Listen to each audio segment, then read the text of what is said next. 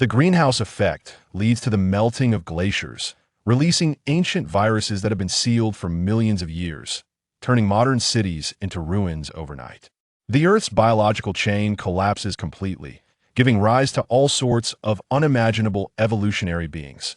Mutants from sci-fi movies and mythical beasts from legends roam the world. Chong, who has been reborn, vows to be at the forefront of all evolutionary sequences, using his precise foresight of the future. He will lead the remnants of humanity to defy fate in this chaotic new era and carve out a bloody path to the future for the human race. Chapter 1. Ancient Virus July 2nd. Due to the accumulation of the greenhouse effect, the polar glaciers and permafrost are melting, causing sea levels to rise rapidly. It is expected that in the future, many coastal cities will face the danger of being submerged. August 5th. Recently, scientists discovered numerous giant beast corpses from 12,000 years ago in the Arctic region. According to experts, these giant beasts likely died from. August 10th. Perhaps the giant clan from ancient myths really existed. The Arctic Scientific Expedition Team has discovered giant ice corpses beneath the glacier. August 16th. The Arctic scientific exploration has always been a concern. Recently, scientists made a new discovery in the Arctic, finding a new type of ancient bacteria on the ancient beasts and giants, which exhibits extremely powerful activity. Experts warn that the melting of glaciers and the emergence of various bacteria and viruses carried by ancient biological corpses are not good news and may bring disaster to humanity.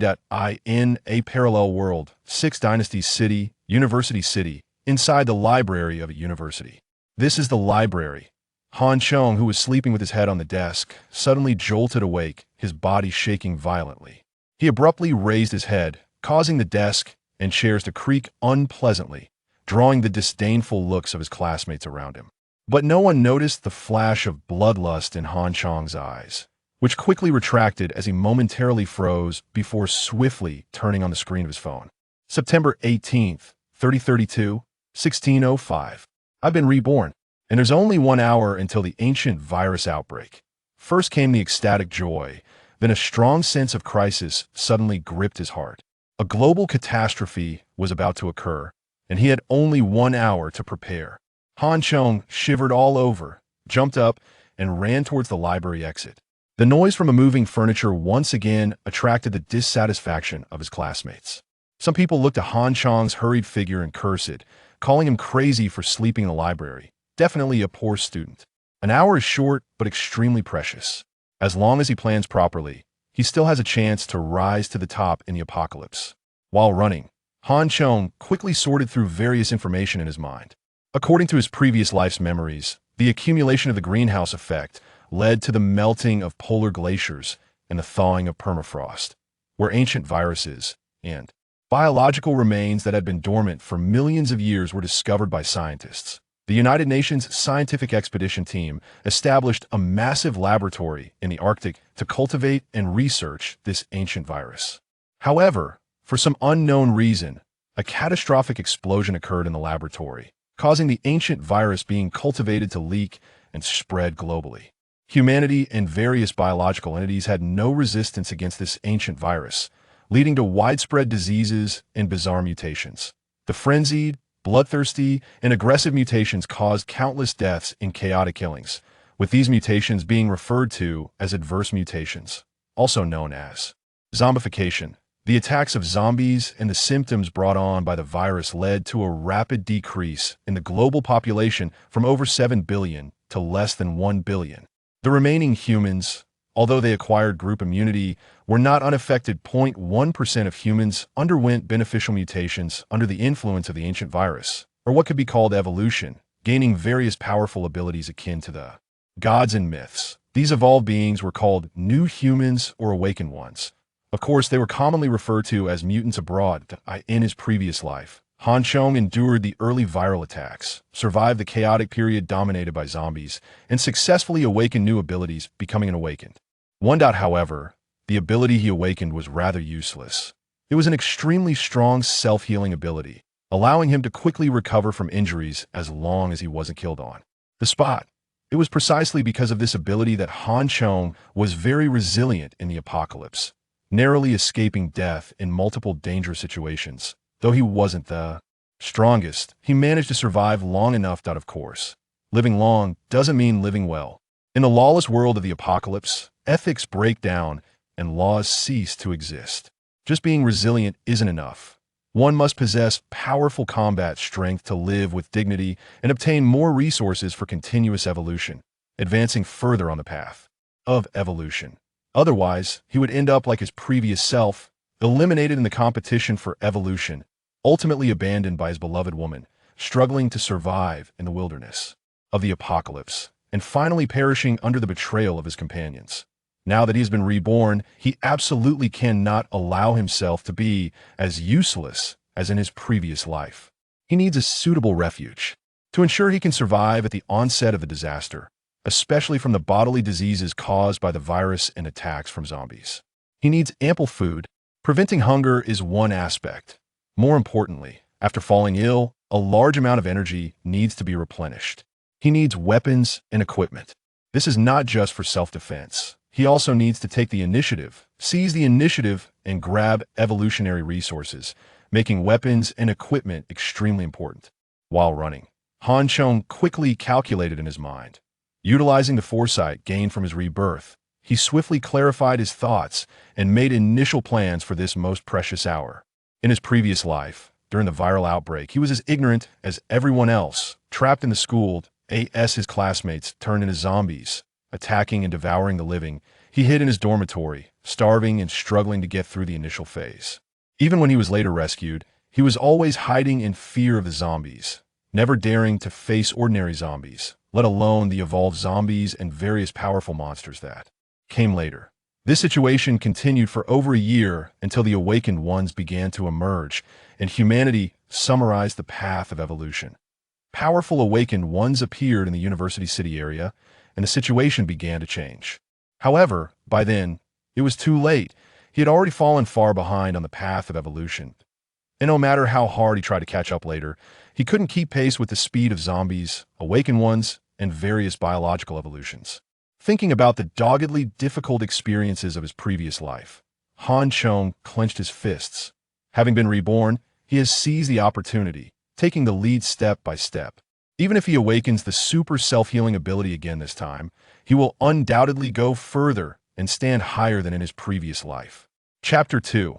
Acquiring weapons and equipment. When he first entered university, Han Chong took advantage of weekends and holidays to visit the major attractions of Six Dynasties City.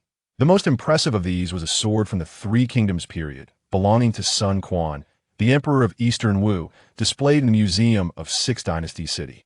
According to the records in Jin Dynasty's Chui Bao's ancient and modern annotations, the Emperor of Wu, Sun Quan, had 6 treasured swords. The first was called Bai Hong, the second Zidian, the third Bixia, the fourth Liuxing, the fifth Qing Ming, and the sixth Bailey. The sword in the museum is the Zidian, one of the 6 treasured swords. It is said that it was excavated from Sun Quan's tomb on Purple Gold Mountain in 2028. When excavated, this sword, having endured 2,000 years, remained as good as new, gleaming coldly, capable of slicing through hair. Archaeologists conducted experiments, and with just a light press, this sword could cut through 50 thick sheets of paper. After that, the Zidian sword was regarded as the museum's treasure and enshrined in the Six Dynasties Museum. Han Chong's primary goal on this trip is to obtain this sword. Under the strict gun control in the country, this sword is the best weapon in the apocalypse and currently the easiest weapon for Han Chong to obtain. Even if there are guns, they might not be more effective than this sword, especially when zombies and various creatures evolve to a certain stage. Guns become less useful and are limited by ammunition. The key point is that he doesn't know how to use a gun. No matter how good a gun is in his hands, it would only serve as a hammer. From a university town to the museum, the subway ride took 30 minutes, including the walking and ticket-checking time. Han Chong dashed out of the subway at 4:45 p.m. There are regulations for visiting the museum. It closes at 5:30 p.m., but no new visitors are allowed after 5 p.m.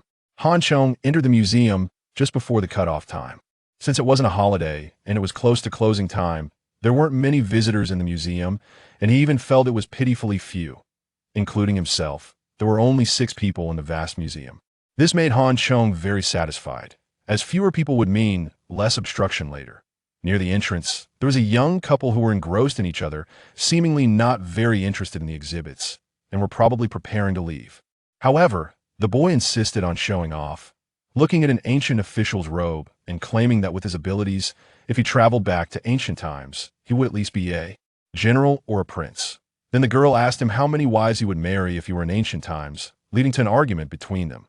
Further inside, there was a young fat guy holding a selfie stick, chattering nonstop about getting likes and follows, obviously live streaming.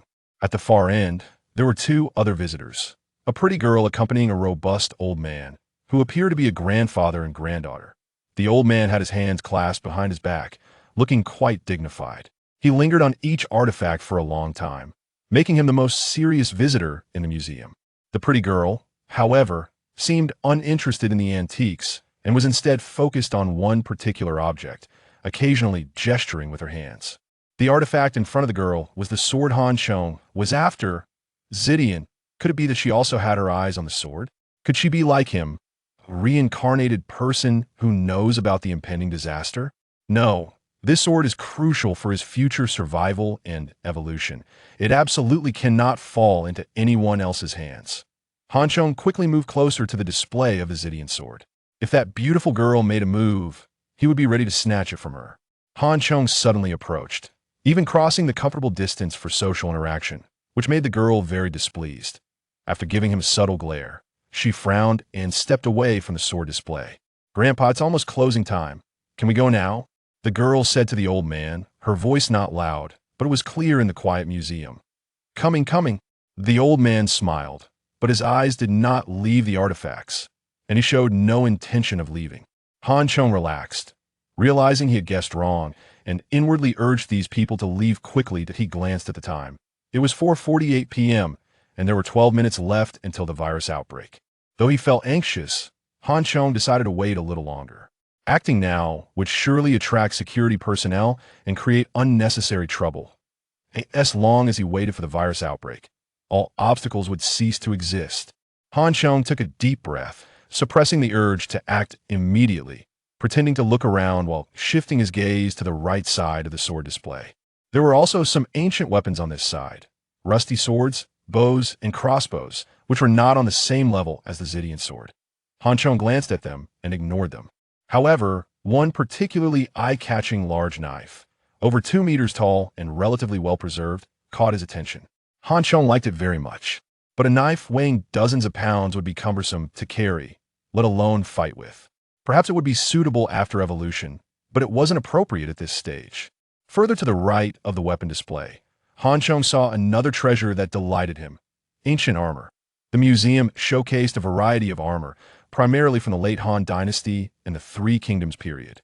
If it were peacetime, Chong wouldn't be interested, but his experiences in his previous life made him realize that having a good set of armor in the apocalypse equates to having an extra life. Especially in the early stages of the catastrophe, before abilities awaken, encountering those zombies makes armor protection extremely important. The first piece of armor that caught Chong's eye was hanging on a rack. Under the light, it shimmered silver and was made of small iron rings woven together into a metal shirt. Looking at the artifact introduction below the display, this was a ringlock armor from the Three Kingdoms period, commonly referred to as chainmail.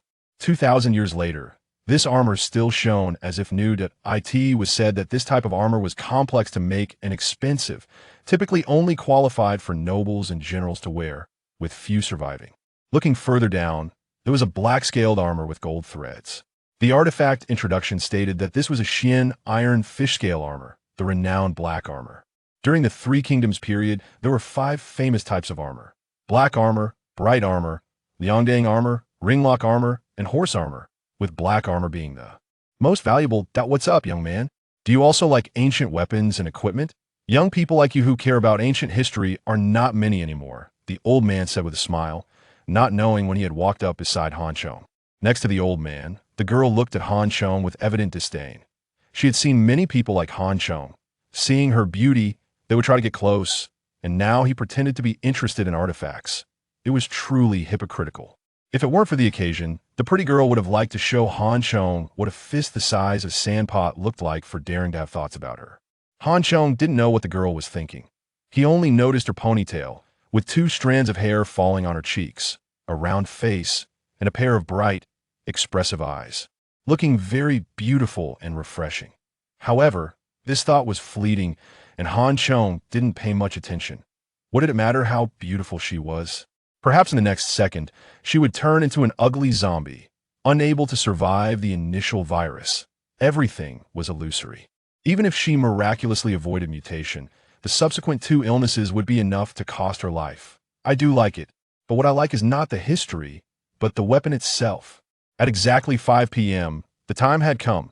Han Chong glanced at the time, grinned, and then, under the astonished gaze of the old man, he lifted his foot and kicked the display case of the Zydian's sword, shattering the glass. The security system activated instantly, and the previously quiet museum erupted into alarm. "Stop. What are you doing?" The girl next to the old man was startled at first, then angrily scolded him. The old man, though surprised, remained calm, standing still with a slightly darkened expression, and said, "Young man, what are you doing?" A bit further away, the couple and the live-streaming fat guy were also startled by the commotion, showing expressions of shock. Especially the live-streaming fat guy, as if he had discovered a new continent, immediately pointed the camera at Han Chong, thinking that live-streaming a museum robbery would definitely go viral. Chapter 3. The catastrophe strikes. Han Chong ignored these people and reached out to grasp the sword. Only when the sword was in his hand could Han Chong truly feel the historical significance of this famous sword.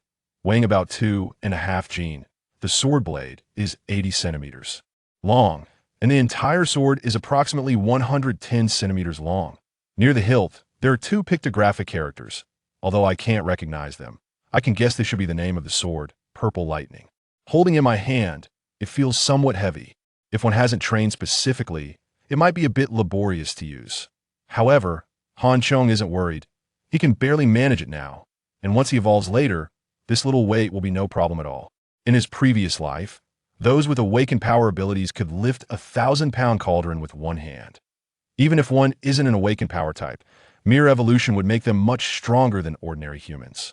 Seeing Han Chong pick up the sword, the fat man felt both nervous and excited, pointing his phone at Han Chong, saliva flying, clearly risking his life for the live stream. The old man and the beautiful girl showed expressions of concern.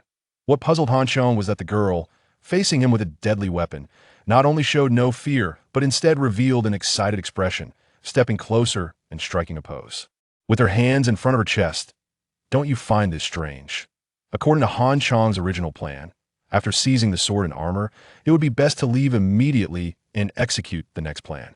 However, he was surprised to find that the old man and his granddaughter, as well as the fat man, were not infected mutants, which disrupted his plan. Especially this girl. It seemed she practiced martial arts. Han Chong felt it was a bit tricky, suppressing the killing intent in his heart. With the weapon in hand, he hoped to focus all his energy on the upcoming dangers, rather than dealing with humans. Especially if this girl could fight. Once a battle broke out, his unevolved self might suffer injuries. The apocalyptic world had just begun, and getting injured now would be like being sentenced to death in advance. Moreover, since the armor was not yet in hand, Han Chong didn't want to give up on leaving now. "Kid, put down the sword. If you have difficulties, tell me. I'll help you solve them. Violence won't solve the problem." The old man appeared imposing, suggesting he was someone of significance. Upon hearing this, Han Chong shook his head and chuckled. While keeping an eye on the girl, he reminded them, "Don't you think it's strange? The alarm has been ringing for so long, yet no security personnel have shown up. Everyone was momentarily stunned. It did seem that way. Not only were there no security guards, but even the ticket collector outside was silent. Don't you feel a bit dizzy and a bit hot?" Han Chong continued, cautiously moving closer to the display of the chainmail. While everyone was in a daze, he raised the sword hilt and struck the glass, shattering it. Han Chong didn't hesitate to grab the chainmail in his hands. Han Chong's words left everyone in shock. Just as he said, they indeed felt their body temperature rising, a bit dizzy, and their hearts were restless, filled with an inexplicable desire. However, they were so shocked by Han Chong's brazen robbery that they hadn't noticed this phenomenon. "Kid, did you poison us?" the fat man exclaimed in horror. "Do you dare to make a move?" The beautiful girl, seeing Han Chong smash the glass again, became furious and kicked at him. Han Chong didn't know martial arts, But after struggling through the last apocalypse and experiencing countless battles, his reflexes were quick. He tilted his body, and the sword in his hand slashed down at an angle. With the sharpness of the purple lightning sword, if it hit, the girl's long leg would be ruined. However, the girl was skilled. She quickly retracted her leg to avoid the sword, and, as the sword's momentum waned, she used her hand like a beak to peck at Han Chong's wrist. Holding the sword, Han Chong was startled. This girl was indeed trained in martial arts, and his skills were inferior to hers. He quickly withdrew the sword and retreated, maintaining distance, not daring to engage further. Otherwise, the sword he had just obtained might be snatched away by her. The girl wanted to continue pressing, but Han Chong suddenly shouted, "Look behind you! What the hell is going on?" The girl sneered, thinking Han Chong was trying to deceive her, but the fat man's scream made her stop and turn to look behind. Immediately, the girl gasped, her face showing fear. She saw a couple near the entrance, now bleeding from all orifices, clutching their throats and making strange gurgling sounds. In just a moment, the blood they spilled had already pooled into a large patch. "What's going on? You poisoned them. You killed them?" The fat man shouted in terror, once again believing Han Chong had poisoned them. "I poisoned your grandpa. Why did they die and you didn't?" Han Chong retorted helplessly, "Go outside and take a look. The streets are full of people like this. Or you can call and ask others what's happening outside." Taking advantage of everyone's shock, Han Chong quickly donned the chainmail over himself. It was a bit large, but still fit. "Help! Help! Help me!" At this moment, the couple at the door struggled to call for help, but their bodies seemed out of control, every movement incredibly difficult, stiff, and twisted. The most terrifying part was that as they opened their mouths, a large amount of blood gushed out from their mouths and noses like a spring. "Quick, call 110! The girl who had previously attacked Han Chong shouted, temporarily abandoning her assault to try to help the couple. He's telling the truth." At this moment, the fat man shouted. He had been live streaming, and some viewers in the chat were panicking, reporting similar situations as the couple in front of them. The fat man quickly switched to other streamers' rooms and saw that several streamers were exhibiting symptoms similar to the couple by the door, crazily gushing blood through their phone screens. It was bloody and horrifying. At this moment, the long-anticipated disaster finally arrived. Han Chong breathed a sigh of relief, feeling both fortunate and melancholic. If possible, he would prefer his experiences from the last life to be just a nightmare. However, the facts proved that the nightmare had once again stepped into reality. Although he was spared from incarceration, he had to endure the darkness of the apocalypse once more. At this moment, in the world outside the museum, the sudden outbreak of an ancient virus had thrown the entire world into chaos. Countless people were bleeding from their orifices and collapsing, and the hospitals and 110 emergency lines were overwhelmed, with no one answering, leaving people in despair. At such a moment, whether doctors or police, everyone was struggling to save themselves. The girl still couldn't believe it, hastily taking out her phone to confirm, but the result left her feeling cold inside. "Grandpa, the phone won't connect." At this moment, the girl said with a hint of tears, wondering if they were also. The girl was filled with fear. "Kid, what's going on?" With a series of dramatic changes, the old man remained remarkably calm and looked at Han Chong. Although the old man was aged, his mind was clear. If what Han Chong said was true, and he knew all this in advance, then asking Han Chong was the best choice. A virus, an ancient virus, has erupted globally. Have you seen the recent news? It's the kind discovered by scientists in the Arctic. Humanity's civilization is about to be destroyed by its own hands. There was an explosion at the laboratory in the Arctic, and at this moment, at least half of the world's population is bleeding from their orifices and has stiffened limbs.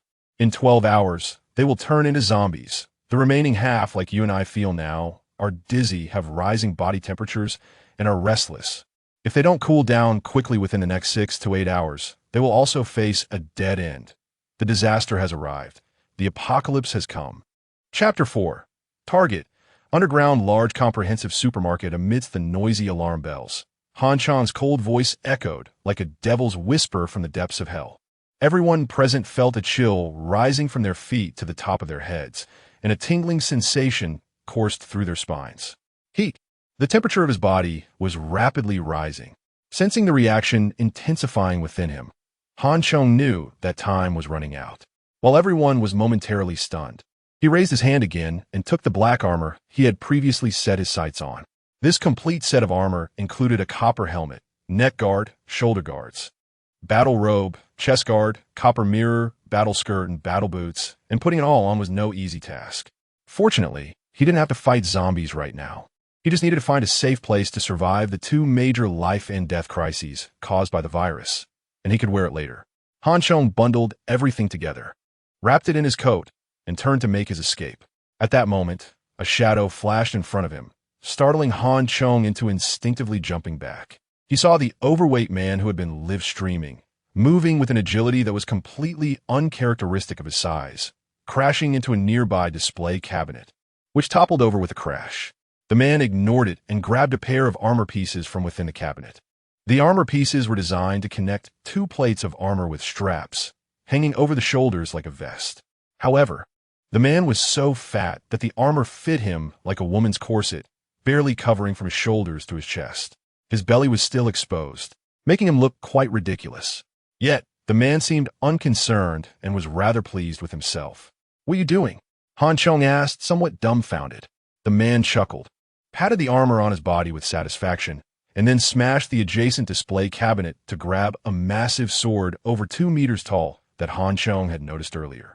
He then looked at Han Chong triumphantly and said, "Little brother, don't think you're the only clever one. Did you realize there was danger, which is why you were grabbing these weapons and armor?" Han Chong was taken aback. He realized this man was cunning. He had quickly made a decision upon noticing something was wrong and had imitated Han Chong by grabbing survival gear. Han Chong was speechless. However, he had more urgent matters to attend to. With the weapons now in hand, he needed to leave. What the man did was his own business. More critically, the virus was already starting to take effect, and his body temperature was steadily rising. If he didn't find shelter quickly to cool down, he feared he wouldn't last long. With that thought, Han Chong dared not delay any further and rushed out of the museum. As he passed the entrance, he saw a couple, bloodied and with faces twisted in agony, reaching out to him, trying to seek help. Han Chong felt anxious and didn't want to waste time. He swiftly drew his sword and severed one of their arms. "How can you be so ruthless?" came a furious shout from behind. It turned out to be the 3 beautiful women who had followed him. Han Chong glanced back at them, but ignored their approaches. He waved and called out, "Goodbye, everyone. Welcome to the apocalypse. Good luck to you." After saying this, he quickly passed through the turnstile and left the museum. Earlier on the subway, Han Chong had already used his phone to look up a detailed map of the area around the museum. Across the street, about 400 meters away, was a large comprehensive underground supermarket, which was his next destination. The panicked people had yet to realize the importance of food and the danger that awaited them in a day. By the time they survived by sheer luck and sought food, the outside would be overrun with zombies, and venturing out would lead to a dead end. As long as he secured this supermarket in advance, he would have food reserves and a shelter, which would be the foundation for survival during the darkest and most difficult times. This was one of Han Chong's most important plans. How could this happen? When Han Chong reached the street, he heard the woman scream behind him again. Inside the museum, things might not have felt real, but once outside, the apocalyptic scene was already revealing itself. The road in front of the museum was littered with the aftermath of car accidents. But what was truly shocking wasn't the accidents themselves. It was the countless pedestrians on the road, bleeding from their orifices, their limbs stiff, lying on the ground, unable to move. The ground was soaked with blood, accompanied by cries of pain and humans writhing in agony.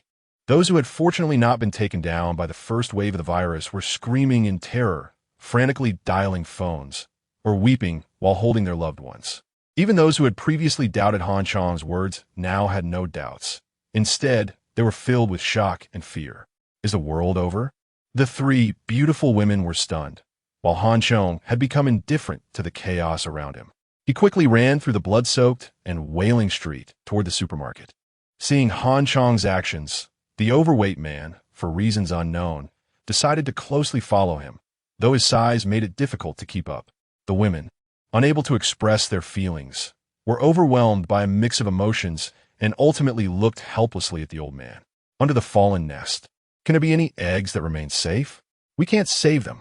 The old man sighed while shaking his head, then pointed ahead. Let's follow them.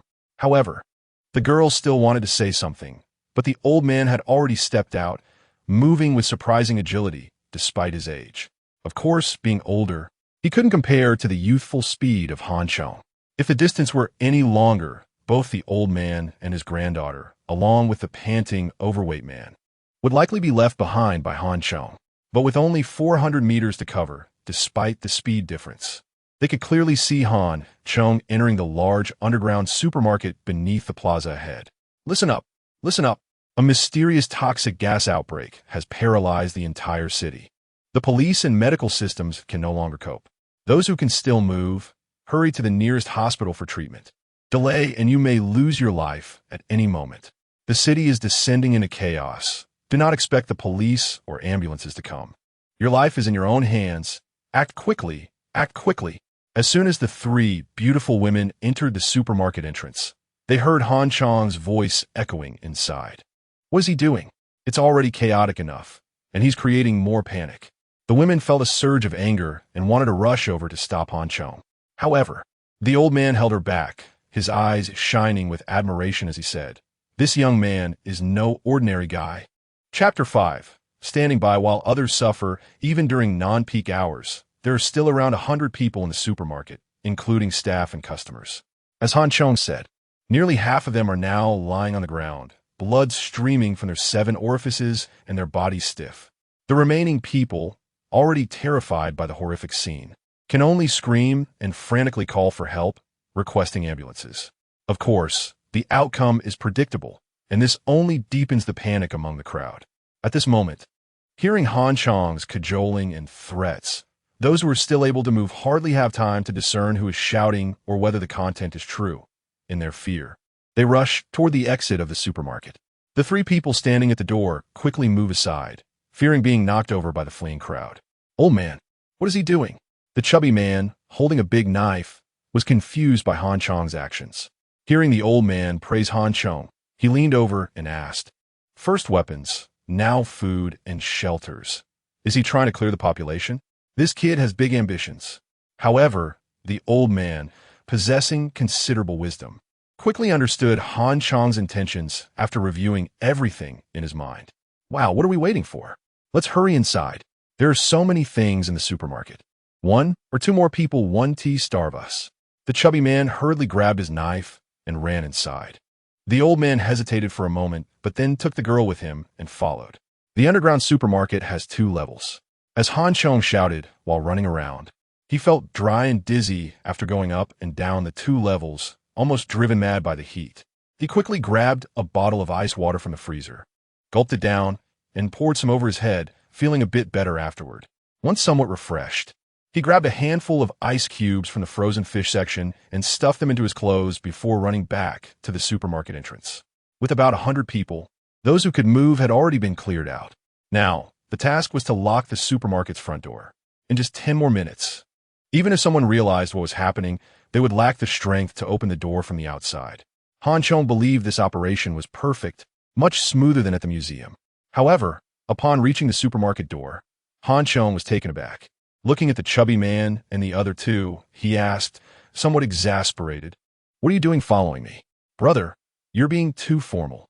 When disaster strikes, we should help each other and work together to get through this tough time." The chubby man grinned, his shamelessness comparable to a city wall. Although the old man and the beautiful girl did not speak, their stance indicated they were determined to stay. These were all smart individuals. The young man in front of them seemed peculiar, and following him was their only chance of survival. Seeing the 3 of them squeeze in, Han Chong felt anger rise in him and wanted to drive them away, but it was difficult. Putting aside the numerical disadvantage, just dealing with the martial arts-trained beauty would be challenging. Most importantly, time was running out, and he could feel the heat building in his body. "All right, since you want to come in, then help out together."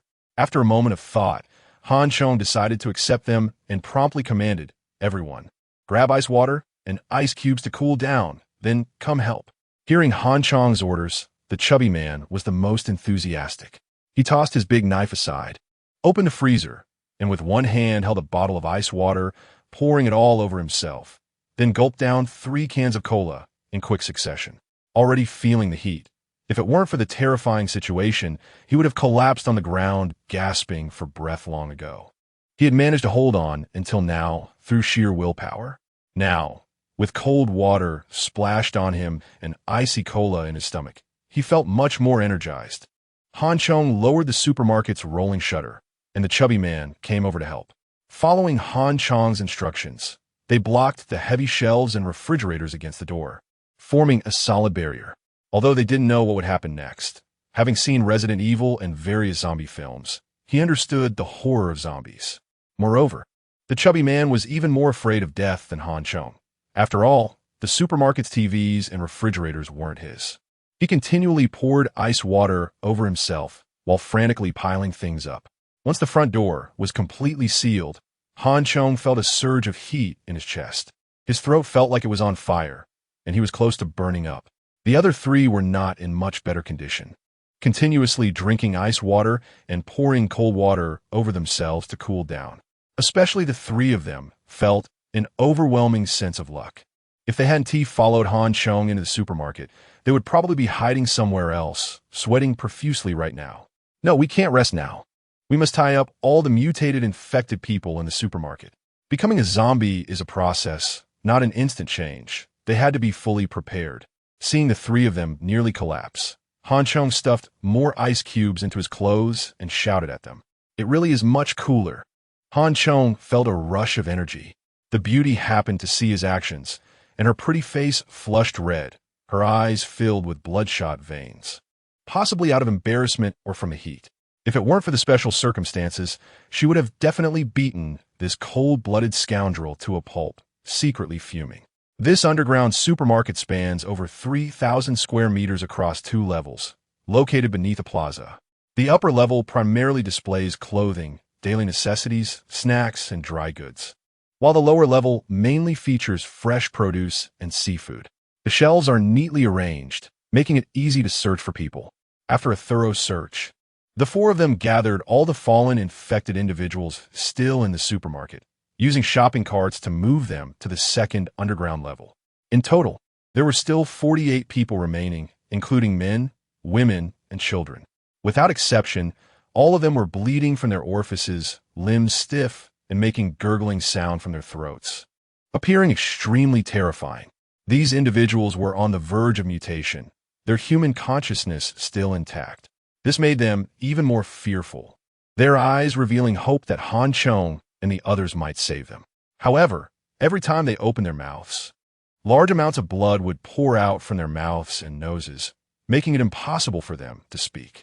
Seeing dozens of people coughing up blood was indeed unsettling. Brother, how should we handle these people? The chubby man felt a chill run down his spine, as if the heat within him had been significantly suppressed. Bind them all. Remember, the tighter the better. Han Chong personally demonstrated, wrapping each one tightly with several layers of tape, then securing them with nylon rope.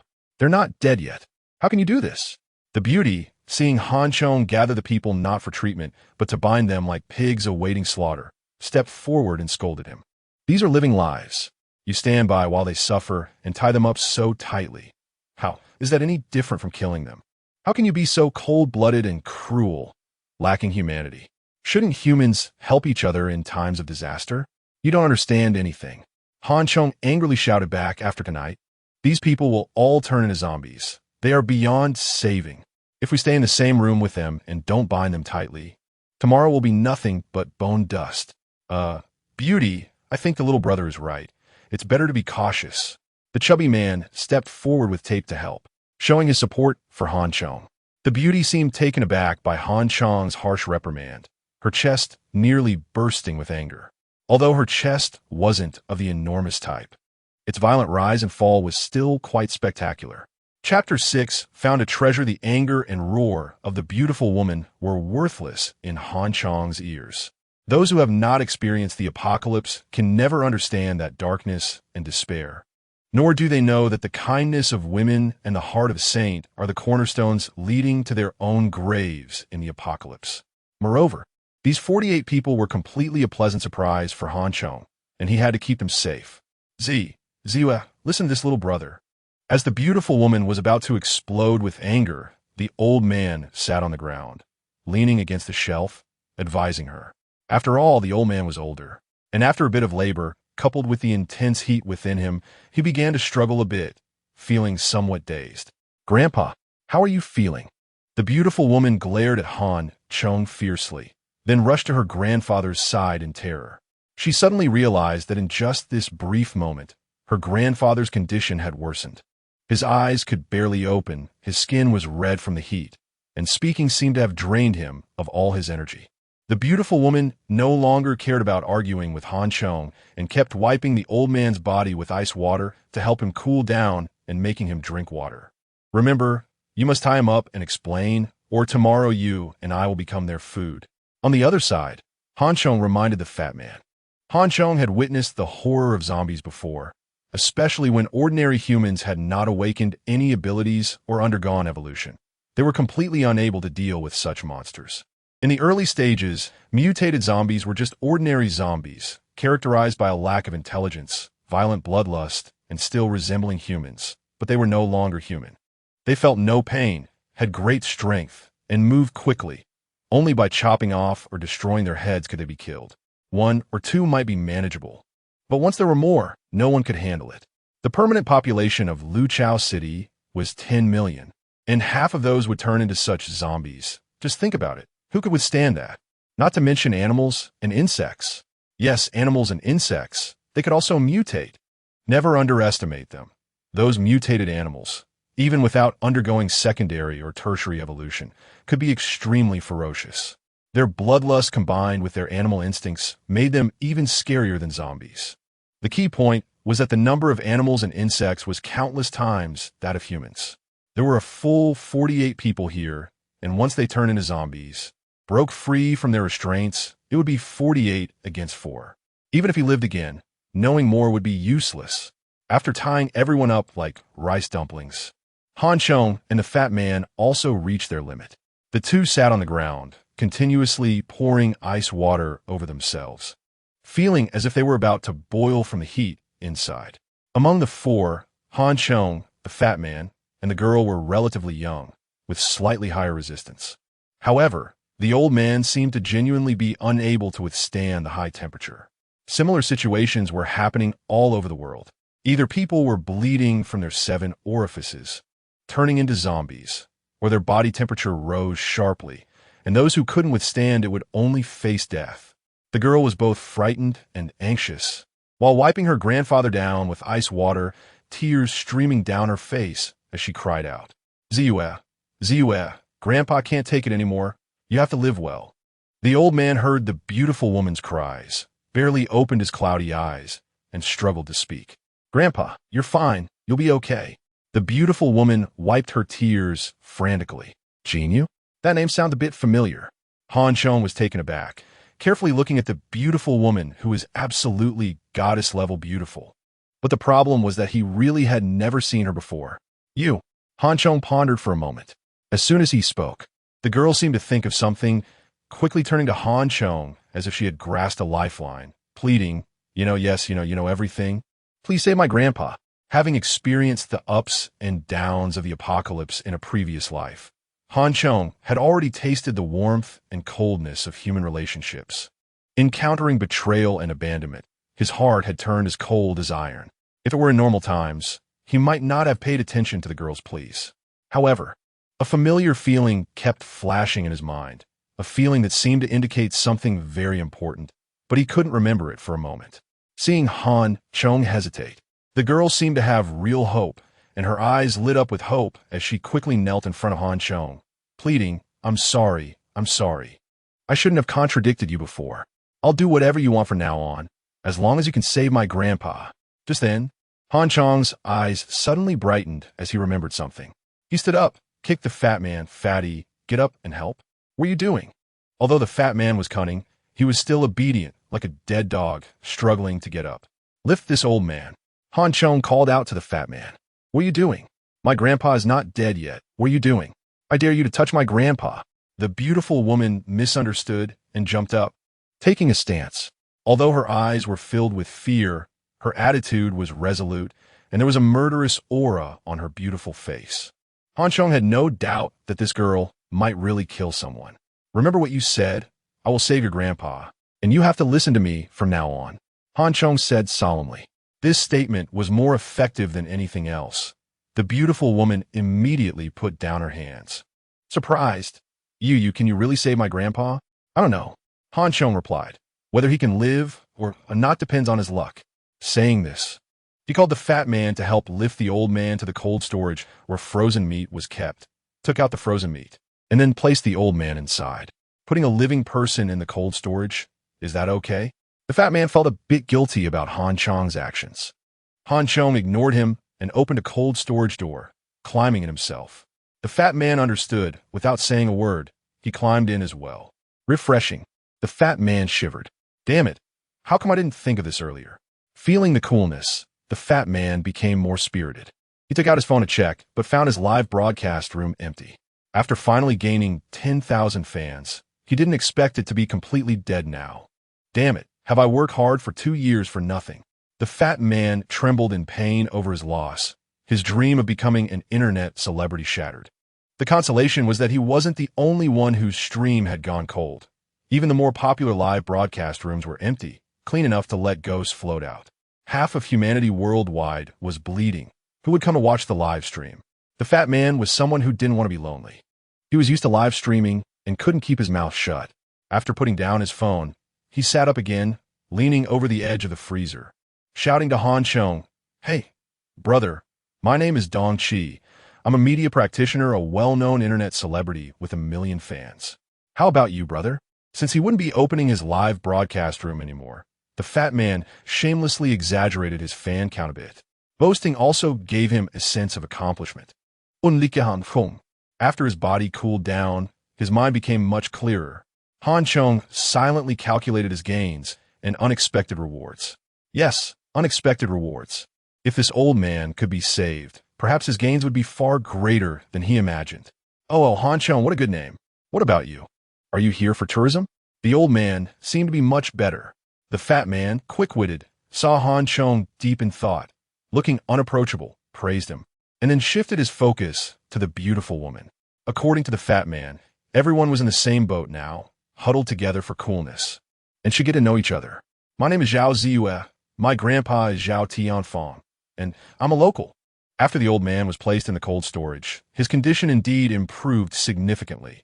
His breathing began to stabilize, and Zhao Ziyue's mood also relaxed a bit. Zhao Tianfang? The fat man exclaimed in surprise, as if he had heard an incredible name. Han Chong also opened his eyes and thought, sure enough, I have struck gold. The author has something to say. Chapter 7. Queen Development Plan. Zhao Ziyue, in her previous life, was the renowned Iron Queen, with her powerful metal manipulation ability. She rose to become one of the top existences on the path of evolution. No wonder the name sounded so familiar, on the path of evolution. She was one of the few legendary figures he had heard of. In his past life, he was unworthy to even carry her shoes, but unexpectedly, in this life, by a twist of fate, she ended up under his protection. What was even more surprising was that the decisive and lofty Iron Queen from his last life was now seeking his help. Han Chong appeared calm on the surface, but deep inside, it felt like thousands of drums were beating. What was a strong ally? This was the strongest ally. As long as he could establish a good relationship with Zhao Ziyue, he would have an extra layer of security in future evolutionary competitions.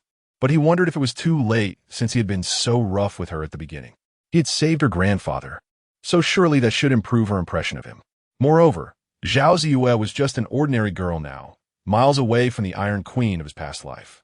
Perhaps he needed to create a queen development plan. While Han Chong was lost in thought, the chubby Dong Chi widened his eyes in disbelief and exclaimed, Zhao Tianfang. Which Zhao Tianfang? Is it the general from the military district?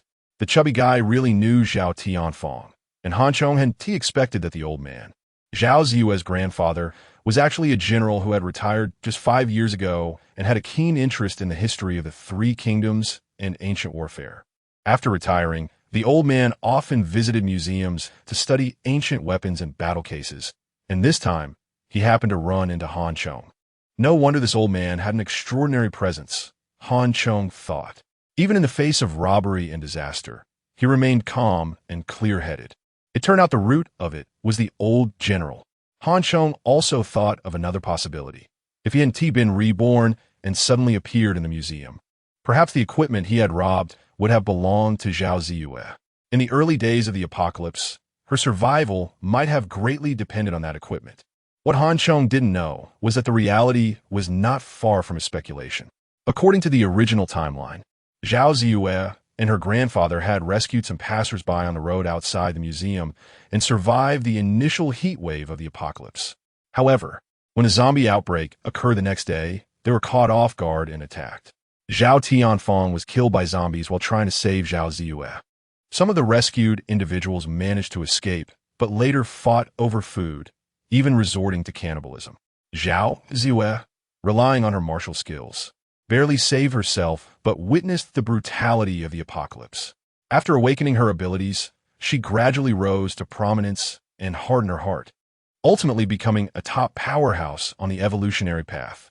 Now, due to Han Chong's appearance, although the apocalypse was still ongoing, subtle changes had occurred in some aspects, such as the fate of Zhao Tianfeng and his granddaughter.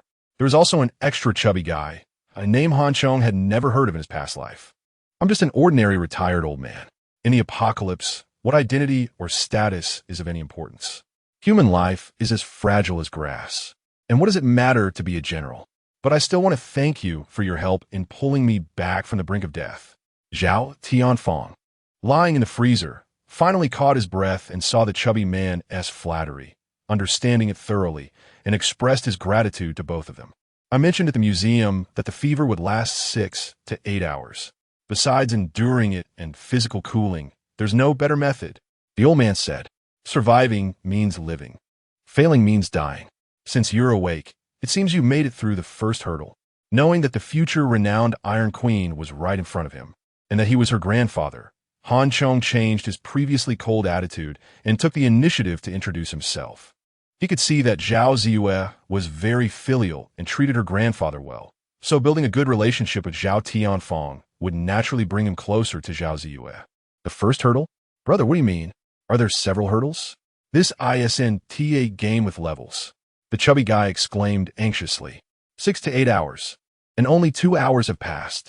If it weren't for the freezer, he felt he would surely have self-combusted.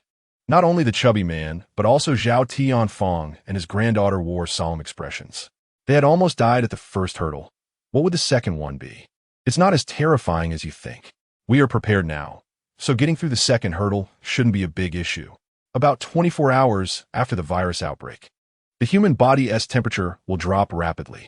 If proper warmth isn't maintained, one could freeze to death. Han Hong explained it, which was also why he chose the supermarket as a refuge. As a large comprehensive supermarket, it had an abundance of supplies, making it the first choice both in the early and late stages of the apocalypse. However, in the later stages, occupying a supermarket wouldn't be that easy. It would require force and even come at the cost of lives. The enemies were not just zombies and various monsters, but also humans. In his previous life, how had he gotten through the second hurdle? It seemed he had burned everything that could be set ablaze in the dormitory: books, bedding, bedboards, etc. When the time comes, you realize how little you have. Han Chong reflected deeply at that moment. Enduring the heat and cold, getting through these 2 hurdles, was the true adaptation to the ancient virus. Han Chong said. The chubby man sighed in relief, patting his chest. Well, that's good. It's hot now, and the supermarket has heating equipment, so it should be fine. Han Chong, however, sneered. Good? The disaster has only just begun.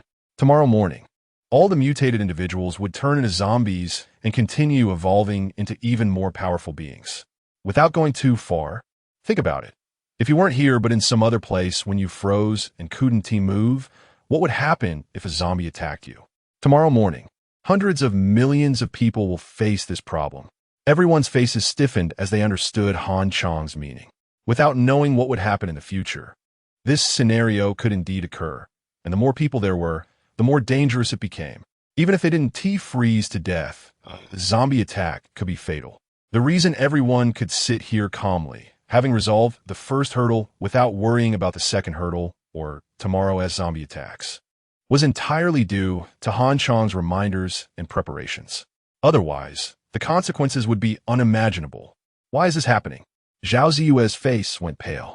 Although Han Chong had saved her grandfather, for which she was very grateful, she still disliked him internally, considering him cold-hearted and ruthless. Only now did she realize that Han Chong had tied up those mutated individuals, which indeed saved everyone's lives. She had misunderstood him. Not only that, but if she counted the heat and cold hurdles, he had actually saved her 3 times. Oh no. If he hadn't brought them to this supermarket where food was no longer a concern and could isolate them from the zombies outside. Zhao Ziyue calculated and found it hard to determine how many times Han Chong had saved her, her pretty face scrunching up in frustration. The future Iron Queen was still just a straightforward, strong-willed, somewhat naive, beautiful girl, lacking the harsh lessons of the apocalypse. The author has something to say. Chapter 8. Star of the Harvest thanks to Brother Han. After listening to Han Chong's introduction, Zhao Tianfeng sighed heavily, thinking much deeper than Zhao Ziyue. Their essay question he wasn't sure whether to ask. If it were according to Han Chong's previous thoughts, he would definitely ignore it. Zhao Tianfeng, being older and having held high positions, had rich experiences, and his vision and wisdom were beyond doubt. Due to the urgency of time and the obvious traces of what he had done, Han Chong knew without thinking what he wanted to ask. Considering Zhao Ziyue's presence, Han Chong had to reconsider the relationship with the grandfather and grandson, while the fat man could be ignored for now. I observe your every word and action, all with purpose. At a specific moment, you first took weapons and equipment, then rushed directly to the supermarket to secure food supplies and a refuge space. Coupled with your understanding of the impending apocalypse, could it be that you can foresee the future? Sure enough, after Han Chong nodded, Old Zhao asked the question that had been on his mind. Old Zhao was a general, and although retired, he still had some channels to learn about secret news. He knew a bit about the ancient virus and the Arctic research, having talked with some old war comrades. This type of research, though significant and at the forefront of life sciences, Zhao Tianfeng had followed, but he had never heard of such enormous dangers. Of course, even if there were these huge dangers, if scientists had not announced them, how did this young man named Han Chong know about the various disasters caused by the virus outbreak?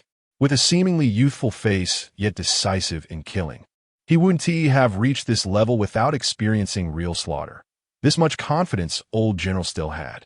However, Old General's question sounded like thunder to Zhao Ziyue and the fat man Dong Qi previously. Due to the sudden disaster, the two had focused most of their attention on the situation and hadn't considered this issue at all. It was only after the Old General's reminder that they suddenly realized this question. Foreseeing the future? Isn't that a bit too fantastical? It could be said so. Han Chong answered vaguely, not revealing too much. Being a prophet was his greatest advantage at the moment, and his previous life experiences made him retain a degree of caution. His past experiences told him that sometimes humans were more terrifying than those zombies, and only by staying vigilant and holding trump cards could one avoid a complete loss. Naturally, he didn't deny everything. He still needed to attract Zhao Ziyue, so he had to maintain this air of mystery and allure. Although Han Chong did not elaborate, this answer still shocked the 3 of them immensely. Bro, then tell me, is this world finished? The fat man couldn't hold back anymore, eager to know what the future would hold and whether they would be trapped in this supermarket forever. After all, from the zombie movies he had seen, it seemed that humans could never defeat zombies. It depends on your understanding. If compared to the previous civilization, it is indeed finished. But the spark of humanity will not be extinguished. It's just incredibly dark. Han Chong's expression darkened. From now on, humanity officially entered its darkest hour. When the sun rises tomorrow, it will not bring hope but bloodshed and killing. In the future world under the apocalypse, Han Chong felt both fear and anticipation. Thinking of this, Han Chong clenched his fists. Tomorrow, he would take the first step in evolution, which would also be the first step for all humanity. In this life, he would finally be at the forefront of everyone. According to his previous life's experience, it would be half a year before others learned about this evolutionary path. Don't underestimate this half year, especially in the initial phase of the apocalypse. The accumulation of half a year would have a profound impact on the future. Han Chong's words left the 3 in a brief silence, their thoughts diverging, but it was destined to be hard to calm. Their bodies felt hot, and even with the help of the cold storage, it still felt stuffy. The ancient virus's effect on the human body was far more intense than imagined. Even though Han Chong had experienced it once before, he was still feeling the effects. Sitting in the freezer, he had to keep drinking ice water to drive away the deep-seated heat. Around midnight, as Han Chong had said, the symptoms began to ease, and their body temperatures gradually returned to normal. After crawling out of the freezer, exhausted, they were all hungry like starving ghosts, desperately needing food. Fortunately, the supermarket was not short of food. They each searched for their favorite items and devoured a meal. Even Zhao Ziyue, who normally watched her figure and strictly controlled her diet, could not suppress her current urge to eat, consuming more than twice her usual amount. This was the after effect of the virus. After the cold and heat symptoms disappeared, a large amount of food was needed. After eating their fill, they went to the clothing area on the basement level to change into dry clothes, and then they could no longer resist their drowsiness, falling asleep among the bedding displays. The supermarket was underground in the square with no windows, and the doors were sealed, so when the sun rose the next day, they could not feel the dawn. However, at 7 in the morning, Han Chong still opened his eyes on time. Hoping for a harvest, Han Chong sat up and noticed that the other three were still asleep. He had no intention of waking them, so he went alone to the supermarket's second basement level. As soon as he entered the fresh produce area, he heard rustling and raspy sounds of friction from the ground. Hee, looks like they've mutated. Han Chong sneered with surprise. After checking his 2 layers of armor and gripping the purple lightning sword, he cautiously approached the source of the sound. The Zongzi on the ground was struggling violently. If he had T-taped their mouths shut yesterday, their screams would have been much louder. Han Chong counted. There were a total of 48, just the right amount. After confirming that none had escaped and the packaging was intact, Han Chong breathed a sigh of relief. He used his sword to slice open the tape on one Zongzi's mouth. The zombie let out a roar, opening its bloody maw, a truly fearsome sight. The skin on its cheeks was torn, almost extending to its ears, revealing long, mutated teeth as it twisted madly towards Han Chong. Its eyes filled with a bizarre red from its bloodlust. Because it had been wrapped up before mutation, aside from wrinkled, dry, and hardened skin, this zombie still looked relatively good.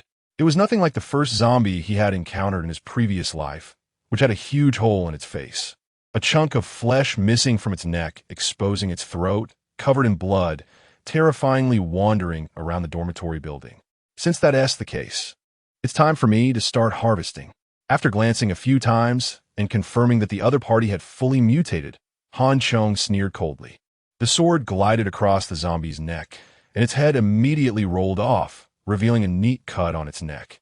Chapter 9, The Path of Evolution. 1. Indeed, it is a treasured sword, with its ability to cut through hair and sever strands. The sharpness of the Xidian sword truly lives up to its reputation, leaving Han Chong in awe. No wonder it has become a legendary weapon, a must-have artifact in martial arts novels. After expressing his admiration, Han Chong proceeded to sever the heads of 9 zombies before sheathing the sword and grabbing the hair of the severed heads, dragging them to the nearby meat-selling counter. In the processing area behind the counter, there was a cutting board and a heavy, extremely sharp kitchen knife, perfect for chopping. He took an apron from a nearby hook, donned rubber gloves, and placed the zombie's head upright on the cutting board. After a brief examination, he swung the kitchen knife down, striking the forehead dead center. The knife, often used for chopping beef and pork bones, proved to be equally effective for severing heads. It turned out that human skulls were no tougher than pig leg bones. As the skull cracked open, a colorful mixture of red and white flowed out, creating a rather festive scene. Han Chong, far from being disgusted, was instead pleasantly surprised as he reached into the half-cracked skull and extracted a blue crystal the size of a soybean from the mass of brain matter. This was a good omen. A good start is half the battle won. He felt elated. Under the influence of an ancient virus, zombies have a 1 in 100 chance of generating an energy crystal in their brains. Different grades correspond to different colors, according to Han Chong's memory. From ordinary zombies to higher-grade ones, the colors range from blue, black, brown, yellow, dark red, red, purple, and so on. There might be more beyond that, but Han Chong never lived to see it. Zombies that possess such energy crystals are the kings among zombies, a noble existence. much like a group of humans who awaken superpowers and become mutants or new humans. In 10 days, zombies will undergo a second collective evolution. But this evolution will mean the end of this widespread phenomenon. Whether they can evolve to a higher level will depend on whether they possess such energy crystals within. Chong values these energy crystals because, although they originate from zombies, they are incredibly pure. They can be consumed directly to promote one's own evolution. Yes, personal evolution. In a future apocalypse, those lucky enough to survive will want to become stronger, and aside from awakening superpowers, another path to self-evolution is through energy crystals. However, compared to awakening superpowers, the evolution through energy crystals is a proactive evolution, enhancing one's physical attributes comprehensively, such as speed, strength, reflexes, lifespan, endurance, and so on. This is fundamentally different from those who awaken superpowers, who seem to leave their fate to chance. It is not something you can gain just by effort. Proactive evolution, on the other hand, is universal. This means that in the future, humanity will have two paths of evolution. One is proactive evolution, and the other is passive awakening. However, these two do not conflict. An evolved being can also awaken superpowers, and an awakener can become an evolved being, but they are not entirely equal. Everyone can become an evolved being, but not everyone can become an awakener. In his previous life, Chong was both an evolved being and an awakener, but he awakened the ability of self-healing. Since self-healing is not a combat-oriented superpower, and humanity discovered the potential of energy crystals for promoting evolution too late, zombies had already become too powerful for ordinary people to handle, leaving him no chance to grow. But this life is different. In his previous life, due to humanity's ignorance and fear of zombies, no one would take the time to poke around in a zombie's brain after killing it. Coupled with the 1 in 100 birth chance, and the fact that if the energy crystal is not extracted within half an hour of the zombie's death, it will automatically dissipate, humans did not uncover this secret until 6 months later. But in this life, he is a full 6 months ahead. At the beginning of the apocalypse, he grasped this secret. As long as he can fully utilize this secret and operate it properly, he will be at the forefront of the path of evolution, even ahead of the zombie's evolution. As long as he can maintain this advantage and continuously excel in the proactive evolution path, even if he awakens a super strong self-healing ability in the future, he still has the chance to become one of the most powerful evolved beings. The reason he didn't kill these infected individuals earlier was for this purpose, to obtain these energy crystals. However, Chong did not expect to be so lucky.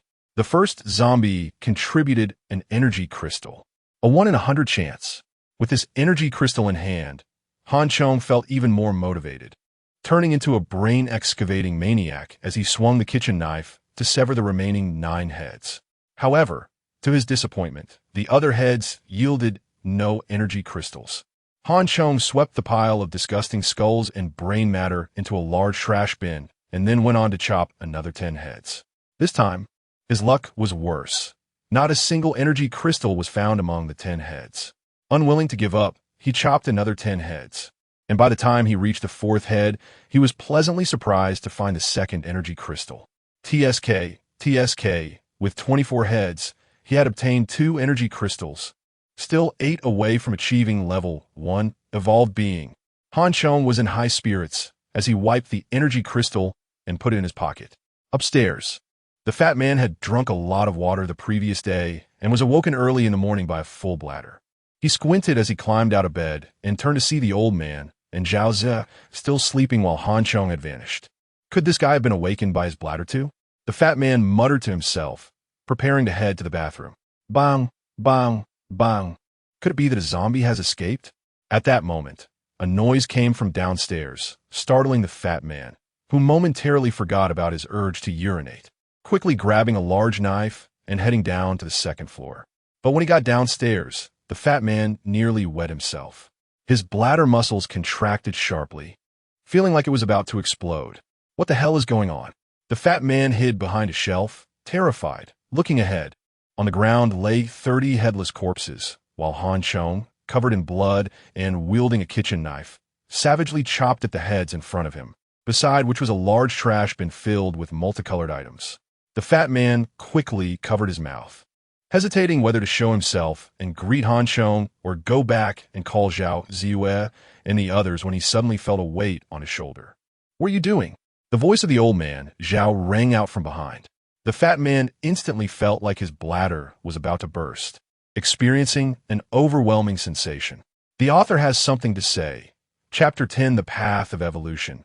Part 2. Although the fat man hit the brakes in time, he couldn't avoid getting drenched and fell to the ground, his face turning a pig liver color, vomiting continuously. At this moment, the old man and Zhao Ziyue also saw what Han Chong was doing, and their expressions were not much better than the fat man's. This scene was terrifying no matter how one looked at it, and even the old man, with his strong mental fortitude, couldn't hold it together. You're truly insane. How can you?" Zhao Ziyue endured her disgust and horror, scolding Han Chong. "Insane? This is just a small scene. You'll get used to it." Han Chong glanced at the three of them and said calmly. He raised the kitchen knife in his hand and chopped down steadily again. The blood and brain matter exploded, and the impact was very direct. After witnessing all this and inhaling the strong smell of blood, Zhao Ziyue finally vomited. Once you start vomiting, it's impossible to stop. Moreover, this was highly contagious.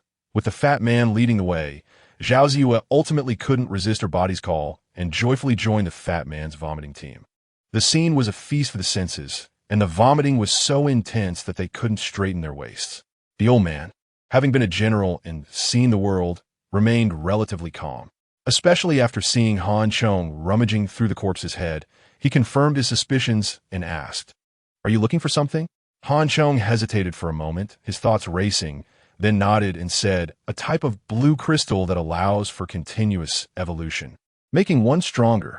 Recognizing the Iron Queen Zhao Ziyue, Han Chong decided to adjust his approach. Since he was trying to win them over, he wouldn't hide anything about this matter. He needed to establish initial trust with the Zhao family through this event. Besides, his actions were being witnessed by everyone, and with the old man's wisdom, it would be impossible to keep it a secret. Evolution? Yes, evolution. Taking advantage of this opportunity, Han Chong planned to educate everyone about the power system and the path of evolution in the future world, making them aware of the survival crisis in the apocalypse. Half of the world's humans and animals, upon infection with the virus, would turn into zombies after 12 hours, just like these before them. However, these zombies were merely the initial stage of ordinary zombies, or we could say low-level zombies. The speed and strength of low-level zombies are only about 1.5 times that of an ordinary human. Their characteristics include bloodlust, lack of self-awareness, and a propensity to tear apart and devour all warm-blooded animals and humans. About 10 days later, zombies will undergo a second collective evolution, becoming violent zombies, or level 2 zombies, which are an enhanced version of ordinary zombies.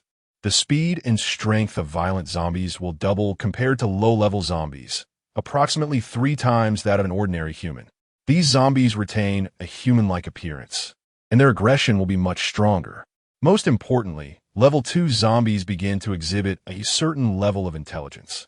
After the second collective evolution, zombies will no longer undergo collective evolution, but will start to present diverse forms of third, fourth, or even higher level evolutions. It is from this stage onward that their forms, abilities, intelligence, evolution times, and levels will all exhibit different states. However, they will undoubtedly become stronger. In contrast, human evolution is different. After surviving the virus and zombie attacks, humans will not undergo collective evolution. However, a small portion of humans, like the zombies that produce crystals, has a similar probability of about 1% and will gradually begin to awaken various types of supernatural abilities about 10 days later. For example, some may be able to control fire, some may have skin that turns to stone, while others may grow wings, etc. The awakened abilities are random, and the supernatural powers differ, leading to varying combat capabilities, with some not having any combat prowess at all. These humans with awakened supernatural abilities are referred to as new humans or mutants. Additionally, humans have another form of evolution, which is to use the energy crystals within zombies to achieve active evolution, referred to as evolved bodies. This is too fantastical, right? Upon hearing Han Chong's introduction, The fat man momentarily forgot about vomiting and the wetness in his pants, shocked as he stammered. The old man processed the massive amount of information, suppressing his shock, and asked, "A 1% probability is indeed low. What about human evolution? To what extent can one evolve with an energy crystal?" The old man once again hit the key point, and Chong nodded, saying, 10 energy crystals from ordinary zombies can allow an ordinary human to evolve into a level 1 evolved body, with power, speed, reaction time, and even lifespan exceeding that of ordinary humans by 2 to 3 times. The fat man's eyes widened. This was definitely superhuman. Chong glanced at the fat man disdainfully, seeing his eyes light up as if he were about to become a superhuman, and couldn't help but sneer inwardly.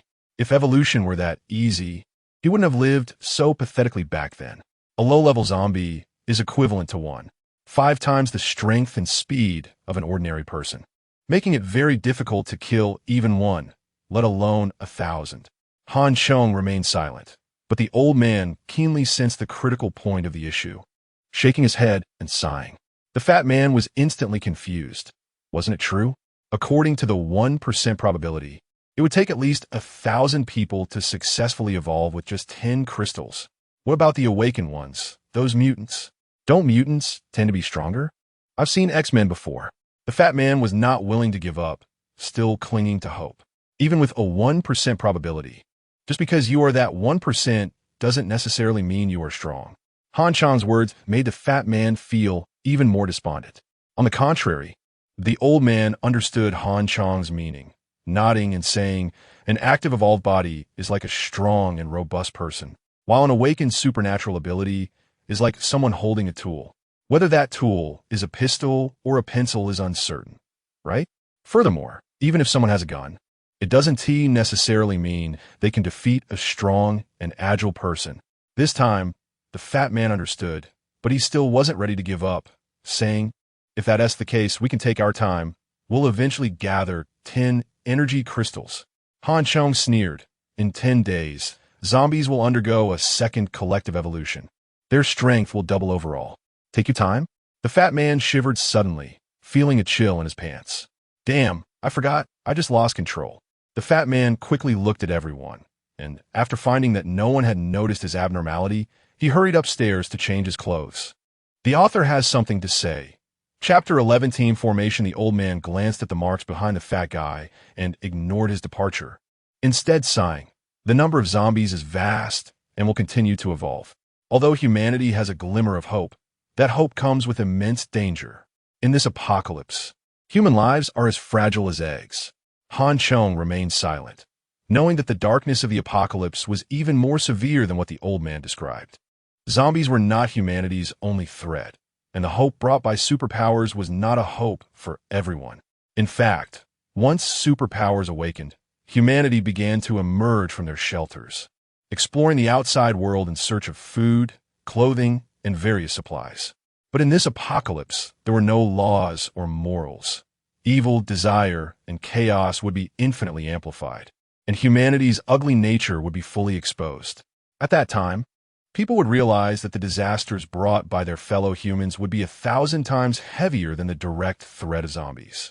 For a bite of food, humans would stab a dagger into the chest of their companions, and beautiful women would become playthings for others. Humanity was not only losing their lives, but also the dignity of being human. Although I don't know what your plans are next, I think. In a world overrun by zombies, a team is always stronger than an individual. If possible, I hope we can form a team. What do you think? Just as Chong was lost in memories of his past life, the old man suddenly spoke up. Form a team? Chong was secretly pleased. Finally, according to Chong's original plan, he intended to act alone, using his prophetic advantage to evolve earlier than others and seize the initiative. However, upon awakening in this life, he had been too busy racing against time to think things through, leading to numerous flaws in his original plan. But during his conversations with the old man and the fat guy, Chong had awakened to the reality. He was now just an ordinary human with prophetic abilities, not the evolved being from his past life. His prophetic advantage could not allow him to complete the first level evolution in a very short time, especially before the second evolution of the zombies. In other words, if he couldn't find a better way, his prophetic advantage would be greatly weakened. Unless he found a powerful awakener 10 days later and teamed up to kill zombies. But the problem was, even though he knew who the powerful awakeners were, he couldn't navigate through the city full of zombies to find them. Even if he found them, why would they believe him or help him? But now, the problem was much simpler because he had encountered Zhao Ziyue, someone who could grow into the Iron Queen. Even if teamwork couldn't evolve into a first-level evolved being within 10 days, there would still be plenty of opportunities later. Zhao Ziyue's metal-controlling abilities and her strong talents would be the greatest assurance in this supermarket and his greatest support. Forming an alliance with her was better than finding a stranger. Moreover, he had already saved the old man, which was a favor to her. From the current situation, Zhao's grandfather was a general, upright and wise, serving the country and people. Although Zhao Ziyue looked down on him, it also showed that she had a kind heart. Plus, with the Iron Queen's decent reputation in his past life, Han Chong felt comfortable befriending them. As for the fat guy, he was somewhat cunning. As long as he utilized crystal evolution and awakened his self-healing abilities, along with Zhao Ziyue's presence, even if the fat guy had ulterior motives, he wouldn't stir up much trouble. However, Han Chong still needed an opportunity. Now, that opportunity had arrived. Han Chong pretended to hesitate for a moment before nodding and saying, "Okay, but this team must be led by me." Of course, the old man nodded without hesitation. But after all, this was a human corpse, and what he was doing was. After listening to Han Chong's explanation, Zhao Ziyue's expression improved slightly. But she still couldn't get over the mental hurdle regarding the old man listening to Han Chong. Zhao Ziyue was too straightforward, still using the pre-apocalypse standards to measure everything after the apocalypse. Han Chong's face stiffened slightly, wondering if he should let her out first to experience the cruelty outside. Perhaps getting beaten up would help her awaken and change. Fortunately, Zhao's grandfather carefully observed those corpses and the zombies that had not yet had their heads chopped off and said, "Ziyue, these can no longer be considered humans." But Zhao Ziyue still wanted to argue. The old man was wise. Everything had changed since yesterday. At this moment, the outside world was darker, bloodier, and more brutal than what was in front of them. The zombie horde was tearing apart all living things, gnawing on their flesh and blood. If you can't adapt to this, you might as well commit suicide early. Have you seen the movie The Land of the Dead? The current world is even more brutal than the movie. Han Chong's words sent a shiver down Zhao Ziyue's spine. She found that every time she heard Han Chong's words, it felt like a declaration from hell, but the facts proved that he was right. "Brother, how about this? You take a break, and I'll handle the rest. Let me practice a bit, and I'll try not to hold everyone back." Just then, the fat guy, having changed his pants, rushed over without caring about the blood and gore, eager to help Han Chong chop off heads. This fat guy was quite cunning. Who knows if he'd been eavesdropping earlier and now came out to curry favor. Han Chong shot him a disdainful glance. This guy clearly wanted the energy crystals, but spoke so grandly, truly fitting for someone who does live broadcasts. There were a total of 8 zombies left, 5 heads, giving a total of 13 chances to obtain energy crystals. Since we're in this together, I want to be greedy. I'll take 4, and each of you can have 3. Whether you get energy crystals will depend on luck. Does anyone have any objections? Since the decision was made, Han Chong was generous, while also observing everyone's attitudes.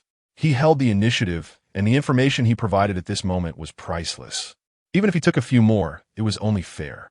To be blunt, the fact that these people had such an opportunity was entirely due to his efforts. If he hadn't proactively informed them, even if they were clever enough to observe secretly, by the time they figured everything out, they would inevitably lose many precious opportunities on the path of evolution. This distribution was extremely fair, and he had even made significant concessions. If someone raised objections at this point, even if it was just a slight dissatisfaction, Han Chong would decisively part ways with them, even if the other party was the future Iron Queen. If they were already harboring thoughts now, they might very well stab him in the back in the future. Of course, more importantly, he had already obtained 2 energy crystals, and based on probability, the remaining zombies had almost 0 chance of obtaining any more energy crystals.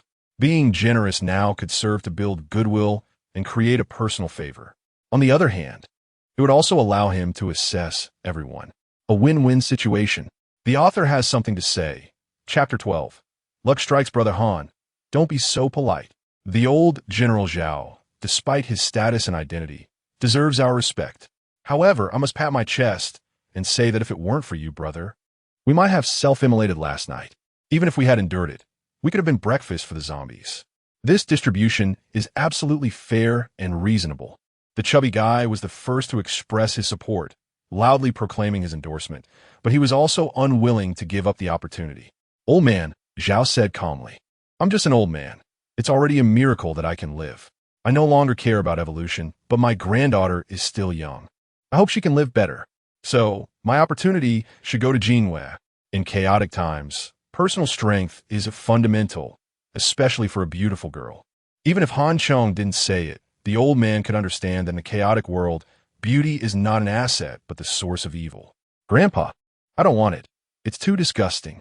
Zhao Ziwei, however, did not understand her grandfather's good intentions and immediately expressed her opposition.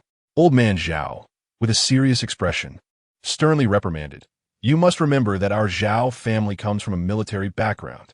As soldiers, we must have a steel will. You have trained in the military for so many years. Is this what you learned?" But Zhao Ziwei wanted to say more.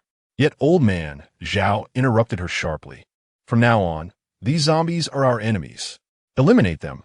Seize every opportunity to strengthen ourselves." Zhao Ziwei was stunned. She didn't expect her grandfather to be so severe. With tears in her eyes, she suppressed her disgust and fear and walked over. She knew very well that even though her grandfather usually doted on her, once it got serious, there was absolutely no room for negotiation. Seeing Zhao's arrangement, Han Chong secretly nodded in approval. With old man Zhao around, the plan to cultivate an Iron Queen might not require his direct involvement. Zhao, while vomiting, mixed her hands in the brain matter, looking quite pitiful. However, old man Zhao was hard-hearted and made her continue, while he chopped off a few more heads. The saying "the old blade is not dull" truly applied to him.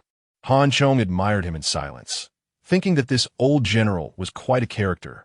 In his previous life, he had never heard his name. He probably hadn't survived the dual crises brought by the virus. Digging through a skull was an experience that only those who had tried it would understand. Zhao Ziwei felt like her insides were going to spill out, and just when she thought she would break down, her finger suddenly stiffened, and she pinched a small, blood-stained object from the brain matter. "Congratulations, with a 1% chance, you actually hit the jackpot." Han Chong was taken aback, then calmly said as he confirmed that it was an energy crystal. Out of 48 zombies, they had found 3 energy crystals so far. This luck was simply off the charts. In his previous life, Han Chong had once dug through over 160 zombie heads, only to return empty-handed. The chubby guy, who had been hesitating, turned green with envy when he saw that Zhao Ziwei had also obtained an energy crystal. Gritting his teeth, he raised his knife and swung. But he missed and instead got blood splattered all over his face. Startled, the chubby guy sat down on the ground. It was clear that this fat guy was a paper tiger. Though cunning, his courage was not as great as that of the energy crystal. Han Chong observed everything. Among this small team, it seemed that only old man Zhao was qualified. The other 2 still needed training. However, Han Chong suddenly discovered that they were indeed on a lucky streak. Out of 48 zombies, they had ultimately unearthed 4 energy crystals. Statistically, the birth rate of the crystals reached 8.33, far exceeding the 1% recorded in his previous life. Could it be that binding people together in advance for artificial breeding helps increase the birth rate of crystals? Han Chong speculated randomly. Probabilities were truly unreliable. For energy crystals, 2 for Han Chong, 1 for Zhao Ziwei, and 1 for the chubby guy. The energy crystals were an important harvest, but the 2 of them also gained practical training opportunities, even though they were both shaking and vomiting afterward. Although they could no longer vomit anything, the nauseating feeling still made them retch continuously, unable to straighten up. Zhao Ziwei even ran into the bathroom, rubbing herself down with shower gel, hand soap, disinfectant, and soap from the supermarket, desperately scrubbing to wash off the blood and brain matter. And that feeling, she probably scrubbed off several layers of skin, but still felt unclean. Han Chong genuinely couldn't understand why someone who bled profusely every month would be so concerned about bloodstains. Meanwhile, he remained quite indifferent, washing the 2 energy crystals in clean water, then casually tossing one into his mouth like a jelly bean and swallowing it whole. Is it really that simple to eat it? The chubby guy was somewhat bewildered at Han Chong's nonchalance. This was a treasure that could allow ordinary people to evolve into superhumans. Seriously, is it just that casual? Han Chong rolled his eyes, then silently felt the changes within his body. It felt great, although the energy crystal from an ordinary zombie wasn't as pronounced as that from a higher-level crystal. Careful observation still allowed him to sense the changes in his body.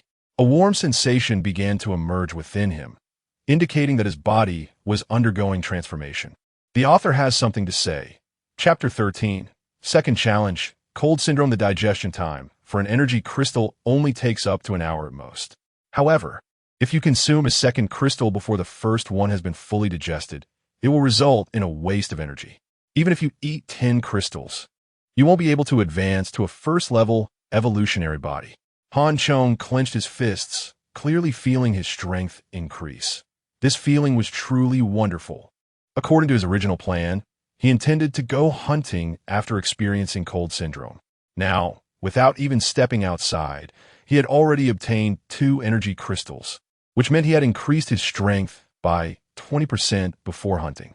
This made the upcoming hunt much easier, and Han Chong was very satisfied. Seeing Han Chong toss the energy crystals into his mouth like candy, the chubby guy hesitated for a long time while holding his own crystal. After all, this thing was scraped from a zombie's brain, and putting it in his mouth indeed required a lot of courage. If he didn't know where it came from, it would be one thing, but now he not only knew, but had also personally scraped out the bloody brain matter for an entire morning. After a brutal bout of vomiting, just thinking about, hearing, or seeing anything related to brains made him feel nauseous again. Finally, when Zhao Ziwa, looking frail and delicate like a willow in the wind, walked out of the bathroom, the chubby guy looked at her eagerly, hoping she would take the lead and motivate him to follow. Misery loves company, after all. However, this thought was quickly dashed when he saw Zhao Tianfeng hand the energy crystal to Zhao Ziyue. Han Chong suddenly spoke up. "Old man, I suggest you take this energy crystal first. I'm just an old man. I don't know how many days I can live in this apocalypse, so there's no need to waste it." Zhao Tianfeng looked at Han Chong in confusion. In his mind, he would rather give all the best things to his granddaughter. He was already 70 years old. Even if he died right now, it wouldn't be a regretful thing. Such a flower-like age faced with a dark apocalypse. This afternoon, they would face the second challenge, cold syndrome. With your body and age, you might not be able to withstand this ordeal. Having this energy crystal to enhance your physical condition should be fine, Han Chong explained. Last century, after being tormented by heat syndrome, most people lost half their lives, and no one expected that cold syndrome would suddenly break out again, leading to the near extinction of the elderly and children worldwide. Yes, Grandpa, just eat it." Zhao Ziyue, feeling the urge to vomit again, nodded vigorously as Han Chong's words saved her. Moreover, what her grandfather said made her panic. Her phone didn't work, and perhaps her only remaining family member in this world was her grandfather. According to Han Chong, energy crystals could not only improve physical fitness, but also extend lifespan, which was undoubtedly a miraculous remedy for her grandfather. The old man hesitated a bit. "If we get through this, we can go hunting tomorrow, and we should be able to collect more crystals then." Han Chong continued to persuade him. With the old man on his side, especially as the leader of this fledgling team, his attitude was crucial. Han Chong needed someone like him right now. Even if he was an old man who might temporarily drag the team down, Han Chong was willing to bear this small problem compared to the gains from hunting. Hunting? Everyone hesitated, then understood what Han Chong meant. The 3 of them became visibly tense. Cutting down immobile zombies and fighting them were completely different concepts. It wasn't just about having courage, especially knowing that zombies were stronger than ordinary people. A moment's carelessness could lead to death. In the end, under Zhao Ziyue's urging, the old man swallowed the energy crystal. Seeing this, the chubby guy gritted his teeth and swallowed his as well. It was clearly a treasure, yet he felt like he was eating poison. It was now 2:30 in the afternoon, and there were 2.5 hours left until the cold syndrome outbreak. They needed to prepare in advance. Seeing everyone had consumed the energy crystals, Chong checked the time and quickly reminded everyone. Only those who had experienced cold syndrome knew its terror. If they didn't prepare in advance, once it broke out, their bodies would freeze stiff, and it would be too late. Moreover, everyone had been severely exhausted yesterday, and they were not in a state to face the upcoming test, especially Zhao Ziyue, who hadn't improved her condition with energy crystals. After hearing Han Chong's urging, the chubby guy and Zhao Ziyue realized they had vomited too much and their stomachs were empty, currently burning intensely. However, neither of them had much appetite, so they rummaged through the supermarket for some fruits and yogurt to make do. After resting for about an hour, everyone sprang into action. Following Han Chong's instructions, they began adjusting the supermarket's air conditioning to warm air. They also found all the electric heaters and arranged them in a circle, directing heat at everyone from all angles. Not only that, but each person also prepared thermal underwear and down jackets nearby as a backup, and they gathered books from the supermarket to prepare for a fire. With everything ready, it was now 5 o'clock. The coldness within them began to rise. It was supposed to be a hot day, with the air conditioning set to warm. Yet everyone still felt an icy chill deep in their bones, exhaling white mist. At this moment, the difference between those who had eaten the energy crystals and those who hadn't became apparent. Zhao Ziyue had already put on her thermal underwear and down jacket, huddled tightly against the electric heater, still shivering. Seeing how hard it was for her to hold on, Chong started to ignite the books, creating a fire. The chubby guy's advantage became apparent. With more body fat, he was more resistant to the cold and began running around, boiling water for everyone and bringing an electric foot bath for each person, blasting the air conditioning, heating with electric heaters, lighting a fire, wearing down jackets, soaking feet, and drinking hot water. Chong believed that at this moment, he and the others were undoubtedly the happiest people in the world. As time passed, although everyone still felt the unbearable chill within them, their thorough warmth measures meant they were not truly harmed. This reminded Chong of his previous life, where the books, sheets, bedding, and wooden pieces of desks and chairs in the dormitory, along with the bodies of zombie classmates they had collectively defeated, were all thrown into the fire, huddled together with roommates, almost freezing to death before barely getting through the harsh cold. After this challenge, only 1 in 10 students in the entire dormitory building managed to survive. After midnight, the cold receded, and the 4 of them had safely passed the second challenge. Exhaustedly climbing back into bed. Author's note, Chapter 14, The Hunt, begins September 20th, early autumn, a sunny day. What a refreshing day. Early the next morning, when Chong woke up, he felt particularly good, stretched lazily, and was full of fighting spirit. The energy crystals had been fully digested, improving his physical condition by 20%, and the feeling was very noticeable, with strength filling his entire body. "Grandpa, you seem to have gotten much younger," Zhao Ziyue exclaimed in surprise upon noticing her grandfather's change. Indeed, Zhao Tianfeng, the old man, already had a robust physique, which now appeared even more vigorous, making it hard to believe he was 70 years old. The improvement in physical fitness could extend one's lifespan to a certain extent, a fact that had been validated. If the old man could maintain this evolution, his condition would only get better. It does feel good. The chubby Dong Chi was also quite happy, bouncing around like a nimble fat man. Today was the second day after the disaster. After 10 days, the zombies would undergo their second collective evolution, and the living conditions would become even harsher. Therefore, they had to seize these few days to hunt as many zombies as possible, gather sufficient energy crystals, and maintain their evolution speed to face the upcoming survival pressure more comfortably. However, hunting zombies naturally came with life-threatening risks, and whether to participate was up to everyone to decide. After a simple breakfast of milk and bread, Chong suggested hunting zombies. Regardless of whether the other two went out, Chong had already decided he must go. But as a team, he hoped everyone could keep up. Otherwise, such a team would not be a support, but rather a burden. If that were the case, he would have to reconsider his plans. While everyone was contemplating, Chong adjusted his protective gear, wearing chainmail underneath and putting on a black armor on the outside, significantly increasing his body weight. However, Han Chong believed this sacrifice was worth it. With this armor, it was equivalent to having an extra life in critical moments. Moreover, with a 20% improvement in physical fitness, he could fully counterbalance the added weight of the armor. He also strapped a sword to his waist, giving him a somewhat heroic demeanor. The chubby Dong Chi, with his mouth full of bread, looked extremely conflicted upon hearing Han Chong's suggestion. He understood the benefits of evolution, but was somewhat fearful of the terrifying zombies. Plus, having watched too many movies, he couldn't help but feel a sense of immersion. Of course, in scenes of being chased by zombies. So he turned his gaze to the old man, deciding to move forward or retreat together with him. Han Chong was right. Opportunities always coexist with risks. Our army's fine tradition is to dare to fight and strive. Energy crystals are strategic resources, a guarantee for the future. We must ensure 10 crystals per person before the zombies undergo their second evolution. The old general did not hesitate, speaking with conviction. Perhaps it was the energy crystals that had improved his physical fitness, and his mental state was also very strong. Since the old man had made up his mind, Zhao Ziwa naturally had to follow.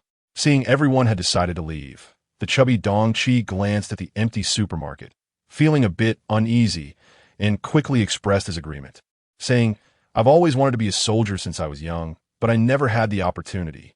Now that I can serve under the old general. Being a personal guard for the general is absolutely an honor. I must participate and obey the organization's arrangements." His words sounded generous, but his gear was no less. He was definitely not lacking in equipment. He donned 2 pieces of armor, grabbed a motorcycle helmet from the supermarket to wear, slung a large knife over his shoulder, and tucked a kitchen knife into his waist, looking quite absurd yet feeling good about himself. Luckily, there were no steel plates in the supermarket. Otherwise, he might have emerged completely covered in them. The underground supermarket had only one large entrance besides the ventilation ducts. The door was blocked, and now they needed to clear the obstacles behind it to get out. When Han Chong intended to move those objects, he was stopped by Old Zhao. "Don't clear everything too thoroughly. Just make a path for one person to pass." The situation outside was unclear. It was possible that the area beyond the iron door was filled with zombies. If all the obstacles were removed and the zombies surged in, they might find themselves dead before they even started. Just clear a path for one person. It won't hinder entry and exit, allows for better defense, and saves time. 3 benefits in one, suggested Old Zhao. Wise old general. The chubby Dong Chi immediately agreed. Han Chong also gave a thumbs up to the old man, then worked with the chubby one to stack the clear debris to the sides, creating a path for one person. Then, he gently pulled the rolling shutter door, listened for a moment, and after not detecting any anomalies, he finally opened the large door. Looking out from the supermarket's exit, the sun was shining, and everything seemed fine. After being cooped up in the supermarket for 2 days, seeing the scene suddenly improved their mood significantly. "It looks quite peaceful." The chubby one stretched lazily, appearing much more relaxed. Han Chong snorted, reminding him, "If you're in this state, I doubt you'll survive past the second episode." "Well, what do you mean?" The chubby one stuttered. "Remember, the only way to completely kill a zombie is to blow up or cut off its head. Anything else is useless." Han Chong ignored the chubby one and, while reminding everyone, cautiously walked ahead along the steps towards the ground. But as soon as he peeked out, Han Chong immediately ducked his head and shrank back. Seeing his action, the 3 behind him couldn't help but feel a tightening in their hearts. "Are there zombies?" Old Zhao leaned forward, peering outside. Indeed, there were zombies. Above the supermarket was a plaza of about 7,000 to 8,000 square meters, with roads on the north and south sides, and a tall library to the west. At that moment, due to the obstruction of landscape plants, they couldn't see the specific situation on the roads, but the conditions in the plaza were very clear. About 10 zombies were wandering in the plaza, their bodies covered in blood, resembling the scenes seen in movies. Near a bench less than 10 meters from the supermarket exit steps, 2 zombies were gnawing on a human corpse, intestines and organs pulled out, a bloody sight. One of the zombies, for some unknown reason, had its arm inserted into the corpse's mouth, emerging from a gaping hole in the chest, grabbing the entrails and shoving them into its mouth. Currently visible were a total of 16 zombies. 2 were about 7 meters away, moving slightly faster, and could barely be killed in a 4-on-2 scenario. However, the other 14 were a bit farther away, with the nearest being over 20 meters. Although they could kill those 2 zombies, it would inevitably attract the attention of the other zombies. The old man, being a soldier, took a glance and immediately made an analysis, clearly outlining the data, strengths, and weaknesses. The author has something to say. Chapter 15, the merrier. There was no cover in the square, and the 4 of us couldn't deal with 14 zombies. Moreover, there were likely more zombies roaming the streets. And if they were alarmed, it would be troublesome. Chong didn't expect to encounter difficulties right after stepping outside, and couldn't help but frown. This was the city center, where the crowd was very large, so there would definitely be many zombies. Zhao Ziwei, being a local from Luchao City, was very familiar with this area. The more people there were, the more zombies there would naturally be. This was easy to judge. Why don't we go back? It's safer in the supermarket. The fat guy immediately got scared and said without even looking around. Chong rolled his eyes, intending to disdain him. But when he turned around and saw the supermarket entrance below the steps, a brilliant idea suddenly popped into his mind. We can lure the zombies there. Chong pointed to the big door at the bottom of the passage and said excitedly. Behind the supermarket door was a narrow passage that could only accommodate 1 person at a time. Ordinary zombies lacked intelligence and were driven by their bloodthirsty desires. Seeing such a passage, they definitely wouldn't know to retreat and would directly rush in. This way, everyone would only have to face 1 zombie at a time. And with the advantage of the terrain, they could definitely kill the zombies safely and efficiently. It's easier to defend a city than to attack it. This idea of yours is not bad. Zhao, an old military man who loved studying ancient battle cases, was very excited about this. So the 4 of them returned to the supermarket and cleared the clutter behind the door, replacing it with heavy, sturdy refrigerators that could be stacked easily, constructing a solid wall of defense. At the same time, they filled the inside of the refrigerators with rice to increase their weight and prevent the zombies from breaking through. At the entrance, they reserve a passage for just 1 person to go in and out, leaving refrigerators on both sides and inside the passage as a barrier to prevent any unexpected situations from blocking the entrance. After everything was ready, Chong squeezed through the narrow passage, preparing to attract the zombies. Chong's method of attracting the zombies was simple and crude. He took a steel basin from the supermarket, ran to the steps of the underground exit, and banged on it loudly. Whether it was the zombies wandering in the square or the 2 that were gnawing on corpses on the ground, they all instantly turned their blood-red eyes towards Chong and rushed over high speed. Seeing this, Chong quickly ran back towards the supermarket without looking back, banging the steel basin as he ran, creating a loud dong, dong, dong sound. The zombies let out hoarse howls. It was hard to tell if they were excited or angry. In any case, they followed closely behind, and some even tumbled down the stairs because they were running too fiercely or were unaccustomed to the stairs. Hurry, hurry, hurry. After Chong squeezed into the passage. He quickly teamed up with the fat guy to block the inside of the passage, forming a long, deep, U-shaped high wall at the entrance. The wall was about 5 meters high, just enough for the zombies to barely reach, but unable to effectively attack. Meanwhile, everyone could easily strike at the zombies' heads from the steps behind the high wall. At the very bottom of the high wall, they deliberately left an opening to handle the corpses inside the passage. Under the guidance of old Zhao, this design, made in a short time, was quite perfect. Just as they sealed the entrance, the first zombie charged in and slammed into the refrigerator. The food was right in front of it, but it couldn't eat it, and the zombie let out an angry roar, its sharp claws scraping against the refrigerator, producing an unpleasant sound. This creature had just been gnawing on a corpse, so it was covered in blood, looking terrifying and emitting a foul odor.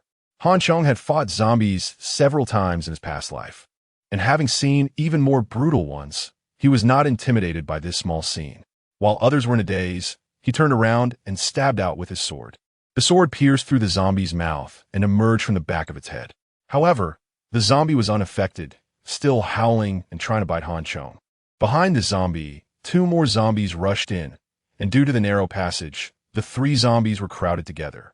Their powerful strength made the refrigerator shake unsteadily. "What are you doing? Get moving." At the same time, he drew his sword and switched from stabbing to slashing, decapitating half of the zombie's head, causing it to finally fall to the ground. Hearing Han Chong shout, Zhao and his grandfather on both sides of the passage moved into action simultaneously. However, their weapons were not very effective. They were using wooden rods taken from a mop in the supermarket, which had almost zero lethality. Zombies were not afraid of pain or injury. Their only weakness was their heads. If you didn't crush their heads, it didn't matter if you shot their bodies full of holes. Old Zhao was okay. The wooden stick was steady and powerful, aimed at the zombies' heads. Although he couldn't kill them, he could still cause some trouble for the zombies. On the other hand, Zhao Ziyue was just flailing around randomly, not even close to hitting anything worthwhile.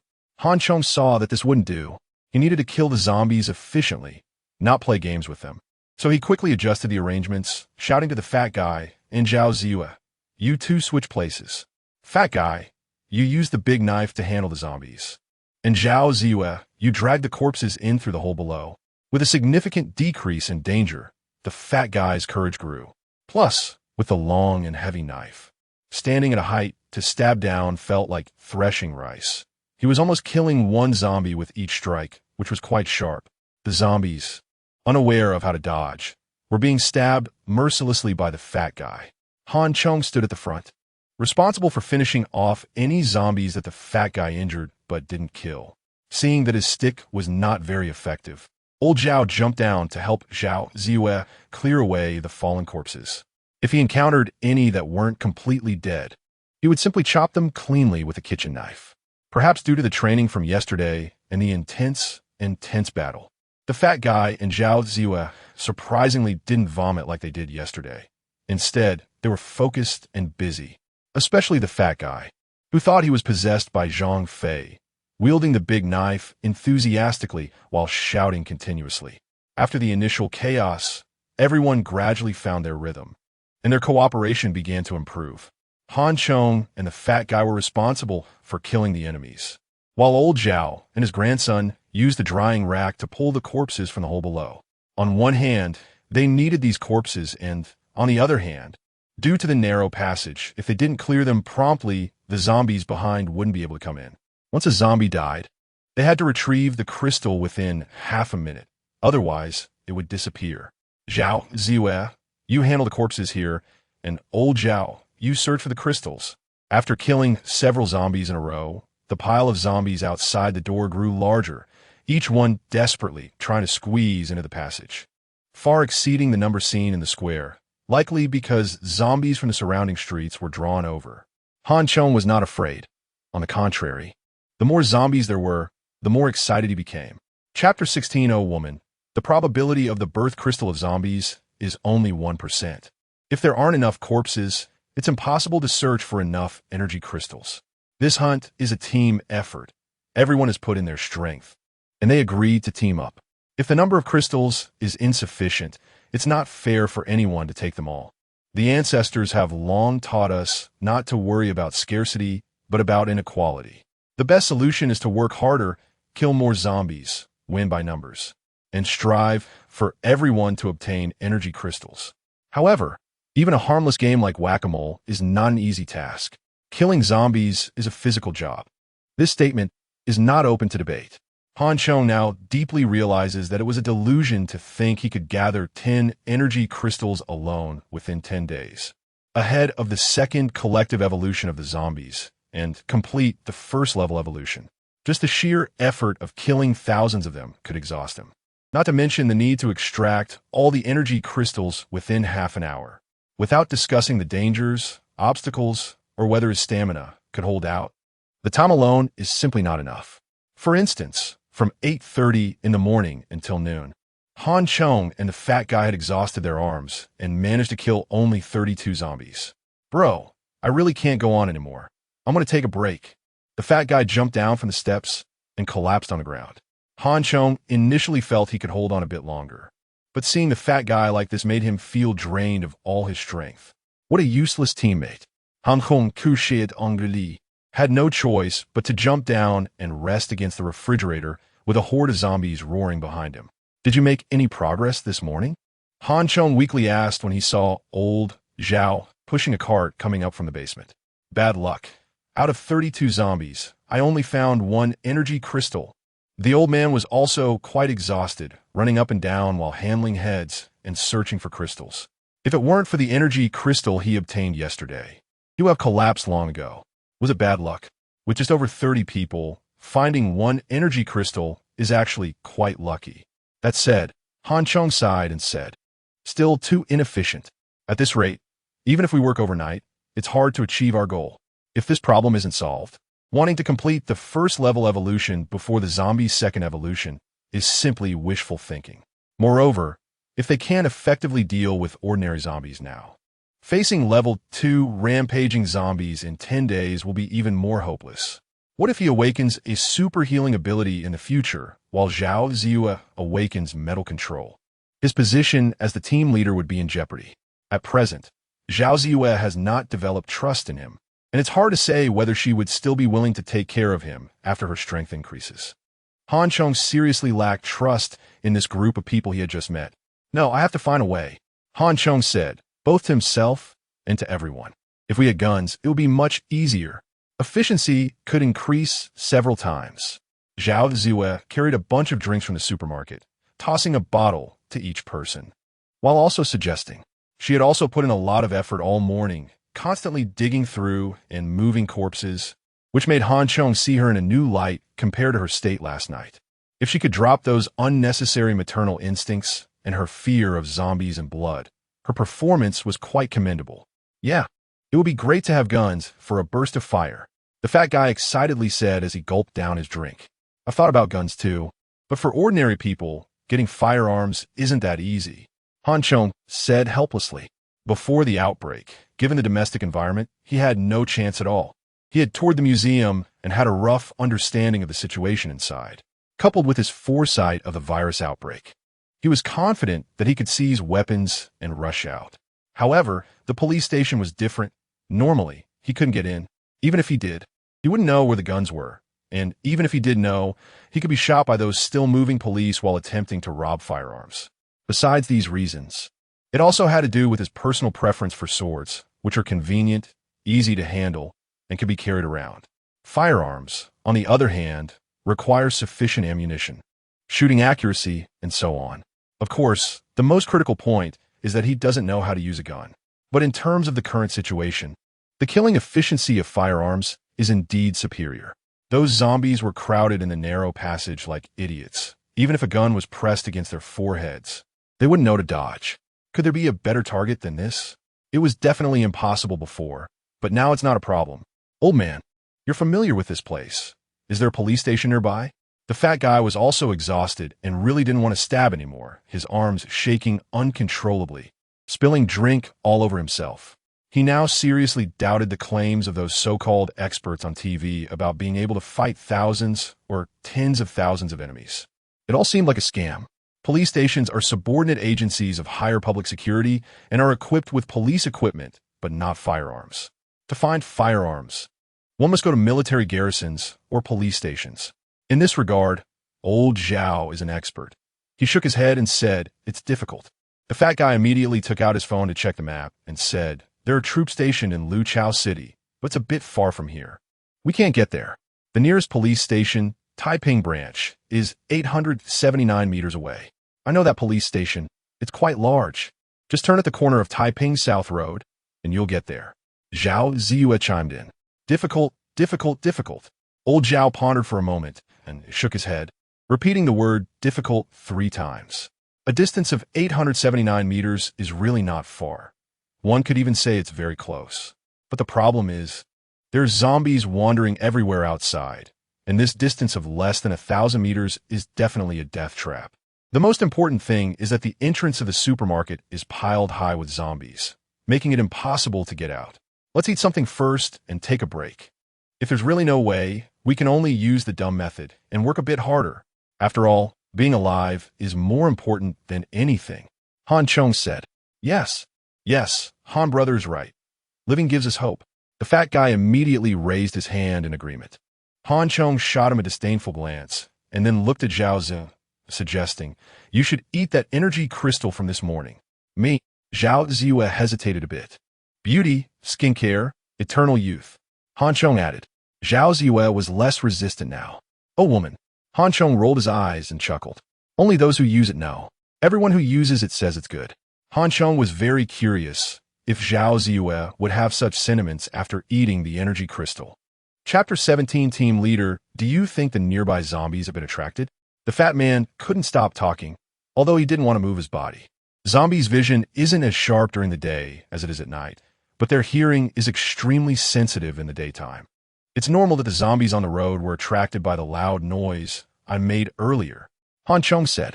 They killed 32 zombies in the morning, and there was still a bunch outside, far exceeding what they had seen in the square before.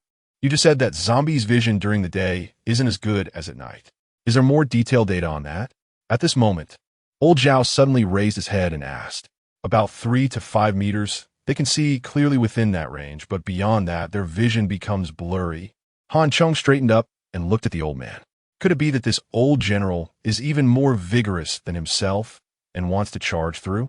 However, deep down, Han Chong was filled with anticipation. If there was a good method, he was willing to take the risk and try.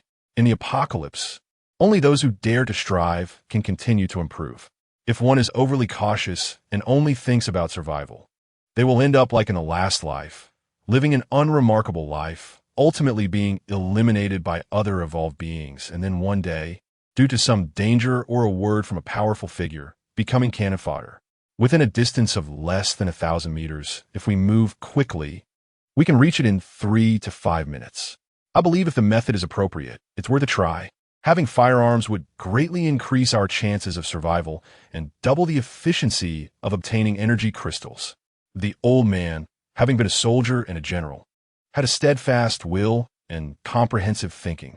Just like leading troops in battle, to achieve combat objectives, one must not fear any difficulties. But we can't get out now, the fat man said timidly, pointing at the door, which was piled high with howling zombies. The zombies at the door are not the problem.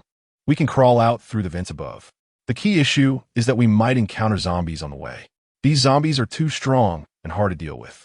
If we get entangled halfway, it will be very troublesome. At this moment, Zhao Ziyue also joined the discussion, pointing at the vent above the supermarket, which could accommodate a person passing through.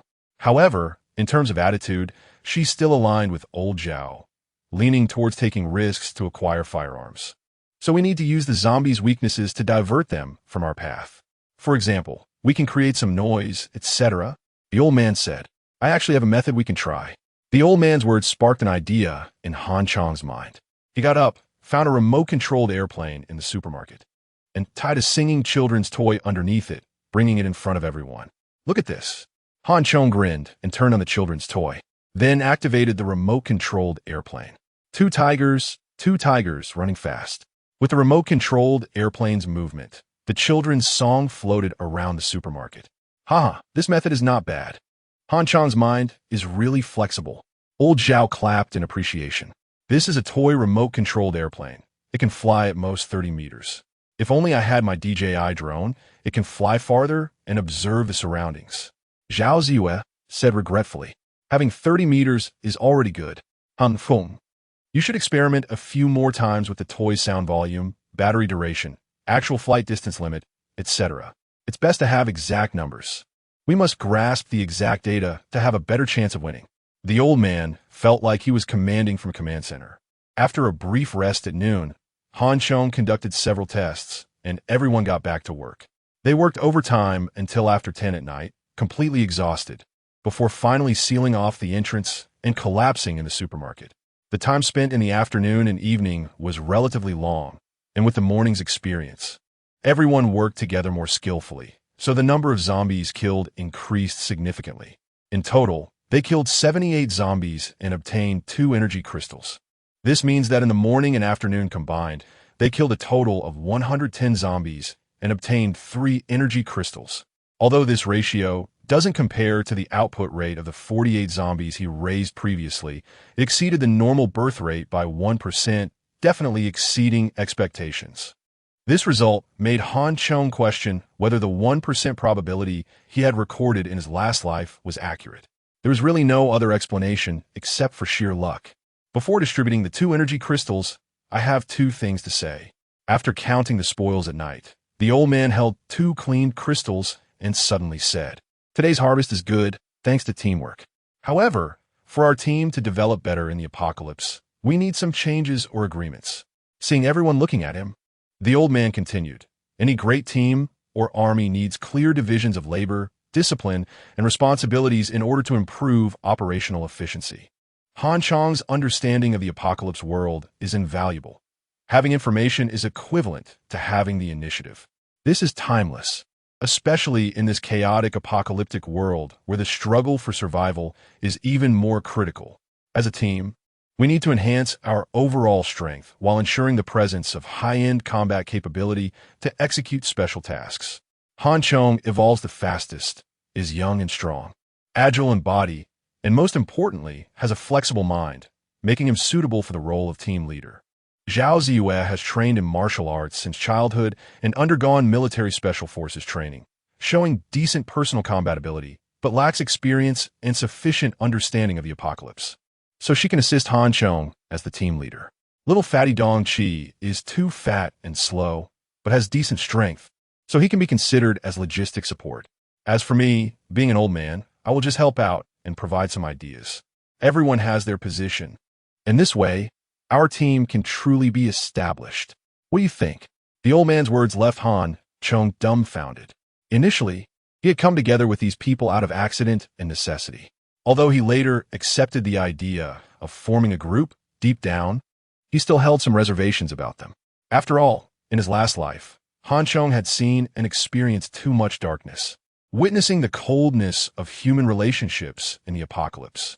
For a bit of food, clothing, evolution resources, etc., people could betray, act shamelessly, and stab each other in the back, revealing the ugliness of human nature. Currently, everyone could still coexist harmoniously, but once a significant conflict over interests arose, no one could guarantee what the other would do.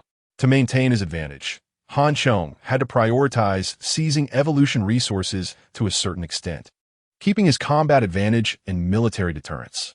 Therefore, gaining control of this team was something Han Chong desired. However, according to his thoughts, consolidating this team required slowly building trust and understanding each person's qualities before making plans. But the old man brought it up directly, establishing his position as team leader, which felt too simple and crude. It seemed that seeing Han Chong's puzzled expression, the old man explained, "In extraordinary times, one must take extraordinary measures. Being the team leader means authority and control, but it also means responsibility and accountability.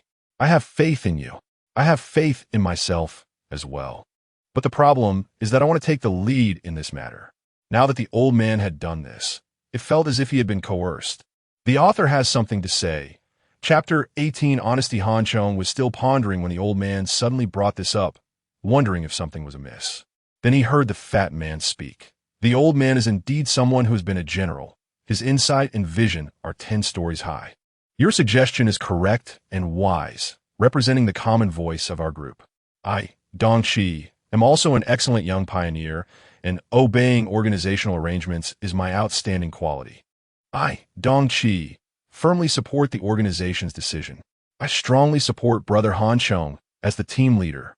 After saying this, the fat man solemnly took Han Chong's hand.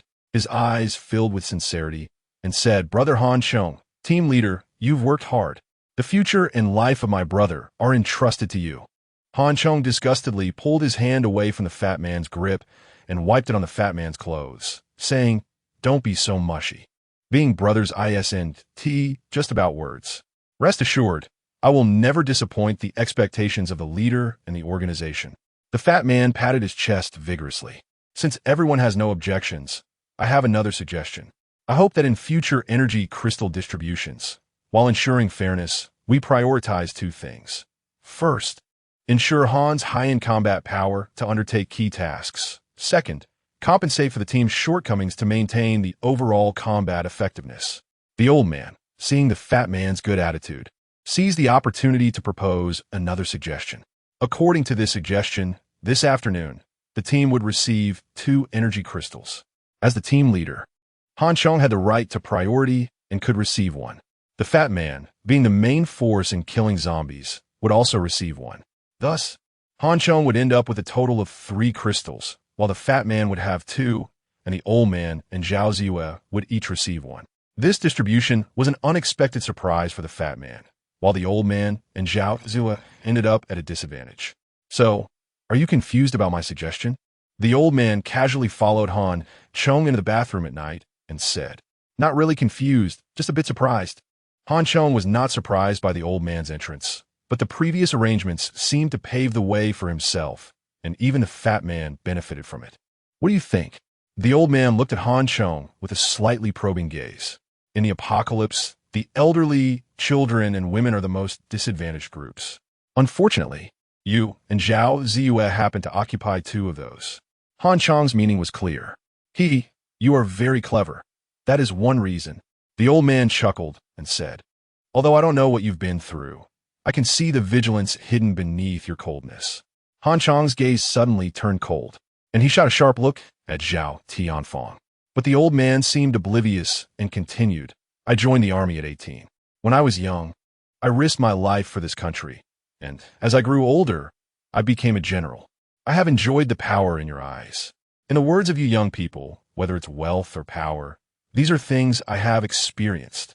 I have lived my life without shame towards the country or the people. Even if I were to die in this apocalypse, I would have no regrets. However, Ziyue is still young, and I cannot help but consider her. Her father was sent to the battlefield by me and died abroad. Her mother resented me for this, leaving the 3-year-old Ziyue to go abroad. My only regret is that I have let Ziyue down. When I was on a mission in a country in Africa, I witnessed the ugliness of human nature in a chaotic society. The current environment is even worse than the chaos there. Although Ziyue has practiced martial arts in childhood and has trained in the military, she is still just a girl. I do not feel at ease with her." The old man's eyes were filled with tears and concern. Whether it's sincerity or a transaction.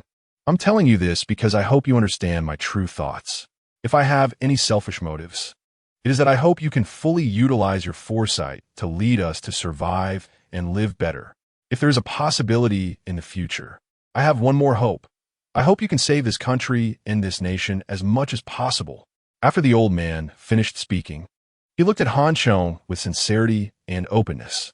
If the old man's suggestions at night surprised Han Chong, this moment of honesty moved him. Although he didn't know what the future would hold, at least for now, Han Chong was willing to trust Zhao Tianfeng. "All right, I promise you that as long as you and Zhao Ziyue remain consistent, I will consider you both as friends." Han Chong looked earnestly at the old man, making a serious promise. "No need to be so serious. It's enough that you can understand me." The old man wiped the corner of his eye and laughed. The heavy burden accumulated in his heart over the years seemed to lighten a lot as he talked with Han Chong. "Ziyue is similar to you. I hope you young people can communicate more. Ziyue is inexperienced and has a simple mind. If she offends you in the future, I hope you could be more understanding." Han Chong's previously relaxed mood instantly tightened again due to the old man's words. A strange thought flashed through his mind. What does the old man mean? To communicate more with Zhao Ziyue? Is the old man encouraging me to do something? However, on the other hand, Zhao Ziyue is indeed very beautiful. A typical rich beauty and second-generation official. Even if she hasn't been in good condition these past 2 days and hasn't worn makeup, her charm is hard to hide. Especially since she comes from a military family and has trained in the army, her figure is tall and healthy. Completely different from those internet celebrities. If it were peacetime, I'm afraid I wouldn't even have the qualification to know her. The chaotic world is indeed wonderful, forcing various people together on the same platform. As Han Chong's mind wandered, the old man chuckled and said nothing more, just yawning and saying he was getting old and tired, then went back to sleep. That night, the old man slept very soundly, sweetly, and peacefully. However, Han Chong couldn't do the same. He kept thinking about the future, his past experiences, and most of all, the figure of Zhao Ziyue flashing through his mind.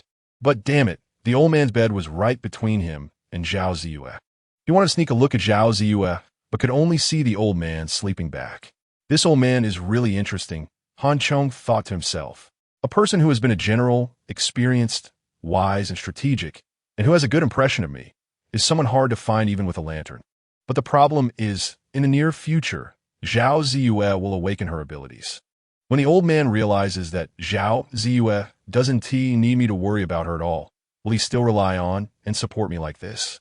If that's the case, shouldn't I take her down before Zhao Ziyue awakens, turning raw rice into cooked rice, so we all become a family? Would that make things more secure in the future? Dark thoughts began to breed in Han Chong's heart. Chapter 19, The Outside World, September 21st, sunny. In summer, the sun rises early. The hardworking people, striving for survival and evolution, open their eyes at 6 o'clock to fight for their existence. Remote-controlled airplanes, singing toys, batteries, backpacks, firecrackers, firefighting rescue ropes, and even food and bottled water were prepared in case of emergencies. Fatty Dong Shi was very proactive in demonstrating his usefulness, actively volunteering to crawl into the ventilation duct to clear obstacles. However, he was too fat and got stuck halfway through the opening, unable to go up or down. Han Chong had to pull him out of the hole in silence. Why don't you just stay in the supermarket and guard it? No, I can squeeze in. Maybe if I take off my armor, it'll be fine. Upon hearing that he would be left behind, Fatty panicked. It's safer to stay together. What if you guys leave and don't come back? Han Chong looked at Fatty and shook his head. No, you're too fat, too slow. Speed is the most important thing in this operation. We need to finish this quickly. After saying this, he turned to the old man. Very considered. We need to change our approach. Old man, you and Fatty will guard the supermarket. This operation will be carried out by me and Ziyue. I agree, Grandpa. You stay here and wait for us. Zhao Ziyue added, not wanting her grandfather to take risks. Zhao Laoyes was a decisive person. After a moment of thought, he understood that Han Chong was right and suggested, fine, I'm somewhat familiar with the surrounding environment. I think we should discuss the details further. At 6:45 a.m., Han Chong and Zhao Ziyue climbed up through the ventilation duct. The exit they chose was located on the southwest side of the square, with the supermarket entrance to the east and west. It was right next to the library on the west side of the square, close to an intersection. However, when they saw the anti-theft net at the exit, the two, who had been struggling for half a day in the duct, almost lost their minds. This seems like we can't get out. Han Chong suddenly stopped, and Zhao Ziyue almost bumped her head against his backside. She gritted her teeth and frowned, stretching her head to peek through the gap beside Han Chong. It was hot, and she was dressed lightly. Since she was crawling forward, her collar naturally drooped. When Han Chong heard her question, he naturally turned his head back, only to inadvertently see a glimpse of coolness. It wasn't particularly large, but it was firm, white, and perky. His nose suddenly felt hot, as if something was dripping down. Han Chong quickly covered his nose, turned his head back, and focused on the anti-theft net. What's wrong with you? Zhao Ziyue, unaware that her aura had caused splash damage to Han Chong, asked with concern. Nothing, just accidentally bumped into a corner. Han Chong mumbled, pushing the anti-theft net, but it didn't budge. Why don't I go back and see if there is a power drill or something? Zhao Ziyue said suspiciously. The duct is straight. How could you bump into a corner? I'll try first. The anti-theft net had been installed for a long time and was heavily rusted, but still sturdy. Even with Han Chong's increased strength, he couldn't break it. After thinking for a moment, he drew out the sword, Zidian. Zhao Ziyue quickly grabbed him, advising, wait, are you crazy? This is a national treasure. Why don't you use my knife? She handed him a watermelon knife she had taken from the supermarket. Han Chong shook his head, saying, it's precisely because it's a treasure that I want to use it. Otherwise, it wouldn't pierce through. As he spoke, the tip of the Zidian's sword slid into the gap of the anti-theft net. As he exerted more force, the blade widened, and the resistance increased. With a flick of his wrist, the blade successfully broke free from the constraints on both sides. It really is a treasured sword. Saying it could cut through iron like mud might be a bit of an exaggeration, but it was still effortless to cut through this rusty anti-theft net. Seeing it was effective, Han Chong was overjoyed and used the same method to cut down the anti-theft net along all four sides. We can get out. Han Chong stretched his head outside. After seeing there was no danger, he immediately leaped out. Although Zhao Ziyue was a woman, she was agile and light due to years of martial arts training, quickly following Han Chong out. Let us go. Han Chong led the way, jumping over the flowers and running toward the police station. Zhao Ziyue lagged a step behind. While running, she turned to look at the supermarket entrance. and upon seeing that scene, her legs almost went weak from fear. You've seen the situation during the spring festival travel rush, right? That's what it looked like at the supermarket entrance now. A mass of zombies, not in the thousands, but certainly over 1,000, surrounded the supermarket entrance. This was probably the busiest scene the supermarket had seen since it opened. Perhaps it was the attraction over there that gave the two a chance to escape smoothly. Is this still the Lu Chao city I know? When her gaze returned from the horde of zombies, Zhao Ziyue was shocked again. Just a few days had passed, and the once clean and tidy city had turned into a primitive forest. The ornamental trees and flowers in the middle of the roads seemed to have grown explosively, completely blocking the sky over the streets.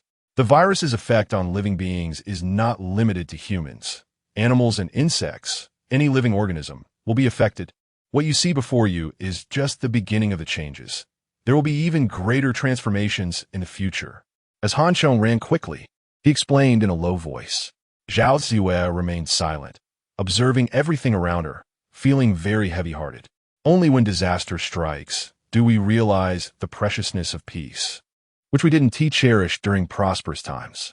Particularly at this moment, Zhao Ziyue was especially grateful that her grandfather had forced her to participate in military training. Otherwise, she would only be a trembling, ordinary girl hiding in a corner now. The location of the Taiping police station was 879 meters south of the supermarket, requiring them to cross a major east-west road in between. Currently, the zombies near this east-west road had been attracted to the supermarket entrance by Han Chong banging the steel pot. After crossing the east-west road, there were two paths to choose from. One was an alley, and the other was a north-south road called Taiping South Road. The alley was relatively narrow, and Han Chong was worried they might get trapped inside, so he chose the relatively open Taiping Road. Of course, it was only relatively open. There were still many obstacles from parked cars and electric vehicles everywhere. Besides the obstacles, the most eye-catching thing on the road was the bloodied, decaying corpses lying on the ground, and the zombies wandering around in the shops on both sides of the road, on the roadside, and in cars. As the two passed quickly, the noise they made attracted the zombies, who turned to look in their direction. However, because it was daytime and visibility was relatively poor, combined with the fact that the two were running fast, the zombies did not respond quickly, with only a few showing signs of agitation. Even though they had been through a baptism in the supermarket and Han Chong had done psychological preparation for Zhao Ziyue before they set out, when she truly saw the outside world, she still couldn't help but feel terrified and her heart race, and what she saw was only a corner of this world. Just as she was looking around, she suddenly felt darkness in front of her as a figure lunged at her. Zhao Ziyue let out a startled scream and rolled to the ground. Han Chong, who was running ahead, turned back upon hearing the sound and was shocked to see Zhao Ziyue had been knocked down by a zombie. Shit, the Iron Queen ISNT going to die because of my interference? Is she? Chapter 20, is it really that amazing? Han Chong turned around, ran, and swung his sword. The long sword pierced through the zombie's head and then sharply flicked upward, tearing off half of the zombie's skull. A large pile of messy things flowed out from the remaining half of the skull, splattering Zhao Ziyue all over her body and face. Zhao Ziyue had practiced martial arts and was quite skilled, but in this situation, she couldn't utilize any of her abilities and was directly stunned by fear. Are you okay? Hurry up and go. Han Chong glanced quickly and saw that she was covered in blood, but he couldn't tell if she was injured. The scream just now had already attracted the surrounding zombies. Seeing the situation was dire, Han Chong immediately took out the prepared remote-controlled airplane and toys. Two tigers. Running fast, running fast. The cheerful children's song echoed on the street filled with zombies, making the scene look bizarre. However, the effect was quite obvious. The zombies that were originally moving toward them immediately turned around, attracted by the sound, and rushed toward the direction of the noise. Han Chong pulled Zhao Ziyue up, and they hid behind a car. Watching the zombies gradually converge into a large group from who knows where, cold sweat broke out on Han Chong's back. If they got entangled with the zombies, there would be no chance of escape. Are you okay? Seeing the zombies being lured away, Han Chong let out a sigh of relief and asked with concern. Zhao Ziyue was still in shock and shook her head slightly, saying, "No, I'm fine." But when she looked down at her condition, She frowned again and almost retched. She quickly wiped the blood off her face with her sleeve and cleaned the disgusting stuff splattered on her body, but when her hand brushed over her chest, her face suddenly froze. Han Chong noticed her unusual expression and thought she was hurt, quickly asking, "What's wrong?" Zhao Ziyue's face was expressionless as she reached in her chest and pulled out a black crystal that she had squeezed from her bra. "Is it really that amazing?" Han Chong's eyes couldn't help but glance at Zhao Ziyue's chest. He had seen it before, and apart from being white, it didn't seem special. Zhao Ziyue glared at him fiercely, tightened her clothes, and shoved the energy crystal into Han Chong's hands, saying, "What are you looking at? Hurry up and go." However, after Zhao Ziyue handed the crystal to Han Chong, she felt a bit regretful. Not because she regretted giving him the crystal, but mainly because of where the crystal had been taken from. Han Chong was about to eat the energy crystal, and the crystal had come from her chest. So in thinking about it, that's a bit unsanitary. At this moment, Han Chong didn't care about that. He rubbed the crystal slightly in his hand and then tossed it into his mouth. At this time, every bit of strength gained was an extra chance for survival. However, internally, Han Chong valued Zhao Ziyue a bit more. The fact that she could still remember the 2 priority suggestions from the old man at this moment showed that Zhao Ziyue was indeed a trustworthy person. Since that's the case, he would take care of Zhao Ziyue in the future, making her his most loyal partner and comrade. The zombies were attracted by the remote-controlled airplane, swarming forward in numbers beyond Han Chong's expectations, also showing him the danger. Ahead was an intersection. Turning right at the traffic light would lead them to another street. And about 50 meters away was the Taiping police station. The two cautiously followed about 20 meters behind the zombies. As long as they maintained this situation and persisted for another 300 meters, crossing the traffic light ahead, they would consider it a great success. Both of them were clear about this, their palms sweating with nervousness. "Help! Help! Hey, there's someone here! There's someone here!" Just as the two were filled with hope, they heard a shout coming from the side. On the right side of the street was a 6-story residential building. The lower level had shops, while the upper levels were residences, and the shout was coming from this residential building. Following the sound, they looked up and saw a man wildly waving his hands from a 5th-floor window, afraid that the two wouldn't see him. And he was waving a red piece of clothing frantically. Because of his shout, the zombies that had been attracted by the remote-controlled airplane actually started to stop. Some even turned around and began to head back. From the windows of that residential building, a large number of zombies emerged, desperately squeezing out of the windows, trying to reach that man.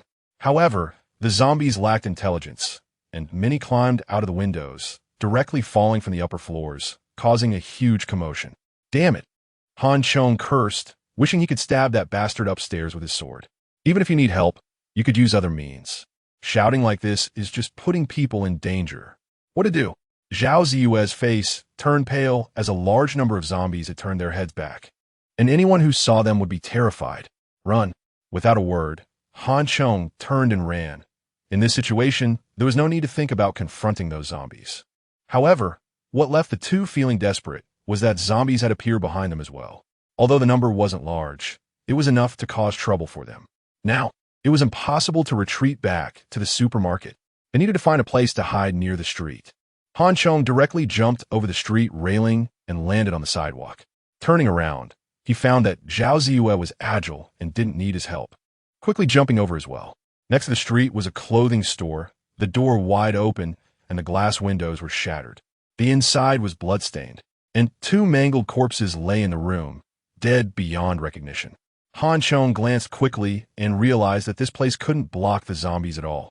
So he decisively abandoned it and continued running toward another store.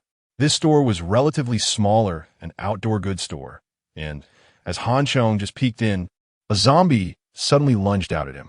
This guy must have been a pretty girl in her previous life. Even after transforming into a zombie, her good figure was still noticeable. However, at this moment, Han Chong had no time to appreciate it. He raised his leg and kicked, sending the zombie back into the room. Ahead was a staircase, and the old iron gate was wide open. The gap below the door was blocked with bricks, likely to prevent the door from closing, making it easy to come and go. This way. Zhao Ziyue immediately turned into the hallway, calling to Han Chong. After Han Chong rushed into the hallway, he pulled the iron gate, but it didn't budge. Instead, he almost pulled the door frame down due to the force. Looking down, he discovered that a brick was wedged there. Damn it! Han Chong quickly kicked the brick away, only to hear Zhao Ziyue scream behind him. Out of the corner of his eye, he caught a glimpse of a black shadow, and when Han Chong tried to retreat, it was already too late. This zombie moved so fast. He had already enhanced himself 3 times, but still couldn't compare to this zombie. Han Chong was greatly alarmed. He didn't have time to stab with his sword, as the zombie had already grabbed his arm, its mouth wide open, ready to bite down on his arm right next to his ear. Chapter 21 Emergency Escape, although protected by armor. Han Chong still cried out in pain as he slashed the purple lightning sword across the zombie's face, leaving a deep sword mark. However, to the zombie, such disfigurement was of no real significance, and it continued to bite fiercely at Han Chong, trying to tear him apart. Just then, Zhao Ziyue rushed over from behind, thrusting her watermelon knife into the zombie's eye socket. With its brain destroyed, the zombie was finished. Han Chong kicked the corpse away, taking the opportunity to kick aside some bricks and close the iron door. In a short time, the zombie hordes on both sides of the street had surrounded them, slamming against the iron door and making it rattle. Through the gaps in the bar door, they could see the zombies' crazed and terrifying expressions, their arms reaching through the gaps, trying to grab Han Chong and Zhao Ziyue. Seeing that the zombies were only pushing forward and not pulling at the door, Han Chong breathed a sigh of relief, his heart racing. If they were surrounded by zombies on the street, it would be completely over. In the urgent situation earlier, Zhao Ziyue had stabbed the zombie without retrieving her knife. Now, her face was pale and slightly trembling. Han Chong glanced at her and comforted her, saying, "It's okay. You'll get used to this kind of thing." After speaking, he lifted his arm to feel it. The damn zombie had an astonishing biting force. Even with 2 layers of armor on, he still felt pain. Fortunately, he had armor on, otherwise his arm would have been ruined just now. Is that how you comfort someone? Zhao Ziyue shot him a glance, but felt somewhat better inside. She asked what they should do next with so many zombies. They couldn't get out. "Let's go up and take a look first. Stay behind me." After confirming that the zombies couldn't get in for the time being, Han Chong picked up his sword and climbed the stairs. The building was an old-style one. After going up 1 floor, there was a platform at the back facing the street, connecting all the residents. Upon reaching the 2nd floor, Han Chong peeked out, but immediately withdrew his head. On the 2nd floor platform, there were 2 zombies banging their heads against the door. In the stairwell, there were several mangled corpses, all naked, probably having succumbed to heat during a previous outbreak, then having been bitten by zombies. In his previous life, Han Chong had seen such a situation. At that time, in the opposite dormitory building, a girl with a high fever had hallucinations and jumped out of the dormitory building after stripping off her clothes. Han Chong turned back and made a shushing gesture to Zhao Ziyue before continuing up the stairs. This time, he was smarter to prevent any accidents. He didn't look at the platform situation and went straight up past the 3rd floor. The 3rd and 4th floors went smoothly, but trouble arose at the staircase entrance of the 5th floor. A zombie was gnawing on a corpse at the staircase entrance, and, upon seeing Han Chong, its blood-red eyes lit up and it let out a roar, immediately charging at them. "Damn it, we're in trouble." Hearing the zombies roar, Han Chong knew things were bad, but he had no choice but to fight. He gripped his sword with both hands and swung it down hard. The sword struck the zombie's head, getting stuck there. Not dead, Han Chong was startled as the zombie charged at him, the massive force pushing him against the wall. The bloody zombie looked even more ferocious, desperately trying to get closer to Han Chong. Han Chong kicked the zombie away while pulling out his sword. Unexpectedly, the zombie crashed into the railing behind it and then rolled down the stairs, landing right in front of Zhao Ziyue. After landing, the zombie seemed oblivious, driven by its bloodthirsty instincts, immediately lunging at Zhao Ziyue. At this moment, the difference between someone who practiced martial arts and someone who didn't became apparent. Zhao Ziyue pivoted on 1 foot, her body spinning past the zombie while pushing it slightly on its back. The zombie then rolled down the stairs, crashing into the wall at the corner, its head snapping back at a 90-degree angle against the wall. Seeing this, Han Chong jumped from the stairs onto the platform of the 4th floor, pressing his knee on the zombie's back and placing his sword against its neck, decapitating it. Let us go. After doing all this, Han Chong didn't dare to linger and immediately urged Zhao Ziyue to run up. The zombies on the 5th floor had already been alerted by the noise and were howling and charging over. Han Chong kicked 2 of them down and continued to climb up. It's a dead end. Zhao Ziyue's voice came from above. The stairs ended at the platform of the 6th floor, not leading directly to the rooftop as Han Chong had imagined. However, saying it was a dead end wasn't entirely accurate. Above the stairs, there was a hole in the ceiling, and iron rings were embedded in the walls nearby. Although they were a bit high off the ground, likely meant for accessing the roof for repairs. Let's go up first. After glancing around, Han Chong immediately picked up Zhao Ziyue and lifted her up. Zhao Ziyue grabbed the iron ring, pulling herself up with effort, and shouted back, "What about you? Haven't you done team building before? Grab the iron ring and let your legs dangle." Seeing Zhao Ziyue's quick movements, Han Chong shouted from below. Oh, Zhao Ziyue had indeed never done team building, but she had trained in a military camp, which was much more professional than team building. However, in the heat of the moment earlier, she hadn't thought of this. Now, with Han Chong's reminder, she immediately realized. Grabbing an iron ring with both hands, she stepped on the lowest iron ring with her left foot and let her long legs dangle down. Han Chong jumped slightly and grabbed Zhao Ziyue's ankle, then climbed up along her leg. It was Han Chong's first experience of rubbing against a beautiful woman's long legs, which should have been a pleasant feeling. But at that moment, he had no mood to enjoy it. Once he grabbed the iron ring, Zhao Ziyue quickly climbed up to give him space. Just as Han Chong was about to exert himself, he felt a sinking sensation under his feet. Looking down, he saw a zombie had grabbed his left foot, opening its mouth wide to gnaw at his ankle. However, because his armor was quite complete and he was wearing greaves and shin guards, the zombie's sharp teeth couldn't penetrate the black armor's defense. Although the defense was fine, the zombie's strength was considerable, and combined with Han Chong's weight, the iron ring on the wall was bending. The iron ring was about to give way. Han Chong immediately curled his right foot and then kicked out hard, directly striking the zombie's head.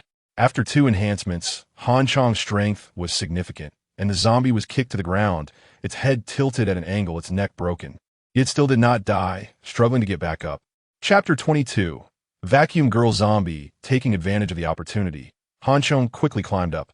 Above him, Zhao Ziyue had already opened the wooden board of the skylight and crawled out through the opening, with Han Chong following closely behind. After covering the board again, Han Chong sat down heavily on top, breathing heavily. Fortunately, there was a passage here. Otherwise, it would have been troublesome. Zhao Ziyue stood on the rooftop and looked down, seeing that the area below was crowded with zombies. Thankfully, we have a backup plan.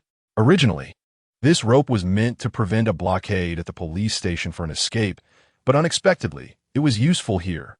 Han Chong looked around and then took out several bundles of fire safety ropes from his backpack. These ropes were just a precaution, but it turned out they were really needed. The buildings on both sides of the street varied in height, but the difference was not too significant, and most importantly, the distance between the buildings was not far. After observing, Han Chong not only felt no worry, but instead showed a look of surprise. The ground was swarming with zombies, but there are no signs of zombies on the rooftops. If they waited a little longer after the 3rd or 4th evolution, the zombies would evolve into various powerful monsters capable of crawling or flying. However, for now, these ordinary zombies completely lacked that ability. Going through the rooftops was definitely a safe passage. What about the person down there? With the pressure of escape temporarily lifted, Zhao Ziyue's thoughts became active again, recalling the person who had called for help earlier. If Han Chong expressed his true thoughts, he would want to stab that bastard to death. If it weren't for him, perhaps both of them would have safely reached the police station by now. But he couldn't do that now, at least not in front of Zhao Ziyue. Zhao Ziyue, coming from a military family, had a strong adaptability and was growing very quickly.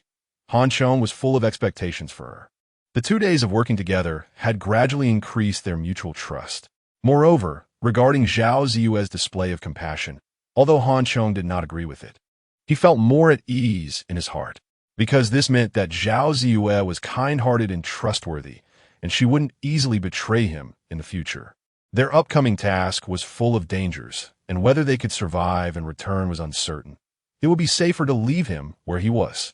Han Chong did not directly oppose it, but simply stated his reasons. It seemed that this was indeed the case.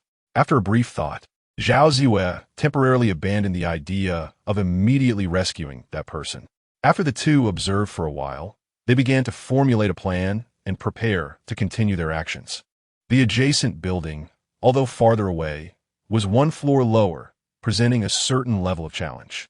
To prevent accidents and also to leave a way back, they took out a bundle of fire escape rope, tied one end to a steel pipe on the rooftop, and secured the other end around their waists. Han Chong's physical fitness was better than Zhao Ziwei's, so he started the rooftop parkour first. Back in college, Han Chong often exercised and had good physical fitness. Now that his physical abilities had improved, this distance was not a problem at all. The real issue primarily lay in psychological factors. After all, jumping between 5 or 6 floors relying only on a rope tied around the waist was daunting if one's mental resilience wasn't strong enough. Be careful, Zhao Ziwei reminded him, but Han Chong had already taken a deep breath and, after a running start on the rooftop, leaped into the air, landing easily on the opposite building's rooftop. Come over. I'll catch you. Han Chong untied the rope from his waist and secured it to this side of the rooftop. At the same time, he asked Zhao Ziwei to throw over another bundle of new rope, tying one end to himself and the other end to Zhao Ziwei. Although Zhao Ziwei was quite capable, she had never done something like jumping between 5 or 6 floors before, and her palms were sweaty. However, this girl had a natural grit and resilience. After ensuring the rope was securely tied, she gritted her teeth and charged forward. On the opposite side, Han Chong was ready. As she leaped into the air, he pulled on the rope hard. The combination of inertia and Han Chong's pull sent her flying over like a cannonball. Han Chong was worried she might get hurt and intended to catch her, but as they collided, they ended up in a tangle on the ground. Are you okay? Lying on the cement floor, Han Chong felt a sharp pain in his back.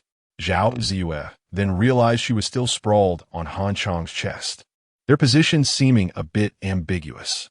Hearing him ask, she hurriedly got up, saying, I'm fine, I'm fine. You're fine? I'm the one who was hurt. I think you almost broke my waist. Han Chong grimaced. Zhao Ziwei felt a bit embarrassed and replied, Who told you to pull me suddenly? I could have jumped over by myself. Maybe if you reinforced it once more, you could, but right now, you really can't.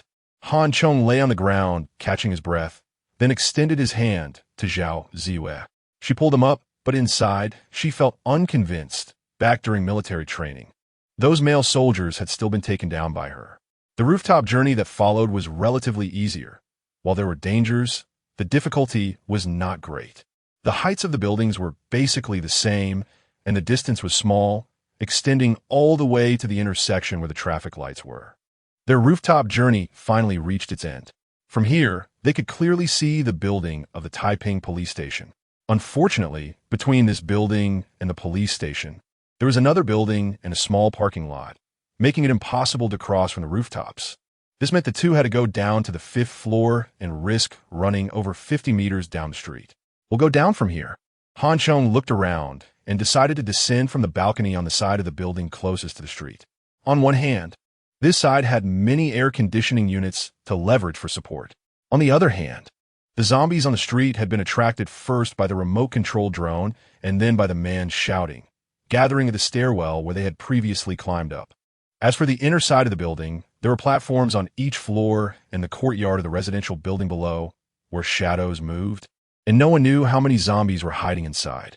A 5-story building was about 15 to 16 meters high. They had 30-meter-long bundles of fire escape rope. And since Han Chong carried several bundles, this height was completely manageable. After securing the hooks, Han Chong slid down first. However, as soon as he reached the window of the 5th floor building, Han Chong's eyes widened. There were zombies, but this one was a bit special. On the 5th floor balcony stood a female zombie in a red nightgown, completely naked underneath, glaring at him with blood-red eyes. Her long, sharp-nailed hands were frantically scratching at the glass of the balcony. However, the glass was too slippery for her to gain any leverage. Behind this female zombie, inside the room, there was a naked male zombie violently crashing against the sliding door between the balcony and the room. He was almost face-to-face with the female zombie, separated only by a layer of glass. What the hell? What the hell were these two doing when the virus outbreak happened? It was still daylight at 5 o'clock. Seeing the situation was dire, Han Chong immediately crawled back along the same path. The author has something to say. Chapter 23. Double Gun Zhao Ziyue, why are you back again? Zhao Ziyue was just about to go down when she saw Han Chong climbing back up. The position was too close to the window, and there were zombies on the balcony. Han Chong turned around and pulled back the rope.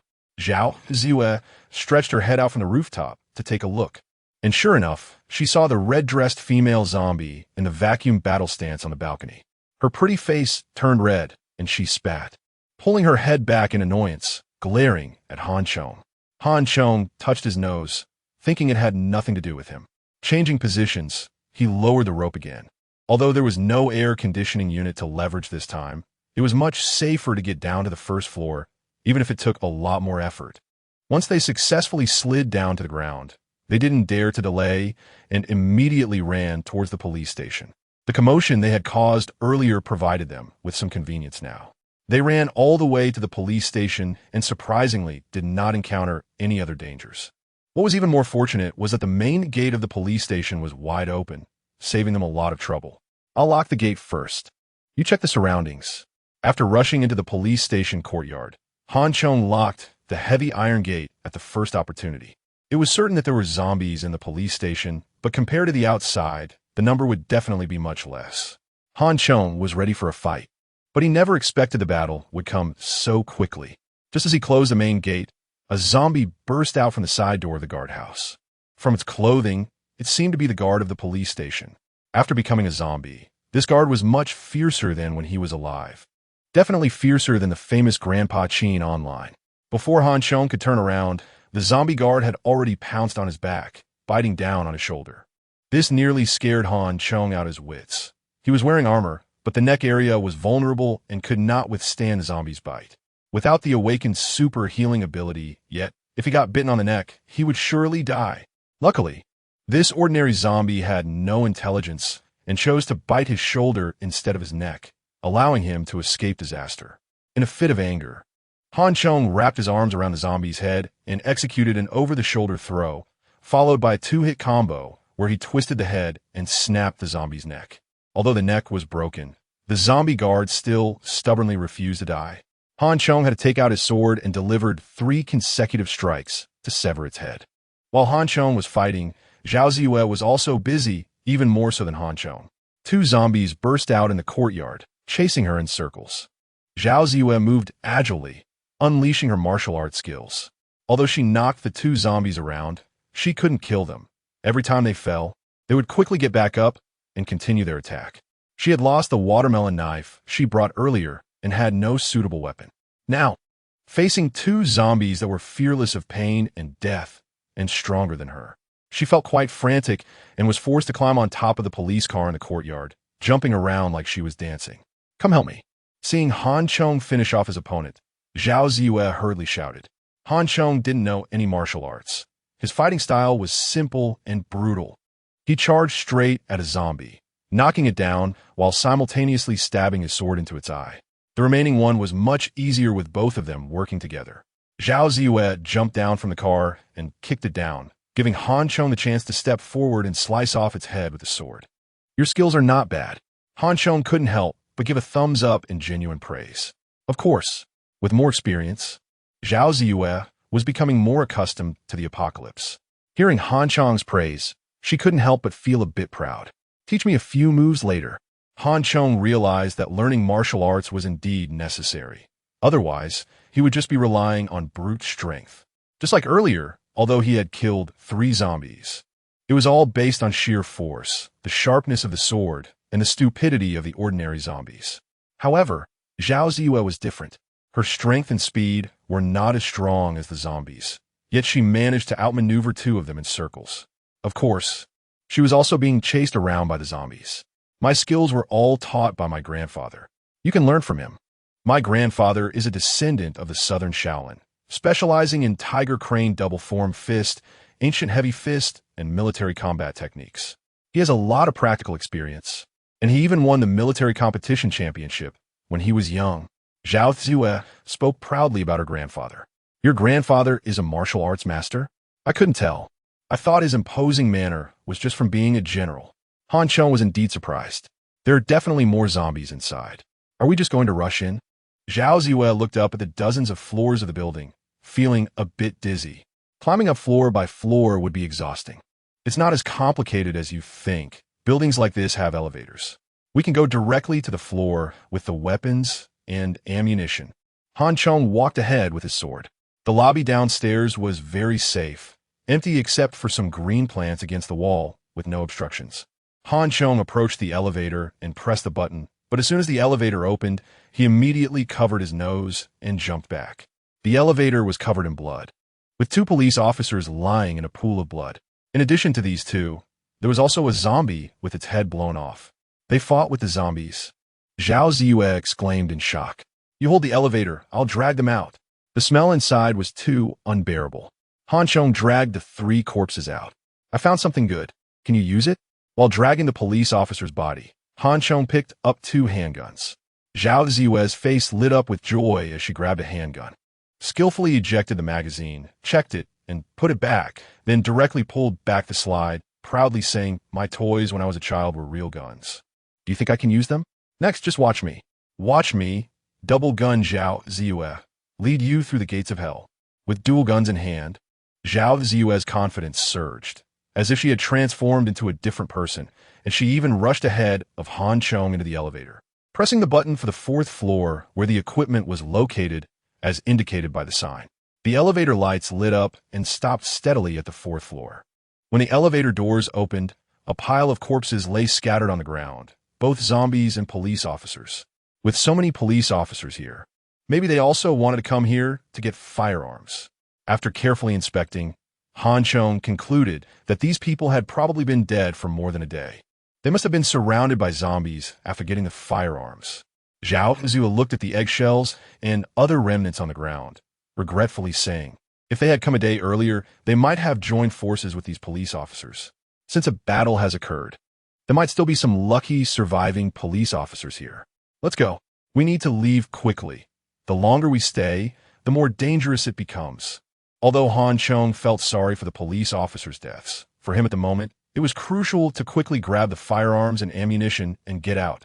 The author has something to say. Chapter 24, Harvesting Bullets. Crossing the corridor littered with bodies, there was an open anti-theft door with a sign that read Equipment Finance Office. The management of firearms and ammunition in the country is strict. Each time they are issued, they need to be registered, and ammunition and firearms are kept separate. Normally, there would be strict management here, and ordinary people wouldn't even think of getting close. However, at this moment, the equipment room was wide open, and the sacrifices of the police provided convenience for Han Chong and his companion. Upon entering the equipment room, Han Chong felt like Lu Lao Lao entering the Grandview Garden. There were numerous police equipment, and, apart from shields and batons, he could hardly recognize anything. In contrast, Zhao Ziyue was very familiar with the combat gear here. Look, these are all good stuff. This is a stab-resistant suit made from high-strength polyester fiber, effective against dagger and sharp object attacks. These are cut-resistant gloves made from high-strength fibers and metal wire blend, durable, and can effectively resist various injuries. This is a tactical vest. This is a bulletproof vest. This is a holster, and this is a multifunctional belt. Zhao Ziyue's eyes sparkled as she introduced the items while picking various good things for herself, even not letting go of the combat boots. In a short time, she transformed from a youthful girl into a dashing female SWAT officer. All right, take whatever you want. By the way, get a set for your grandpa too. The key is the ammunition. We need to take more. Han Chong closed the anti-theft door and locked it from the inside, then took out food and water from his backpack, tossing them to Zhao Ziyue while also replenishing his energy. Take more, but we can't carry much. Zhao Ziyue shook her head, expressing regret. We can take 2 handguns for self-defense, but for mass extermination of zombies, a rifle is definitely better. Unfortunately, the police station doesn't have more advanced equipment. The rifle magazines here were all 60-round magazines developed in 2028, weighing 7.6 pounds each. The normal long-term carrying capacity for an average person is around 80 to 90 pounds, and with Han Chong's enhanced body, it would be about 120 to 130 pounds. To maintain flexibility for our return, We'll set 120 pounds as the limit, which translates to less than 1,000 rounds of ammunition. I trained in the military before. My long-term carrying weight was around 50 pounds, and now with my improved physical condition, it's about 60 pounds, which is less than 500 rounds. So at most, we can only bring back 1,500 rounds. Zhao Ziyue continued to talk while eating. Han Chong listened with wide eyes, calculating it. He realized that even though he had lived 2 lives, he was still completely unaware of this. No, he should say he was totally ignorant. Zhao Ziyue mentioned that she had played with real guns as toys since childhood, and it seemed she was not exaggerating. The chance of a zombie being born from the energy crystal is 1%. So, with 1,500 rounds, that is only 15 crystals. We have 4 people, and each needs 10, totaling 40 crystals. That is quite a big gap. Han Chong rubbed his chin, feeling that the path of evolution seemed long and arduous. How about we make a few more trips later? If we can obtain crystals today, our strength will further improve, making things easier as we go. Today's experience was thrilling yet safe, and with firearms in hand, Zhao Ziyue's confidence soared. If it really doesn't work, we'll have to do it this way. Fortunately, there are still a few days until the zombies undergo collective evolution. Han Chong said helplessly, since you're more familiar with firearms, you're in charge of packing according to needs, while I go outside to see if there are any zombies to harvest. Han Chong quickly filled his stomach and then picked up his sword, opening the anti-theft door. There were a total of 6 zombie bodies in the corridor, all shot multiple times, but they were ultimately killed by injuries to their heads. The fact that these police officers had guns and still died here likely means they didn't know the zombies' weaknesses. Of course, even if they knew, accurately hitting a zombie in the head was not an easy task. Zombies move quickly, and if they hadn't evolved having a fast reaction capability, firearms might not be as effective as blades. This was also a key reason why Han Chong chose to prioritize using his sword. After checking each zombie's head without any gain, Han Chong felt slightly disappointed. By the time he finished searching, Zhao Ziyue had already packed 2 bags, one large and one small, and she was also carrying a rifle with another one in hand. Take this. Zhao Ziyue handed the rifle in her hand to Han Chong. I can't use a gun. This thing can only be used as a club. Han Chong shook his head. I didn't say you had to use it. Just carry it back for me. My grandpa can use it. Zhao Ziyue stuffed the gun into Han Chong's arms, then shouldered her backpack and raised her rifle, declaring majestically, "Let us retreat." The 2 retraced their steps cautiously. While taking the elevator, they could hear noises coming from other floors, but since these zombies wouldn't take the elevator, it reassured them a bit. After exiting the police station's main door and reaching the traffic light intersection, the street was relatively empty, and they didn't encounter any zombies. However, as they approached the location of the rope, they couldn't help but stop. Zhao Ziyue raised her rifle, nervously watching the zombie standing next to the rope. We can't use the gun. Otherwise, the gunfire will attract more. Han Chong shook his head and pressed down Zhao Ziyue's rifle. The street is filled with zombies. Shooting now would be like seeking death. I'll deal with her. You take the chance to climb up first. Han Chong drew his sword and coughed at the zombie. Upon hearing the sound, the zombie immediately turned its head to look over and then let out a roar as it charged toward them. Hearing the zombie's cry, Han Chong's expression changed, and he urgently shouted to Zhao Ziyue, "Run." Meanwhile, he charged toward the zombie. The zombie ignored Han Chong's gleaming sword. Its bloodthirsty eyes fixated on him as it lunged forward with both hands raised. Han Chong gripped the sword with both hands and swung it fiercely at the zombie's head. Before the zombie could get too close, the upper part of its nose was sliced off by Han Chong's sword. However, Han Chong hardly had time to feel pleased when he heard the sound of chaotic footsteps and zombie roars. Without thinking, Han Chong immediately ran to the corner of the wall, lifted Zhao Ziyue's rear, and pushed her up, shouting, "Quick, climb up." Climbing up with just a rope wasn't easy, especially while carrying a bunch of things. Seeing her struggling, Han Chong quickly shouted, "Just drop this stuff." But Zhao Ziyue was reluctant. After all, it was something they had worked hard to obtain. How could she bear to drop it? Author's note. Chapter 25. Fully equipped. Is life more important or things? The sound of footsteps was close at hand. As soon as the zombies turned the corner, they could attack the 2 of them. Han Chong was extremely anxious and quickly yanked the backpack off Zhao Zue's back, lifting her up. Without the 60-pound burden, Zhao Zue effortlessly jumped a few meters high. However, just as Han Chong was preparing to climb up, two zombies roared and lunged at them. It was too late to climb now. Han Chong could only helplessly turn around, draw his sword, and prepare to kill the two charging zombies. But by doing so, he had already lost the chance to escape. Even if he killed these two zombies, he would be surrounded by more. I've lived again, but I didn't expect that the awakening of my abilities wouldn't last until the end. I haven't even completed the first level of evolution, and I'm going to be done for. A deep sense of sorrow rose in Han Chong's heart, and at the same time his anger surged. Just as he was about to fight the zombies to the death, two gunshots rang out, and the two zombies instantly fell to the ground.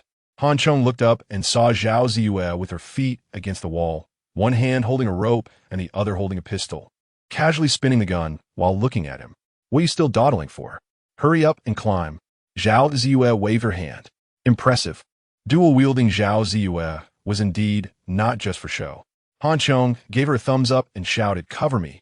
Han Chong quickly tied the straps of the two backpacks on the ground with the rope, made a simple knot, and immediately began to climb up along the rope. The gunfire rang out continuously again. As Han Chong climbed, he also paid attention to the situation ahead. Zhao Ziyue's shooting skills were indeed impressive. As soon as a zombie showed its head, she would shoot it in the head, killing it instantly. However, there were simply too many zombies behind them, all rushing in, and Han Chong's shaking of the rope affected her shooting accuracy, causing her to give up. The two quickly reached the rooftop along the rope, while those zombies, despite their strength and speed, could only crowd below, howling angrily and hungrily due to their lack of intelligence. That was close, that was close. Han Chong climbed onto the rooftop, looking down at the pile of zombies below, feeling a wave of fear. "So, should you thank me?" Zhao Ziyue said proudly. With the dual pistols, her confidence soared, and her combat power increased dramatically, indeed giving her the capital to be proud. Han Chong looked at Zhao Ziyue and couldn't help but feel emotional. Zhao Ziyue had grown too fast.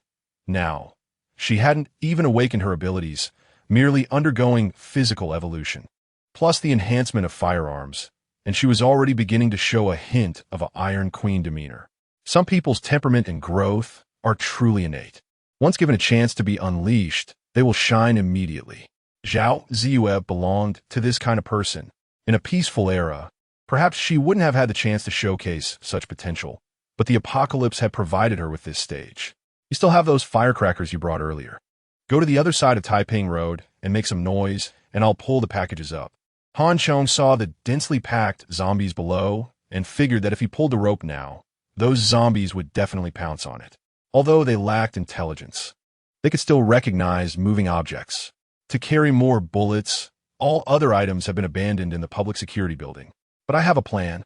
Zhao Ziyue stuffed the pistol into its holster, then raised the rifle on her shoulder, aiming at the traffic light at the intersection and firing a shot. With a loud bang, the traffic light exploded, electric sparks crackling and drawing the zombies' attention. Then, Zhao Ziyue kept shooting, hitting a car further down the road, causing its anti-theft alarm to go off. This made the zombies start to move, rushing towards the sound. Using this method, Zhao Ziyue created noise at intervals, leading the zombies farther and farther away. Taking the opportunity, Han Chong pulled the packages up and said to Zhao Ziyue, "This is a good method. Since that's the case, let's not stop here. Let us take all the bullets while we have the chance. I think that's feasible. As long as we can get them to the rooftop, the route in between will be very safe." Zhao Ziyue agreed. The two quickly discussed their roles. Zhao Ziyue, with her precise shooting skills, would stay on the rooftop to cover him.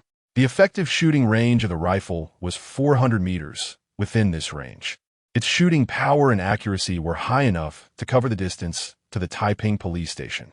Han Chong was responsible for going downstairs to transport the supplies, which Zhao Ziyue would then pull up. Once their roles were confirmed, Han Chong immediately climbed down the rope and ran back to the police station. This time, he was more familiar with the route. Under Zhao Ziyue's brief training, Han Chong focused on selecting ammunition, protective gear, and other equipment. He even picked up the sniper rifle that Zhao Ziyue had previously overlooked due to its low usage rate. This time, Han Chong's load was not limited to just 120 pounds. Since this was a short-distance transport, he carried over 200 pounds at once and successfully brought it down to the rooftop for Zhao Ziyue to pull up. Unfortunately, Zhao Ziyue had only consumed an energy crystal once and couldn't pull it up at all. Han Chong had to climb up himself and then pull the package up. During the second operation, Han Chong was much smarter. He directly divided the more than 200 pounds into 2 packages, making it easy for Zhao Ziyue to pull them up. In total, Han Chong made 18 trips, collecting 12 handguns, 2 sniper rifles, 6 rifles, 7 sets of SWAT gear, 10 bulletproof shields, and 36,000 rounds of various ammunition. If he hadn't been too exhausted to run anymore, Han Chong would have even wanted to empty the entire equipment department. When he lay panting on the rooftop, looking at the pile of packages beside him, he felt extremely satisfied with this equipment, as long as they found a suitable location.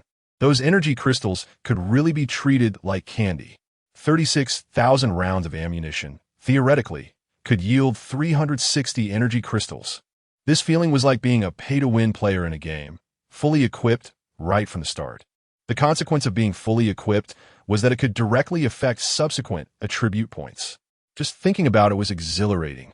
Previously, he had only thought about developing independently, so he didn't need these at all. Now that he knew Zhao Ziyue was a sharpshooter, the value of these firearms and supplies had become clear. Moreover, it wasn't just Zhao Ziyue who could use guns.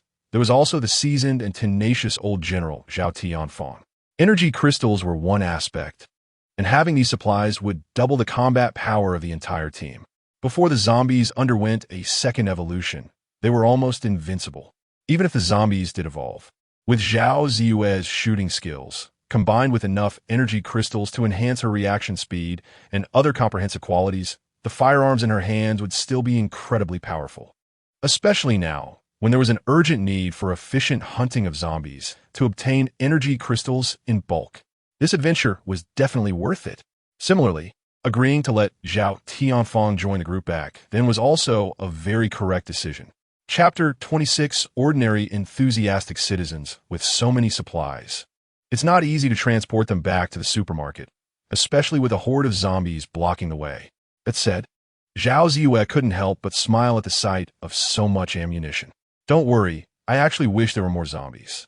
With a 1% chance of obtaining nearly 40 energy crystals, we need to kill at least 4,000 zombies, and those at the entrance aren't enough.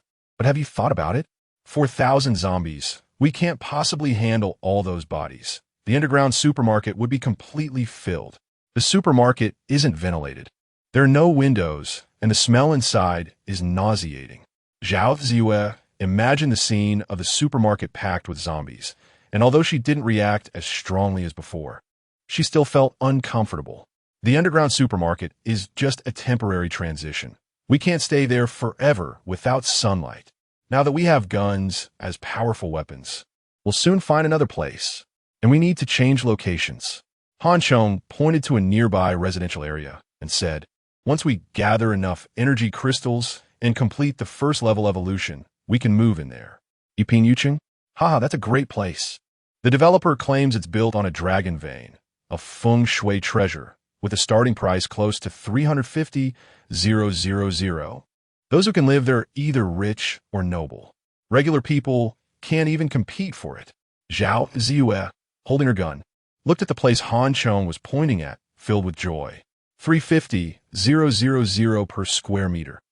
Wow, that's so expensive. Han Chong secretly clicked his tongue. At such a price in peacetime, he could never afford it in his lifetime. But now, Han Chong patted his butt, stood up, and chuckled, saying, let's go back and discuss it with your grandfather. We'll move to this Yiping Yuching at 350,000 per square meter. On the rooftop, without worrying about a zombie attack, their movements became much more relaxed. The only difficulty was the gap between the 5th and 6th floors where they jumped down earlier. There was a difference in height and a large gap. I'll go first. After pulling everything to the other side, you can come over. Han Chong tied the rope he had prepared earlier around his waist, swung over to the other side, and then climbed up to the rooftop. After that, he tossed the rope back and pulled over the packages and Zhao Ziyue one by one. What about that person? When they returned to the rooftop of the building they had climbed up, Zhao Ziyue thought of the person who had been calling for help. At this moment, Han Chong was in a good mood, and since he realized they needed manpower for transporting supplies and dealing with zombies, he was no longer as opposed to saving that man as before. After receiving Han Chong's agreement, Zhao leaned out from the rooftop and shouted below, "Is there anyone down there? Any survivors?" I'm here." As soon as Zhao Ziyue finished speaking, she heard a hurried voice from below, and at the same time, a loud roar of zombies came from different floors. The man who had been crouching at the window stretched his head out from the balcony, first cautiously looking around, then waving excitedly at Zhao Ziyue and Han Chong. "Tie the rope around yourself. I'll pull you up." Han Chong lowered the rope. "This is the 6th floor. You need to be careful." The man seemed a bit fearful, but in order to escape, he eventually tied the rope around himself, nervously reminding Han Chong to be careful. Han Chong completely ignored it.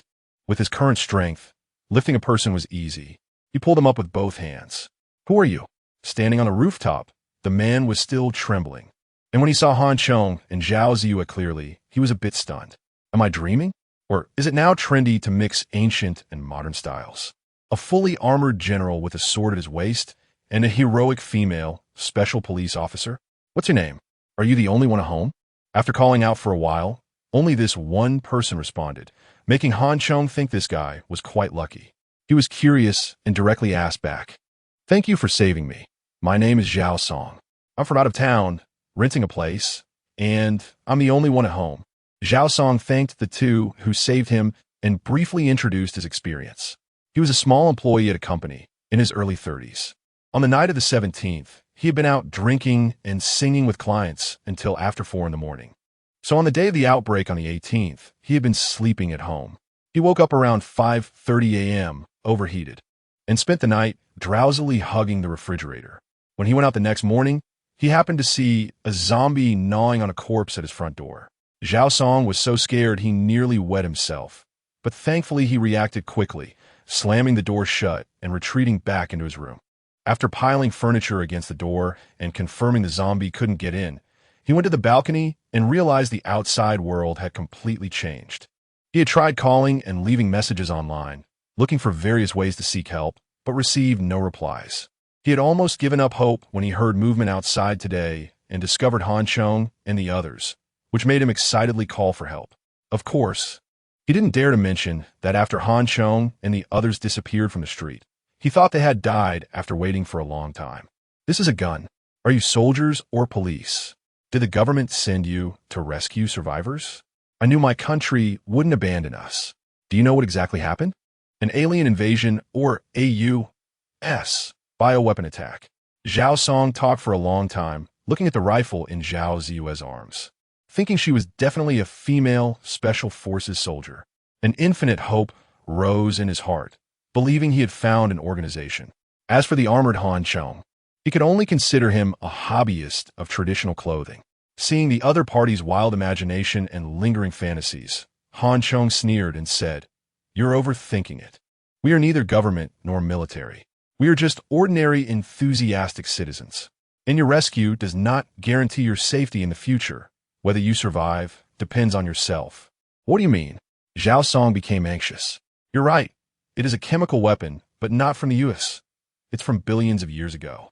The US you mentioned is already finished." Han Chong said, "Now the entire world is overrun by zombies. If you want to survive, you'll have to fight against them. Besides, we can't stay on this rooftop forever.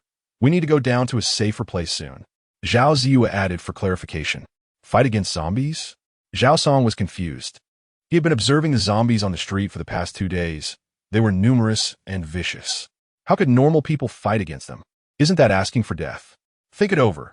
If you want to follow us, you must listen to my arrangements. If you don't want to, then it's up to you. The sun was already setting, and after all the back and forth, the day was nearly over. Han Chong didn't want to waste more time.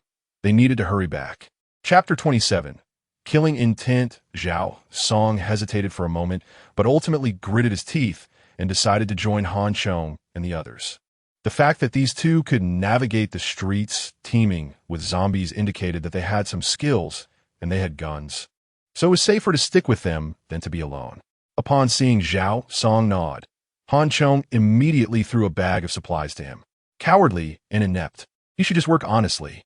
In the apocalypse, every resource is extremely precious, and it's even harder to sustain one person.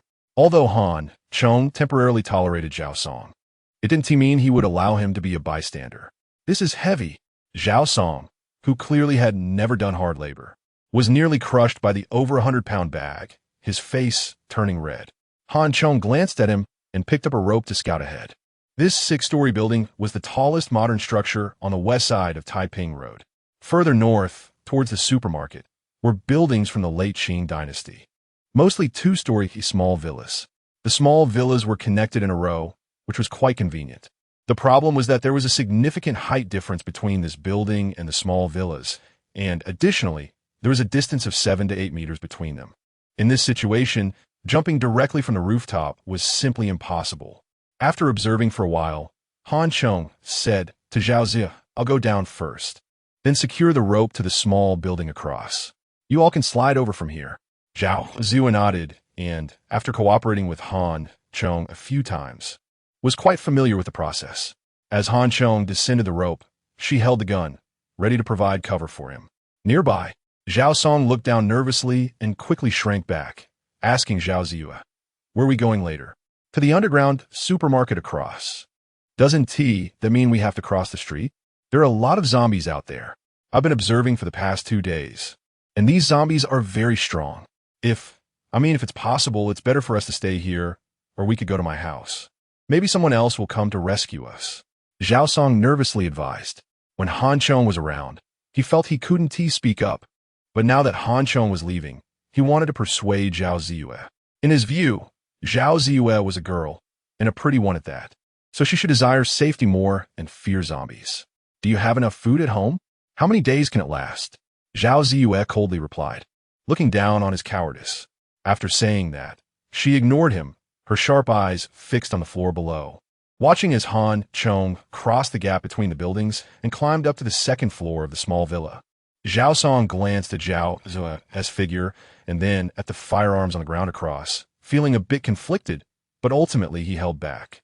Han Chong slid down the rope and only encountered trouble when he reached the 2nd-floor balcony of the small villa. A zombie suddenly leaped out from a room on the 2nd floor. After kicking it over, Han Chong immediately jumped up to grab the eaves of the villa and flipped himself onto the rooftop. Using the 30-meter escape rope, Han Chong stretched it as straight as possible, moving away from the 6-story building to make the slope gentler, then secured the rope to the ridge of the villa. "Come help. Hang these bags on a rope and slide them down." Seeing Han Chong wave, Zhao Ziyue put away her rifle and had Zhao Song bring all the bags over. Once all the bags had slid down, Zhao Ziyue looked at Zhao Song and said, "You go first?"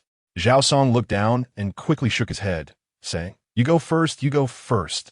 Seeing Zhao Song so cowardly, Zhao Ziyue felt a bit disdainful. Without saying a word, she wrapped her clothes around her hand, grabbed the rope, and slid down. The height of the building and the steep slope made her descend quickly, and Han Chong was prepared, catching Zhao Ziyue in his arms as she came down. When it was Zhao Song's turn, he hesitated, stretching out his left leg and then his right, unwilling to come down. They were already close to the supermarket, and they still had to cross the street. Han Chong and Zhao Ziyue didn't want to attract more zombies, so they kept waving their hands. But seeing Zhao Song still not coming down, Han Chong couldn't help but feel angry. The sun was starting to set, and the zombies were becoming stronger. If they didn't return to the supermarket soon, they would have to spend the night on the rooftop. For Han Chong, time was incredibly precious. He couldn't afford to waste it. After urging him twice, Han Chong directly signaled Zhao Ziyue to leave. Seeing that Han Chong and Zhao Ziyue were really about to leave, Zhao Song panicked and shouted, wait for me, I'm coming down now." Saying that, he grabbed the rope, closed his eyes, and slid down. As he slid down, he screamed continuously. Han Chong's face turned pale with anger. He deeply regretted saving Zhao Song and didn't want to care about his life or death, letting him crash down at high speed. Since there was no one to catch him, when Zhao Song slid down, he landed with a thud on the rooftop, letting out another scream. Han Chong went over and kicked him, shouting angrily, "Idiot, shut up." Zhao Song got up from the ground, his hands covered in blood. He had been so anxious while sliding down that he didn't think to wrap his hands in his clothes. The burning pain in his palms, combined with the impact from the fall, left him feeling like he was falling apart, and he was in agony. As soon as he landed, Han Chong started hitting and scolding him, which made Zhao Song extremely resentful. When he was at the company, he was a small leader. When had it come to a small fry teaching him a lesson, Zhao Song's anger flared up, and he shouted, "Are you out of your mind? Can't you see I'm injured? My hands hurt. I fell half to death. Can I cry out a couple of times? Don't you know to catch me?" Han Chong's eyes instantly turned cold, and murderous intent surged within him. In the apocalypse, killing a person is no different from killing a zombie. A person is worse than a dog. Seeing Han Chong's hand reach for his sword, Zhao Ziyue hurriedly stepped forward to stop him, saying, "It's getting dark. We must hurry back. We can't delay." From their short time together, Zhao Ziyue had come to understand Han Chong a bit. When she first met him, she thought he was a lecher trying to get close to her under the pretense of examining artifacts. When he smashed the display case and grabbed the sword, she thought he was a robber. Before that thought could fully form in her mind, disaster struck. She had witnessed Han Chong chop down that couple, deceive people in the supermarket, mercilessly bind those still conscious who had been infected, and expressionlessly smash their heads open to search for treasures. Although she later learned that everything Han Chong did was to cope with the apocalypse and survive, which greatly changed her perception of him. One understanding remained unchanged and became increasingly evident. Han Chong absolutely dared to kill. He dared to kill. His heart was no longer bound by the laws and morals of peaceful times, replaced instead by the jungle law of survival of the fittest in the apocalypse. Her grandfather had once said that in the world of the apocalypse, people like Han Chong could survive better, teaching themselves to understand and adapt. Although Zhao Ziyue was gradually adapting and trying to understand, seeing Han Chong kill in front of her was still hard to accept, so she blocked him. Han Chong coldly glanced at Zhao Song, already considering him a dead man. Such a person absolutely could not be kept alive. Otherwise, he would surely cause trouble in the future. Chapter 28, Racing Against Life. Previously, Han Chong had indeed considered tolerating Zhao Song, but only on the condition that he obeyed. After all, they still needed someone in the team to help with other tasks. However, Zhao Song's attitude successfully ignited Han Chong's murderous intent, and the little bit of tolerance he had felt had vanished completely. Nevertheless, he needed to consider Zhao Ziyue's feelings, so he temporarily held back, casting a cold glance at Zhao Song before picking up his bag and walking along the roof. Shouting like that attracts zombies and puts us all in danger. Although Zhao Ziyue had stopped Han Chong, it didn't mean she approved of Zhao Song. Such behavior would have already been punished in the military. However, since she had proposed saving him, she felt obligated to remind him. After all, Han Chong was now the captain, a position everyone had collectively elected, and she recognized that. She could advise Han Chong once, but not a second time. After warning Zhao Song, Zhao Ziyue picked up a bag of supplies and followed Han Chong forward. Zhao Song watched their backs, his eyes filled with resentment. Looking at the guns and ammunition on the ground, ambition spread in his heart. However, he quickly concealed it. Having managed to become a small leader in the company, he knew that patience would lead to future opportunities. He gritted his teeth through the pain in his palms and picked up a bag, silently following behind the two, reaching the end of the small Western-style building. Even though there were still more buildings ahead, they encountered a multi-story office building towering several dozen meters high. Moreover, there was a distance of 30 to 40 meters between the small building and the office building, making it impossible to walk across the rooftops any further. Fortunately, they were now very close to the supermarket. Standing on the rooftop of the small building, they could clearly see the supermarket's location, with a straight-line distance of no more than 150 meters. But this 150 meters was the most dangerous stretch for the three of them. The sky had darkened, and under the cover of tall banyan trees, the zombie strength had basically returned to nighttime levels. It was also difficult to see the situation of the zombies on the road, especially after Zhao Song's shouting. It was easy to imagine that a large number of zombies had gathered nearby. The distance of over 150 meters, with zombies running at full speed, could be covered in about 20 seconds. And this time was far from enough for those carrying bags to retreat to the supermarket calmly. In other words, Returning to the supermarket would likely involve a difficult fight. Call your grandpa and ask how things are at the supermarket entrance? Han Chong thought for a moment and felt it was still too risky, turning to Zhao Ziyue. Time was already tight, and entering through that ventilation duct would further restrict their movements, making it even more dangerous. Zhao Ziyue nodded and took out her phone. In the early days of the apocalypse, these communication devices were still usable. However, after 2 or 3 months, as insects, animals, and plants mutated, the world environment underwent significant changes and various infrastructures were severely damaged. Phones and other communication devices became completely useless. How are you? Are you okay? Zhao Ziyue placed the phone in front of herself and Han Chong to ensure both could hear. As soon as the call connected, they heard Zhao Laojiao's anxious and concerned voice, along with his surprise at receiving the call. We're fine, on our way back. We need to know if there's still a lot of zombies piled up at the supermarket entrance. We might need to enter through the main door. Zhao Ziyue briefly replied and outlined their next plan. Okay, let me think for a moment. Wait for me, it will be 10 minutes and I'll call you. After saying this, Zhao Laojiao hung up. Han Chong nodded and said, I trust Grandpa to handle things. Let's organize our supplies, keep our movements light, and only carry firearms and a small amount of ammunition.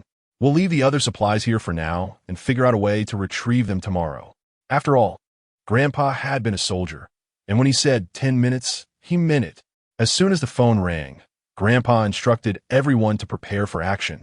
Soon, a remote-controlled airplane appeared in the square, along with the song of 2 tiger cubs.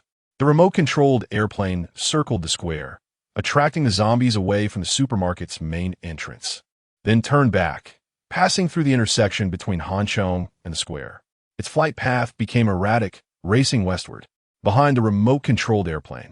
A large number of zombies howled and surged after it, creating a spectacular scene. The airplane had limited range, and the zombies couldn't run too far. Go, quickly. Han Chong immediately grabbed the rope and slid down from the rooftop. As soon as he landed, he wasted no time and sprinted toward the supermarket at full speed. Zhao Ziyue quickly followed. Although she was carrying heavy items, her movements were not slow. When it was Zhao Song's turn, he felt the weight on his back, then saw Han Chong's rushing figure. He gritted his teeth, threw down his bag on the rooftop, and enduring the pain in his palms, hurriedly followed after them. This last stretch was a race against life. Not all the zombies had been attracted away by the remote-controlled airplane. Some zombies were still wandering sporadically on the road. However, Han Chong had no way to retreat. Relying on the protection of his armor and the sharpness of his sword, he charged straight ahead. Indeed, as night fell, the zombies' vision began to improve, and they quickly spotted Han Chong and the others, lunging at them with incredible speed. I'll take the front, you handle the sides. Han Chong shouted angrily, swinging his sword and immediately cleaving a zombie's head, moving forward without stopping. However, after one zombie fell, more zombies quickly surrounded them. Zhao Ziyue followed closely behind, dual guns in hand, shooting simultaneously and killing zombies before they could get too close. However, with both parties running at high speed, Zhao Ziyue found it difficult to maintain her previous accuracy, sometimes needing 2 or 3 shots to take down a zombie. Under their cooperation, although the relatively sparse zombies posed some impact, they could still maintain high speed. Behind, there are a lot of zombies. Just as they were approaching the supermarket's underground passage, Zhao Song, who was last in line, suddenly screamed in terror. It seemed that the remote-controlled airplane had flown too far, lost control, and fallen. The zombies that had been attracted earlier came rushing over upon hearing the commotion. On the road, under the dense tree cover, it was dark and ominous. The zombies were running wildly, crashing into vehicles on the ground, and creating a cacophony that attracted even more zombies. The speed and strength of ordinary zombies were 1.5 times that of normal humans, covering 100 meters in just 7 or 8 seconds. Once they got entangled, there was no chance of escape. Han Chong realized the severity of the situation. This last stretch of distance could turn deadly at any moment. Yet, there were still a few scattered zombies ahead, creating a fatal obstacle that made Han Chong's heart race. Could it be that they couldn't charge through these last few steps? Charge! Don't worry about anything else. Han Chong shouted, not seeking to kill, but only to gain speed. Relying on the defense of his armor, he charged toward the zombies ahead. Chapter 29 Lessons Brothers. Don't be afraid. Fatty is here to save you. Just when Han Chong and the others felt despair looking at the last 10 meters, a massive figure burst out from the supermarket's underground passage, wielding a large knife, cutting left and right with unstoppable force. Fatty. Han Chong never expected that the cunning and often cowardly Fatty would have the guts to come out and rescue him at this moment. This made Han Chong look at Fatty with new respect. A person may have flaws, but as long as they don't falter at critical moments, they can be relied upon as partners. At this moment, Fatty, who had always been dispensable in Han Chong's mind, had significantly elevated his status. In fact, Fatty's appearance truly solved Han Chong and the others' urgent crisis. Fatty had also consumed 2 energy crystals, and swinging the large knife created a gust of wind. He didn't care about any techniques, just wildly flailing like a brawler, extraordinarily fierce. Especially with the knife being over 2 meters long, it had a wide attack range. Anyway, they weren't looking to kill the zombies, just to knock them aside and clear a path. After 2 rounds, the zombies blocking the way had basically been pushed aside by Fatty. Quick, quick, quick! However, Fatty's momentum only lasted for 2 seconds before he rushed into the single passage at the supermarket entrance. Han Chong and Zhao Ziyue followed closely behind.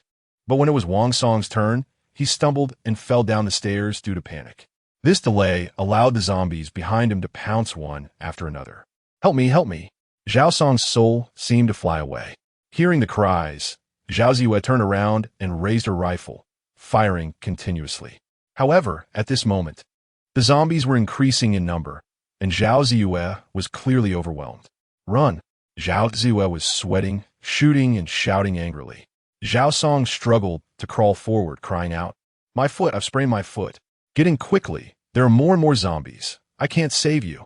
Fatty shouted anxiously from behind.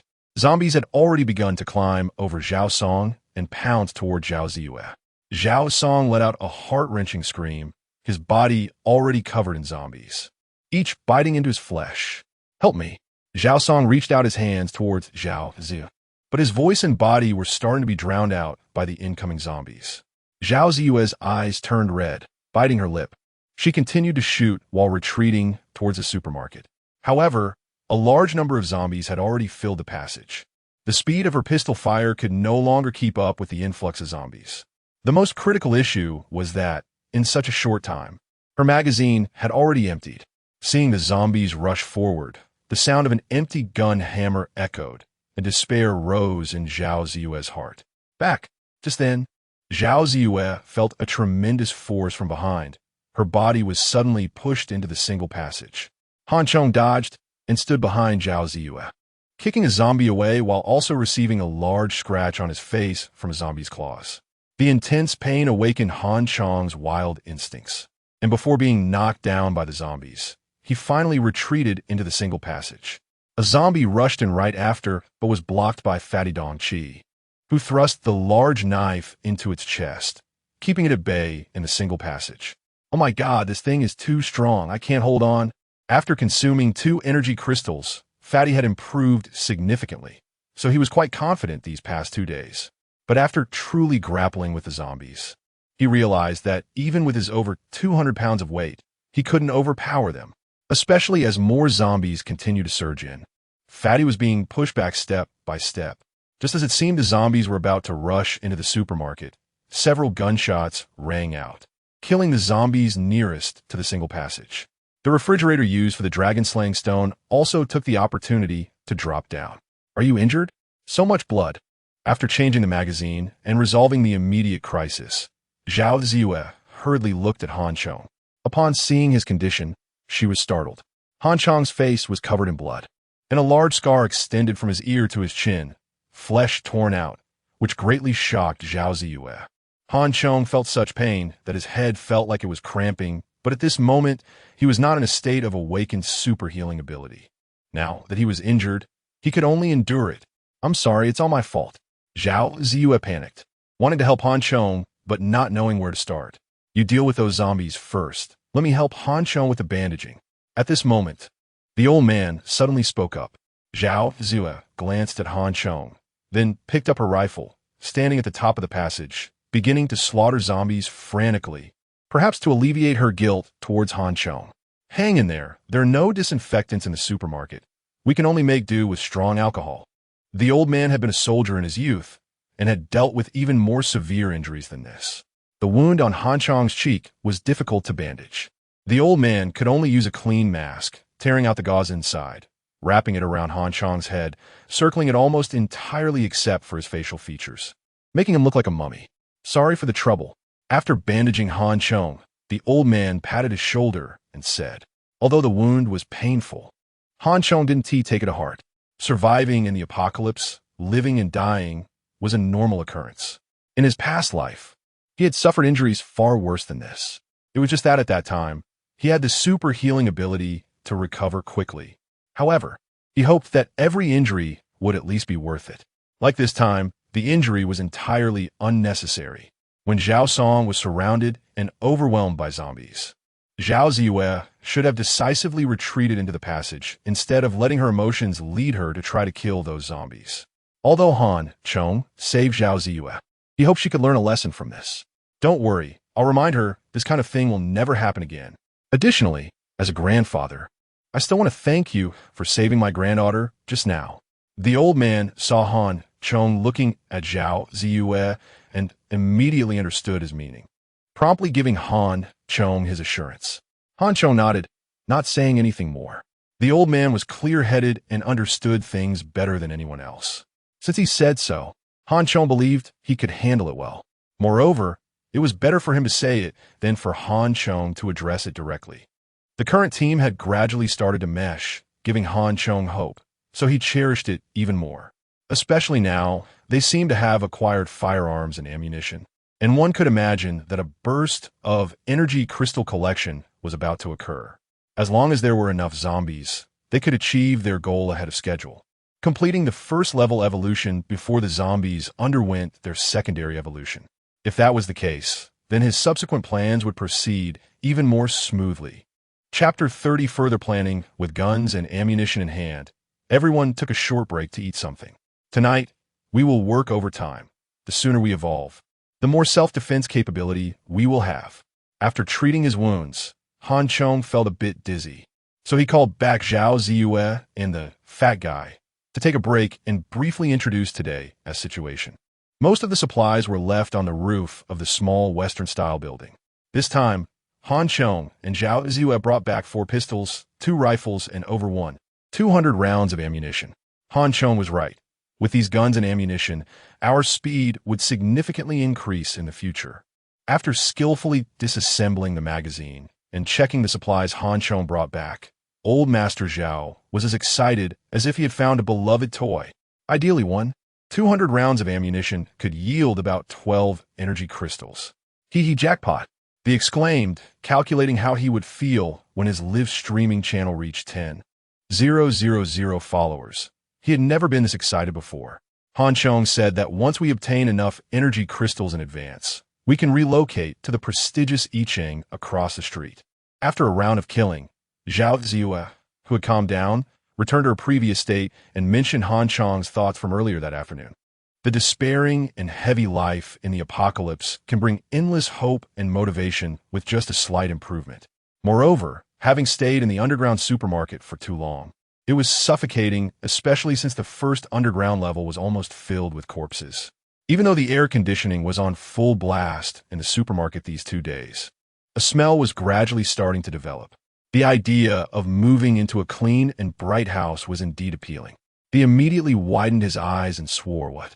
That's a luxury building. I couldn't even gather enough for a square meter in 10 years. You're lucky. You can choose any unit you want." Given the earlier courageous act of rushing out to greet his own, Han Chong chose to show him goodwill, believing that this cunning was still trustworthy. Moving to a different place was not impossible, but the old man frowned at the food reserves. He valued practicality more. That's why we need to evolve in advance. As long as we can level up ahead of time, we will have enough time to clear the zombies in the I Ching community and transport supplies. Rice, oil, salt, sauce, vinegar, tea, various foods, condiments, tobacco, alcohol, clothes, etc. are all extremely important supplies. Even if we don't need them ourselves, they will become precious in the near future and can be used for trade. I value I Ching not just for comfortable living, but more importantly, this area will be our key base for future activities. I even have an idea. If time permits, we must quickly scour the surrounding areas for various supplies, including but not limited to food, and stock them all in the I Ching community. Since Han Chong had already proposed the idea, he naturally considered these issues.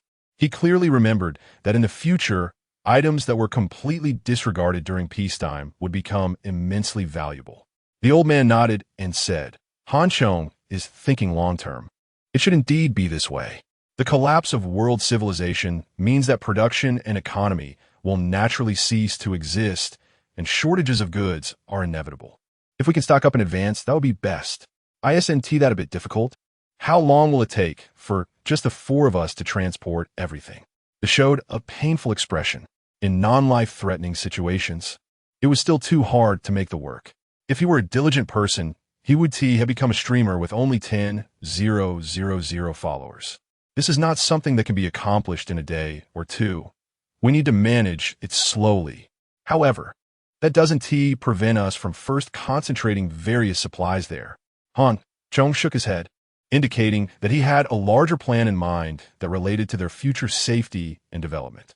However, it was still a preliminary plan, and he needed to consult Old Master Zhao's wisdom to discuss it properly.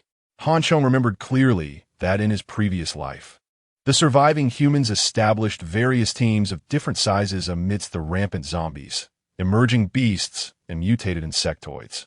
They built their own cities and small kingdoms, relying on various buildings and communities. In these small kingdoms, the powerful awakened ones and evolvers protected the humans within while enjoying privileges. Some were good enough to care for the lower classes, while others abused their power. Back then, his girlfriend abandoned him for a better life and a bit of food. So, in this life, he needed to stockpile enough supplies in advance. Of course, all of this needed to be built on a strong foundation. Otherwise, no matter how many supplies he stockpiled, they could end up benefiting others in the future. Fortunately, in this life, he was ahead of the curve, acted in advance, and met the future Iron Queen, Zhao Ziyue. With such a premise, Han Chong believed that he could definitely live comfortably in the future. On the basis that Han Chong could foresee things, everyone recognized the directional decisions he proposed. As for the specific operational details, Han Chong was not a dictator. Everyone could discuss and enrich the plan together. After a brief discussion about the upcoming plans, Old Master Zhao returned the topic to the present. Later, we will divide the tasks.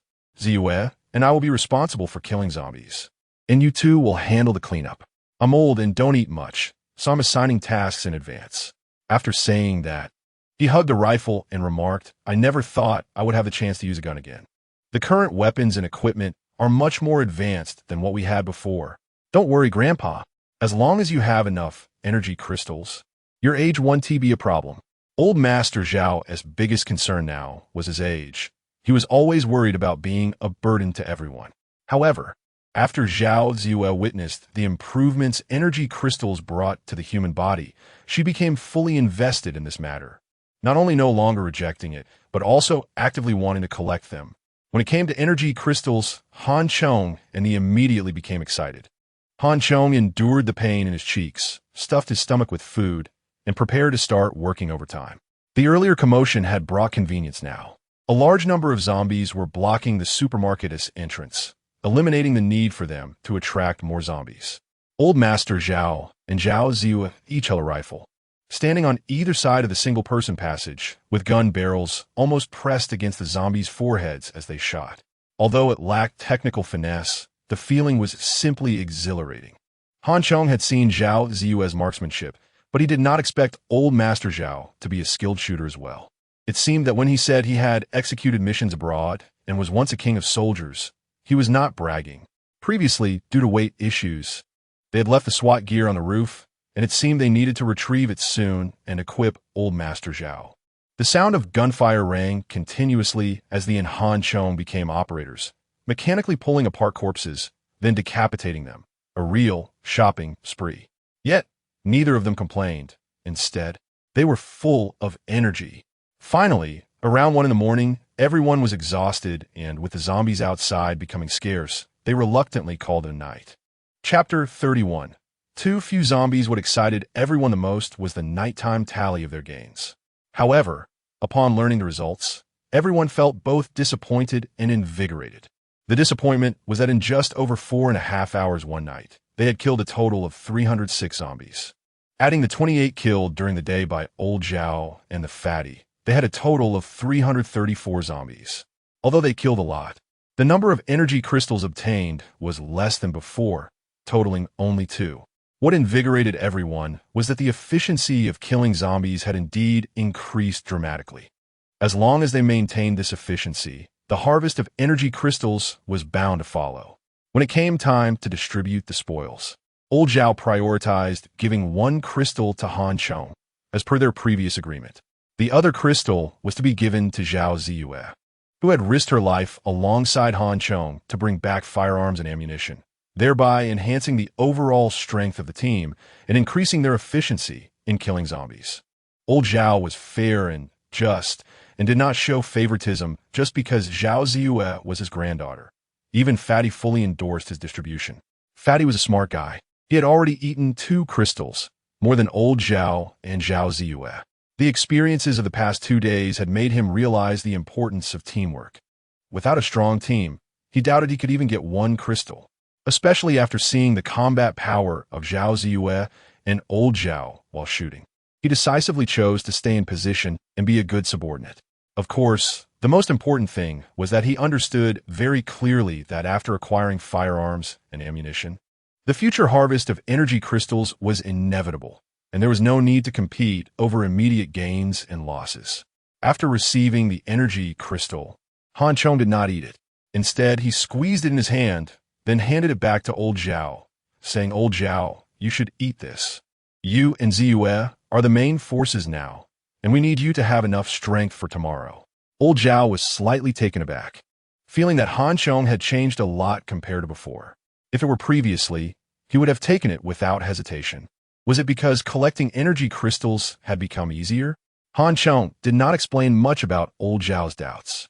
However, in his heart, he indeed had his own thoughts. The ease of collecting energy crystals was one aspect, but the other was that he had already eaten 1 at noon today. More importantly, he needed to win people's hearts and unify the team. Previously, after learning that Zhao Ziyue was the Iron Queen, Han Chong paid more attention to her, while also taking care of Old Zhao. However, after these 2 days of getting along, he discovered that Old Zhao had unique advantages. Having been a general, his strategic thinking and rich experiences made the operation of the team much smoother. Since he had decided not to go solo anymore, but to develop in a team model, talents like Old Zhao had become extremely precious. Thus, further strengthening his relationship with Old Zhao and enhancing his power was only natural. Moreover, he was aware that Fatty could think of these issues, and from this moment on, the harvest of energy crystals was no longer a problem.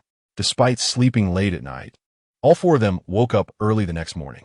September 22nd, overcast. After breakfast, they began another day of toil.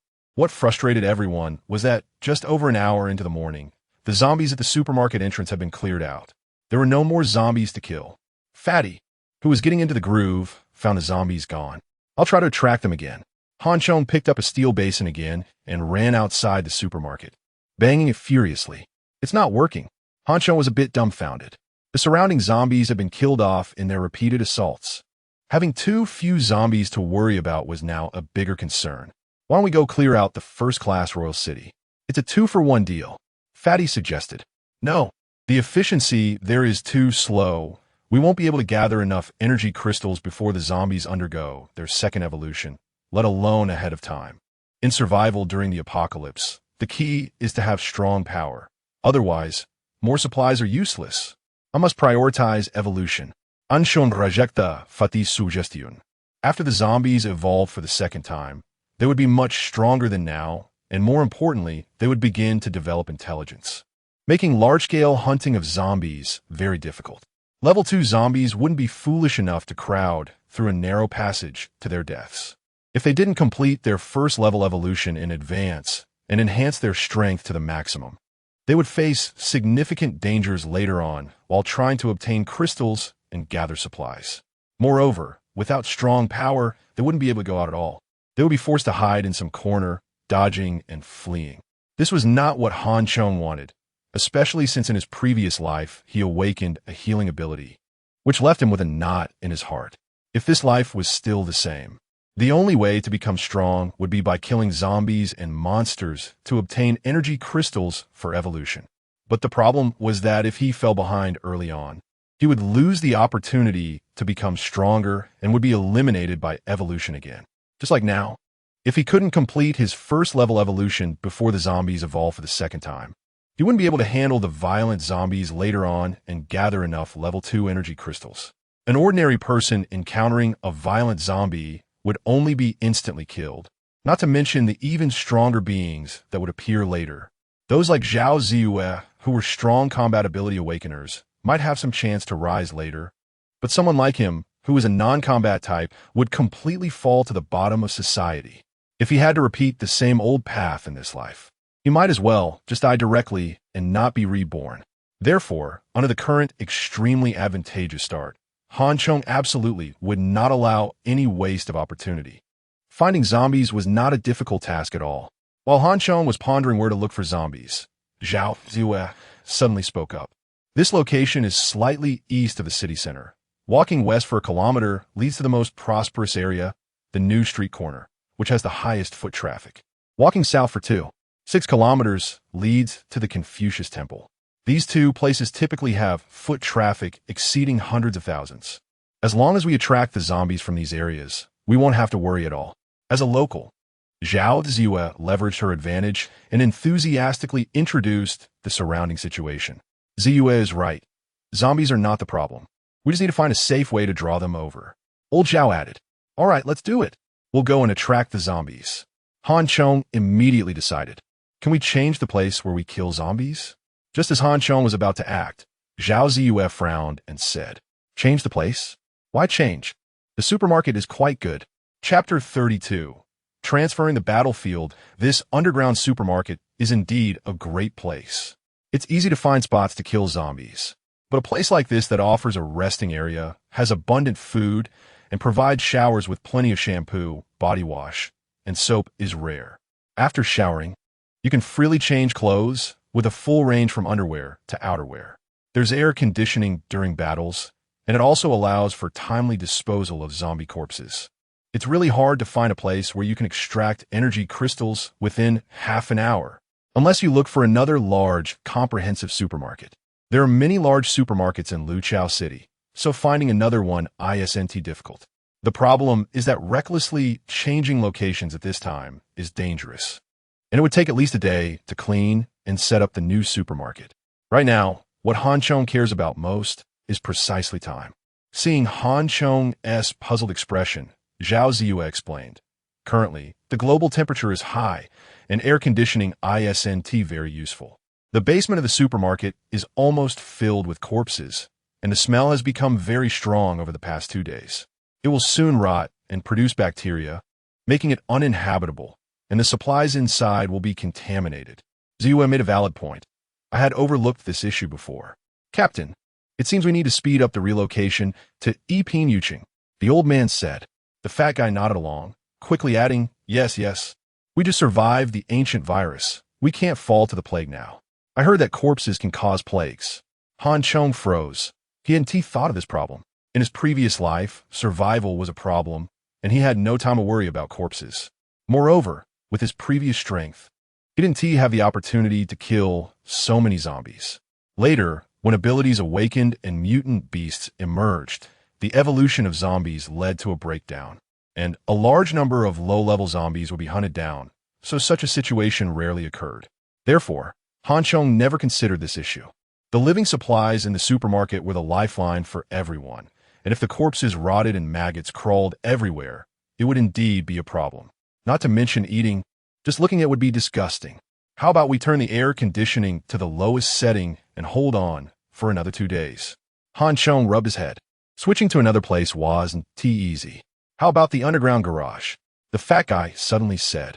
We can fight in the underground garage and return here to rest. With just a little setup, the underground garage is quite similar to this place. Xiao Dong's suggestion was good and worth considering. Now that the surrounding zombies had been mostly cleared, the danger of going out would be much less. Zhao Leoi agreed. The northwest corner of the square is the underground garage of the public library. We can go there. Zhao Ziya's eyes lit up as she suggested. Moreover, there is another benefit to choosing a library. During hot weather, there are more people seeking shade in the library than those reading, with an average daily flow of at least 4,000 to 5,000, according to the general probability of humans turning into zombies. There should be at least 1,000 or 2,000 zombies inside. Below the library is a 3-story underground parking lot. Besides the elevator coming down from the library, there is only one entrance and exit in the northeast corner. As long as we seal off the elevator inside and set up near the entrance, it will be a perfect place to kill zombies and deal with them. Zhao Ziya spoke enthusiastically, clearly very familiar with the library. The fat guy gave her a thumbs up, praising, "Beauty Ziya is like a female Zhuge Liang. How do you know so much?" Zhao Ziya didn't expect her everyday behavior to come in handy at this moment, and said a bit proudly, "My grandpa likes visiting museums. So I read books in this library. There's no parking at the museum's entrance, so I always park my car downstairs at the library." "All right, since that's the case, let us do it." Han Chong immediately made the decision to move to the library's underground parking lot. When leaving the supermarket, everyone pushed a shopping cart filled with some food and water, cutting boards and knives for decapitation, leftover bullets from yesterday, and prepared for another big fight. Let us take the supplies stored on the rooftop to prevent attracting too many zombies, Zhao Leoi reminded as they exited the supermarket.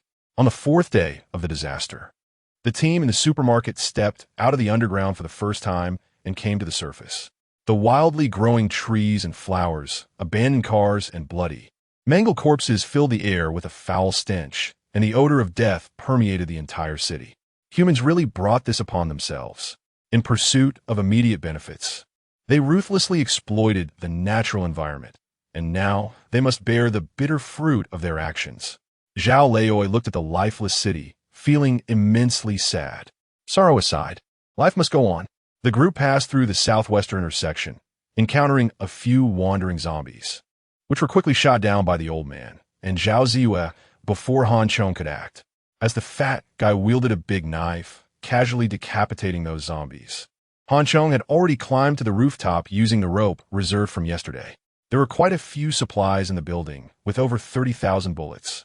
But Han Chong didn't take them all. He only threw down over 3,000 bullets and 2 sets of SWAT uniforms, leaving the rest temporarily on the rooftop. The old man, who had always stood tall, appeared even more upright after being enhanced by the energy crystals, and when he changed into the SWAT uniform, he looked spirited. The fat guy, however, looked like a bandit no matter how good the clothes were. Let's first clear the zombies inside. The underground parking lot has many vehicles and poor visibility, so we must be careful. As they approached the parking lot, Han Chong instructed everyone to leave the carts outside and prepare for combat. Don't go too deep, just lure the zombies into the passage at the entrance. Otherwise, we'll get surrounded, the old man reminded. As they descended the slope of the parking lot and were about to enter, the group stopped. From this position, they could see the situation inside the garage. At the entrance of the garage, vehicles were jammed together. It seemed that during the outbreak of the ancient virus, someone attempted to escape by car, but was infected and mutated, resulting in losing control of the vehicle, crashing into the gate and walls on both sides. This led to the vehicles behind being unable to pass, creating a chaotic pile-up from the exit. Seeing this situation, Zhao Ziya's face paled, and she whispered, "Fortunately, we didn't run to the garage to get a car when a virus broke out. Cover me." Han Chong slowly approached and kicked the BMW that had crashed into the wall. After 3 enhancements, Han Chong's strength had increased significantly with this kick. The car immediately made a loud bang, followed by the car alarm blaring. This car flipped over and can still set off an alarm. Damn it, I should have known not to use so much strength. Now my ankle hurts, Han Chong secretly regretted. With the sound, a cacophony erupted inside the garage, zombie growls, running, and the sounds of collisions with various objects. The garage, which had seemed relatively safe, suddenly swarmed with zombies from every corner. In the past few days, the group had already killed nearly 1,000 zombies, but those were under relatively safe conditions, Facing dozens of zombies directly like this was their first time. Chapter 33 Big Business is coming. Everyone be careful. Han Chong, clad in armor and wielding a sword, stood at the front with a serious expression. Zhao Ziyue and the old man Zhao held rifles, standing slightly back to the left and right of Han Chong. The fat man held a large knife, responsible for guarding the rear. The formation was a perfect one: 2 melee fighters and 2 range fighters. Dozens of zombies surged forward, but their movement was hindered by the crowded vehicles. Some zombies squeezed through the gaps, while others crawled over the cars, creating chaos. However, this slight obstruction gave everyone time to act. Zhao Ziyue and the old man Zhao opened fire first, with the sound of gunfire ringing out. Both were skilled marksmen, and at such close range, they almost took down 1 zombie per shot, hitting headshots with every bullet. Even if 1 or 2 slipped through, they were taken down by Han Chong. This battle was truly a team effort, showcasing the importance of teamwork and firearms. If Han Chong were alone, he wouldn't even think about fighting, even though he was now a level 1 evolved being. Facing so many zombies would only result in him fleeing for his life. Of course, his ability to hold the line was also due to the impressive shooting skills and fierce firepower of the Zhao grandfather and grandson, as well as the importance of his armor. Otherwise, facing zombies head-on would leave Han Chong seriously injured. The zombies' frenzied biting and clawing were still very sharp. The scar on his face still hurt. After 20 minutes, the garage finally quieted down, with no more zombies appearing. Check each vehicle carefully. We must not miss any, Han Chong said, leading the way into the underground garage with his sword. There were more remaining zombies in the garage than expected, but these zombies were mostly trapped inside the cars and couldn't get out. They were likely stuck there when the ancient virus outbreak occurred, not letting a single one escape. They killed them all. After 2 hours, the 3 floors of the underground garage were cleared, with a total of 138 zombies killed. Along with the 220 killed at the supermarket entrance in the morning, they had a total of 358. They obtained 4 energy crystals, balancing out the low probability from yesterday. Each of the 4 took 1, and everyone was happy. With this, Han Chong had already obtained 5 energy crystals, making him halfway to becoming a level 1 evolved being. Now, in terms of pure strength and speed, he was no longer inferior to zombies. Apart from Han Chong, the other 3 each had 3 crystals, raising their overall qualities by 30%, which made the benefits apparent, and everyone was incredibly excited and full of energy. After a light lunch, the enthusiastic group began to move again. Following the plan discussed earlier, all elevator entrances were sealed to prevent any zombies from accidentally breaking in and attacking from behind. The entrance was also barricaded with cars, creating a narrow, long passage starting from a slope at the entrance. Once everything was set up, the critical moment arrived. Old Man Zhao and the fat man prepared to support in the garage, while Han Chong was mainly responsible for attracting the zombies, and Zhao Ziyue would provide cover. Everyone had their tasks. The first target to attract was the zombies in the library. From the library's main entrance, including the stairs, it was about 50 to 60 meters to the entrance of the underground parking lot. At the zombies' running speed, it would take just 6 or 7 seconds. However, due to the stairs and other factors, the less intelligent zombies would likely have their speed affected, significantly slowing them down, which was the best opportunity to shake them off. To prevent any accidents, Zhao Ziyue stood at the entrance of the underground parking lot with her gun, ready to cover Han Chong. After confirming the detailed plan, Han Chong took a handgun and walked to the library's main entrance. Through the tempered glass doors, he could see countless shadows moving inside. Zhao Ziyue mentioned that the library usually had 4,000 to 5,000 visitors, and it indeed looked crowded. After learning from Zhao Ziyue about firearms, the handgun in Han Chong's hand was no longer a useless piece of metal, but had become a signaling gun. Shooting at the giant tempered glass wall of the library from close range, Han Chong felt confident. The crisp gunshot and the sound of shattering glass greatly stimulated the zombies inside the library.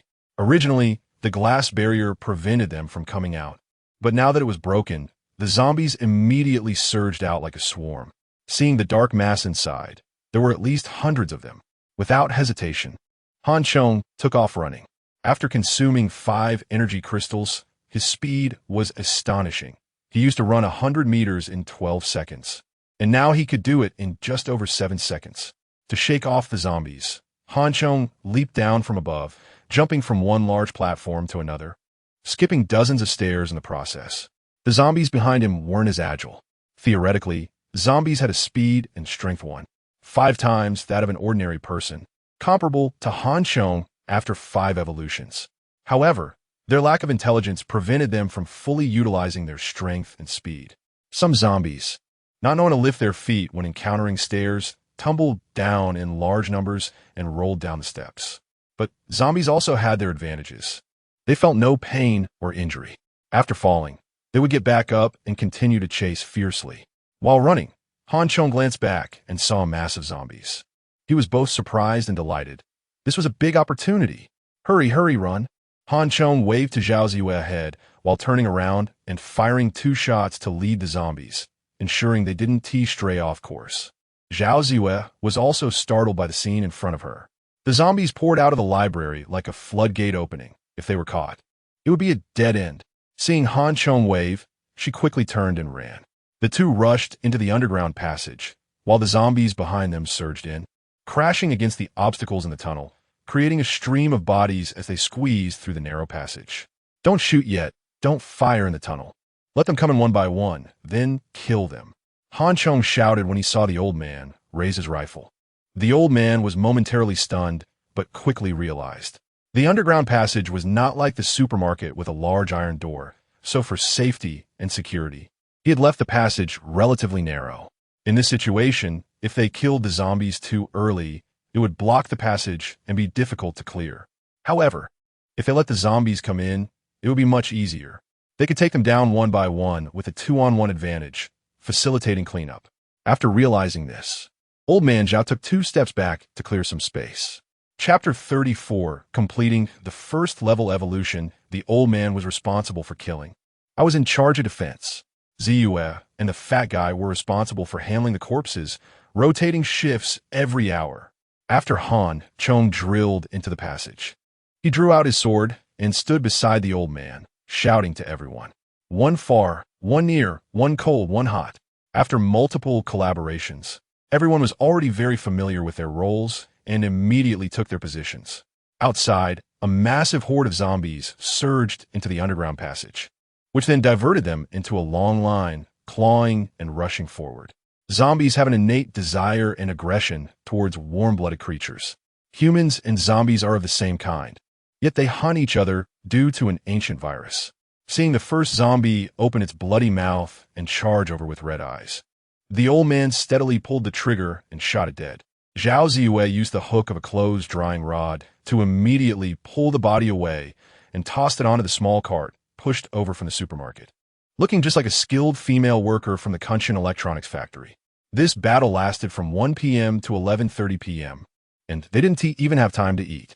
If it weren't for the 3 of them being enhanced, they wouldn't have been able to withstand such high-intensity labor. By nightfall, when no more zombies appeared, the 4 were utterly exhausted. However, when it came time to tally their results, they almost jumped for joy, eager for another wave. In the morning and noon, they had killed a total of 358 zombies, earning 4 crystals. However, in the afternoon and evening, over 10.5 hours, they had killed 233 zombies and collected 11 energy crystals. This was definitely the biggest harvest in history, with a total of 11 energy crystals. Each person would get 2, and they hoped to give 3 to Chong and the fat guy since they were responsible for close combat, which was relatively more dangerous and needed strengthening. Zhao Ziyue cleaned the energy crystals with mineral water, holding them in her hand and displaying them in front of everyone. The blue crystals in her fair, jade-like hands shone under the light. Great. The fat guy chuckled and reached out to grab the energy crystals when the old man suddenly stopped him. No. The old man shook his head and said, I suggest we do something special today. Seeing everyone looking at him, the old man slowly said, Today's facts have proven that efficiently killing zombies and collecting energy crystals is no longer a problem. The issue is, we need more zombies. Today's battle has basically harvested all the zombies in the library, but what about tomorrow? Hearing the old man's words, everyone was stunned. This returned to the morning's topic. There weren't enough zombies, and they needed to attract more. The distance from here to either Zinjiku or the tourist area is over 2 kilometers, and this stretch is very dangerous. So I suggest prioritizing the enhancement of those responsible for attracting zombies tomorrow to ensure safety. The old man continued. I have no objections. The fat guy shrank his neck, knowing that the old man's suggestion was very necessary. Among everyone, he and the old man were relatively slow, so it was naturally not their turn to attract zombies. Moreover, if they succeeded tomorrow, they could quickly level the playing field. It was safer for him to hide here, even though he was a day late. He still gained something, so there was nothing to oppose. Seeing this, Chong also didn't decline, saying, Then it will be me and Ziyue. I'll take 5, and Ziyue will take 6. After confirming the distribution plan, Chong didn't hold back and began to swallow the energy crystals. A warm breath slowly rose within him, and all his muscles throbbed. Chong could clearly feel his strength continuing to increase. With sufficient energy supply, Chong and Zhao Ziyue didn't waste any time, setting an alarm to ensure they consumed one every hour, immediately following with another as soon as one was depleted. Taking the energy crystals like candy, it was Chong's first time experiencing such a thrilling sensation in his 2 lifetimes. The next morning, when they got up, their bones crackled, and their momentum increased significantly. Their every move carried immense power, easily covering distances of 4 to 5 meters, truly starting to feel like superhumans. Wow, impressive, the fat guy said with envy. Chong stretched his muscles and patted the fat guy's shoulder, saying, Don't worry, by this time tomorrow, you'll be the same. During these days, Chong had been observing the fat guy. For team selection, Chong preferred quality over quantity, just like with Zhao Song, who he wanted to eliminate after just a few minutes of knowing him. However, the fat guy had performed fairly well so far, even exceeding Chong's initial expectations. When Chong first met the fat guy, he thought he was clever and cunning, good with words. But after 2 days of interaction, he found the fat guy had many redeeming qualities. For instance, although he talked a lot and was scared of death, he dared to rescue his teammates at critical moments. From this perspective, Chong acknowledged him. According to the standards for completing the first level evolution, each person needed 10 crystals. Currently, Ziyue lacked 1, and both the fat guy and Chong needed 7 each, totaling a shortage of 15. If today went smoothly, they would all achieve the first level evolution. The old man was also very excited about this. The improvements in his body over the past 2 days had made him feel young again. Chong nodded and said, The virus outbreak was on the 18th, zombies officially mutated on the 19th, and in 10 days on the 28th, there will be a second collective evolution. Today is the 23rd, which means if today goes well, there will be 5 days to prepare for other tasks and get ready for the zombies' second evolution. Chong clenched his fist. A good start filled him with confidence for this life. Brother, I've been hearing you talk about the first level evolution, 10 crystals per person, etc. What if we accumulate more energy crystals? Will our bodies continue to improve? The fat guy asked curiously. 1 energy crystal increases physical quality by 1/10. If we work overtime and get dozens or even hundreds, we wouldn't have to fear the second evolution of zombies at all. However, his fantasy was instantly shattered by Chong. You are thinking too beautifully. Chong glanced at him and said, Everything has its limits. Even if something happens in the future that seems fantastical to you, it's still within the realm of physical rules. The first level evolution requires 10 energy crystals as the limit, meaning that after 10, no matter how many ordinary zombie energy crystals you consume, your physical quality will not continue to improve. To continue evolving, you must hunt higher-level zombies, magical beasts, or obtain rare plants. More low-level energy crystals can at most be used to replenish energy when your body is exhausted and lacking. This small piece of knowledge was accumulated at the cost of countless lives in the previous life. Back then, many people shared the same thoughts as the fat guy, fearing to provoke stronger zombies or magical beasts, wanting to win by quantity, only to find out that this idea was unfeasible. Chapter 35. Helmo times 10 No, brother. What did you mean by that just now? The chubby guy suddenly widened his eyes, staring at Han Chong as if he had seen something unbelievable. You just mentioned demon beasts and strange flowers. The chubby guy swallowed hard and asked with difficulty. The second evolution of zombies, with their strength doubling, was already extremely deadly. But how could there be demon beasts too? This question not only puzzled the chubby guy, but also made Zhao Leoi and Zhao Ziyue show a serious expression, eagerly awaiting Han Chong's answer. And strange flowers and plants, isn't that something only found in novels?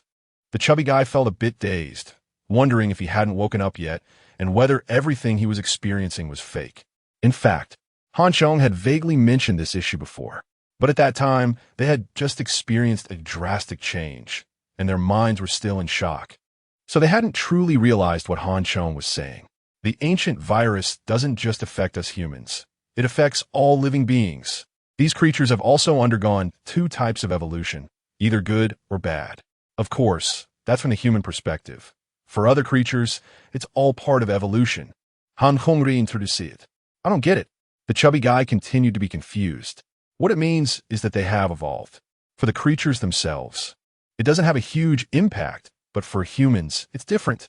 A tiger, whether it becomes a zombie tiger or survives the virus and grows as big as a house, it will still eat people.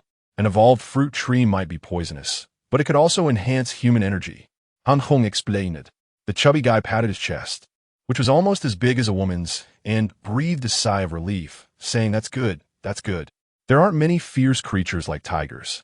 I haven't seen many in the wildlife protection area. As for the fruits, well, if I don't recognize them in the future, I just won't eat them." "Chubby, I thought you were quite clever before. Why are you so slow now?" Zhao Ziyue suddenly giggled and said, "There aren't many tigers, but what about other creatures? Like rats and snakes? Indeed, there are far too many living beings in this world besides humans. Not to mention anything else. Just think about mosquitoes and ants. Can you imagine a scene where mosquitoes and ants as big as basins swarm in from all directions? Where they pass, there are no bones left." Han Chong sternly reminded everyone that this was no joke, even if one had completed the first level evolution or even the second level evolution. In front of a swarm of giant mosquitoes the size of basins, they would be drained to nothing. The chubby guy shivered, pondering that although he was fat, once he encountered mosquitoes that big, he would probably just be a meal for one or two of them. "Are you saying these mutated creatures will have a massive outbreak?" Zhao Leoi said seriously, finally realizing the severity of the problem. Anyone who heard this would not remain calm. It is expected that about 5 to 10 days after the zombies collectively evolve, the giant mosquito disaster will break out. Han Hong affirmed. Giant mosquito disaster? Everyone's expression changed. Finally understanding why Han Chong was so concerned about time and insisted on advancing evolution and laying plans early. Is there any way to kill these mutated mosquitoes? Mosquito coils? Insecticides? Should we stock up on mosquito coils and insecticides in advance? The chubby guy felt a bit anxious. This disaster is coming wave after wave. One wave more ferocious than the last, multiplying the hell mode by 10. I see it as difficult. Zhao Leoi shook his head. You want to use mosquito coils to kill mosquitoes the size of basins? Isn't that nonsense? Then what about? Zhao Ziyue's face turned pale as she imagined the sky filled with giant mosquitoes. Han Chong glanced at Zhao Ziyue and said, "To deal with the giant mosquito disaster, we need to lay plans in advance, and before the disaster strikes, awaken powerful combat abilities like fire." According to his memory from his previous life, starting from the 10th day, which was the 28th, the first batch of awakened humans began to appear, and this group was considered to have the best abilities. It was from this time that humans began to organize a counterattack against the zombies' attacks. He only knew that in his past life, Zhao Ziyue awakened the ability to control metal, but he wasn't sure when she awakened or what level it was. Now, he hoped that Zhao Ziyue would be among the first batch of awakened, as only then would it be slightly easier for everyone after the zombie's second collective evolution. Although Zhao Ziyue and Zhao Leoi were skilled with firearms now, once those zombies increased in speed and underwent second and third evolutions, it wouldn't be so easy to shoot them in the head anymore. Furthermore, firearms wouldn't be very effective in the midst of a swarm of giant mosquitoes. Then what are we waiting for? Captain, I'm ready. You all hurry and attract the zombies over. We'll complete the first level evolution today and start laying plans tomorrow. The chubby guy was in a panic and had no time to ask questions, urging Han Chong and Zhao Ziwei to set off. September 23rd, 7:45 a.m. Light rain. Having completed the first level evolution, Han Chong stepped outside again. Beside him was the tall and gradually maturing Zhao Ziwei, who was becoming a beautiful warrior. Which way should we go? Zhao Ziwei looked at Han Chong and asked. Although she was still one energy crystal short of completing her first level evolution, Zhao Ziwei had already undergone a significant change in temperament. The tangible improvement in her physical quality had transformed her. Let's go south to the Confucius Temple. It has a more concentrated flow of people. Han Chong had been there before and had a very deep impression of the crowded situation. So he chose the Confucius Temple without hesitation. As long as they could attract a little bit, the harvest of energy crystals would definitely exceed expectations. During the day, plus their boosted strength, made both of them much bolder. After exiting the underground parking lot, they headed straight for Taiping South Road. According to Han Chong's plan, if there weren't many zombies on the ground, they would charge straight through. If there were too many zombies, they would take the rooftops of Taiping South Road, like last time. However, as soon as they stepped onto Taiping South Road, Zhao Ziwei stopped. What's wrong? Han Chong asked, puzzled. Zhao Ziwei's face lit up with excitement as she pointed at a car, saying, "How about we drive this car over?" A sports car? The car in front of them was black with orange patterns, looking very cool. Unfortunately, Han Chong didn't know much about cars and could only tell it was a sports car, but he didn't know the specific brand. It's a Koenigsegg Adra. 47 million a car, one of the top 10 sports cars in the world. Zhao Ziwei touched the car's body, very pleased. Han Chong felt a bit speechless. What era was this? No matter how good the car was, it was useless. There was no one to show off to. However, since Zhao Ziwei liked it, Han Chong didn't mind. After all, the owner had probably turned into a zombie and fled. Plus, driving was definitely faster than running for both of them, and who knows? It might be a bit safer. Chapter 36 Zombie Tide. Can you drive? Han Chong sat in the passenger seat, experiencing a luxury car for the first time. How does it feel? Well, it's okay. I used to drive a liberation truck in the army. Zhao Ziwei skillfully started the engine and pressed the accelerator. The car instantly surged forward, the strong thrust catching Han Chong off guard. Wait, is a liberation truck comparable to a sports car? Han Chong was speechless. But Zhao Ziwei no longer paid attention to him. Under her long eyelashes, her eyes sparkled with excitement and a hint of wildness. Yes, wildness. Han Chong was sure he wasn't mistaken. Feeling inexplicably uneasy, he quickly buckled his seatbelt. As expected, Zhao Ziwei did not disappoint Han Chong. She drove the sports car with the feel of a tank. In this apocalypse, the streets were filled with corpses and broken-down cars. But Zhao Ziwei didn't care. Charging through recklessly. In less than 200 meters, she knocked off the rearview mirror. At 500 meters, the right door was dented significantly. After over 1,000 meters, the right front headlight shattered. Stop, stop, stop. Even though there are no traffic cops or traffic lights now, you can't drive like this. It seems I misjudged you. I thought you were a car enthusiast. Han Chong felt dizzy, his chest churning. A car enthusiast? I used to get angry watching those rich second-generation kids flaunt their cars, fantasizing about smashing one someday. Now, I finally have the chance. Besides, isn't speed what we want? Killing two birds with one stone. Zhao Ziwei smiled, looking quite pleased. Han Chong was utterly speechless, but she was right. The speed was indeed fast. The 2-kilometer distance was covered in less than 2 minutes. If it weren't for the collisions and various obstacles, it wouldn't even take 2 minutes. Don't get too close to the Confucius Temple. Turn around early and honk the horn to attract the zombies. Han Chong rubbed his chest, feeling a strong urge to vomit, reminding Zhao Ziwei not to just have fun, but also pay attention to safety. No need to attract them. Look ahead. Just then, Zhao Ziwei suddenly slammed the brakes, and the car drifted. Damn it! Caught off guard, Han Chong's face slammed heavily against the right window, pressed tightly against the glass by the centrifugal force. Can you drive more steadily? Han Chong said angrily. But as he looked towards the direction of the Confucius Temple, his expression changed drastically, and he no longer cared about blaming Zhao Ziwei or how she was driving. Retreat! Retreat! Get out of here immediately! Han Chong shouted frantically, banging on the car, urging Zhao Ziyue to hurry. In the direction of the Confucius Temple, a massive crowd, no, zombies, was surging towards them like a flood, instantly overwhelming the road ahead, forming a tidal wave of the undead. In the face of such a zombie tide, forget about driving a sports car. Even a tank would be useless. There are humans. There are living people in front of the zombies. Zhao Ziyue pointed excitedly ahead and shouted. Indeed, there were a handful of people running frantically in front of the horde zombies. Han Chong saw them, but chose to selectively ignore it. Because compared to that group of zombies, these people's speed was simply laughable. People kept falling or getting caught by the zombies, only to be overwhelmed and torn apart.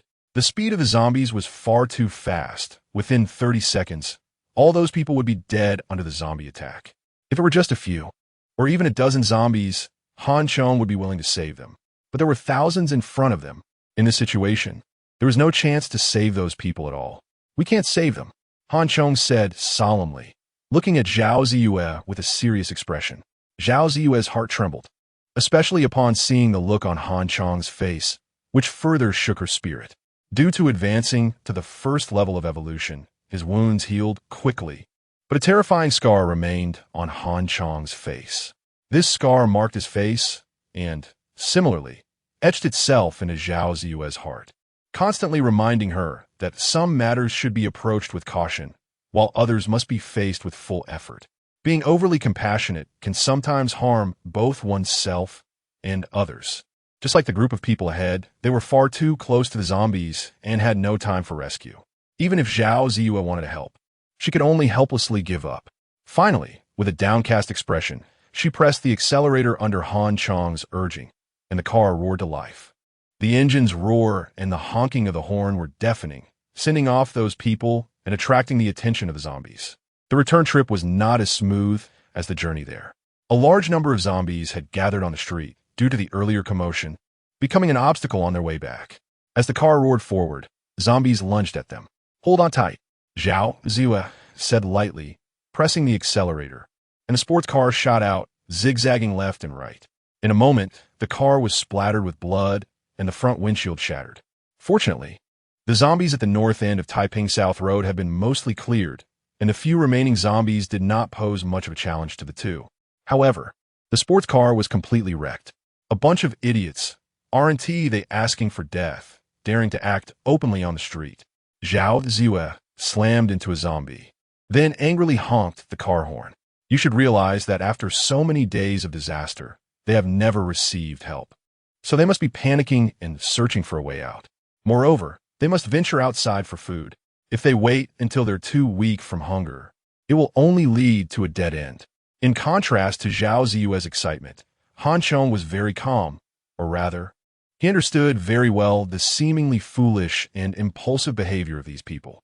In his past life, he had experienced such a desperate and helpless situation. Zhao Ziyue and her two companions, due to Han Chong's intervention, could be considered the happiest people in this apocalypse. How could they understand the tragic circumstances of others? Who else could explain to them what had happened to the world and what the situation outside was like, allowing them to have abundant food in their desperate plight, continuously evolving and growing stronger with the hope of survival?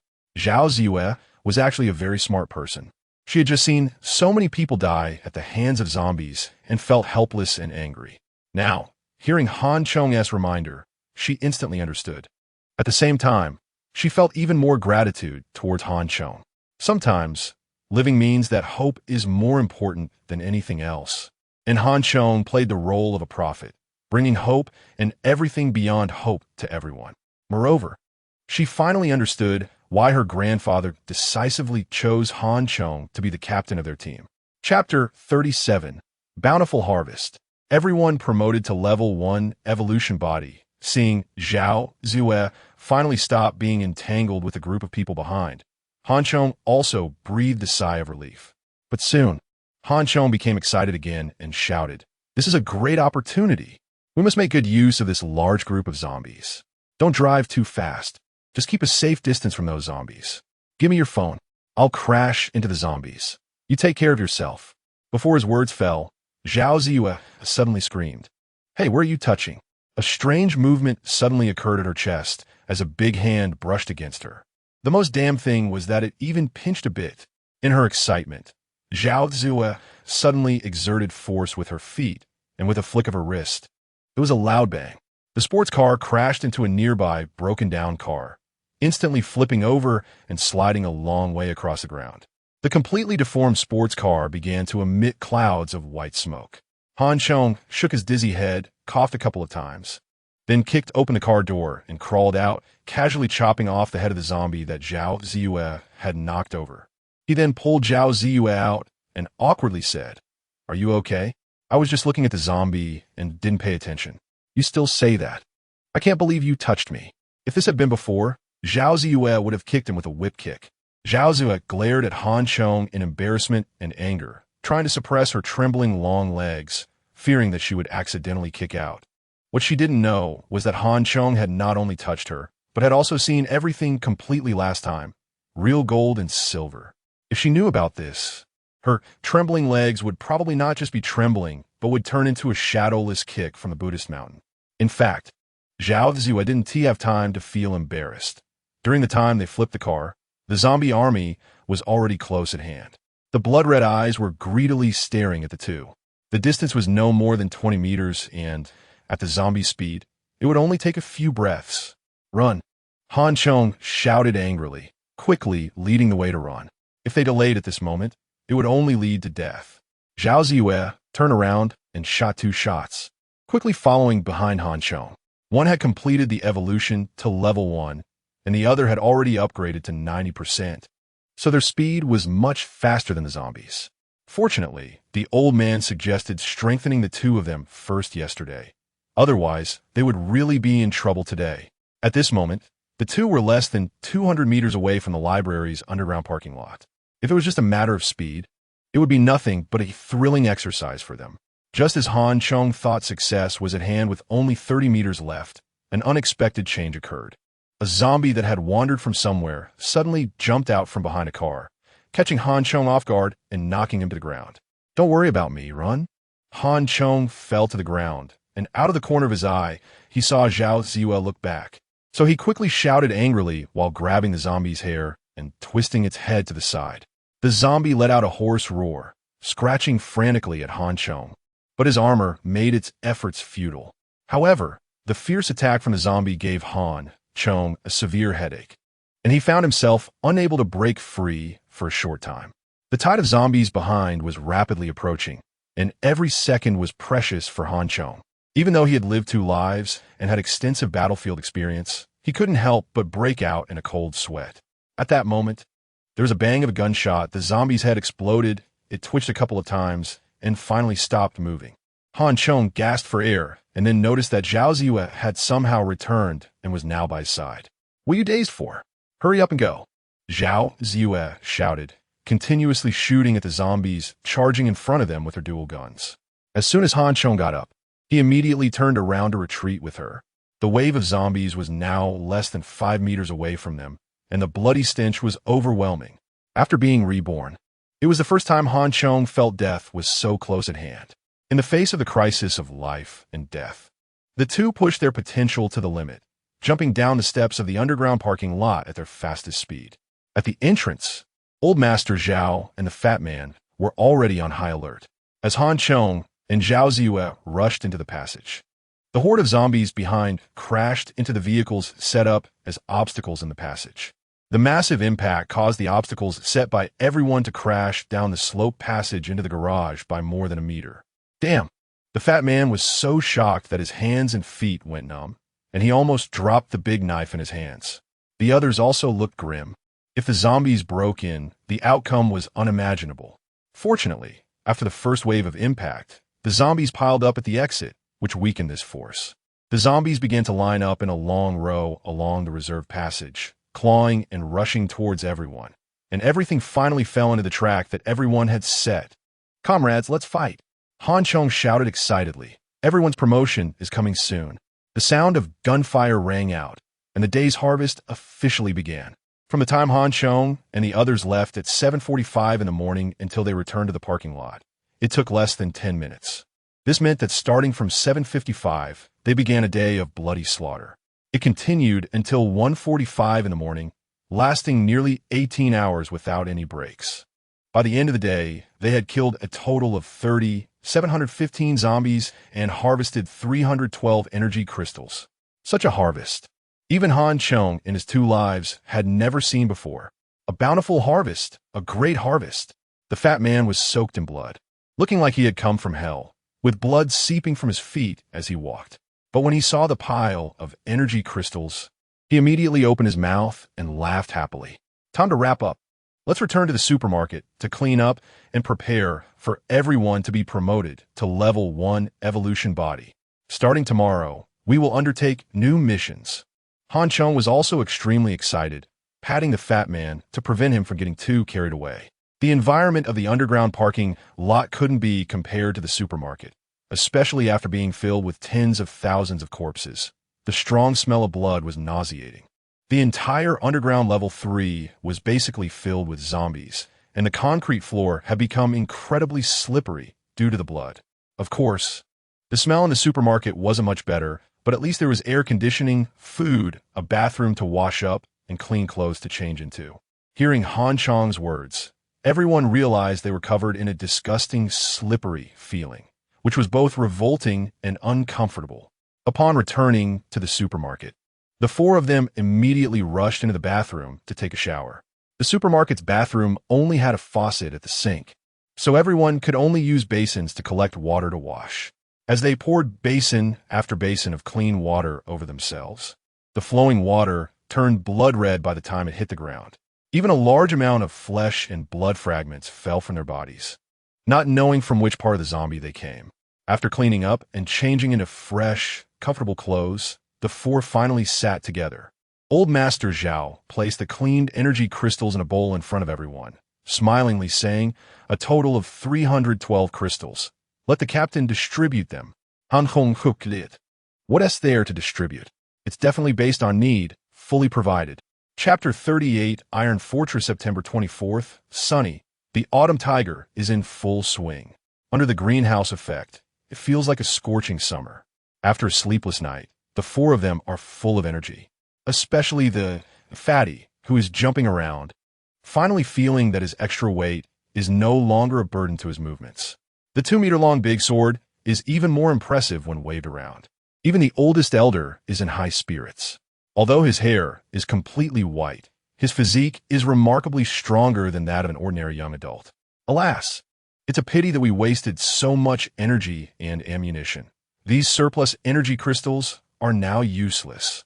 If only we could continue to promote evolution and directly evolve into level 3 or 4 evolutionary bodies. After showing off for a while, they said with some emotion, "Waste. No, the more these things, the better." Chong said with a smile, in an extremely good mood. These things can definitely be considered gems in the apocalypse. Hard currency. After evolving to a level 1 evolutionary body, the energy crystals produced by ordinary zombies can no longer promote evolution. But that doesn't mean they have lost their value. In the apocalypse, the original currency system has collapsed. Humanity has reverted to the most primitive barter trading method. Weapons, clothing, food, tobacco, and alcohol, as well as many things that were worthless in peacetime, now hold tremendous value. However, the highest value still belongs to various energy crystals and rare treasures of heaven and earth. These are priceless treasures. In contrast, real money has become worthless. They have now evolved to level 1 evolutionary bodies, but there are countless people in this world who still need these things. Of course, the most important is that Chong and the others will soon need them themselves. Once their abilities awaken, the enhancement of ability energy and levels requires absorbing a large amount of energy. And these energy crystals are one of the sources of energy for absorbing abilities. Although the energy contained in ordinary zombie energy crystals is relatively small, even the smallest fly is still meat. Therefore, in the future, these energy treasures will not be used for trading. Instead, they will become the source of competition and conflict among all evolutionary beings. Energy crystals, rare flowers and herbs, demon beasts and their cores are all treasures that evolutionaries dream of.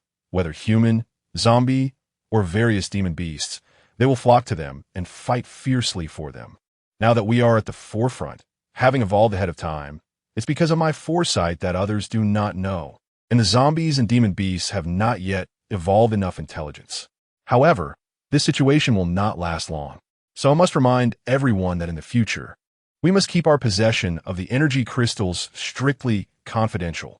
Otherwise, we will become the prey in the eyes of others. Innocent people are guilty when they possess treasures, especially in the apocalypse, with no laws or moral constraints. Under the pressure of crisis and survival, humans can do anything. Chong sternly reminded everyone. The captain is right. It's the hard truth to quietly amass wealth. They chuckled, feeling that his choice was truly wise. Following Chong really brings rewards. According to the captain's calculations, in 5 days, we will face a new major change. What detailed plans does the captain have next? Gradually regaining peak condition. No longer worried about being a burden due to old age, Elder Zhao was in a good mood and asked with a smile. The first step is to move. Move to the Yipin Yucheng. This supermarket is no longer livable. Chong said. Upon hearing this, Zhao Ziyue immediately cheered. Girls are born to love beauty. This never goes out of style. Being able to endure doesn't mean liking it. Old Zhao frowned and said, although Yipin Yucheng is clean and comfortable, isn't its defense a bit lacking? If what you said is true, once zombies undergo secondary evolution, there will be no set time for the third and fourth evolutions. And zombies will mutate into various monsters. Moreover, there is also the disaster of giant mosquitoes. The doors and windows of the commercial building cannot stop them at all. They will become fatal vulnerabilities. It's better than this underground supermarket, which has only one exit, making it easier to defend. Oh, they instantly got scared upon hearing how dangerous it was outside. Yipin Yucheng might be nice, but if that's the case, we're safer staying in the supermarket.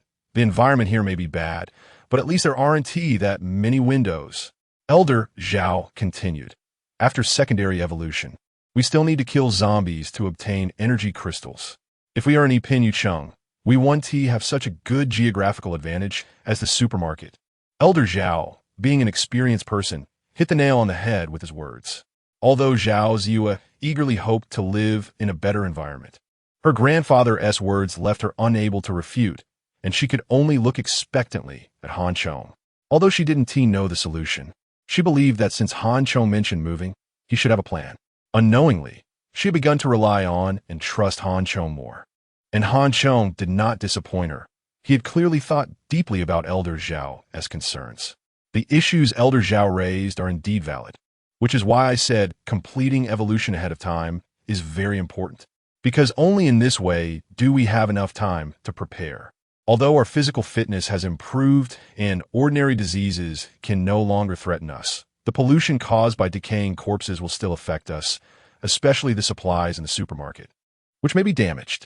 In the apocalypse, these supplies are extremely precious. Every bit counts, and we must find a new place to store them properly for future needs.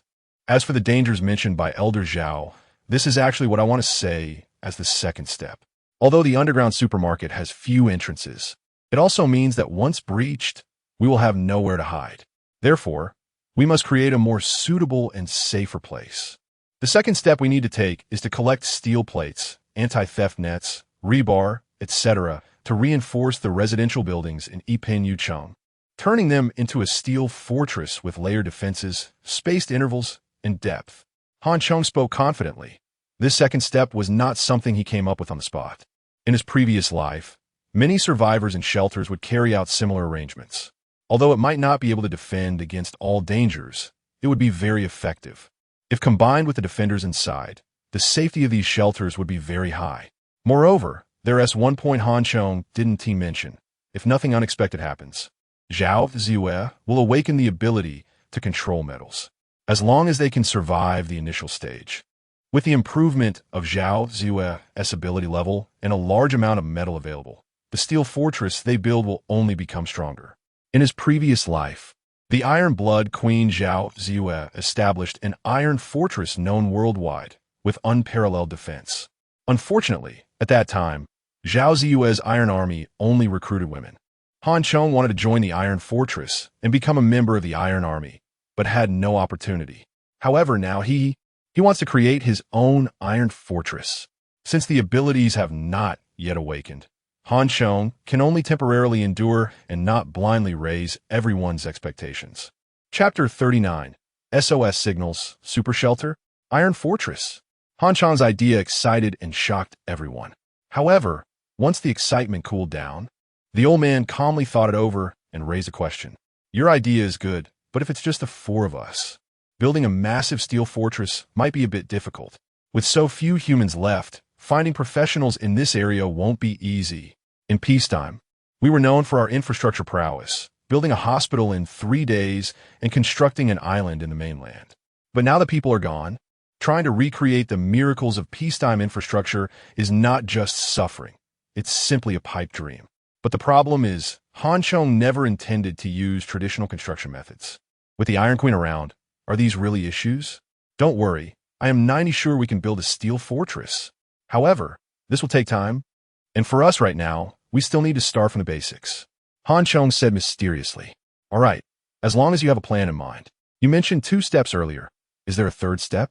Chong is always one to plan before acting. So since he has a scheme, old Zhao stopped worrying. However, he couldn't help but inquire about the subsequent plans.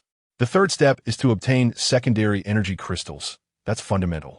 I already have some preliminary ideas, but they're not mature yet. Let's focus on other tasks for now and discuss it further with everyone later. Chong organized his armor and weapons, signaling everyone to start a new day's work, preparing to clear the first-class Imperial City and initially complete the relocation. Moving out. Wish granted. Zhao Ziyue cheered. The first-class Imperial City is a top luxury residence, and its quality is also decent. The developer once advertised it as being able to withstand a level 10 earthquake. The fatty was also very excited. 350,000 per square meter luxury residence. Wow, we could just live here. Chong scoffed. You really believe the developer's nonsense? They claimed it was surrounded by mountains and rivers, but all they did was make a dirt mound next to a stinky ditch. Even if it could really withstand a level 10 earthquake, it wouldn't matter. By the time the late apocalypse arrives and various giant beasts start appearing, even a level 10 earthquake resistance is just a fantasy. Since we are relocating, let's not go empty-handed this time. The shopping carts in the supermarket can be used. We can move some supplies over first, and once we clear the zombies, we can directly store the supplies. The old man saw the 3 young people eager to try and quickly reminded them. Everyone unanimously agreed with this suggestion. For level 1, evolved beings worked very quickly. The first batch of selected items consisted entirely of survival essentials. Rice, flour, noodles, instant noodles, ham sausages, spicy sauce, pickled vegetables, purified water, and drinks were the top choices. After all, being full is crucial, so this trip focused mainly on food. By 11 a.m., over 200 shopping carts were filled to the brim. They tied all the carts together with ropes, pulled them out of the supermarket, and formed a long line that grandly crossed the street heading towards the first-class Imperial City community. With just the streets separating them, the distance wasn't far. The surrounding zombies had been cleared out over the past few days, and the streets were eerily quiet. The sycamore trees on both sides had swollen to twice their size, with gnarled roots extending onto the road. The city roads usually have a base of about 3 meters, reinforced specifically. Yet under these circumstances, the tree roots still crack the road. It won't be long before urban civilization completely collapses. The old man sighed. Look over there. Zhao Ziyue suddenly exclaimed. Everyone followed her pointing direction and saw thick smoke rising in the distance. Is there a fire? The fatty said in shock. No, looking at that thick smoke. It should be deliberately created. The old man frowned. Deliberately created? What does that mean? Are they asking for help? The fatty speculated. There's a possibility, but more likely they want to find more survivors to band together for warmth. Han Hong grunted.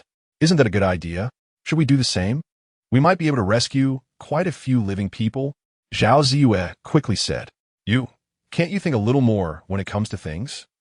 The old man chided. Right now, zombies are rampant in the city, and even though we have evolved to level 1, we still need to be cautious. Do you think those lucky survivors can make it to the smoke rising safely? That's extremely foolish. After being scolded by the old man, Zhao Ziyue suddenly realized, recalling the small group of people she encountered on Taiping's South Road yesterday. They couldn't resist running out to seek survival, only to be devoured by zombies. Seeing Zhao Ziyue's expression darken, Han Chong comforted her. At this moment, the surviving humans need to seek safe places and hold on as much as possible. Not run out to band together. Can't we go rescue them? We have weapons, and we're stronger than those zombies. Zhao Ziyue couldn't help but say, even knowing it wasn't appropriate. We can go rescue them, but have you thought about it? We are not invincible. To search for one or two people who might be hiding, we could all end up dead. Even if we don't die, we would waste precious time, and we ourselves would be unable to cope with the upcoming disasters. In a situation where we can't even protect ourselves, even if you save those people, what good will it do? Conversely, if we continue to evolve and eliminate a large number of zombies, wouldn't that also help those survivors? If we can really build a steel fortress in the future and have enough self-protection capability, wouldn't it be better to rescue those people then? What Han Chong said was his true thought based on his previous life experiences. In his past life, Zhao Ziyue did just that, though he didn't know how many lessons she had learned before this. In this life, Zhao Ziyue's survival trajectory was different, so her thoughts were relatively simple. However, Han Chong didn't want to risk their lives and precious time as trial and error costs for Zhao Ziyue. What the captain said, although it seemed cold-hearted, was actually the best choice. The old man looked at his granddaughter and sighed, advising her. There is a military tactic called surrounding the point to attack the aid, which means deliberately leaving bait to continuously attract reinforcements to their doom. In the absence of better solutions, we must have enough ruthlessness, learning to be as decisive as a lizard severing its tail and having the determination of a warrior cutting off their wrist. In the current situation, although it isn't exactly surrounding the point to attack the aid, the situation is similar for us. Of course, I'm not saying that having compassion and kindness is bad. I'm just reminding you that in the apocalypse, patience, carefulness, and ruthlessness are equally essential, and perhaps even more important. The old man's words left Zhao Ziyue silent. She needed to digest this message well. Having the heart to save the country and the people is a good thing, but when one's abilities are insufficient, patience and accumulating strength are key. Chapter 40. The Mighty Fat Man, leading the troops into battle. The army is marching out, and I shall be the vanguard. The plump man, quick-witted, sensed that the atmosphere at the scene was off and immediately interrupted from the side. Now that his strength had greatly increased, he was ready to be bold for once. With one hand pulling a rope and the other carrying a large knife, he confidently strode across the road and entered the gate of the Imperial Garden community. However, it was just as well that the fat man was about to show off, as he was immediately slapped in the face by reality. As soon as he reached the community entrance, he heard a clattering sound from the guardhouse, followed by two zombies in security uniforms rushing out, brandishing their claws. Zhao, feeling uneasy, had already been annoyed, and with a flick of her wrist, she shot the first zombie that charged out right in the forehead. Don't move. Let me handle this. Watch me show off my might. The fat man shouted, blocking Zhao Ziyue. Saying this, he raised his large knife with both hands and swaggered towards the zombies. Often, seeing others do something is one thing, but doing it oneself is another. Previously, the fat man had seen Han Chong wielding a long sword and fighting zombies fiercely, but when it came to his own turn, he realized it was entirely different. Fighting was a skill in itself. As the zombies burst out of the guardhouse, they charged at him with incredible speed. The fat man, realizing the situation was dire, no longer had the luxury to show off. He raised his knife high, ready to unleash a big move. Watch me split Mount Hua. He roared, his momentum quite strong. Unfortunately, he swung the knife too high and underestimated the zombie's speed. Before he could bring the knife down, the zombie was already upon him. Although the fat man had killed thousands of zombies, that was all under relatively safe conditions where the zombie's attack power was greatly limited, essentially allowing him to just stand there and take the hits. But now it was different. The zombie opened its wide mouth and lunged at him, clearly wanting a one-on-one confrontation. Faced with the zombie's suddenly close, gaping maw and sharp claws, the fat man was instantly dumbfounded. Fortunately, he was somewhat quick-witted, throwing down the knife and preparing to run. However, in the time it took him to turn around, the zombie had already collided with him, and the fat man fell to the ground like a small mountain with a loud thud. "Help!" The fat man screamed in terror. Just as he was about to be devoured by the zombie's huge mouth, a gunshot rang out. Zhao Ziwa coolly put away her gun, and the fat man was splattered with blood, left in a daze. Han Chong walked over, kicked the fat man, and asked, "Fat man, where's your might?" "Ah, miscalculation, miscalculation." I didn't expect this zombie to be so cunning. It even attacked from behind. The fat man, thick-skinned, came back to his senses, pushed the zombie off him, and stood up, saying calmly, "Fighting is not just about brawling. It requires a combination of strength, speed, and skills, and one must also pay attention to timing. Little fat man, you clearly have more strength and speed than the zombies, yet you nearly got killed by one. You need to train properly." Old Zhao, watching from the side, commented seriously. Upon hearing this, Han Chong suddenly recalled something. Previously, Zhao Ziyue had mentioned that the old man was proficient in Southern Shaolin martial arts, military combat techniques, and had rich practical experience. With future battles becoming a norm, the opponents would not just be limited to zombies. His current combat skills were all accumulated from his previous life through fighting, and there were still significant deficiencies and flaws. It seemed that he needed to take the time to learn from the old man later on. "Old man, Ziyue said you're skilled in martial arts. Please guide us more when you have time." Han Chong greeted the old man in advance. "You all need to practice. Having strength and speed, but not being able to maximize their effectiveness is simply a waste." The old man did not refuse and pointed out Han Chong's shortcomings directly. The Imperial Garden community is a high-end community located in the center of the main city, covering over 260 acres with only 40 buildings.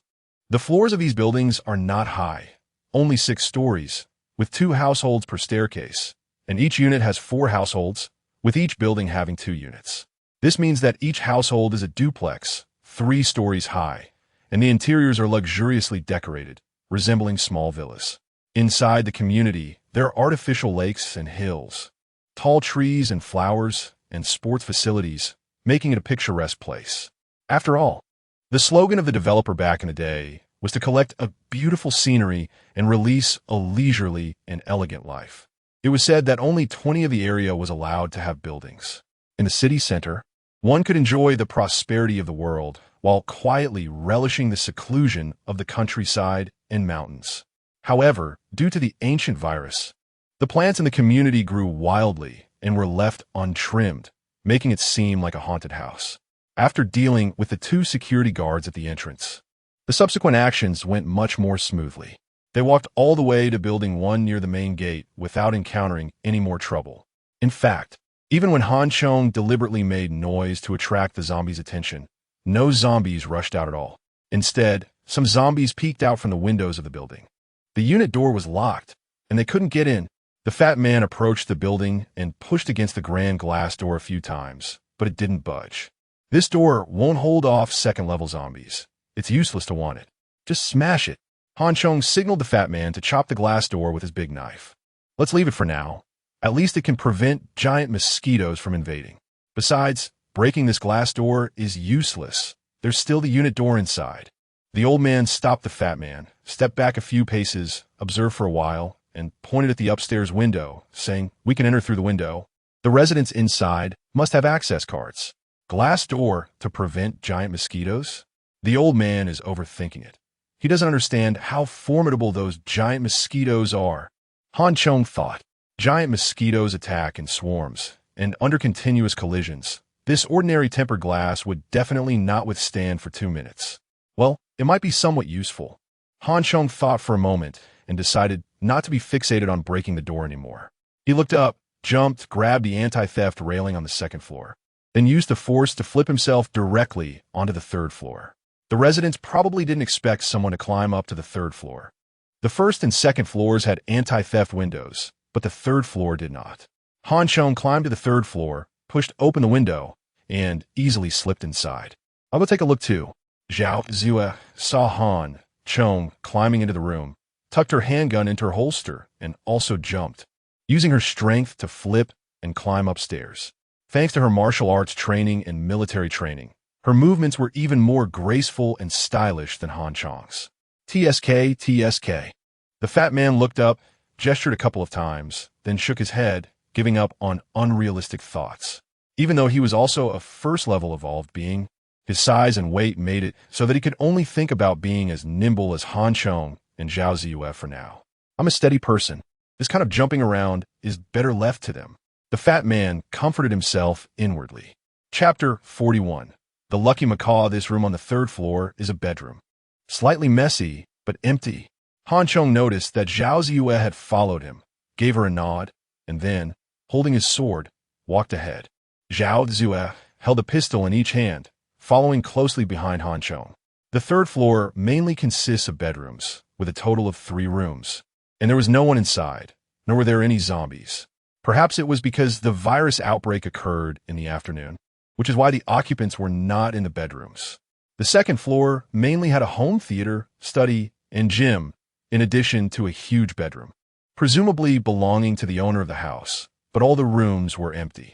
When they reached the first floor, they saw the body of a middle-aged woman, likely the housekeeper, lying on the living room sofa. From the layers of thick blankets wrapped around her, it seemed she had died from the cold caused by the virus outbreak. After confirming there were no other dangers, the two searched around and found a set of keys at the entrance. Zhao Ziyue opened the door and the unit door, calling the fat man and the old man inside. This place is relatively clean. We can store supplies in the 2 units below, and we will stay in the 2 units above. Zhao Ziyue looked around and was quite satisfied with the place. Then it's up to you, old man. You two move the supplies in first, and Ziyue and I will continue clearing the other rooms. For Han Chong, it didn't matter where they stayed. After greeting the old man, he signaled Zhao Ziyue and climbed to the 4th floor in the same manner. This time, things did not go as smoothly.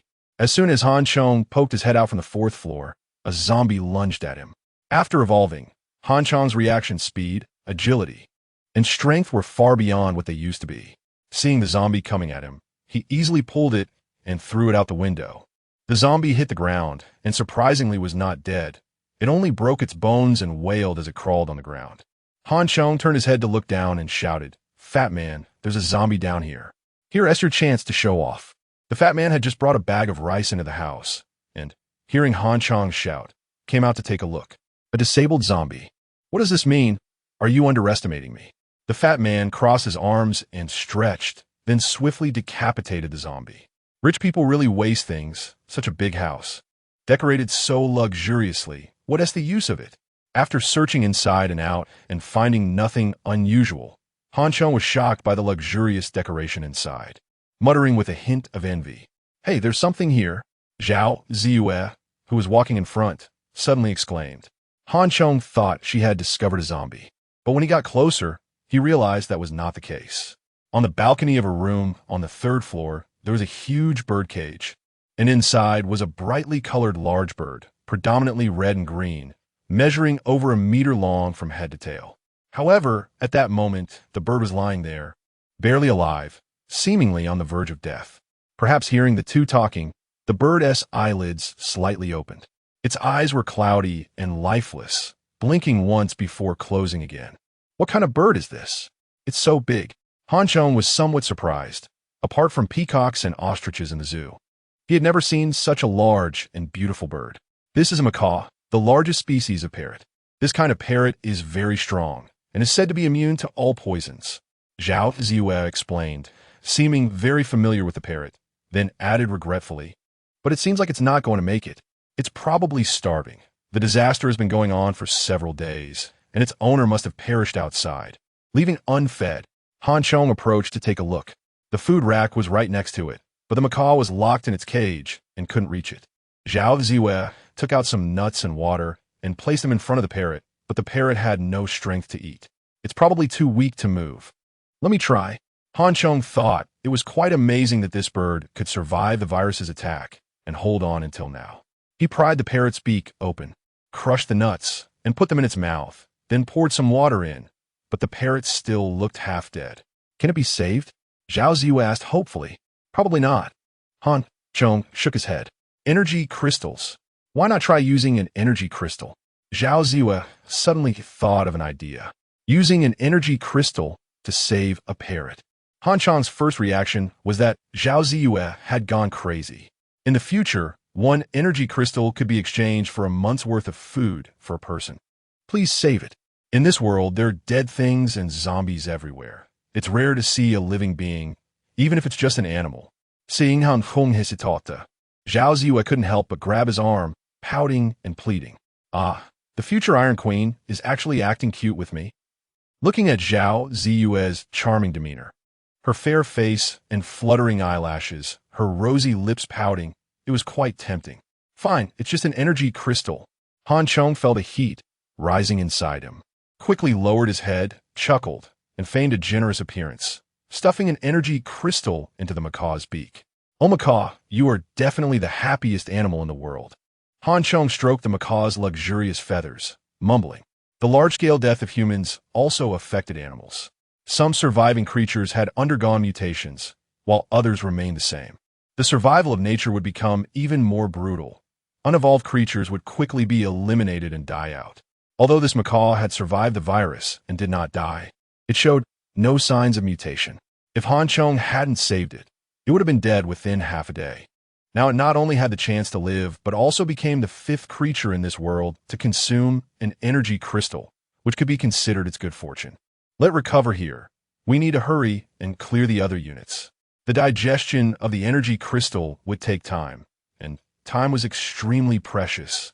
So Han Chong naturally could not wait here. Not long after Han Chong and the others left, the parrot's wings moved.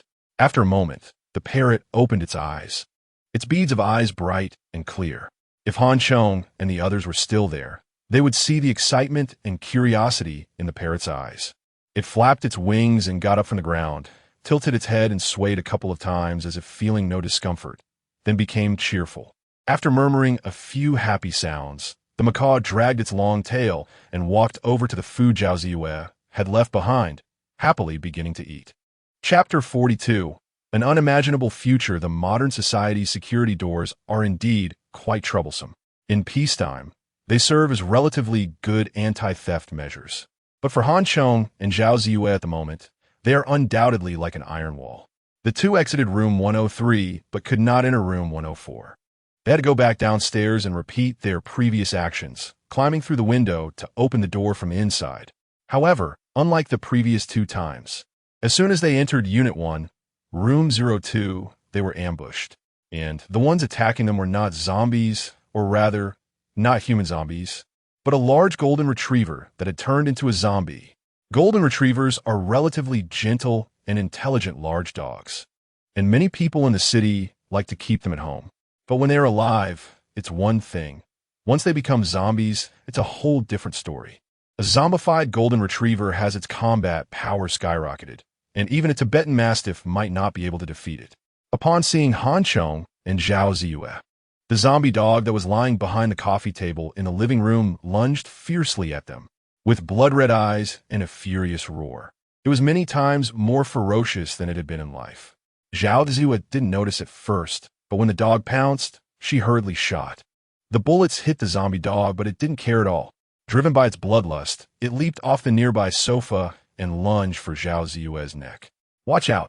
Han Chong, who was behind her, was taken aback, never expecting Zhao Ziyue's shooting would miss. By the time he wanted to rush forward to help, it was already too late.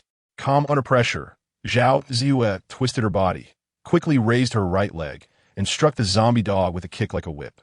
Zhao Ziyue was not the same as before. After completing her first-level evolution, combined with her original martial arts foundation, her seemingly fragile body could unleash powerful energy. The zombie dog was sent flying and crashed against the wall with a thud. If it had been an ordinary dog, no matter how strong, getting kicked by Zhao Ziyue would likely have taken half its life. But this zombie dog was different. Its zombification allowed it to completely ignore pain. After landing, it howled and roared, flipping over and charging at them even more violently. Zhao Ziyue seized the opportunity to catch her breath and fired her pistol repeatedly. But the dog was too fast. The bullets missed its head and instead hit its body, splattering blood everywhere. Just as Zhao Ziyue faced the second attack, Han Chong charged up from behind. He shouted angrily, and the purple lightning sword in his hand glinted coldly as he swung it up against the zombie dog. The indestructible sword sliced through the zombie dog's body, Immediately, a pile of colorful and foul-smelling entrails, accompanied by blood, rained down from the air. The dog fell to the ground, now cut in half. The severed zombie dog still didn't die. Its lower half crawled forward while the upper half struggled, roaring in fury. Its bloodthirsty eyes filled with madness. Zhao Ziyue seized the chance, raised her gun, and with a bang, the dog's head exploded, finally putting an end to its life. This zombie dog seems tougher than humans. After killing the zombie dog, Zhao Ziyue felt a lingering fear. She had some experience in killing zombies, but encountering a troublesome one like this was her first time. If all the zombies they had encountered before were like this, they would have been doomed long ago. Animals have a stronger wild instinct and better basic qualities. After zombification, this wild instinct is amplified, making them indeed tougher than human zombies. Han Hong explained it. Fortunately, we are in a city, otherwise it would be a big trouble. Zhao Ziyue patted her not-so-large chest, trembling a few times, feeling quite relieved. In the city? Han Chong chuckled coldly. You're overthinking it. Don't you know what kind of geographical environment Luqiao City has? What geographical environment? Zhao Ziyue was taken aback at first, but soon realized. Luqiao City is located by the sea, with a vast Yangtze River running through it. This sea and river have always been the most biologically diverse areas. If all the animals in the world mutated, how many monsters would be born in the sea and the Yangtze River?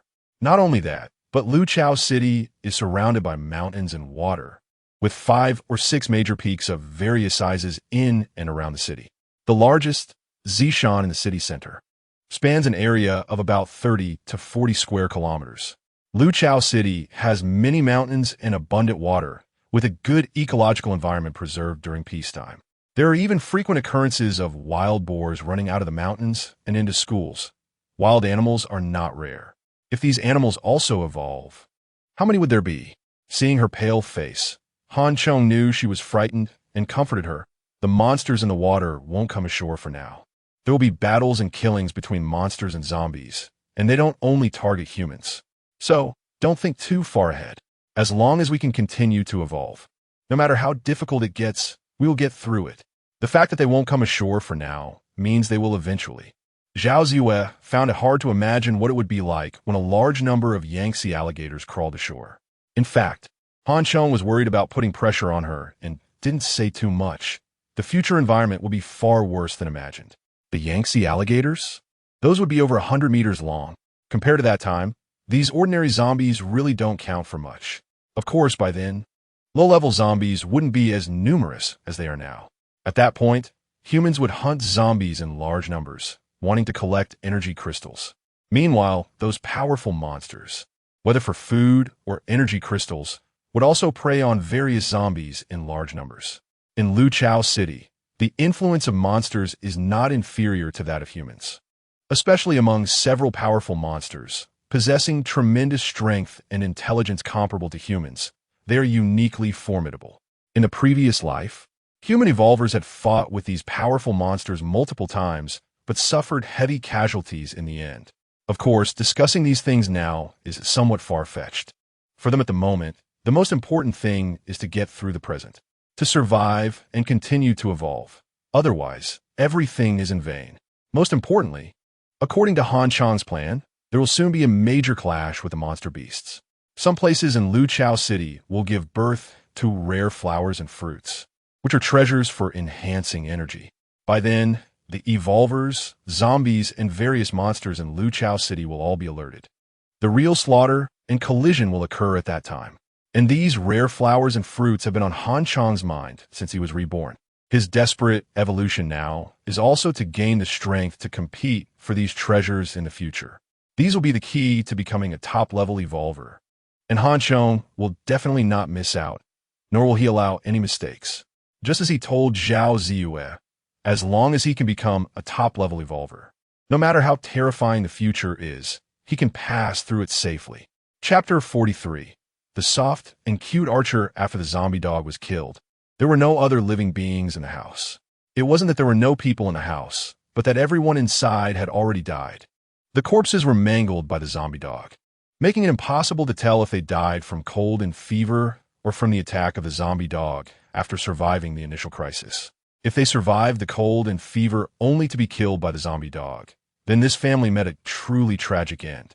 Han Chong opened the door and called over the fat guy across the way, assigning him the task of cleaning up the bodies and blood, while he and Zhao Ziyue continued to explore and clear the last household in this unit.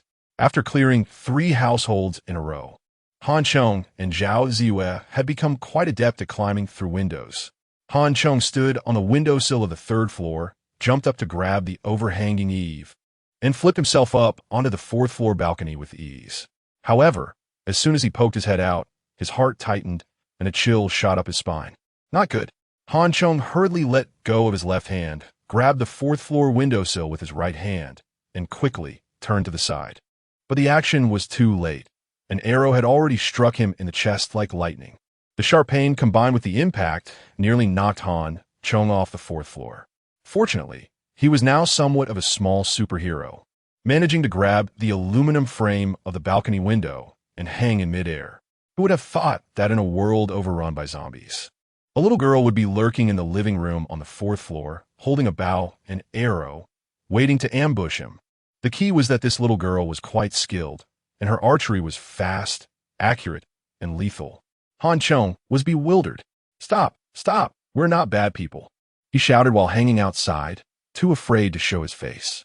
However, climbing through someone else's window and claiming to be a good person was hard to believe. "Who are you? Get lost, or I'll shoot you with an arrow," the little girl shouted, her voice trembling as she aimed her bow at Han Chong. "Who am I?" That's a bit hard to explain, Han Chong thought. Should he say he was just visiting? He had never thought he would find himself in such a situation. If it were a zombie that killed him, that would be one thing, but now the homeowner was home, and she was an expert archer. What was he to do? Ouch, my chest hurts so much. What's going on? You're hurt.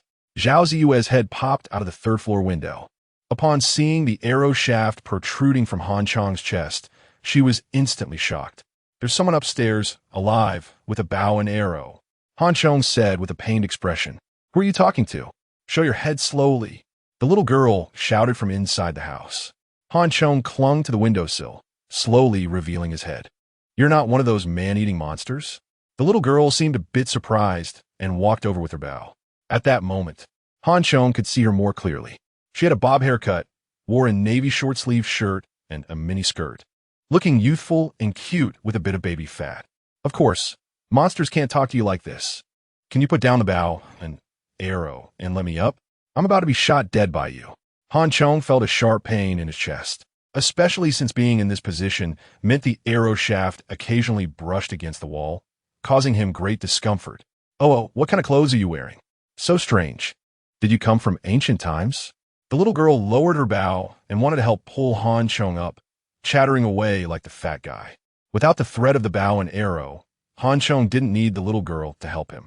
He flipped over and climbed into the balcony, lying back on the ground with the arrow sticking straight out of his chest. "Are you okay? You're not really dead, are you?" The little girl was startled to see Han Chong lying on the ground. At that moment, Zhao Ziyue also climbed up and, upon seeing Han Chong down on the ground, became extremely anxious and hurried over to check on him. "Are you police? Special forces?"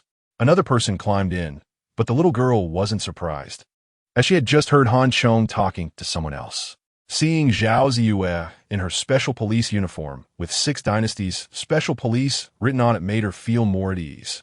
It was Han Chong who found it strange. He was wearing ancient armor and had a long scar on his face, looking quite fierce.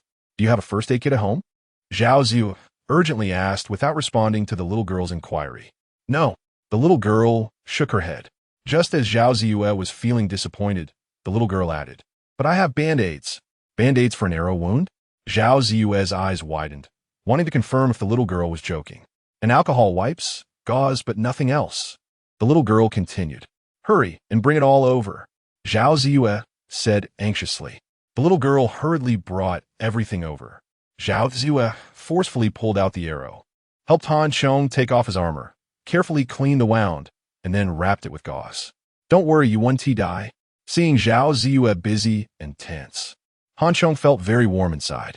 In his previous life, whenever he got hurt, he had to lick his wounds by himself. There was no one to help him.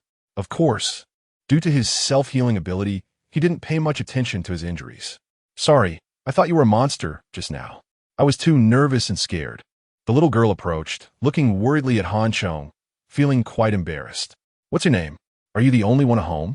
Han Chong managed a faint smile. The arrow had great power, piercing through 2 layers of armor. Although the armor blocked most of the force, Han Chong still suffered some damage, especially in the chest area.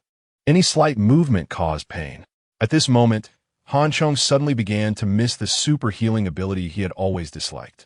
If he had that ability, this minor injury would heal in the blink of an eye. Now, he had to endure it.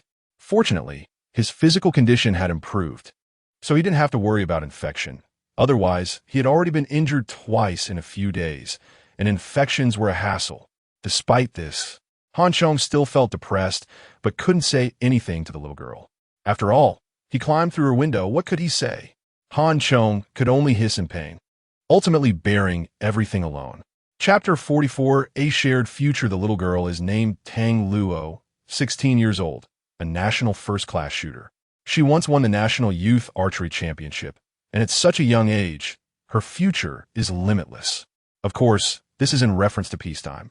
Now, disaster has struck, and the apocalypse has arrived, turning Tang Luo's life upside down. On the 18th, Tang Luo's parents went out for a trip. She stayed home temporarily to participate in a shooting training event on the 20th. Unexpectedly, this separation turned out to be a permanent farewell, and the entire world underwent drastic changes. As an athlete, Tang Luo possesses an excellent physique, and with the air conditioning, refrigerator, and underfloor heating at home, she managed to withstand the extreme temperatures. However, what awaited her was the beginning of disaster. After hearing Tang Luo's introduction, Han Chong and Zhao Ziyue fell silent. No egg remains unbroken under the nest. Being born in this era means enduring all that this era brings. Let her rest here for now. We still need to continue our work. After Zhao Ziyue briefly explained the current world situation, Han Chong began to urge them on. Time is precious now. There is still a lot of work to be done, whether it's stockpiling supplies or building steel fortifications. Where are you going? I want to go with you. Hearing Han Chong say he was leaving, Tang Luo immediately panicked. During this time, she had been anxious and terrified, not daring to go outside. Finally encountering 2 normal humans, she naturally did not want to be alone again. We're going to kill zombies. It's very dangerous. You should stay here. Zhao Ziyue comforted her. This building has been cleared, and Han Chong plans to use it as a base. For now, it will be a very safe place.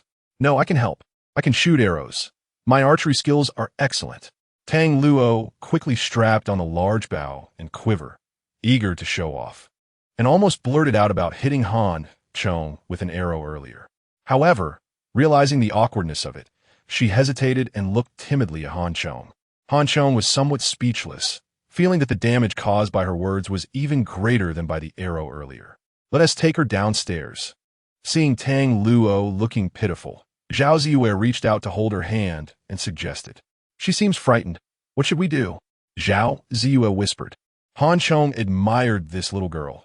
Whether in archery or courage, such a person is rare at her age in this apocalypse. Most importantly, her cute and innocent demeanor made Han Chong feel at ease. Otherwise, if she were like Zhao Song, Han Chong would have split him in half with a sword long ago. Oh my, where did such a beautiful little sister come from? As the 3 walked down the stairs, they ran into a chubby man carrying 2 bags of rice, walking in through the front door.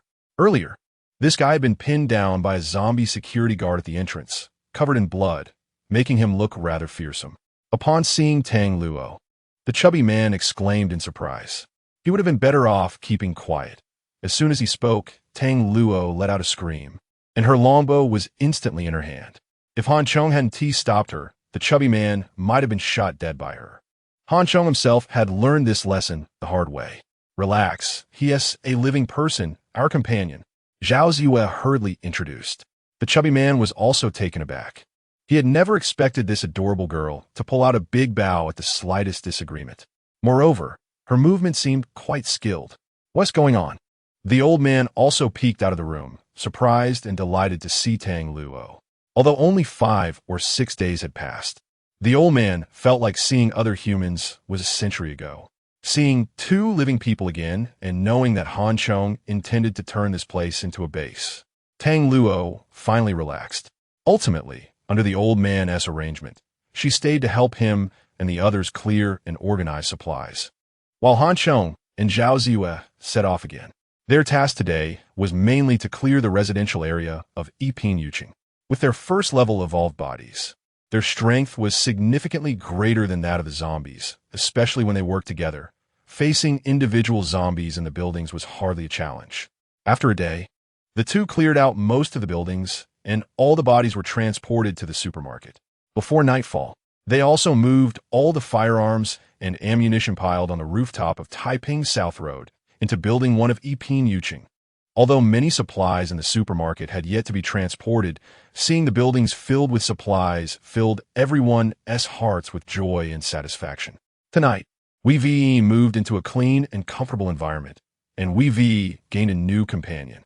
It could be said that it's double happiness. So I propose we celebrate a little. What do you think?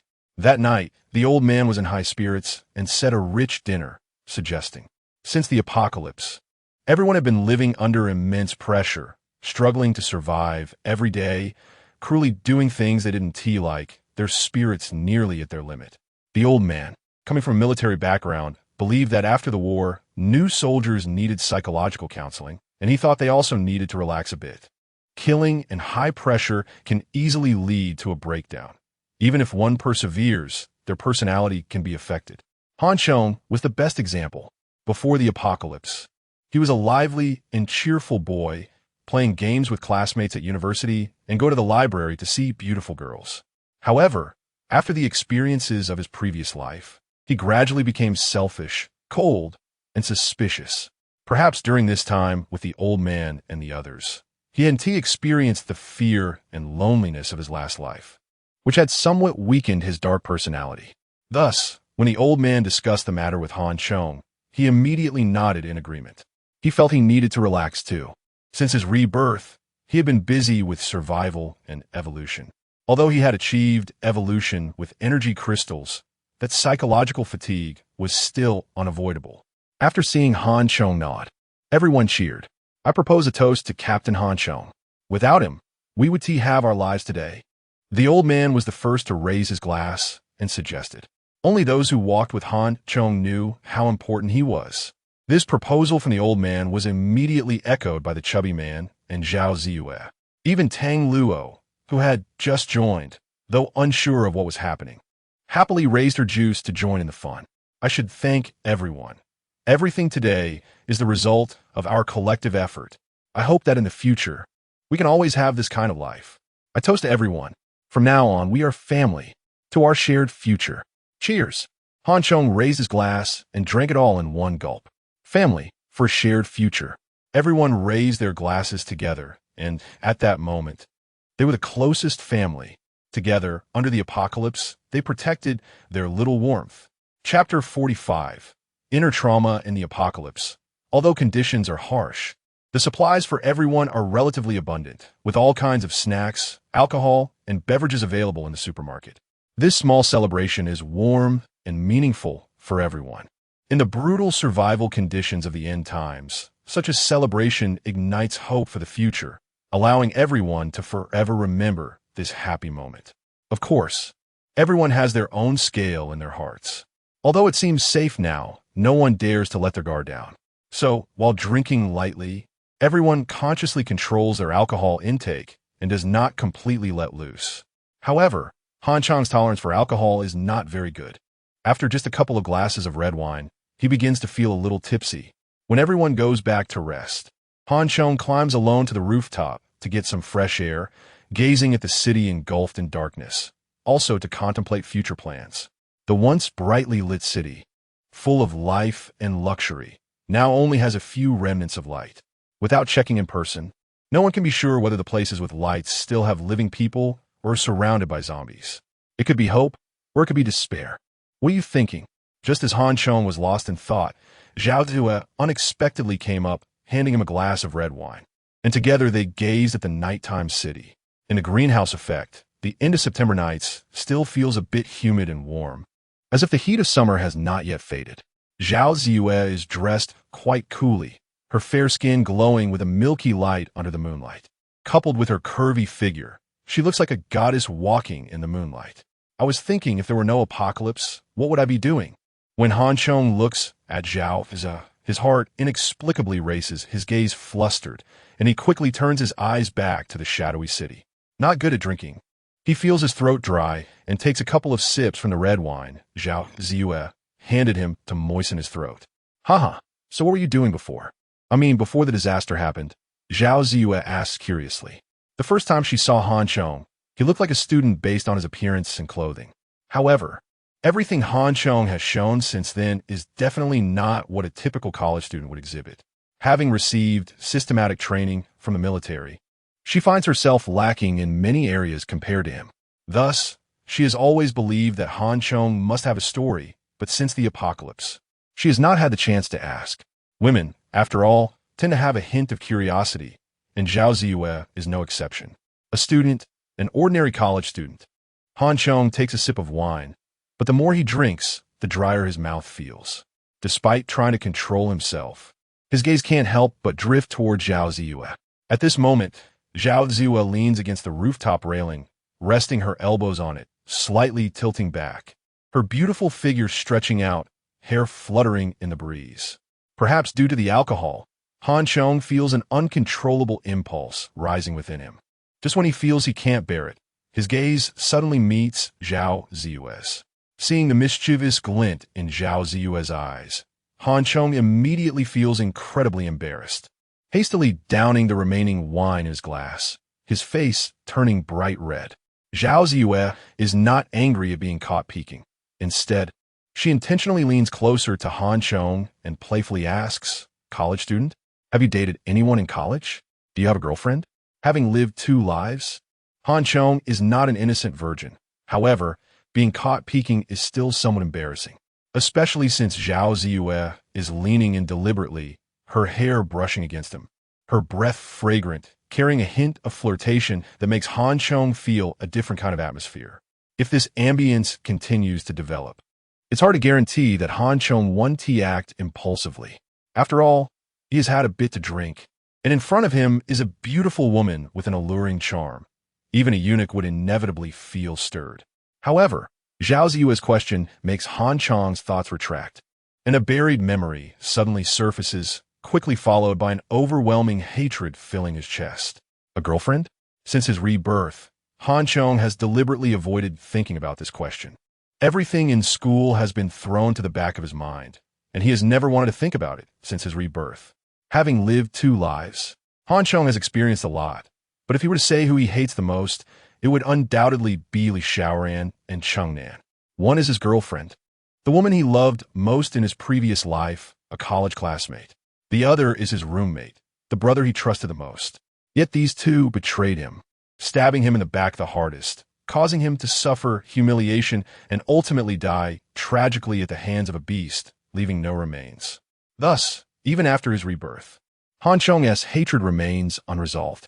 What he hopes most is that in this life, without his presence, these two scoundrels can survive long enough for him to have the opportunity to personally take their lives. Lost in his memories, Zhao Ziyue is startled, confident in her appearance. She knows how many people have tried to catch her attention, but they have all been repelled by her. As her grandfather would say, she has her standards, and ordinary men don't meet them. Over the past few days of interaction with Han Chong, her impression of him has changed almost daily. Seeing him save that parrot today showed her that this seemingly cold boy also has a gentle side. Right now, while she can't say she likes him much, at least she doesn't feel repulsed. So, when she discovers Han Chong peeking at her, Zhao Ziyue is not angry, but rather wants to tease him a bit and see the humorous side of this usually cold guy. Little did she know that after her remark, Han Chong suddenly becomes strange, his eyes red, and his expression twisted and contorted. Han Chong, what's wrong with you? Zhao Ziyue is taken aback, noticing that Han Chong looks somewhat like someone suffering from post-traumatic stress. Could it be from killing too many zombies? Zhao Ziyue knows that such psychological stimuli need to be calmed down as quickly as possible. She quickly steps forward, grabbing Han Chong's hand, trying her best to soothe him and bring him back to calmness. However, Han Chong has already fallen into a special state, consumed only by the hatred within him. Unable to distinguish who is in front of him, after grabbing Zhao Ziyue's hand, he immediately holds it tightly. His powerful grip causes Zhao Ziyue pain, even after her evolution. But Han Chong's strange state makes Zhao Ziyue wary of provoking him. She can only grit her teeth and endure, wrapping Han Chong's head in her arms like a mother, softly comforting him. After a while, under her soothing calls, Han Chong's trembling gradually subsides, and the anger in his heart also slowly calms down. Thank you. After regaining his senses, Han Chong lifts his head from Zhao Ziyue's chest. At this moment, he harbors no ill thoughts, only genuine gratitude. The hatred accumulated from his previous life, after long suppression, suddenly released, causing him to lose control. If it weren't for Zhao Ziyue just now, he might have truly fallen into madness, becoming a brutal beast. I should be the one apologizing. It's my fault for making you think of unhappy things. Zhao Ziyue softly says, feeling a bit worried about Han Chong's situation. For what she observed earlier, Han Chong's inner self must have suffered immense trauma. This psychological issue, regardless of its cause, is extremely troublesome. If not addressed and allowed to accumulate, it will become even harder to control once it erupts in the future. But what exactly is buried in his heart?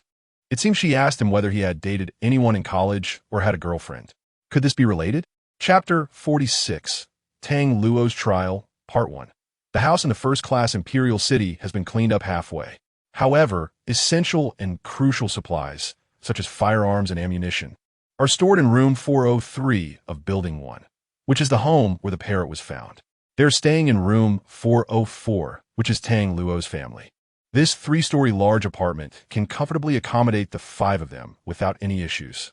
The 2 households downstairs are filled with other relatively important supplies, such as rice and clothing. Once those 2 households are filled, they start to stack items in the 4 rooms of Unit 2. A building has a total of 2 units and 8 households. Is this extravagant? Indeed, it is quite luxurious. In a central location of the 6 Dynasties city, where every inch of land is precious. Building this type of house and selling it for $300,000 to $400,000 per square meter is not considered expensive. On September 25th, Han Chong woke up early.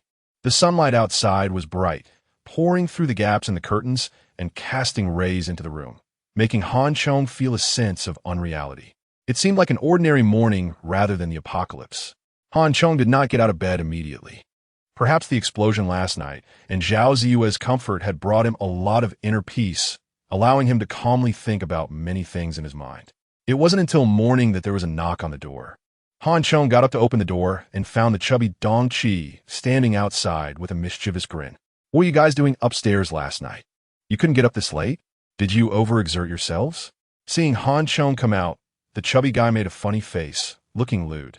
Han Chong coughed lightly, glancing behind the chubby guy without saying a word. It can't be that coincidental.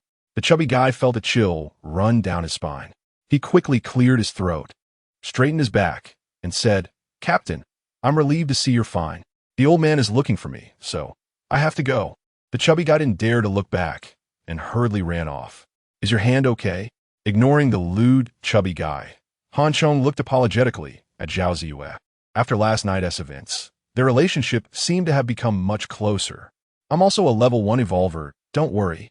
Zhao Ziyue smiled, slightly retracting her wrist to hide the marks on it, quickly changing the subject. "What's the plan for today?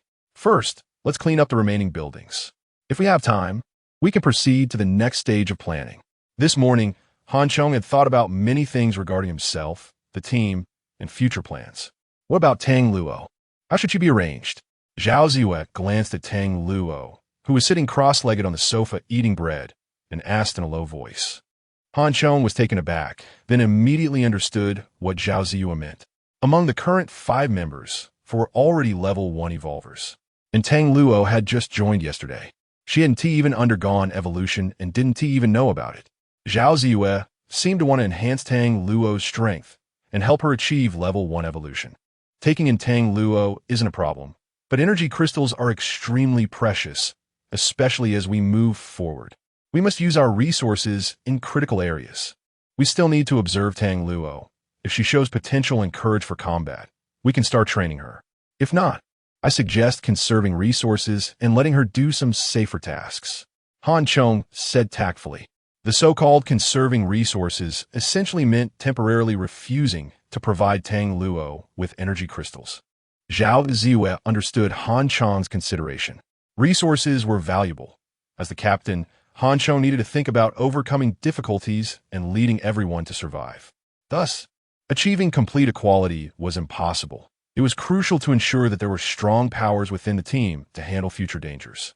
If everything was distributed equally, it would lead to mediocrity. Today we can bring her along to clean the buildings. Han Hong suggested. This is a great opportunity for observation. Tang Luo's performance will determine whether she is worth training in the future. Are we going to fight zombies? That's great. When Zhao Ziyue informed Tang Luo of today's plans, she immediately jumped up excitedly. After a few bites of bread, she began to organize her bow and arrows, getting ready for battle.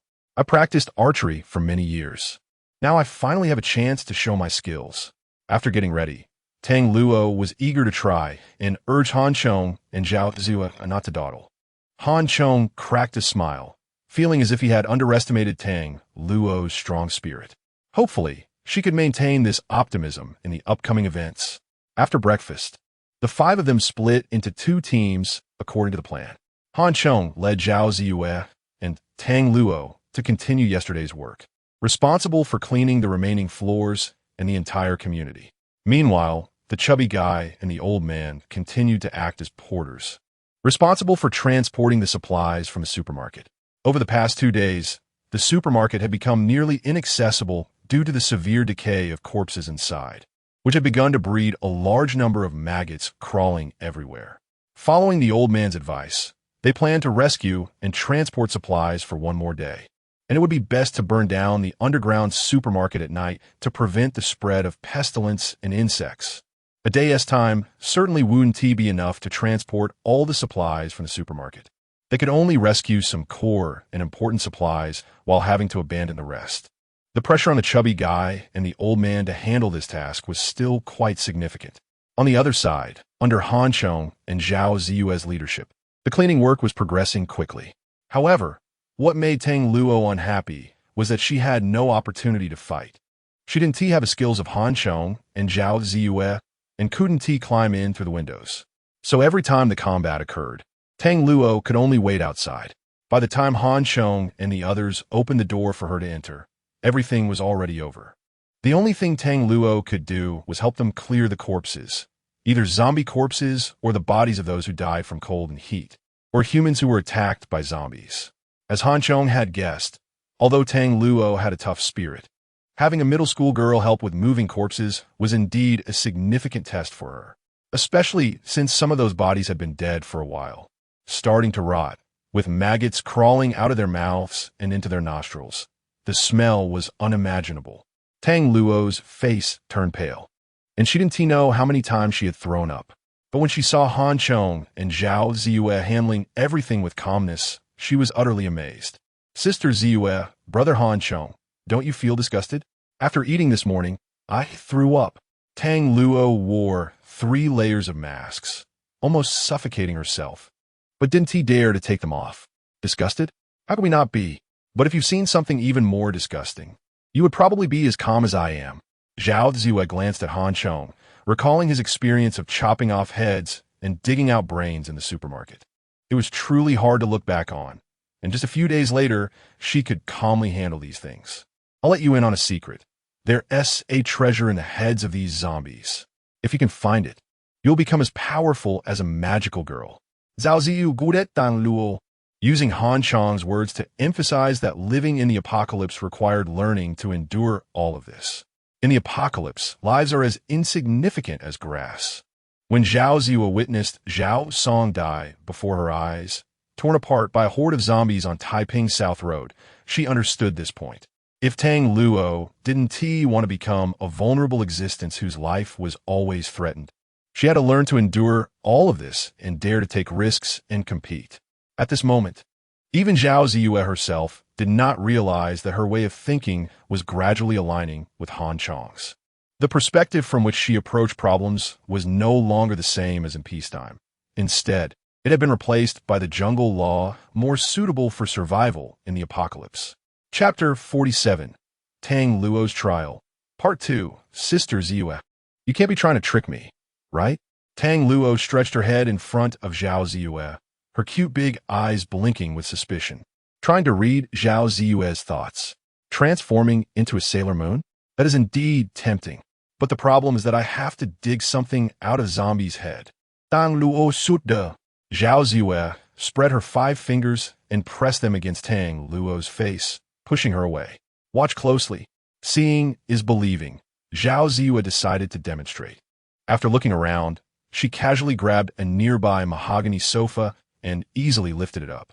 Tang Luo's eyes widened in shock as she exclaimed, "A strong man? Sister Ziyue, you aren't cross-dressing, are you?" Zhao Ziyue rolled her eyes at her and said, "This is evolution. Do you know Superman? As long as you can find the blue energy crystal from a zombie's head, you can do it too. Sailor Moon, Superman, Tang Luo Mumut." Her big eyes filled with envy. But then her chubby little face twisted in a knot. Transforming into Sailor Moon is very attractive. But digging it out from a zombie's head, I need to do some psychological preparation first. Tang Luo pouted, feeling that life was just too hard. Seeing Tang Luo circling around the zombie with a kitchen knife, her little face all scrunched up, Han Chong suddenly stopped her, extending his wrist and saying, "This is a reward for you. Is this the energy crystal?" Tang Luo's eyes lit up as she grabbed the blue bean in Han Chong's palm. Then she opened one eye and closed the other, pinching the energy crystal and looking at it, but she didn't see anything special. This isn't something to look at. It needs to be eaten. Han Chong rolled his eyes, somewhat speechless at Tang Luo's silly behavior, unsure if deciding to train her was the right choice. "Oh, thank you, Brother Han Chong." Tang Luo immediately tossed the crystal into her mouth, swallowed it with a gulp, and then closed her eyes, her heart filled with anticipation. After waiting a few seconds, it seemed like nothing happened. Could it be that Brother Han Chong was joking with me? Just as she was about to open her eyes, she suddenly felt something unusual in her body. A warm breath continued to arise within her, a wonderful feeling that made Tang Luo involuntarily immerse herself in it. "Aren't you supposed to be training her?" Watching Tang Luo, who was lost in thought, Zhao Ziyue moved closer to Han Chong and whispered, "She is still young. Her mind is not mature yet. Excessive demands might distort her personality." Han Chong explained, realizing this principle only recently. Many of Han Chong's ideas came from his experience in his previous life. In his view, survival in the apocalypse required ruthlessness and harshness. Only in this way could one survive better. Otherwise, one would end up like he did in his last life, being used, betrayed, eliminated, and ultimately meeting a tragic end. However, the emotional outburst from last night suddenly made Han Chong alert. Although it was his psychological factor, the virus's impact on humanity was far more complicated than it seemed. In his previous life, he had heard of cases where people who survived the early stages of the apocalypse later transformed into various monsters. If one were to immerse oneself solely in killing, hatred, and other negative emotions, their thoughts would also become distorted, and they might end up becoming a monster that only knows how to kill. Right now, Tang Luo was still young. He needed to cultivate an independent and brave partner, not a twisted-minded demon. Hearing Han Chong's explanation, Zhao Ziyue's eyes revealed a thoughtful and surprised expression. She suddenly realized that this man before her was becoming increasingly inscrutable. Every time she thought she understood him, Han Chong would suddenly show another side. Fortunately, Han Chong's demeanor was becoming more humane, which delighted Zhao Ziyue, and her gaze toward him inevitably carried a hint of something unusual. Cleaning the floors, the hardest part was not killing zombies, but having to climb walls and windows, searching room by room. Then they also had to clear all the corpses from the rooms. Eventually, Han Chong was responsible for killing enemies and searching. Zhao Ziyue was responsible for dragging the corpses into the elevator, and Tang Luo was in charge of dragging the corpses out of the elevator. With the three of them working together, their speed increased significantly. Especially Tang Luo, who had just experienced the changes brought by evolution, was full of energy and enthusiasm. Even the dull and oppressive task of moving corpses couldn't hide the joy and vitality radiating from her. Affected by Tang Luo's enthusiasm, the typically gloomy Han, Chong, seemed to become much more cheerful. It seemed that having such a cheerful person in the team wasn't a bad thing after all. At 4:10 p.m., the three of them successfully completed the cleaning tasks of the Yuqing Tower and the underground garage ahead of schedule. Should we go help my grandpa and the others move supplies? After tossing all the cleared corpses into the supermarket, Zhao Ziwei clapped her hands and asked. According to the plan, they needed to collect various supplies after the relocation. Time is running out. We must make full use of the night. However, collecting supplies at night isn't safe. We need to change our approach. Do you know if there is a building materials market nearby? Were there a lot of steel bars, steel plates, and anti-theft nets? Time was not as ample as he had imagined, and Han Chong thought for a moment before deciding to slightly adjust his thinking. Look, isn't this easy to find? It's just a wall away. Tang Luo pointed with her hand. Outside Yuqing Tower, there was an alley called Limin Alley. On the west side of Limin Alley, various large trucks and buses were parked. On the east side of the street, there were many shops, the majority of which specialized in custom anti-theft windows, wholesale steel bars, sunrooms, and hardware accessories. When Han Chong saw that every shop was filled with various steel materials, he almost shouted in excitement. This is exactly what I need. Otherwise, just gathering these steel materials would be enough to give me a headache. The building materials market was too far away, and with the roads blocked and zombies roaming, it wasn't easy to gather steel materials within a few days with their limited manpower. Han Chong even thought that if it came down to it, he would have to dismantle doors and windows from nearby residential complexes. Now, all the problems were resolved, even better than he had anticipated. Limin Alley was not a place with heavy foot traffic. Although there were zombies inside, their numbers were not too many. Han Chong temporarily called over the old man and Fatty, and together they spent 2 hours clearing out the zombies. Zhao Ziwei and the old man were now significantly improved. With both holding guns to attack, Han Chong assisting, and Tang Luo tagging along, they managed to kill a total of 122 zombies. Fatty harvested 2 energy crystals on site. After this battle, although Tang Luo was a bit flustered, her overall performance satisfied Han Chong as she bravely faced the zombies and took the initiative to attack. This also strengthened Han Chong's determination to train Tang Luo, directly providing her with the crystals needed for her first-level evolution. Chapter 48, Low Configuration Steel Fortress. The distance of just one wall apart indeed brought convenience to everyone, without the disturbance of zombies. It was very easy for several first-level evolved beings to do some physical labor. Additionally, the old man, Zhao Ziwei, and the Fatty could all drive. Especially the old man and his grandson Zhao Ziwei, both from the military, said that they could drive a large liberation truck on a tightrope. So driving an ordinary truck was no problem at all. Fatty had a regular car license and had never driven a truck before, but under the old man's guidance, he quickly learned and was able to drive without issues. Anyway, the distance was not far, there were no traffic police checking vehicles, and there was no need to worry about hitting pedestrians. At 7 p.m., welding guns, cutting machines, screws, rebar, wire mesh, steel plates, and so on were loaded onto 3 large trucks, which were overloaded and transported to the entrance of building number 1 in Yicheng. After hastily eating some food, everyone began to work overtime, implementing the most critical step in the plan to build the steel fortress. This was the most important part of Han Chong's many plans. The construction of a steel fortress was fundamentally related to ensuring survival in the face of various dangers after the zombies underwent a second collective evolution. With the existence of the steel fortress, everyone could attack or retreat, ensuring sufficient safety, except for Tang Luo. Everyone understood Han Chong's planning steps and the terrors of future disasters. Because of this, they devoted themselves fully to the construction of the steel fortress, resolutely preventing any shoddy work. If 5 pieces of rebar could be used, they would never use 4. If 2 steel plates could be used, they would never use just 1. Starting from the first floor, the outer wall was completely embedded with a layer of steel mesh made from electric welding rebar, anti-theft nets, and so on as wall protection. The windows were a key focus, completely sealed with thick steel plates, leaving only a hole 2 fingers wide for observation and shooting. Through a night of hard work, large steel patches gradually connected to encircle building number 1.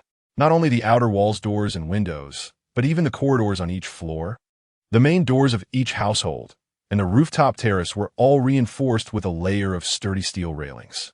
This meant that even if someone wanted to go from the first floor to the rooftop, they would have to pass through countless checkpoints. However, since they were not professional workers, the ugliness of the steel fortress they constructed was evident. Han Chong, sealing the windows outside is fine. But why seal the corridor entrances inside? The windows are sealed, and there's no sunlight. It's dark in the house.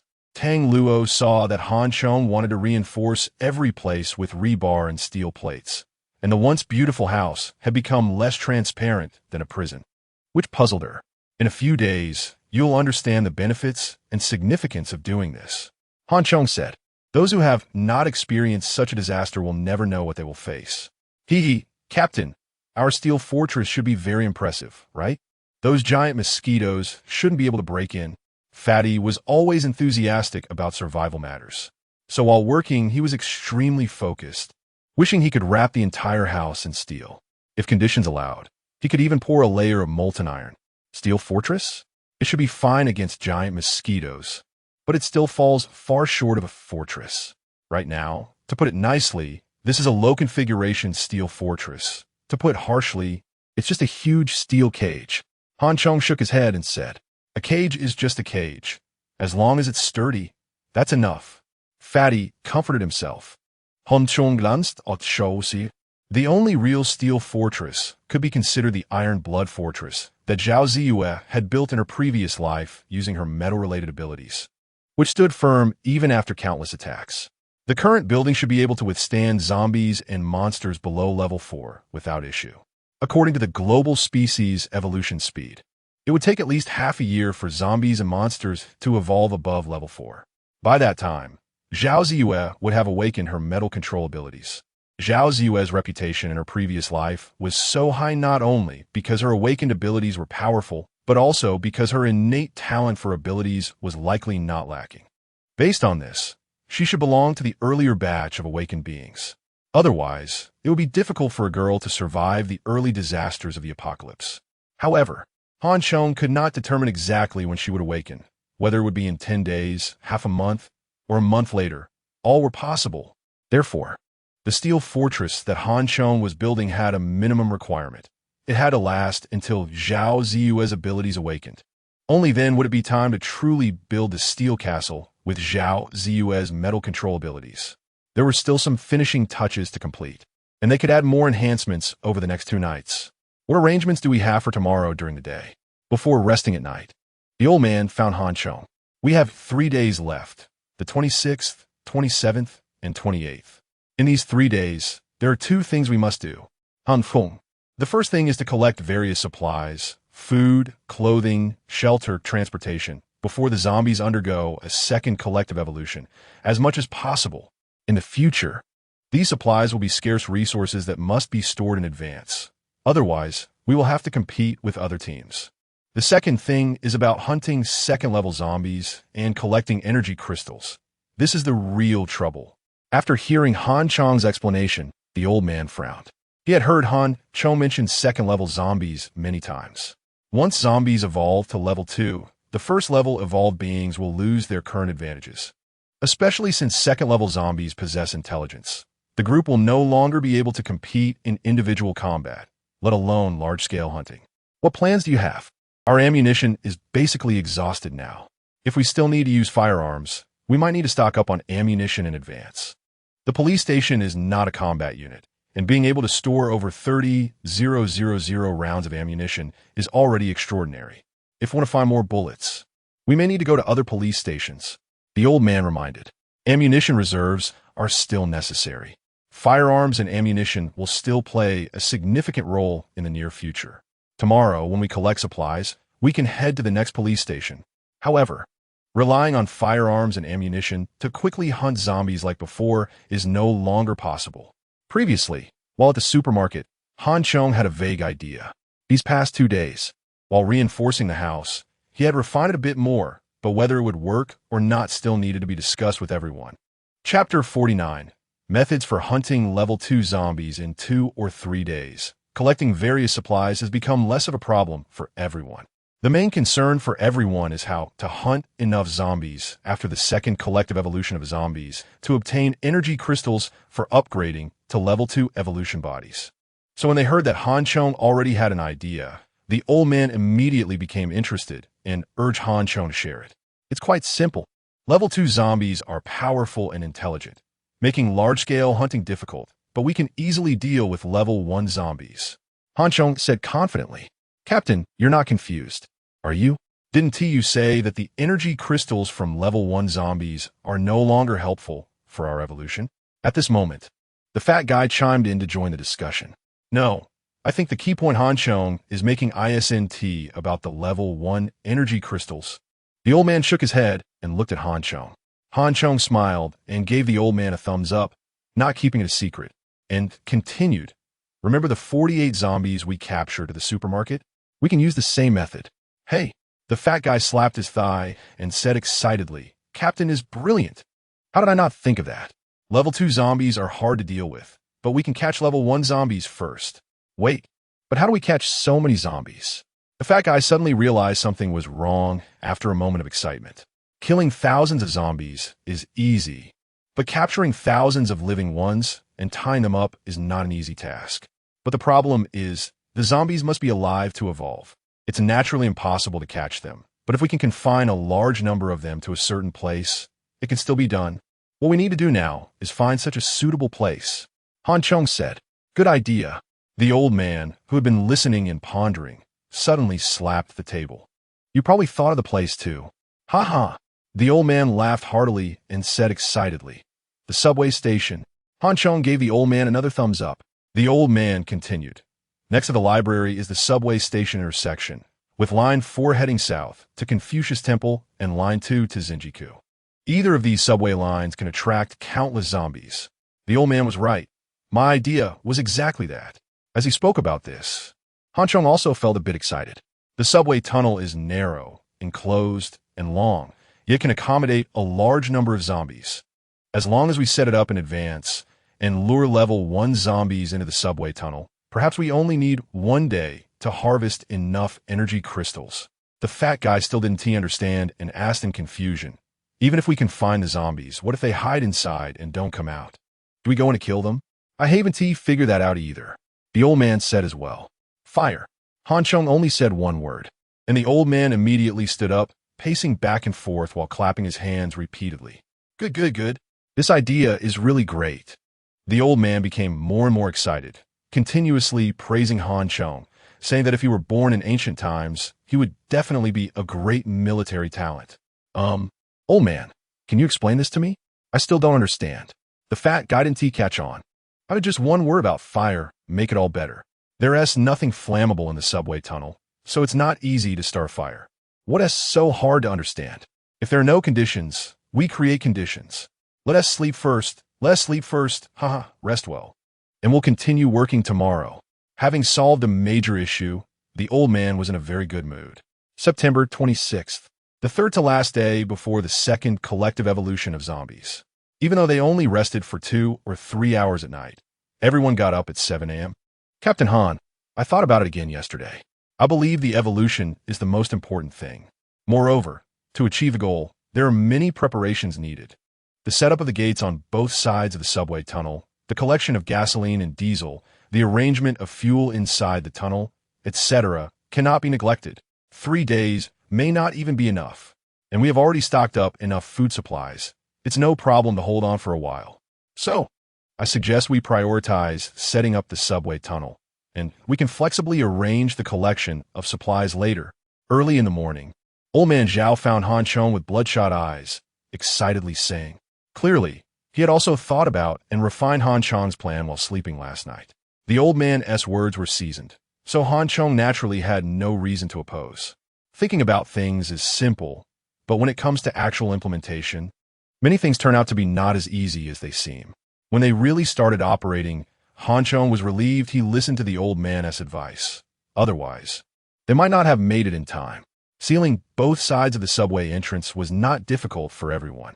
There were plenty of steel plates and rebar in Limin Alley. They just needed to weld the two sides together and leave a portal in advance. The key issue was how to collect fuel and arrange it. Gasoline is volatile.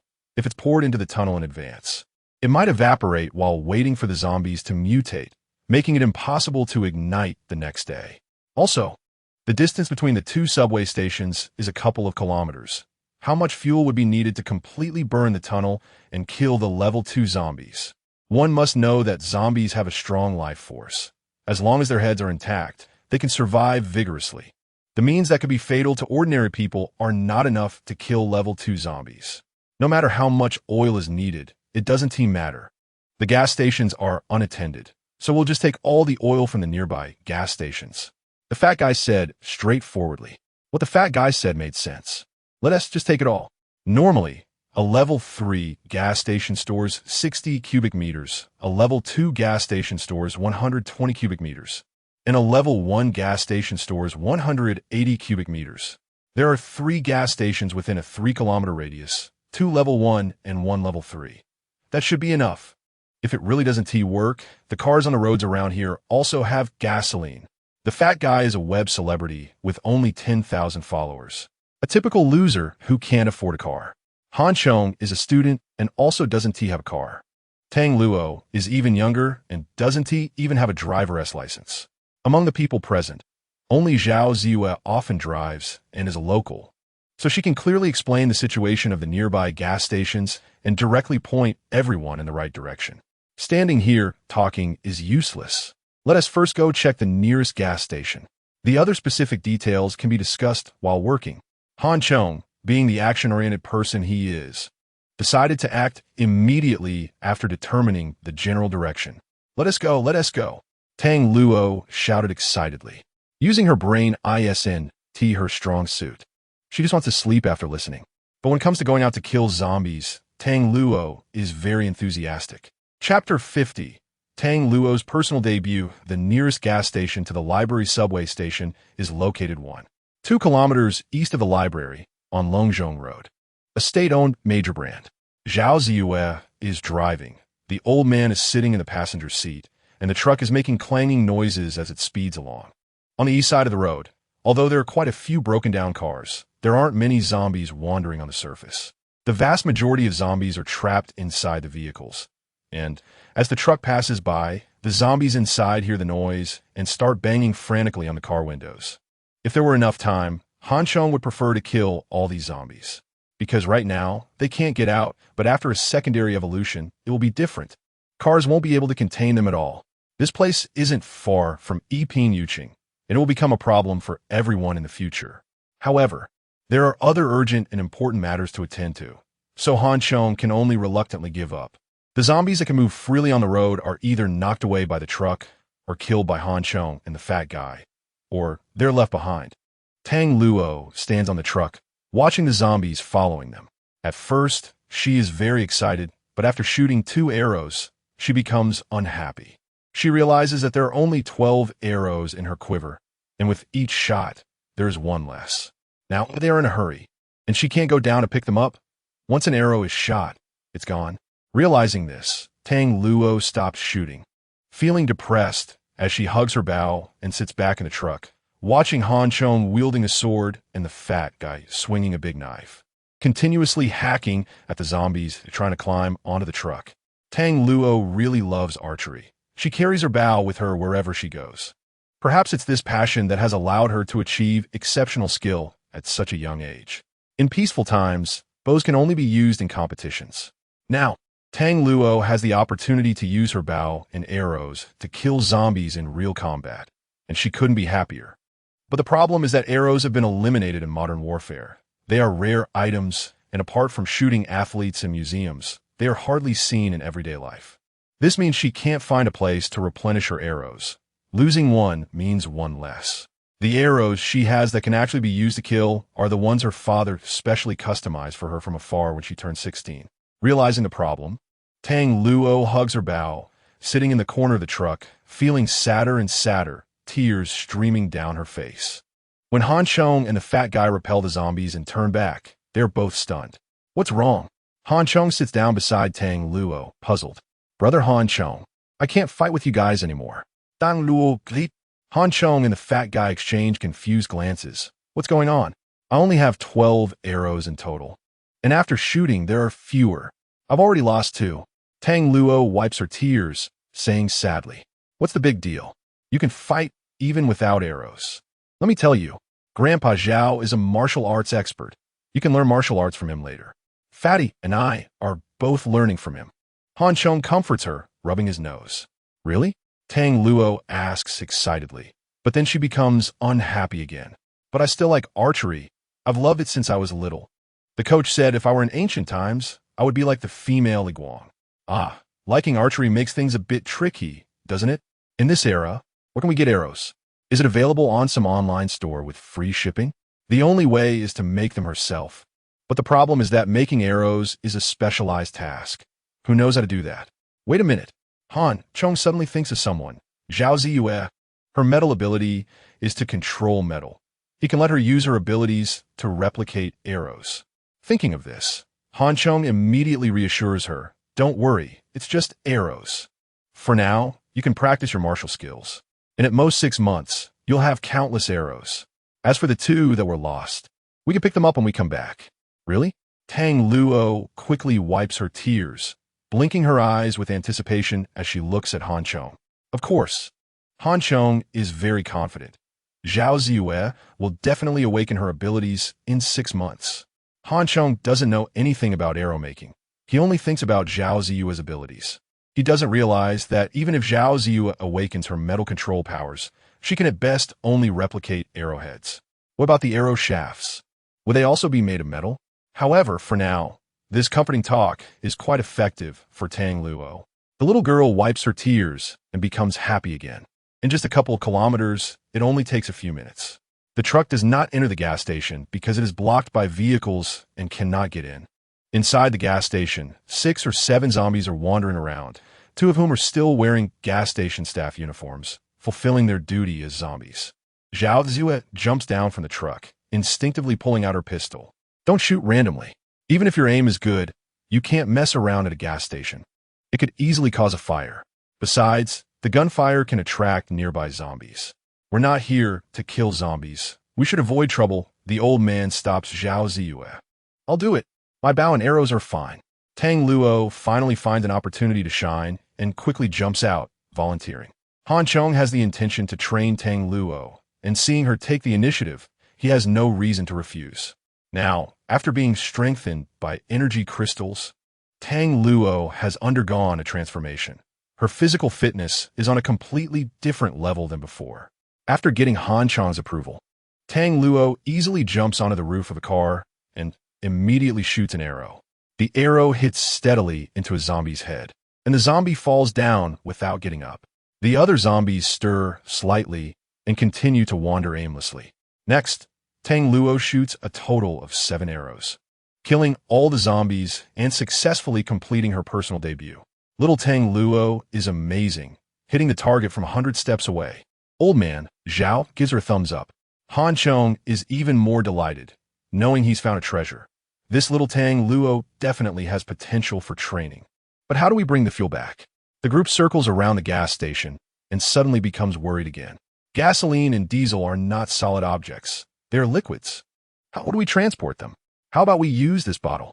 The fat guy takes a bottle of mineral water from the gas station store, drinks it in one gulp, and shakes the empty bottle. Brother Fatty, how much can this small bottle hold? Tang Luo giggles, covering her mouth. Haha, I'm just joking. There's no other way, right? The fat guy, thick-skinned, doesn't care about being mocked by a little girl. However, his silly remark sparks an idea in Han Chong's mind, and he quickly says, yes, we can use bottles. You can't really be thinking of using a mineral water bottle, right? That won't hold much. Zhao Ziyue is astonished. The fat guy is unreliable. And now Han Chong is also going crazy? Chapter 51, Changing Mindset. 1 certainly won't work, but what if we have more? I was still thinking about how to use this gasoline in the subway tunnel, but now there's a solution. Facing Zhao Ziyue's doubts, Han Chong was completely unfazed, instead exuding confidence. The old man knew Han Chong was not someone who acted recklessly, and he urged with a smile, come on, tell us. If we pour gasoline, diesel, etc., into the underground tunnel, it will seep underground and evaporate, affecting the effectiveness. Not to mention, we won't be able to collect that much gasoline to cover the tunnel in a short time. This is easy to understand, and everyone nodded in agreement. But what if we change our approach and don't spill the fuel on the ground, but hang it above instead? Hang it above? The fat man looked at the mineral water bottle in his hand, somewhat confused. Are we supposed to put gasoline in the mineral water bottles and then hang them at the top of the tunnel? How we burn the zombies up there? Seeing the questioning looks from everyone, Chong continued excitedly. We just need to make a long strip of cloth, soak it in gasoline, and then tie countless mineral water bottles together. This time, before Chong could finish speaking, everyone understood. As long as the zombies rush into the tunnel, when the time comes, we just need to ignite one end of the cloth strip, and the mineral water bottles will fall one by one from above, spilling gasoline all over those zombies. The ignited zombies will run around in the tunnel, igniting all the other zombies. This is fun. Tang Luo clapped his hands in delight. Tang Luo's viewpoint naturally represented everyone's opinion. To ensure effectiveness, we need at least one bottle every meter, and with a 3 kilometer tunnel, we would need over 2,000 mineral water bottles. If we follow the previous plan and set up both tunnels, we would need at least 4,000 to 5,000 bottles. At that time, we just need to spread some flammable materials in the tunnel to intensify the flames.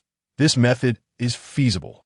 However, gathering so many bottles in a short time is not easy. The old man quickly calculated and proposed some improvements. The fat man pointed to the convenience store at the gas station behind him and said, "There are at least 400 or 500 here. We just need to find a big supermarket. The place we passed just now, Jin to Supermarket, must have even more." Zhao Ziyue immediately said, "We need to go to Jin to Supermarket, but we don't necessarily have to collect bottles." Chong's mind was exploding with ideas, thinking quickly. Without waiting for everyone to ask, Chong continued, "We can use shopping bags." Indeed, shopping bags are better. Once ignited, the gasoline inside will definitely spill everywhere. Plus, it will reduce the time needed to empty the bottles. Zhao Ziyue also said excitedly. Seeing that everyone had no other opinions, the five immediately divided the tasks. At the convenience store, there were also hundreds of plastic bags, and the old man, the fat man, and Tang Luo started filling them up.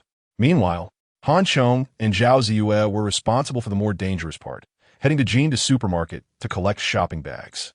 The Jin to Supermarket at the intersection of Longzhong Road and Jinhui Road is quite famous in this area, not only because it has been open for a long time, but also because it is much larger, over twice the size of the large supermarket in front of the library. There was a small parking lot at the entrance, filled with electric bikes and bicycles, indicating a large flow of people inside, which also suggested there must be many zombies inside. The plastic bags are generally located at the exit's turnstiles. We don't need to go deep inside. We just need to grab the bags at the entrance. Zhao Ziyue observed for a moment and said, "There are many zombies outside, and cleaning them up is troublesome, not to mention the risk of attracting more. Dealing with so many zombies in an open area is not easy. Look over there."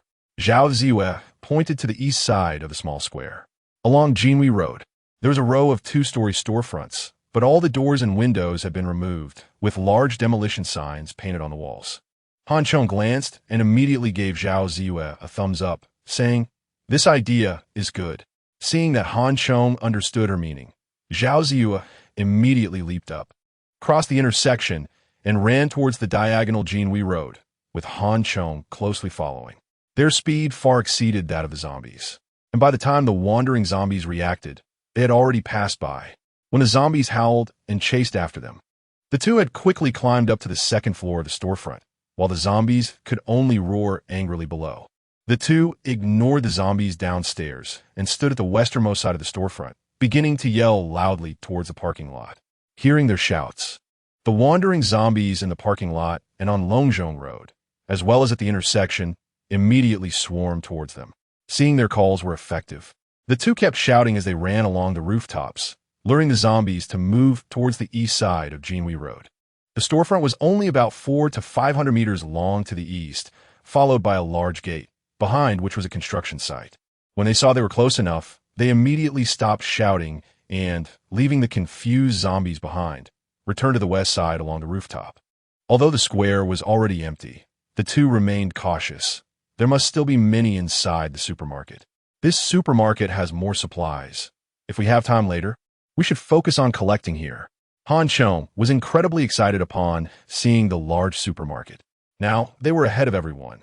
Because of the rampant zombies, no one dared to go out to search for supplies, and this was their opportunity. Entering the supermarket's main door, there were more than a dozen turnstiles lined up. However, the zombies at the turnstiles were surprisingly numerous, likely those who were waiting in line to check out when the disaster struck. What to do?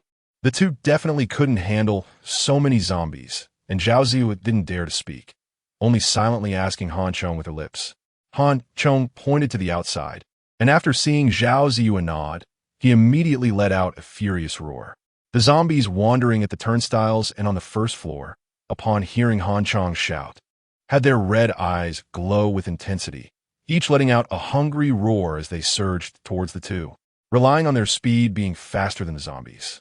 The two used the same trick again, leading a large number of them to the east side of Jinhui Road. By the time they returned, the turnstiles were completely empty. The two exchanged smiles and immediately rushed to the turnstiles, tearing down all the plastic bags, regardless of size. Retreat, estimating they had gathered at least several thousand, if not over 10,000 bags. Chong signaled to Zhao Ziyu, and the two sprinted back to the gas station. Meanwhile, the old man and the others were happily filling bags with gasoline, already having filled over 100, and hung them up with ropes to prevent the gasoline from leaking. Seeing the two return with a large number of bags, the fat man exclaimed excitedly, "Ha ha ha! This method of storing gasoline is simply fantastic. Gas prices keep rising every day and never fall. Today we really hit the jackpot." Chapter 52. The early evolved parrot at this gas station. After a busy day, everyone had filled over 5,000 shopping bags of varying sizes. There were still some convenience bags and gasoline left, but as it was getting late, they decided not to continue refueling and prepared to head home.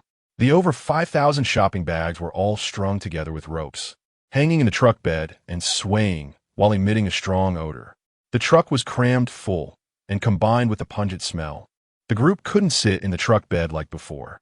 Chong and the others simply chose another car, killing the zombies trapped in the driver's seat before pulling them out, with the driving in front to clear the way. Zhao Ziyu and the old man, grandfather and granddaughter, followed behind in the truck. Convenience bags were inherently fragile, and after being filled with gasoline, they became even more delicate. One careless move could easily cause leaks, so they couldn't accelerate to the max like they did on the way there. Hence, Chong's vehicle led the way, honking the horn to attract zombies ahead. Zhao Ziyu and the others drove the truck, following at a distance and moving slowly. Occasionally, 2 or 3 zombies that weren't drawn away would follow behind the truck, but they posed no significant threat, as the old man could easily take them out with a shot. By the time Chong and the others led the zombies in a big circle and returned to Yuching, Zhao Ziyu and her group had already driven the truck into the city. After gathering all the gasoline, the remaining tasks were relatively simpler. However, as it was getting late, they didn't immediately start setting up the subway passage. Chong, and the old man continued their work as welders, constructing a low-spec steel fortress. Zhao Ziyu and Tang Luo collected bed sheets and covers from various households, cutting them into strips and connecting them all together. When Chong returned to Tang Luo's house, tired and hungry at night, he found that besides the 2 girls, there was actually an additional creature in the house. Where did this big bird come from? Is this a parrot? The poked his head out from behind and was astonished when he saw the proud macaw strutting around the living room like a king surveying its territory. Intrigued by the new sight, rushed over.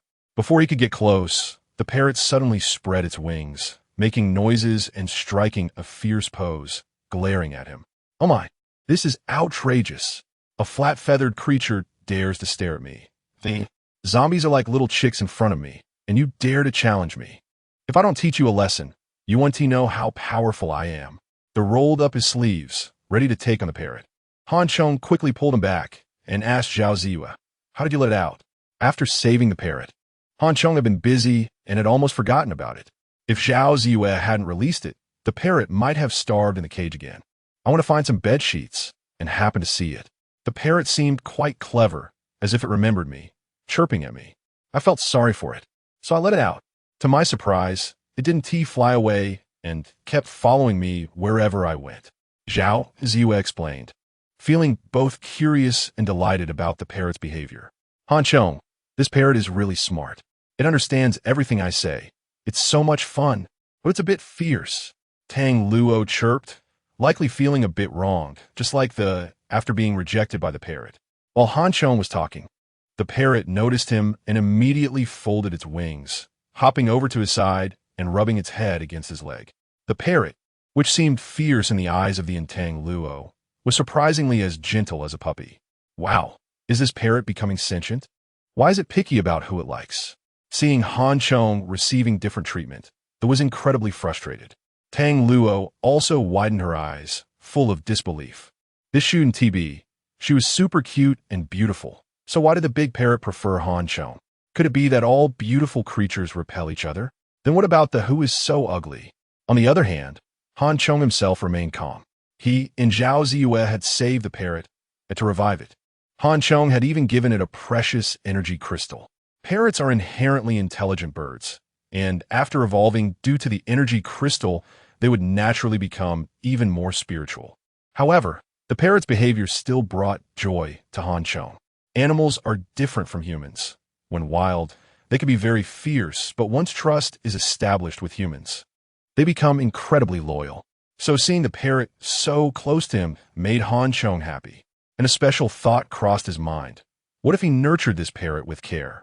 With that thought, Han Chong squatted down, flipped his wrist, and placed an energy crystal in the parrot's beak.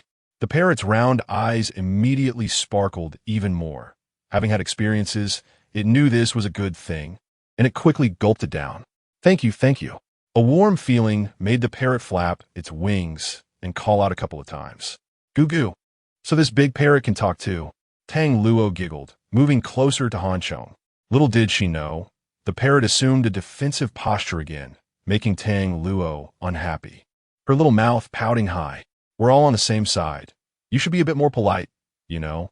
Seeing Tang Luo's puffed up expression, Han Chong smiled and held the parrot up for everyone to see, earnestly reminding them several times.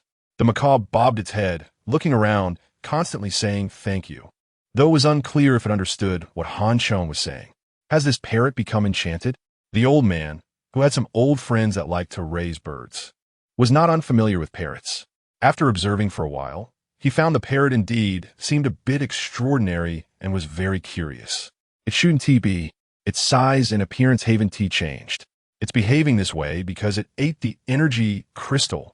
Han Chong was also observing the parrot, but he indeed found no signs of enchantment. You gave it an energy crystal? Can animals evolve too? The thought, no wonder this flat-feathered creature was so arrogant. It had eaten an energy crystal and turned into a super bird. I'm not very sure about the specifics, but energy crystals do help them. Han Chong shook his head. In his previous life, Han Chong knew that powerful monsters often hunted high-level zombies and other monsters. Doing so not only solved their food needs, but more importantly, helped them acquire energy crystals and monster cores to aid their own evolution. However, the problem was that those monsters first became enchanted before they started using these energies to enhance themselves. Yet now, this macaw had not been enchanted. It was just an ordinary bird. Han Chong had preemptively given it an energy crystal, and what changes this would bring about in the parrot, he himself was unsure. But one thing was certain, this parrot would become smarter and stronger without a doubt. And from the current situation, it indeed seemed so. Chapter 53, the first passage on September 27th. The greenhouse effect continued to unleash its power. The Six Dynasties city is located at the estuary of Chongjiang, where the air is hot and humid, completely devoid of the refreshing feeling of early autumn. Feeling this weather, Han Chong was filled with worry.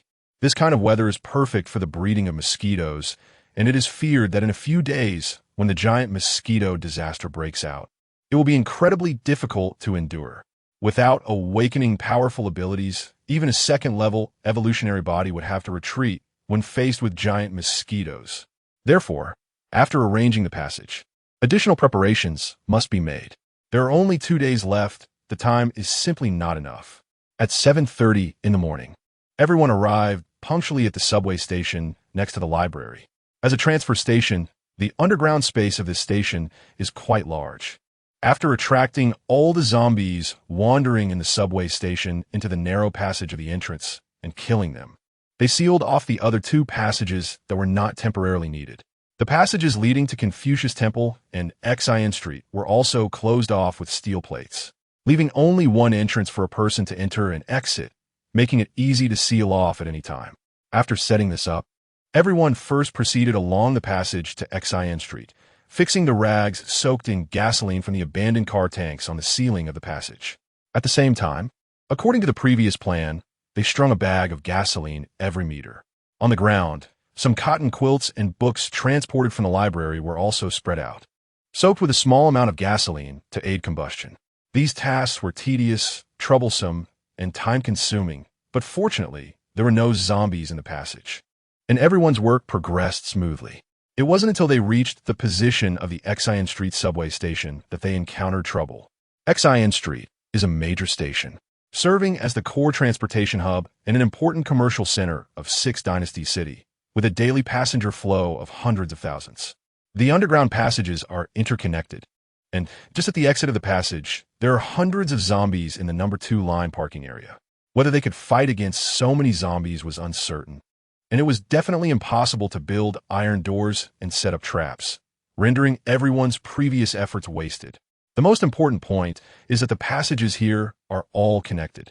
If a battle occurs, zombies will continuously pour in, and it won't just be these zombies that they have to deal with. You all stay here and don't move. I'll go back the way I came and lure these zombies away. Han Chong observed the situation, realizing he had no confidence in rushing out. So he had to use the simplest method. After Han Chong left, the other 4 hid in the passage, not daring to reveal themselves for fear of attracting the attention of the zombies outside. Little did they know that sometimes the more one worries, the more trouble arises. A zombie, for some unknown reason, stumbled and fell onto the tracks while wandering on the platform. When it stood up from the ground, it actually started walking toward the direction where the others were.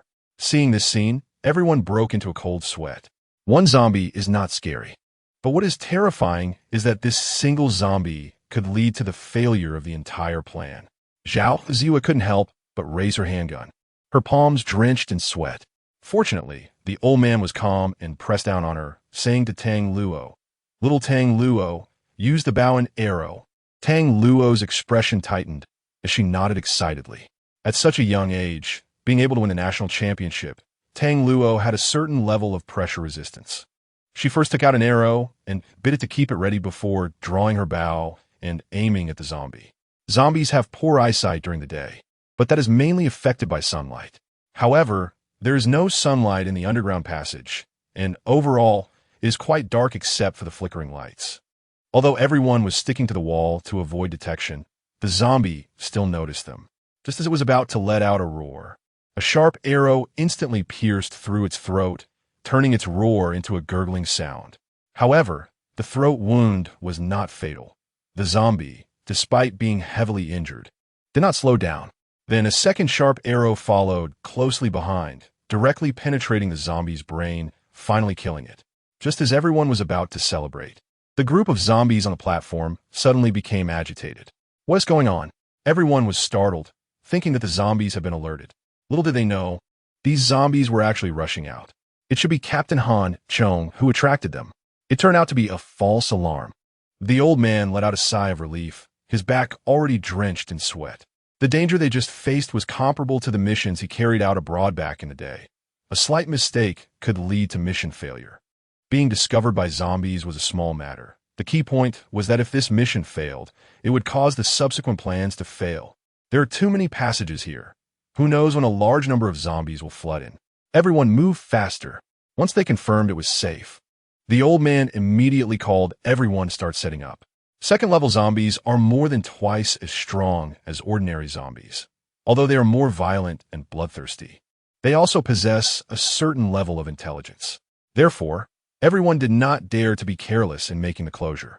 3 2-centimeter thick steel plates were welded together, and then reinforced with welded iron nets, creating a massive iron door. The iron door was pre-suspended at the top of the passage, with one end fixed and the other end movable.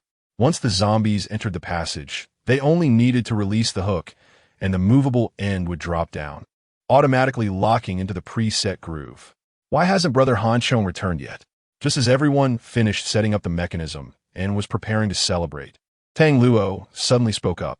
Upon hearing this, everyone shuddered. They had been so focused on their work that they actually forgot about Han Chong. He was responsible for luring the zombies away. But where was he? Zhao Ziyue hurriedly took out her phone and called Han Chong. To her surprise, the call was answered immediately. Where are you? Zhao Ziyue's voice trembled. Damn it, there are too many zombies at Xian Street. I almost died in there. I'm at the subway station entrance of the library. Han Chong's heavy breathing and hissing sounds came through the phone. Zhao Ziyue hung up the phone and immediately ran along the passage toward the library. As soon as she dashed through the iron door, she saw Han Chong lying there, covered in blood. The armor that he had originally kept bright was now tattered and in ruins. The left arm of the armor was missing, along with a large chunk of flesh from his left arm. The wound looked horrifying. Why you got hurt like this? Zhao Ziyue was startled and momentarily panicked. It's fine. I'm not going to die. Han Chong gasped and said, When I came back, I stopped by the pharmacy and brought back alcohol and gauze. Help me bandage it. Next time, if there's a dangerous operation, let's go together. Zhao Ziyue quickly picked up the gauze and began to tend to his wounds, firmly stating. Chapter 54, Frenzied Resource Gathering. Han Chong, who had just been crying out in pain, gradually calmed down. His eyes were fixed on Zhao Ziyue's profile, momentarily lost in thought. Her eyes were slightly red, with tears welling up, yet her beautiful face was filled with determination. At that moment, Han Chong felt a stirring in his heart. As the saying goes, what girl doesn't he have a crush? What boy doesn't he fall in love? As long as one is not gay, controlling one's feelings is the hardest. What about him? At that moment, the old man and the fat guy, along with others, also emerged from the passage. Their shouts broke Han Chong's daze, and the pain seemed to return to him in an instant. The injury was a bit serious. Zhao Ziyue wrapped the gauze tightly. Han Chong grinned through the pain and said, It's just a superficial injury. I want to die. How'd you all do? It's all set up. Are you okay? If not, you should go back and rest for a bit, the old man said, looking a bit worried after inspecting Han Chong. Han Chong was the backbone of the group, and they could not afford to lose him. No. Now that this passage is ready, we need to proceed to the next one. If we miss this opportunity, we will never find a better one. Han Chong resolutely shook his head. In the apocalypse, getting injured is common.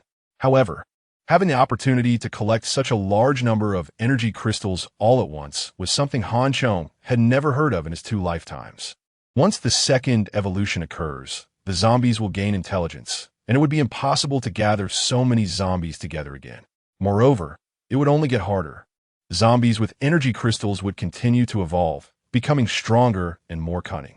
Each energy crystal might require a bloody fight to obtain.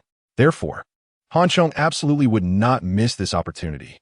If time allowed, he even wanted to set traps in more passages. Seeing Han Chong's determination, everyone continued to set up the second passage. The situation at the Confucius Temple scenic area was different from Zinjiku. The crowd here was denser, and they were all lingering around, wandering aimlessly. The advantage was that this was just a subway station, unlike Zinjiku, which had many interconnected underground passages.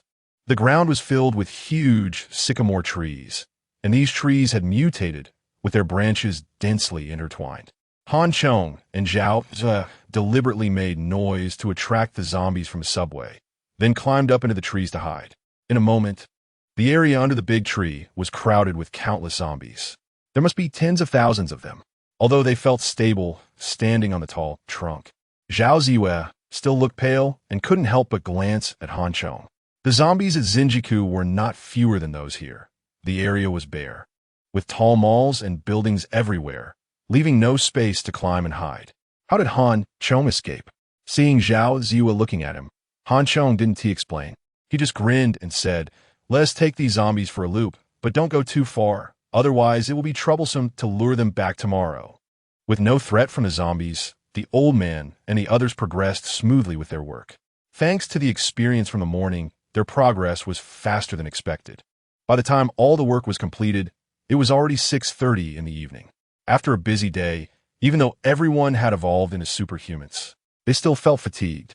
However, they did not get a chance to rest because Han Chong suggested that they should work a bit harder while they had the time. Isn't it riskier to act at night? The old man said, the zombies at night are much stronger and more agile than during the day. We won't go far. We'll act collectively, keeping our activities around the library subway station.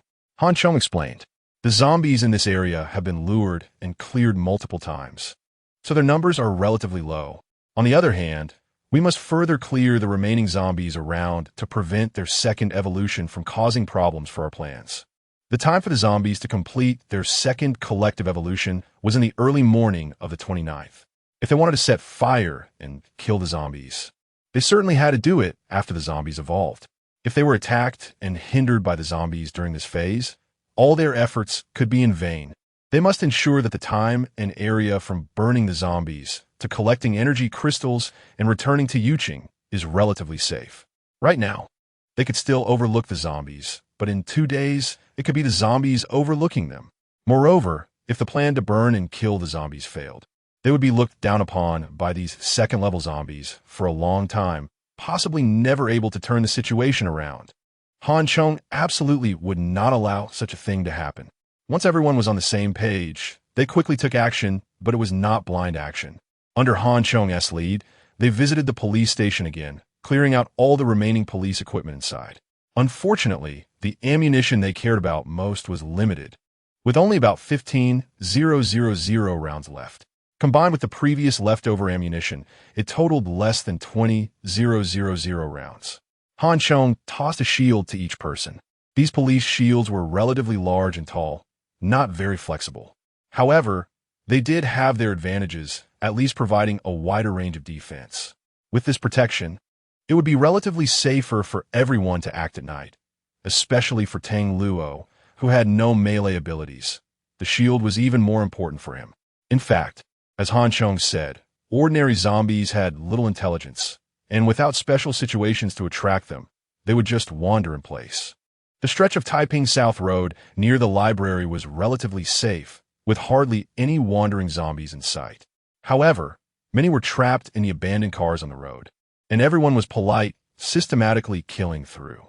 When they encountered convenience stores along the way, they would also briefly stop the killing and move all the supplies inside the convenience stores onto the truck. Anything that caught their eye and seemed useful in the future was not spared. Cigarettes and alcohol? Collected. Clothing? Collected. Convenience stores? Cleared out completely. Pharmacies? Cleared out completely.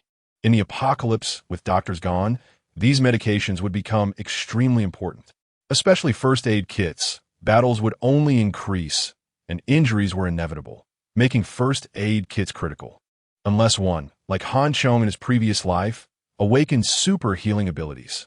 But the problem was, Han Chong did not wish to awaken the super healing ability again. After clearing Taiping South Road, they began to clean outwards from the library, heading south, north, and west. By the end of the night, everyone couldn't even count how many zombies they had killed, but they happened to retrieve the 2 arrows that Tang Luo had lost from the bodies of 2 zombies. As for the supplies, they had filled up building number 1. Of course, in Han Chong's view, these were just minor actions. The real big prize was the Jean Dafa supermarket. Han Chong saved this big prize for last, as being able to harvest a large supermarket was already the limit. Chapter 55. The main character of the mission, the macaw September 28th, the last day before the second collective evolution of zombies. Tension and excitement. Even though they were busy until after 4 in the morning the previous night, everyone got up at 7, all in high spirits and full of fighting spirit. After Han Chong got up, he casually gave the macaw another energy crystal, quickly washed up, and had breakfast with everyone to discuss today's plan. Captain, we're waiting for you. Will we attract the zombies?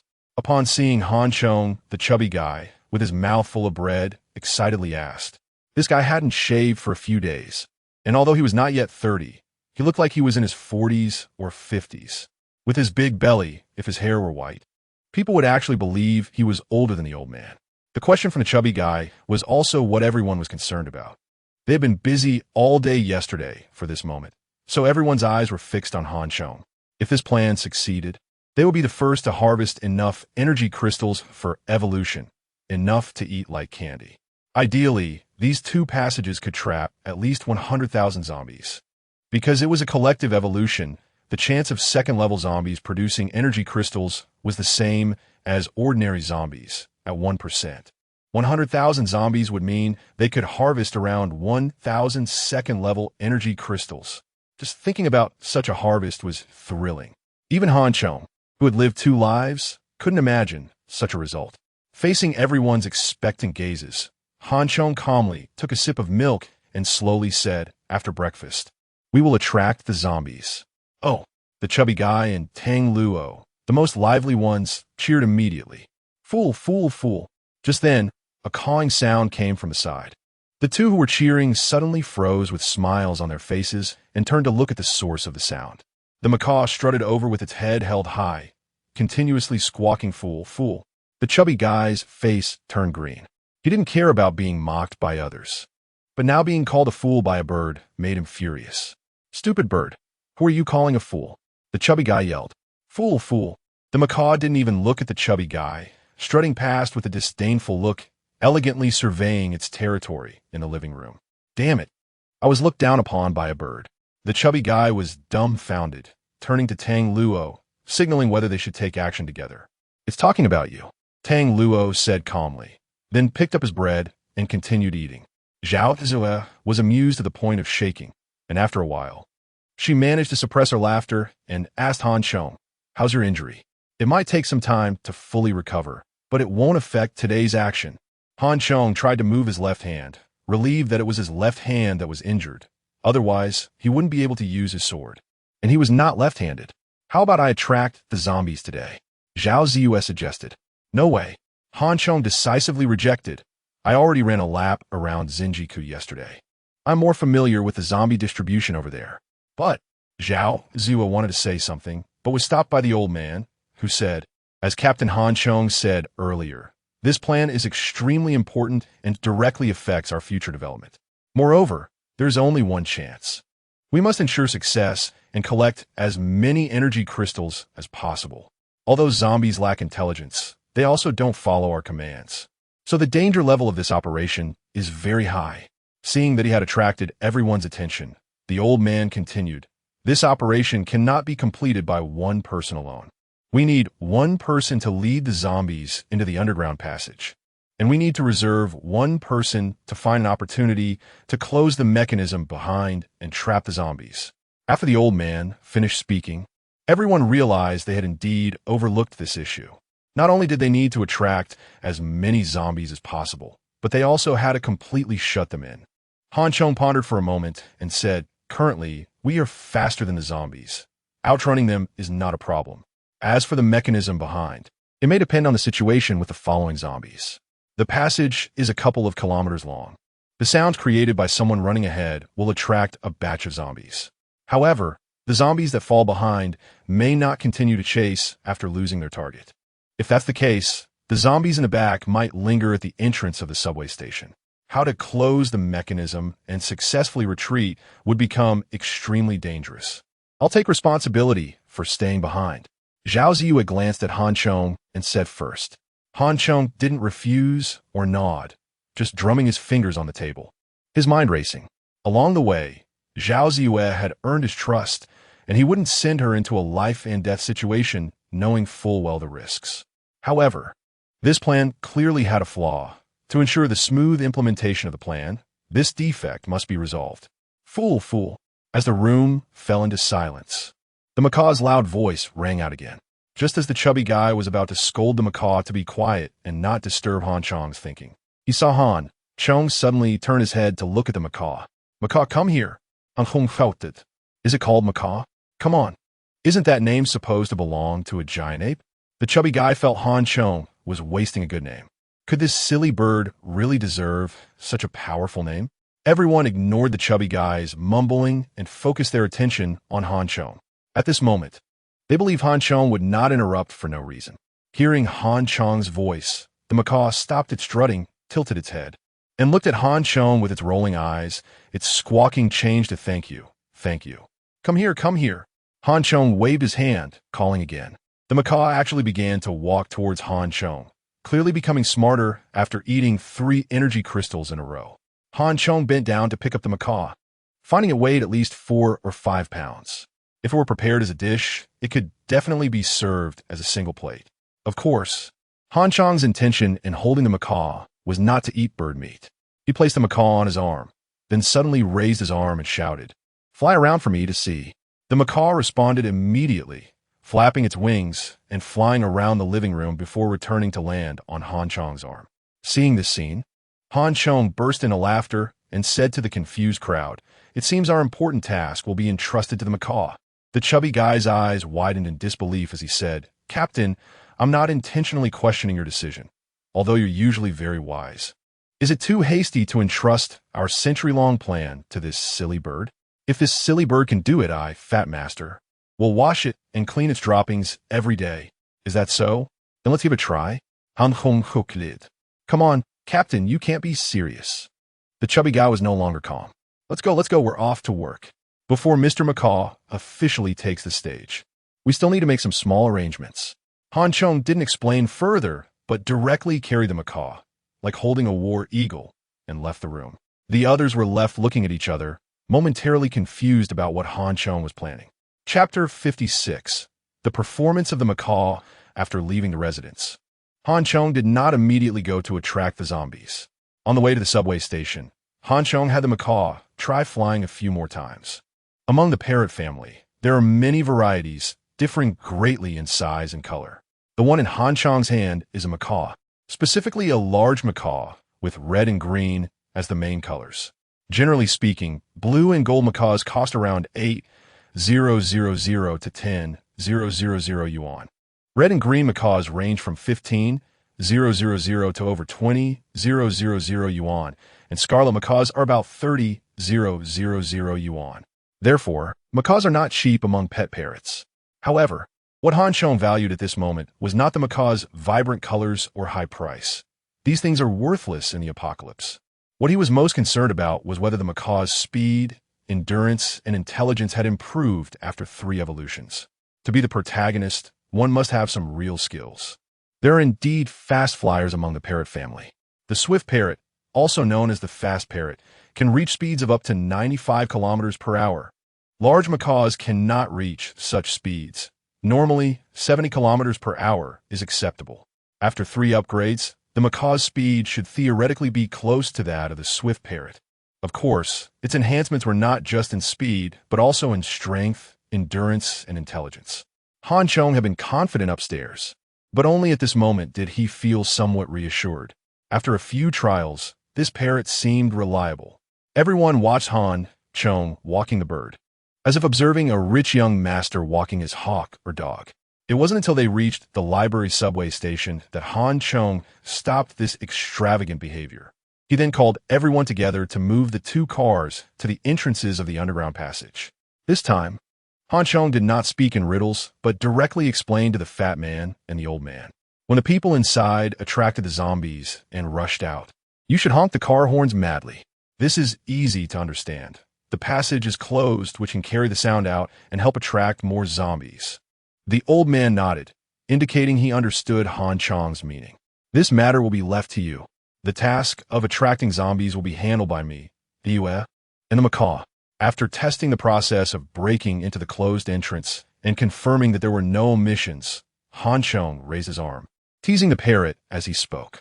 Although Ziyue did not know what Han Chong wanted the parrot to do, she sighed in relief upon hearing that Han Chong still brought it along. Under the old man's countless reminders, the 3 of them left the library subway station, prioritizing heading towards Zinjiku. Within a radius of 500 meters, the road had been cleared, and the progress was very smooth. However, after 500 meters, as they approached the core commercial area of Zinjiku, the number of zombies rapidly increased. Zue quickly observed that there were no low, continuous buildings or tall, connected banyan trees on either side of the road.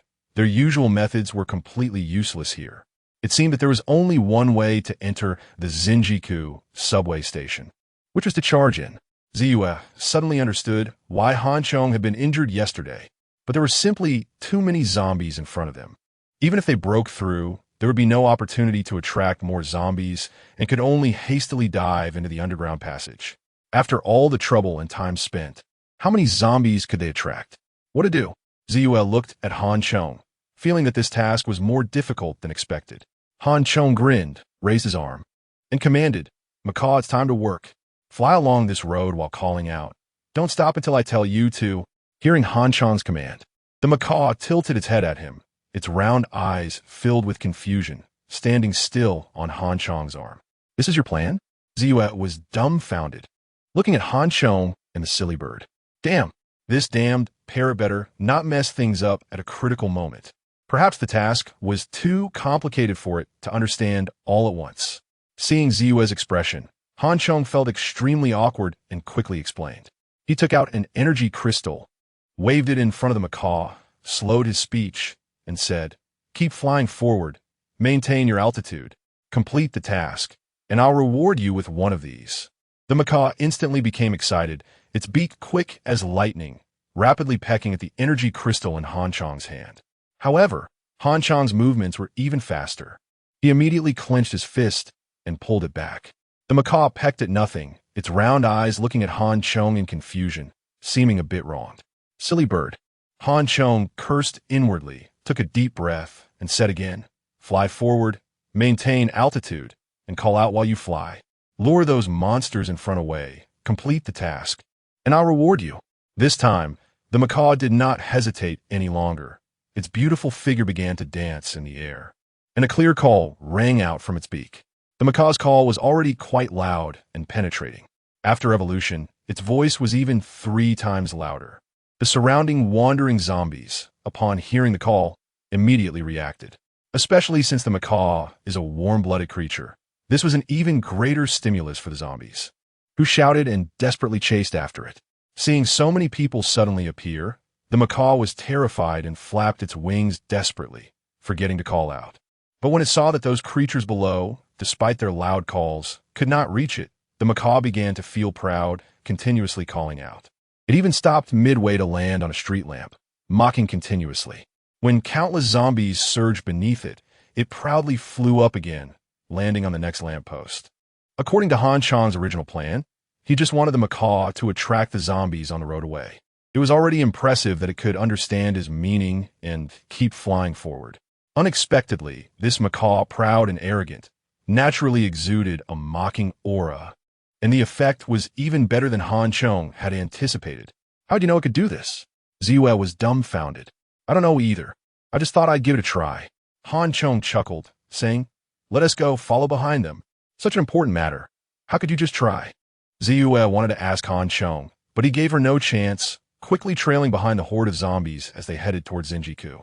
The street lamps became the macaw's best performance stage. Every time it landed on a lamppost, the macaw would jump and dance, using its unique and loud voice to launch a vocal attack. What Han Chong and Ziyue could not accomplish was completely effortless for the flying macaw, and it did even better than they did. Chapter 57. The massive zombie tide with the help of the giant. The taunting skills were fully unleashed, crazily drawing aggro, and the newly encountered zombies kept piling up. Seeing countless people surrounding him, the giant became increasingly excited, more proud, and crazily showing off, with loud calls echoing continuously. The zombies wandering around the new street began to surge forward, as if on a pilgrimage, following the giant. At first, Han Chong and the others dared to stay not too far behind, but as the number of zombies grew to a jaw-dropping scale, their scalps felt numb, and they no longer dared to get closer. If they startled the horde of zombies ahead, there wouldn't be enough meat left for them to share. At the center of New Street was a huge intersection with a small garden in the middle, and at the center of the garden stood a tall statue. The giant flew up to the statue, looking down from above like an unparalleled master, overlooking the world. Surrounding the statue at the giant's feet were densely packed zombies. At least 50 or 60,000 of them. Zombies didn't understand order or rules. Driven by madness and bloodlust, they desperately pushed forward, creating a chaotic scene. If it were ordinary humans, they would have been crushed to death long ago. What should we do next? Zhao Ziyue's face turned a bit pale. Han Chong was also sweating nervously, But this wasn't the time to be cowardly. Fortune favors the bold. Moreover, this wasn't just any fortune, but an opportunity to become rich overnight. The underground passage here was interconnected and packed with zombies. Our only chance is to find the nearest entrance to go down. Chong took out his phone, pulled up the map, and pointed to a subway entrance on the southeast side of the intersection. But the street is filled with zombies. We can't get through it all. Zhao Ziyue was very familiar with this area and didn't need to look at the map. This was a dilemma.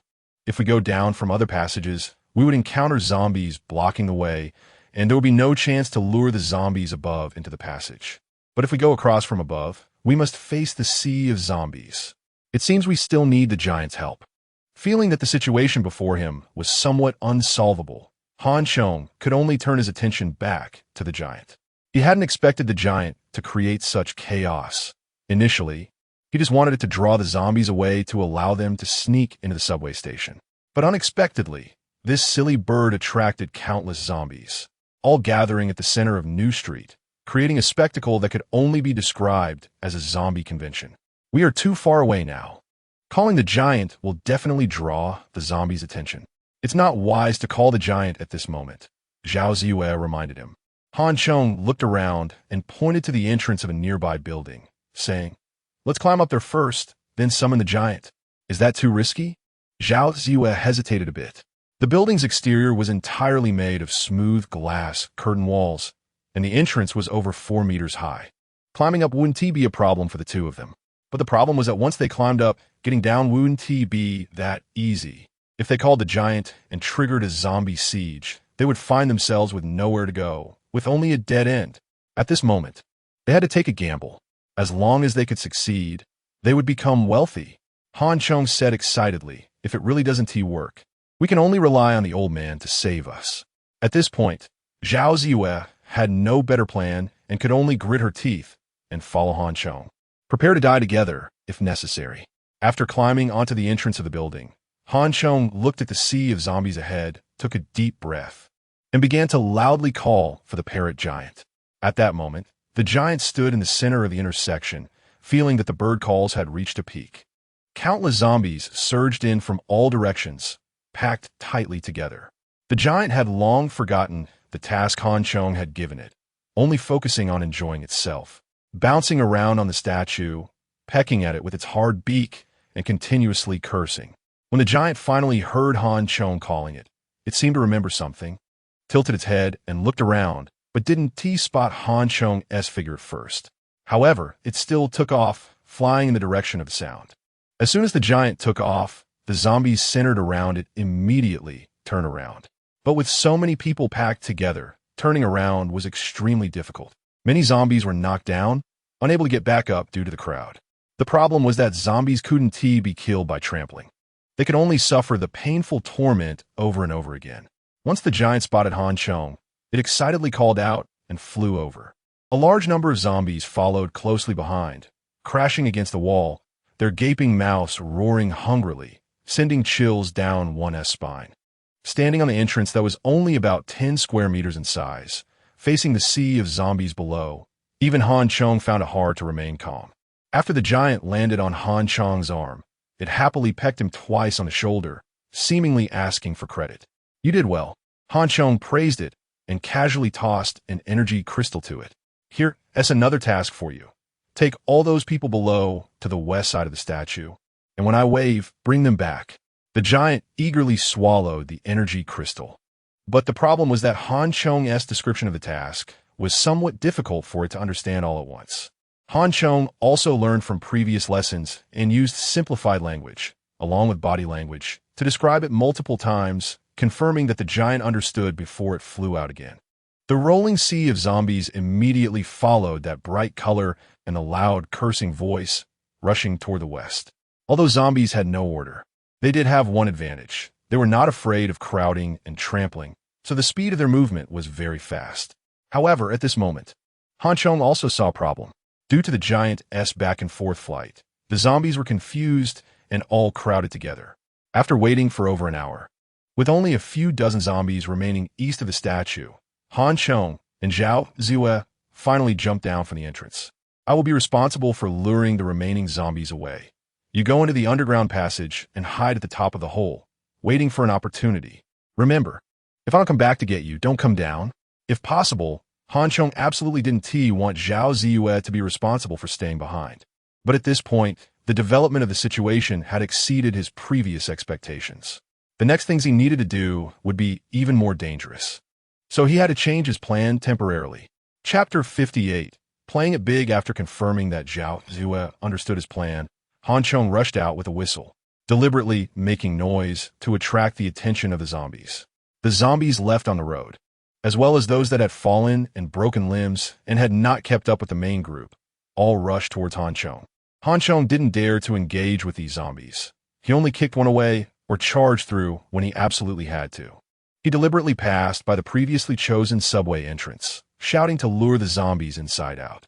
Then, at a precarious distance, he ran towards the center of the intersection with a large number of zombies following him. Seeing Han Chong draw the zombies away, Zhao Ziyue quickly followed suit. This was a life-and-death opportunity created by Han Chong, and she had to seize it. Upon entering the subway, she immediately encountered two zombies charging at her. Zhao Ziyue was no longer the rookie she once was. She didn't panic at the attack. She quickly rolled over the stairs into the adjacent elevator passage, using the elevator guardrail to block the zombies. Then, she fired 2 shots effortlessly to kill them. Zhao Ziyue didn't linger and quickly dashed down the stairs. She was surprised to find that many zombies had surged into the underground passage overnight, as Han Chong had previously attracted them yesterday. Just as she reached the bottom of the stairs and was about to turn into the passage, 6 or 7 zombies rushed at her. She had no choice but to retreat to the stairs, shooting continuously with both guns, killing the zombies before they got too close. In a short time, she was drenched in cold sweat. However, retreating now was not an option. Han Chong was still outside fighting desperately. If she couldn't reach the designated position, all of Han Chong's and everyone else's efforts would be in vain. Zhao Ziyue raised her gun, took a deep breath, and charged forward again. After descending the stairs, she turned right into a passage about 7 or 8 meters long. Just halfway through, she was met with 4 more zombies. This time, Zhao Ziyue didn't retreat. She ran toward the zombies, firing both guns in quick succession. The zombies, which only knew to run straight ahead, gave her the perfect opportunity to shoot, and they were quickly taken down as she rushed into the subway station's ticket gate. About a dozen zombies were trapped behind the turnstiles, clawing and roaring in frustration. These mindless creatures only knew to charge forward, so they got stuck there. Zhao Ziyue was initially startled, but then delighted. With a flick of her ponytail, she charged up and unleashed a barrage of gunfire. The presence of the turnstile was a big help to her. After easily killing those zombies, Zhao Ziyue quickly jumped over the turnstile. However, after thinking for a moment, she jumped back again and shouted loudly toward the entrance leading to the subway platform. Sure enough, a dozen zombies came running up from the platform below. Zhao Ziyue was secretly relieved that she hadn't recklessly charged down. Taking advantage of the turnstile, she easily eliminated those zombies before destroying the turnstile and tearing down the barriers on both sides to facilitate the passage of the zombie horde behind her. Once in the underground platform, Zhao Ziyue ran to the preset mechanism, grabbed the fixed frame above, and hung herself there, quietly waiting for the zombies to arrive. Outside, Han Chong, relying on his speed, was running wildly around the garden in the center of the intersection, faster than the zombies. However, as he ran, he realized something was wrong. As the number of zombies increased, Han Chong discovered that he had actually run in a circle connecting the front and back of the horde. The zombies that had been left behind noticed something was off, turned around, and found that the person they were chasing was right behind them. Consequently, the zombies began to turn back and surround Han Chong. This was awkward. Han Chong saw that the situation was dire, but he couldn't enter the underground passage at this moment. After expending so much energy, he couldn't just let 100 zombies surround him.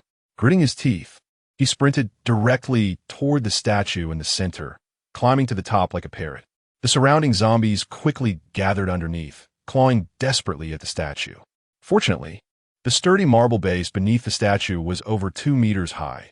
Otherwise, he would have been in serious trouble under such a zombie assault. Even so, Han Chong felt a chill in his heart. He thought to himself that he had really messed up and hoped he wouldn't end up dead. temporarily ignoring the zombies below. He looked westward from the statue and saw the zombie army stretching endlessly into the distance. At that moment, Chong realized an even more serious problem. The parrot he had sent flying earlier had vanished without a trace, and he had no idea what to do now. Just as Chong was at a loss and thought he was doomed, a colorful light suddenly appeared on the road to the south. Am I seeing things? Chong rubbed his eyes, feeling somewhat incredulous. Wasn't that silly bird flying west? How did it come back from the south? Moreover, as the parrot reappeared, the zombie army followed closely behind, a dense crowd rushing like a stampede. Chong turned his head to look west again and found that the tail of the seemingly endless zombie army was still continuing to shrink westward. At that moment, Chong finally understood. It turned out that the parrot had thought of the same thing as he did and had led the zombie army in a big circle. Only, his circle was smaller while the parrot's was larger. Those zombies had no intelligence. They initially followed the sound, and as they ran, they formed a herd effect, getting caught up with the main group and following along in a big circle. The entire zombie horde resembled a giant, gluttonous snake winding around the southwestern corner of Zinjiku, traversing the steel jungle of the apocalyptic city. The snake's tail was still in front of him while the head had already looped back around. Just how long was this line of zombies? This was a huge problem. Chong couldn't help but exclaim. Even if the underground passage was blown up, it wouldn't be able to accommodate so many people. However, there was no time for Chong to think more. At this point, he had to go all out. When Chong saw the parrot also saw him. After Chong waved at it, the parrot let out an excited call, suddenly speeding up. After distancing itself from the zombie army, it transformed into a colorful streak of light and flew in front of Chong. Chong quickly directed the parrot to lower its altitude and draw away the zombies surrounding the statue. Taking the opportunity, he jumped down just as the massive gluttonous snake was merely 10 meters away from him. Chong was so excited that he trembled all over, letting out a roar toward the sky, like a wolf howling at the moon, and then urged the parrot to hurry up and run. Man and bird, shouting and calling, led the way ahead, with an endless horde of zombies trailing behind them. Chapter 59. Life and Death After Rushing into the Underground Passage. Chong immediately saw the bodies on the ground. Although he had anticipated that there would be zombies underground, seeing so many corpses still made his heart sink. Zhao Ziyue must not be in danger. When he reached the underground platform and saw Zhao Ziyue clinging to the top of the passage, Chong was instantly overjoyed. Similarly, Zhao Ziyue, who had been anxious and uneasy, felt her eyes welling up with tears upon seeing Chong's appearance. In that moment, both of them felt as if they had waited for 1,000 years. However, time did not allow them to say much.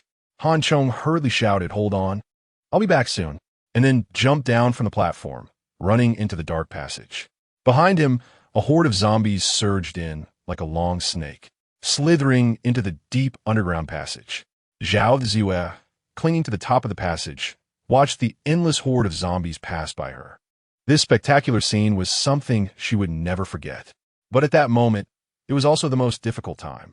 The zombies filled the entire platform, leaving no room to stand. The stench of blood and the unbearable roars filled the air.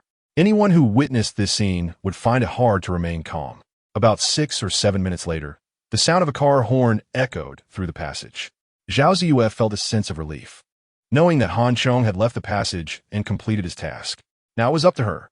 Below, the zombies continued to pour into the passage. Perhaps due to the sheer number of zombies, the entrance could not accommodate so many at once, and some zombies lingered in the passage or ran in the opposite direction. According to the previous plan, she could deactivate the mechanism upon hearing the car horn. However, seeing the zombies still entering the passage, Zhao Ziyue hesitated to act. Although she felt nervous, she was well aware that even if she closed the mechanism now, she would not be able to escape. It was better to wait a little longer. Each additional zombie that entered meant one more gain. After about 5 or 6 more minutes, the zombies began to wander in the passage, filling it to capacity. Zhao Ziyue knew it was no longer necessary to wait, so she gritted her teeth and lowered the heavy iron door. With a loud crash, the heavy door instantly smashed the zombies below into a pulp. However, This action also exposed Zhao Ziyue's position. The zombies on the platform raised their heads and crowded underneath her, roaring in anger. Zhao Ziyue's face turned pale, and her heart raced with anxiety. As she saw more and more zombies piling up below, they began to stack on top of each other, getting closer to her. She hurriedly pulled out her pistol and fired several shots. But this action not only failed to solve the problem, but made the situation even worse. The bodies of the zombies became stepping stones, and the distant zombies, hearing the noise, became even more frenzied as they rushed over. The claws of the zombies were getting closer and closer to her, and in that moment, Zhao Ziyue felt despair.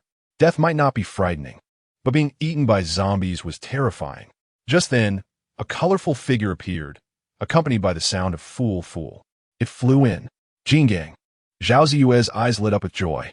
The appearance of Jingang meant that Han Chong must have returned and was outside. Hearing Zhao Ziyue's call, Jingang flapped its wings, flew in an arc, and passed in front of her. The space in the subway station was not large, and the height at which the parrot flew was just above the zombies' heads. Instantly, countless zombies were attracted by the call, shifting their attention, raising their claws high, trying to tear at the annoying parrot. Jingang seemed to realize the problem. Its earlier bravado turned into panic as it quickly made a circle and fled towards the exit. The zombies immediately became restless, howling as they followed Jingang out of the subway station. The once crowded subway station quickly became empty. Only those zombies that had entered the other end of the passage or fallen onto the tracks remained, unable to escape. As for the remaining 10 or so zombies on the platform, Zhao Ziyue felt that if she acted quickly, there might still be a chance to escape. She stretched her limbs. Even as a first-level evolved being, hanging at the top of the hole for a long time made her feel numb. Just as she was about to try to transition directly from the top of the hole to the platform, a figure rushed down. Han Chong led the way, followed closely by Tang Luo, and then came the chubby guy swinging a big knife. Ziyue, Sister Ziyue. As soon as they burst in, everyone shouted anxiously, "I'm here." Zhao Ziyue leaped down from the top of the hole, landing directly on a zombie's chest, knocking it over and shooting it in the head. Before the second zombie could pounce, Zhao Ziyue rolled on the ground and shot through the head of the second zombie from below. Go, go, go. At this moment, Han Chong had already rushed over, slicing a zombie in half with his sword and pulling Zhao Ziyue up, urging her. "I'll clear the way." The chubby guy had just reached the stairs when he heard the call to return, immediately turning around and charging out with his big knife. This time, he finally had the opportunity to showcase his prowess. With a big knife, he cut down the rushing zombies and immediately ran outside. With Han Chong and the chubby guy blocking the way, Zhao Ziyue's dual pistols finally had a stable space to operate, the gunfire ringing out as she continuously killed zombies. Tang Luo, reluctant to use his arrows, used his longbow as a weapon, nervously assisting in the defense. After bursting out of the passage, Zhao Ziyue discovered that the situation outside was not as optimistic as she had imagined, and she was deeply moved by everyone risking their lives to save her. Perhaps due to the sheer number of zombies attracted by Jingang earlier, the entire intersection was filled with a large number of zombies. Even though Jingang had drawn away another batch, there were still too many zombies remaining, spread out, and not all of them had followed Jingang. Moreover, as Han Chong and the others rushed to save Zhao Ziyue, they attracted another batch of zombies. In the eyes of the zombies, these people were perhaps even more delicious than Jingang. The four encountered the most severe life-and-death test since the apocalypse. If they were facing ordinary people, perhaps their living environment would be better, but now, these fearless, injury-ignoring zombies were truly a headache. Amidst the chaos and noise, hitting the zombies' heads to kill them was no easy feat. Just when everyone was in a precarious situation and at an impasse, the sound of rapid gunfire rang out. Surrounding zombies fell one after another, and the pressure on everyone was instantly relieved. Chapter 60 continue moving quickly. The fat guy leads the charge. After receiving support, everyone felt invigorated, and Han Chong once again urged loudly. With the assistance of firearms, the zombies ahead became slightly less dense, and the fat guy's big knife became sharp again, forcefully carving out a path as they charged out. After running over 100 meters to the east, a figure sprang out from the side and joined them. Zhao Ziyue then realized that it was her grandfather, who had been lying on the entrance of the building where she and Han Chong had previously stayed, providing cover for them. Since the establishment of the team, it was the first time everyone had mobilized together, and after completing the mission against all odds, they successfully escaped. How was it, little Tang Luo? How did Fat Brother perform just now? Was he impressive? Even the reincarnation of Guan, you wouldn't be like this. After narrowly escaping, the fat guy found the capital to boast, lying sprawled on the hood of a car, proudly bragging. After experiencing life and death and brutal battles, the pallor on Tang Luo's face had yet to fade, but the little girl was quite resilient. Hearing the fat guy's bragging, her chubby little face broke into a squinted smile as she retorted, "Is there such a fat Guan? The point is where?" The fat guy said unhappily. "The point is being impressive." Hee. Fat Brother is indeed impressive, but remember to give King Kong a bath later. Tang Luo revealed her white teeth, her smile radiant. At such a young age, she already had the talent to captivate a nation. However, the fat guy was so furious that he had no reason to refute. Damn it. It seemed like he was the one who said that. All right, Fat Brother, there will be more opportunities for you to be impressive later. We just completed one path. There is still another one. After checking that everyone had not sustained significant injuries, Han Chong allowed them to bandage up and rest for a bit before preparing to act again. Captain, this is too dangerous, this path. The number of people we have to seal off is likely close to 100,000, far exceeding expectations. How about we temporarily abandon the other path? The previous actions were absolutely thrilling. The old man, lying on the building's entrance, had seen it all clearly. The zombies scattered at the intersection numbered no less than 1,000. If it weren't for the subway entrance being built at the roadside, with high walls and buildings on the right side preventing the zombies from surrounding them, even with their own support, there would have been no chance of survival. His opposition was not out of cowardice, but a cautious warning. Han Chong understood the old man's words, but after some thought, he still decided to continue the operation. Such an opportunity was truly rare. Although there were still dangers on the Confucius Temple line, it was much smaller than at Zinjiku. Han Chong was unwilling to give up this chance and said after some contemplation, "Grandpa, I think Han Chong is right. Not to mention the potential gains from the risks and the rare opportunity, the dangers at the Confucius Temple station are indeed less than at Zinjiku. The sycamore trees on both sides of the road, the buildings that are easy to climb, plus with King Kong's help, if we plan ahead, we can minimize the risks." Usually, it was the old man discussing plans with Han Chong, but this time, Zhao Ziyue clearly stood on Han Chong's side. However, the old man hesitated. The previous scene had left a considerable impact on him. He no longer had any significant pursuits in life. His only hope was that his granddaughter could live well. He did not know what it was like when Zhao Ziyue and Han Chong went out on adventures before, but after witnessing the earlier scene, he could not help but feel cautious. Although energy crystals had brought everyone powerful combat capabilities, facing a vast number of zombies, they still could not respond calmly. However, seeing Han Chong's firm attitude and his granddaughter's determination, the old man sighed and said, "Well, I guess I've lost my edge at this old age. Since we are going to act, let us discuss the action plan thoroughly to ensure everything is flawless." Han Chong was somewhat familiar with the situation at the Confucius Temple subway station, as he had previously lured zombies and set up mechanisms there twice. He recalled the surrounding conditions and the environments that could be utilized, marking them for everyone's reference. It was only after finalizing all the details that they decided to act again. However, this time, the division of labor was adjusted.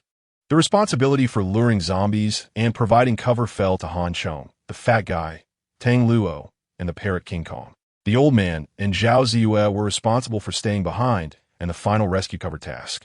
Both of them were marksmen, and their role in ambushing on both sides of the road during the retreat would be vital.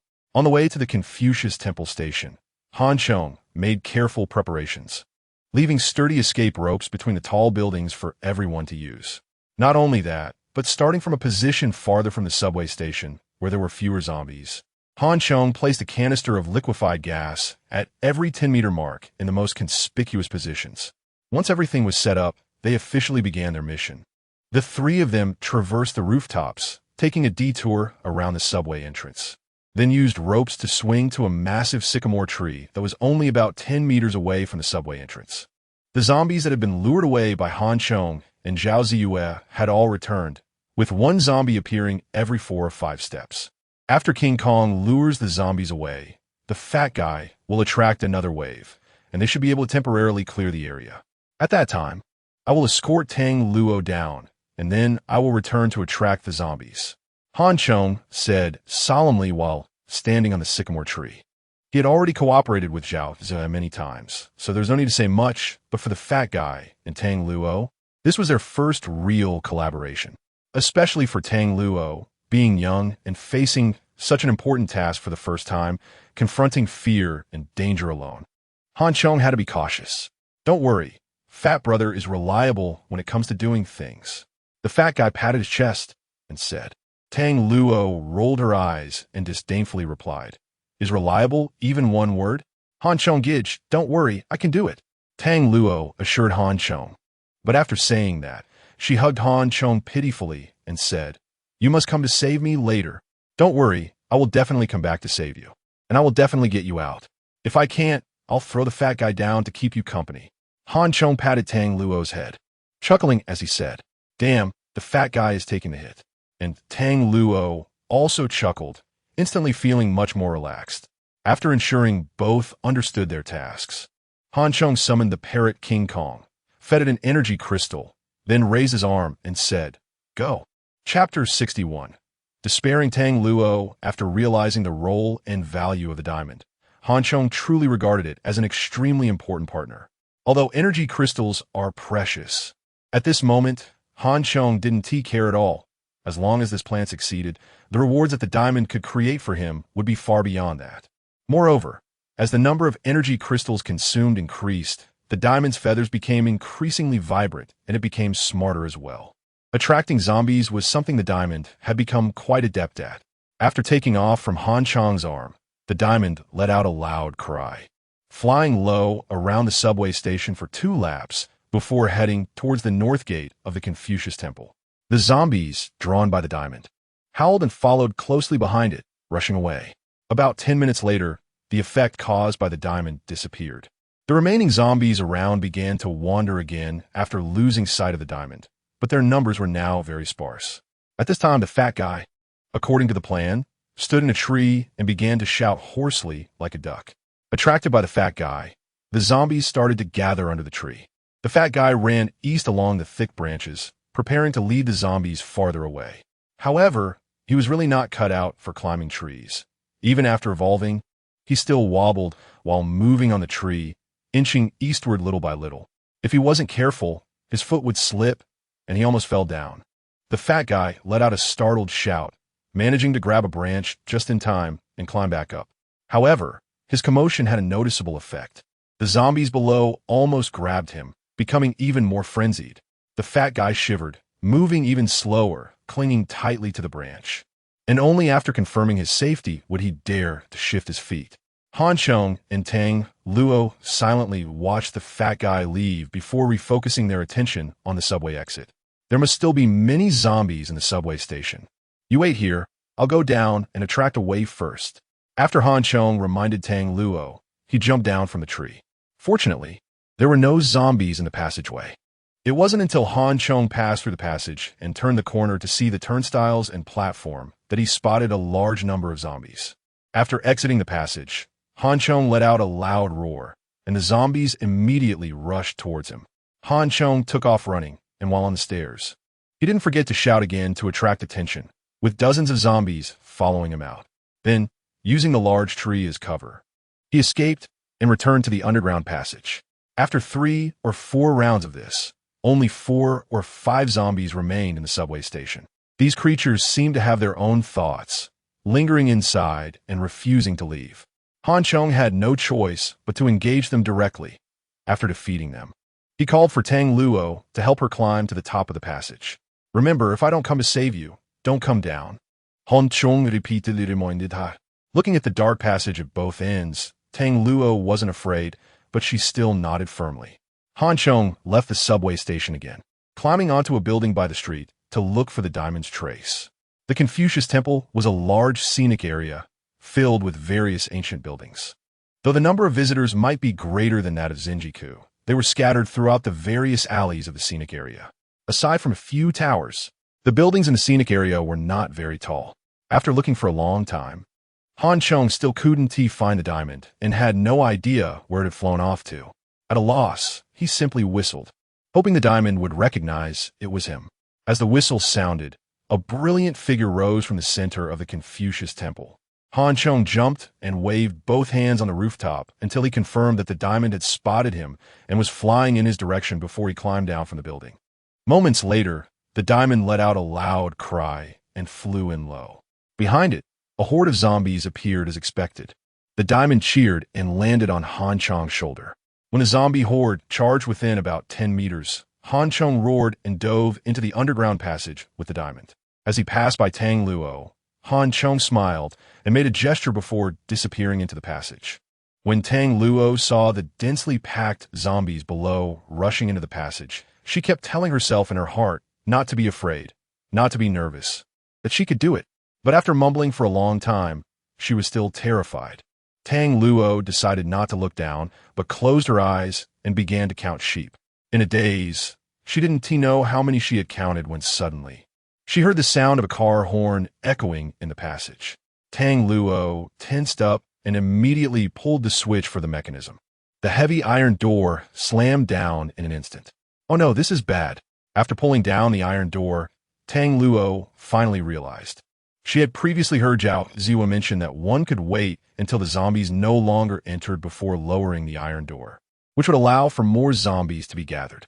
But now, Tang Luo felt incredibly regretful, yet there was nothing she could do. The zombie horde was cut off in the middle, and immediately all their anger and bloodlust focused on Tang Luo. With Zhao Ziwa's experience and psychological quality, facing this situation was already daunting enough, not to mention Tang Luo. Countless zombies opened their gaping mouths and stretched their claws, roaring angrily at her. What a terrifying scene. Tang Luo immediately felt her hands and feet go weak. Since evolving, the feelings of weakness and powerlessness returned for the first time. "Brother Chong, brother fat guy, boo-hoo!" Tang Luo cried out in fright, starting to slowly climb along the fixed rod at the top of the passage, trying to distance herself from the zombies.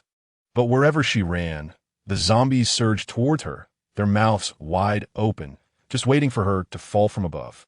The more Tang Luo climbed, the more fearful she felt, as if her strength was disappearing rapidly. Suddenly, in a moment of extreme tension, Tang Luo slipped and fell from above, hanging in midair with only her left hand gripping the rod. "Brother Chong, hurry and save me!" Tang Luo cried loudly, desperately trying to pull herself back up. At that moment, the zombies saw the food right in front of them and became even more frenzied and bloodthirsty. In the dim underground space, the red eyes of the zombies flickered everywhere. Zombies piled on top of each other, smashing through the tempered glass at the platform and falling into the track pit. Feeling the claws of the zombies on her legs, Tang Luo immediately screamed in shock. The shock of fear suddenly triggered a burst of energy within her. Her slipping right hand finally grabbed onto the fixed rod again. At that moment, her left leg was also grabbed by a zombie, and the immense pulling force almost yanked her down. Tang Luo was terrified. Her right foot kicked down desperately, trying to kick away the zombies beneath her. One ugly zombie's face was crushed under her foot, yet it still clung on tightly. To make matters worse, dust suddenly began to fall from above, and the fixed rod started to loosen. It wouldn't be long before the rod would be pulled down. "I'm going to die," Tang Luo thought in despair. Chapter 62. Escape from despair. What a scene it was, with thousands of people crowded into a small space. The subway station in front of him was just that. People everywhere, with no room to stand. Tang Luo finally kicked the neck of the zombie beneath her, using the opportunity to flip over and cling to the top of the passage. The blood dripping from her injured leg drove the zombies even more crazy. At that moment, a sudden clanging sound and shouting came from outside. The zombies crowded around the subway station paused for a moment, then began to rush outside. Moments later, another round of clanging and shouting echoed. This time, Tang Luo clearly heard Chong calling for her. But seeing that there was still a large number of zombies surrounding her, Tang Luo bit her lip and didn't dare to respond. After luring them away 3 times. Most of the zombies had been drawn off, but some stubborn ones still lingered below, staring at her intently. Just then, a figure rushed into the subway station. This time, Tang Luo couldn't hold back anymore and cried out, "Brother Han Chong, hold on, just a little longer." Han Chong let out a sigh of relief, fearing that he would come in and not see Tang Luo anymore. But seeing the remaining zombies below, he felt tense again and hurriedly shouted to attract their attention. When the zombies rushed over, Han Chong turned and ran back out. After about 10 minutes, he returned again, but this time he wasn't alone. The chubby guy was beside him. "Little Tang Luo, Big Brother is here to save you," the chubby guy shouted, swinging his large knife as he charged ahead. Relying on his strength and the length of his knife, the chubby guy never cared for any techniques, just swung the knife wildly. Even Han Chong, following behind him, didn't dare to get too close, lest he be accidentally injured. Taking advantage of the chubby guy attracting a large number of zombies, Han Chong helped Tang Luo down. "Woo-woo, Brother Han Chong, I thought I would never see you again," Tang Luo cried as she hugged Han Chong, seeing the blood on her leg. Han Chong was startled. "Can you still walk?" "My leg hurts a lot." Tang Luo wiped her tears. Han Chong didn't have time to check carefully and quickly picked her up, calling for the chubby guy to run. With 3 living people swaying in front, the zombies, who were already extremely hungry, became even more frenzied. No matter how hard the chubby guy tried, when dozens of zombies swarmed in, he couldn't hold on anymore. After knocking down a few, he found himself overwhelmed and no longer dared to boast about his might, even losing his knife to the zombies and unable to retrieve it. The chubby guy felt heartbroken, but had no choice but to give up. Without his knife, he was like a tiger with its teeth pulled out. He didn't have the skills of Zhao Ziyue or the old man, and could only fight off a couple of zombies with his hands and feet. His escape speed was incredible, almost as if he was a chubby guy, as he raced ahead of Han Chong. "Damn, is this really the chubby guy I know?" Han Chong was dumbfounded seeing the chubby guy beside him, who he had expected to cover their retreat, now running ahead. "You carry Tang Luo." Han Chong quickly switched places with the chubby guy. If both of them ran away, they wouldn't stand a chance of escaping. After handing Tang Luo over, Han Chong turned around and kicked a zombie that was closing in. The zombie rolled down the stairs, creating an obstacle for the others, temporarily relieving the situation. After slicing off a claw reaching for him, Han Chong also ran out. He could hold off a few zombies for now. But the problem was that there were more outside, and the longer they delayed, the more dangerous it became. At that moment, gunfire began to ring out in succession. Zhao Ziyue and the old man had taken their positions and started assisting the 3 of them in clearing the zombies outside. When Han Chong burst out of the subway station, he found a chubby guy running headlong with Tang Luo on his back. The zombies that had been drawn away began to return in large numbers, attracted by the sounds. Han Chong had originally wanted to summon the parrot-like creature back, but now there was no chance. With the cooperation of the 2 gunners and Han Chong's attacks, this escape was much easier than the last time at Zenjiku.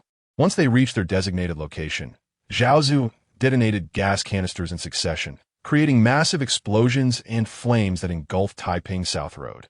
The zombies were completely isolated on the other side of the flames. Fortunately, it was just flesh wounds, nothing serious. After safely returning to Yipinyuching, Zhao Ziyue immediately helped Tang Luo with bandaging and treatment. The little girl cried out in pain. Children born in peaceful times had never experienced such suffering. Under the repeated praise and compliments from Han Chong and the chubby guy, Tang Luo's eyes filled with tears as she smiled brightly. "Old man, we can't rest yet." After confirming that Tang Luo was okay, Han Chong said seriously. The 2 lures had been very successful, but they had consumed nearly a whole day, exceeding their expectations. It was now 4:20 p.m., and if they worked through the night, they had about 12 hours of supplies left. After 2 or 3 consecutive days of intense labor and combat, even the first-level evolved beings found it hard to cope. However, when Han Chong said this, no one opposed, not even the injured Tang Luo, who insisted on helping but was stopped by Zhao Ziyue and the others. Jindaf Supermarket was just 1 or 2 kilometers away, and the path had been cleared multiple times. Han Chong had saved it for now. So after Han Chong proposed the idea, the The group took a short break and set off immediately. 3 trucks that had set off from Liming Alley were all blocked at the entrance of Jeandaff Supermarket, because the supermarket was filled with zombies. The group had to go through another bloody battle. After more than 40 minutes, confirming there were no living zombies inside, they began a frantic resource collection operation. Rice, snacks, drinks, alcohol, laundry detergent, soap, shampoo, cosmetics, and other daily necessities were all cleared out. Clothing, bedding, and appliances were also taken, even if the appliances were left behind. The clothing and bedding were all cleared out. After clearing the supermarket, the group continued to search along the street. Since the owners were no longer around, anything they deemed valuable, such as medical supplies, food reserves from restaurants, clothes from clothing stores, etc., were all packed and transported back to Yuching. In the future, these would be scarce items, and there was no reason not to take the opportunity now. While other survivors were trembling and huddling in various corners of the world, Han Chong and his group had already begun to accumulate resources. In addition to daily necessities, under Han Chong's suggestion, they also made a special trip to the Wunchong Fire Department next to the museum at the last moment.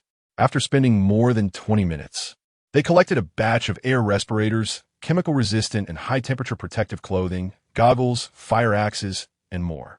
It was already 4:30 a.m., and the zombies were about to undergo their second collective evolution in the next hour. Even if Han Chong had more ideas, he could only honestly call everyone back to Yuching to wait for the arrival of the next day. Chapter 63, Awakening of Abilities, September 29th. The 11th day since the outbreak of the ancient virus. As the sun rose, the city seemed to have entered a primitive era. Various plants began to grow rapidly once again, and countless landscape trees in the city surged in height to dozens or even hundreds of meters overnight. The original steel jungle was truly transitioning into a wild jungle. Even more alarming were the beast-like roars echoing throughout the city. In the previous 10 days, those who bravely ventured out of the shelters to find food should consider themselves fortunate, because starting today, the difficulty of going outside would double once again. It was also from this day that people began to further realize that the environment had changed, the zombies had changed, and even themselves might have changed. Some suddenly had flames erupt from their hands, some grew horns on their heads, some could turn to stone, and some had electric currents coursing through them. Inside Yicheng, at 8 o'clock in the morning, everyone was gathered in the living room, anxiously waiting for Han Chong. According to past habits, everyone would usually wake up around 7 o'clock, no matter how tired they were the day before. But today, they were astonished to find that it was already 8 o'clock in the morning, and Han Chong had yet to appear. According to the plan, this morning was a big day, the day everyone would gather to kill zombies and collect energy crystals. Yet Han Chong was late. How about you go check, Ziyue? The fatty glanced at Zhao Ziyue and pointed toward Han Chong's room. This fat guy. Zhao Ziyue knew that he was teasing her. However, she was indeed a little worried. Just as she was about to stand up, she saw Han Chong walking over. At that moment, she was completely stunned. Not just her, everyone was astonished. Brother Han Chong, what happened to you? Tang Luo exclaimed, mouth agape, one hand covering his mouth while the other pointed at Han Chong, eyes filled with horror. The fatty trembled even more, nearly falling off the sofa. To be fair, the old man maintained a relatively higher composure. Although he was shocked, he still managed to keep a calm demeanor. Han Chong walked out wearing only a pair of shorts. Of course, that wasn't the main point. The main point was that a pair of pitch-black wings had sprouted from Han Chong's back. The first day of the ancient virus outbreak was also the day when the first batch of Awakeners awakened their abilities. And the ability that Han Chong awakened was precisely this pair of wings. Was it just this pair of wings? No, it wasn't, because Han Chong had simultaneously awakened another kind of ability. Even Han Chong himself was quite shocked by this outcome. These past 2 days had been exhausting, and with continuous battles, he had numerous wounds on his body, the most severe being the injury on his arm.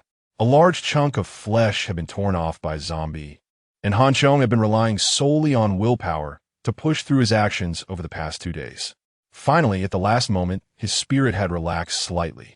So after returning to his room, Han Chong almost instantly fell into a deep sleep, even forgetting that the next day was the time for ability awakening. Since his rebirth, He had been under high pressure, living each day in hardship. Han Chong rarely dreamed when he slept, and even when he did, they were nightmares, being bitten by zombies, betrayed by friends, or returning to the moment of his death in his previous life, etc.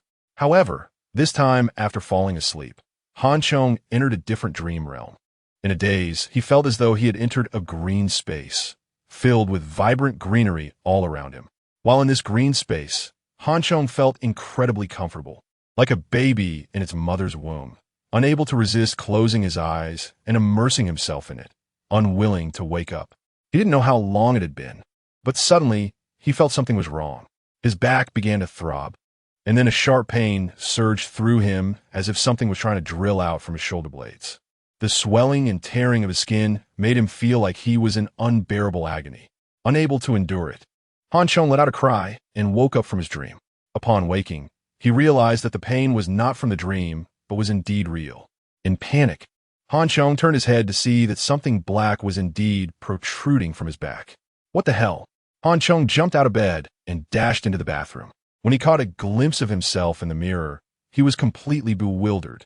In the mirror, he saw a well-built and proportionate figure, a benefit of being a first-level evolved being. His previously relatively weak body had been optimized, making him stronger, quicker, and more resilient.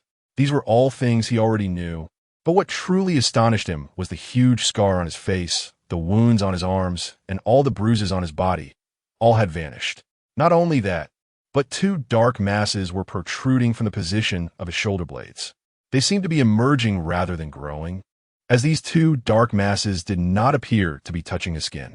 From a mirror, these dark masses looked like mist or smoke, deepening in color and expanding continuously. However, although these things were not growing on him, they were connected to him, following him wherever he went. The most agonizing part was the excruciating pain in his shoulder blades, as if all the marrow in his bones were being extracted. Just as Han Chong was in a state of panic, the two dark masses suddenly stretched and transformed like breaking out of a cocoon, solidifying in the middle to become a tangible existence. At that moment, Han Chong clearly saw that these black things were actually a pair of wings. Once solidified, the wings appeared feather-like yet not quite feathers, jade-like yet not quite jade, shimmering with a cold metallic luster. Combined with Han Chong's cold, sharp face after healing from his cuts, and his disheveled hair, it exuded a mysterious and eerie aura. He actually grew a pair of wings. As the wings took shape, Han Chong calmed down instead, finally realizing what had happened. Today was the 11th day, the time for the first batch of awakeners to awaken their abilities. He had awakened his abilities. When did he awaken his abilities in his previous life? It was half a year later. Just in terms of awakening time, his talent was far inferior to others. And now he had awakened his abilities at the very first moment, and it was no longer the super healing ability that he considered useless in his previous life, which made Han Chong incredibly excited. The awakening of abilities and the growth of wings were not unheard of in his previous life. There were those who grew horns, let alone wings. It was said that in Europe, there was a guy who sprouted white wings and eventually evolved into 6 wings, calling himself a seraph. This person was incredibly powerful, dominating the scene, and had fought with top experts in the country multiple times.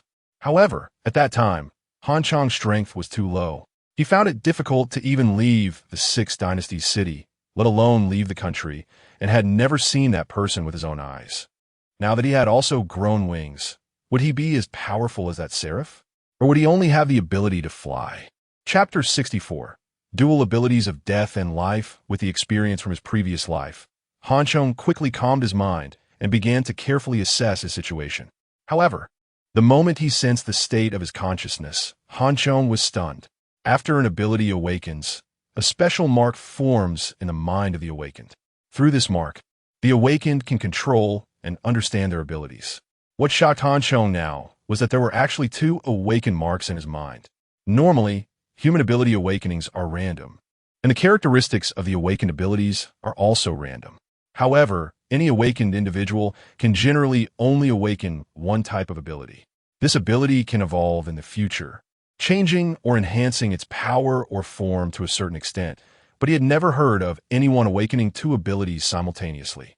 Yet now, he truly had two marks. Han Chong was both surprised and delighted. Having two marks meant he possessed two abilities, making him the only dual ability awakened individual in this apocalyptic world. Containing his excitement, Han Chong quickly focused his attention on the two ability marks. One mark was a small green seedling, while the other was a black wing exuding a deep and eerie aura, basically a miniature version of the wing on his back, looking even more mysterious and strange than the real wing. The small seedling's branches were spreading, lush and vibrant, but Han Chong took a quick glance and ignored it. He was far too familiar with this mark. In his previous life, he had possessed this mark, which represented super healing ability, symbolizing vitality. Although awakening early in this life with good talent would grant him powerful healing abilities, which were indeed impressive, Han Chong was not particularly excited. Deep down, he preferred abilities with strong combat power rather than healing abilities that allowed him to endure blows. An earthworm can survive being cut in half, but if it is cut into 10 or 8 pieces, it will still die. That was how he met his end in his previous life. Having powerful healing did not mean he was invincible. Standing there being hit was never as satisfying as hitting others. While he was glad to regain this ability, he did not place much importance on it. All his focus was drawn to the black wing mark. The black wings were shaped like a V, the mark fluctuating uncertainly, surrounded by a faint dark aura, exuding a deep, cold, lifeless, and suffocating atmosphere. Staring at it for too long felt as if his soul was being drawn in. Death's Wing, beginner level, soul devour. As Han Chong's consciousness merged with the black wing mark, he received the corresponding information. These black wings were called Death's Wings, capable of devouring and absorbing the souls of living beings to strengthen themselves. The more souls absorbed, the stronger they became, and the faster the evolution of Death's Wings would be. Additionally, as wings, Death's Wings also possessed basic flight abilities, and the speed of flight would increase with level advancement. At this stage, he could only maintain the wings for half an hour at most. With level increases, the abilities of Death's Wings would further enhance. After understanding the information about Death's Wings, Han Chong was immensely excited. Being able to fly was undoubtedly a good thing, but the special ability to devour souls made his spirit surge. In his understanding, this should belong to a non-physical type of ability. Among all types of abilities, while physical ones are powerful, non-physical types are often more mysterious and bizarre. He was extremely delighted to have access to this ability. Moreover, he also had another ability. Han Chong shifted his focus back to the green seedling mark, but when he received the information transmitted by the mark, he was once again stunned. He quickly withdrew his consciousness and re-observed the shape of the seedling mark. It was then he discovered that this new seedling mark was not the same as the familiar one from before. In his previous life, the seedling mark did not have such vibrant colors. The original mark was just a plain green, whereas the current one was lush, crystal clear. Most importantly, the seedling before him was full of vibrant life, as if it were alive, taking root in the chaotic mind. Simply put, while the mark from his previous life was merely a symbol, the current one was a real, living seedling. In terms of appearance, there were also some differences. The seedling from his previous life was relatively simple, with a fork shape and 3 green leaves.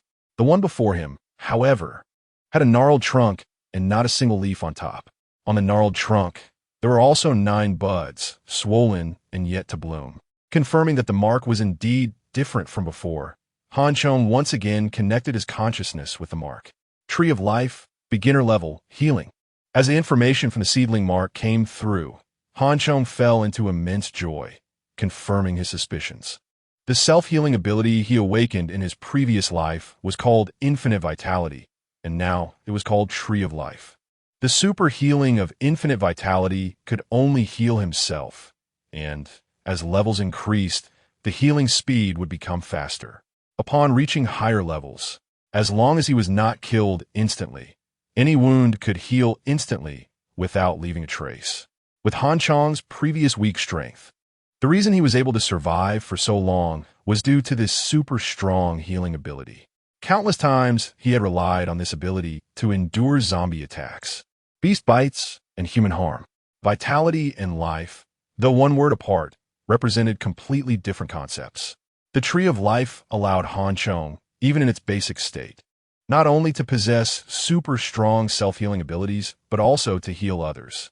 As the ability evolved, the evolutionary forms of life abilities would no longer be limited to self-healing and would be completely different from the evolutionary forms of infinite vitality. Although he did not yet know what the specific forms would be later, he expected it would at least be better than infinite vitality. Putting aside other aspects, just from the level and performance of the Tree of Life mark, it seemed to be significantly more impressive than the infinite vitality mark. Dual abilities. Awakened on the first day, combined with a first-level evolutionary body, Han Chong suddenly realized that fate finally smiled upon him in this life. If he could gain a large number of energy crystals and successfully advance to a second-level evolutionary body, his heart filled with immense anticipation. Having understood and grasped the two major abilities, Han Chong's consciousness returned to his body. Looking at himself in the mirror, he finally understood why he had that green dream and why all his wounds had disappeared overnight. It should have been the ability of the Tree of Life that played a role, healing him effortlessly during the awakening of his abilities. Chapter 65. Soul Devourer. Han Chong turned around, facing away from the mirror, then turned his head to check the condition of his wings. The black wings were about a fist's distance from his skin. Han Chong reached out to touch the gap and found it empty, with no obstacles at all. Yet, this thing was fixed there like a shadow.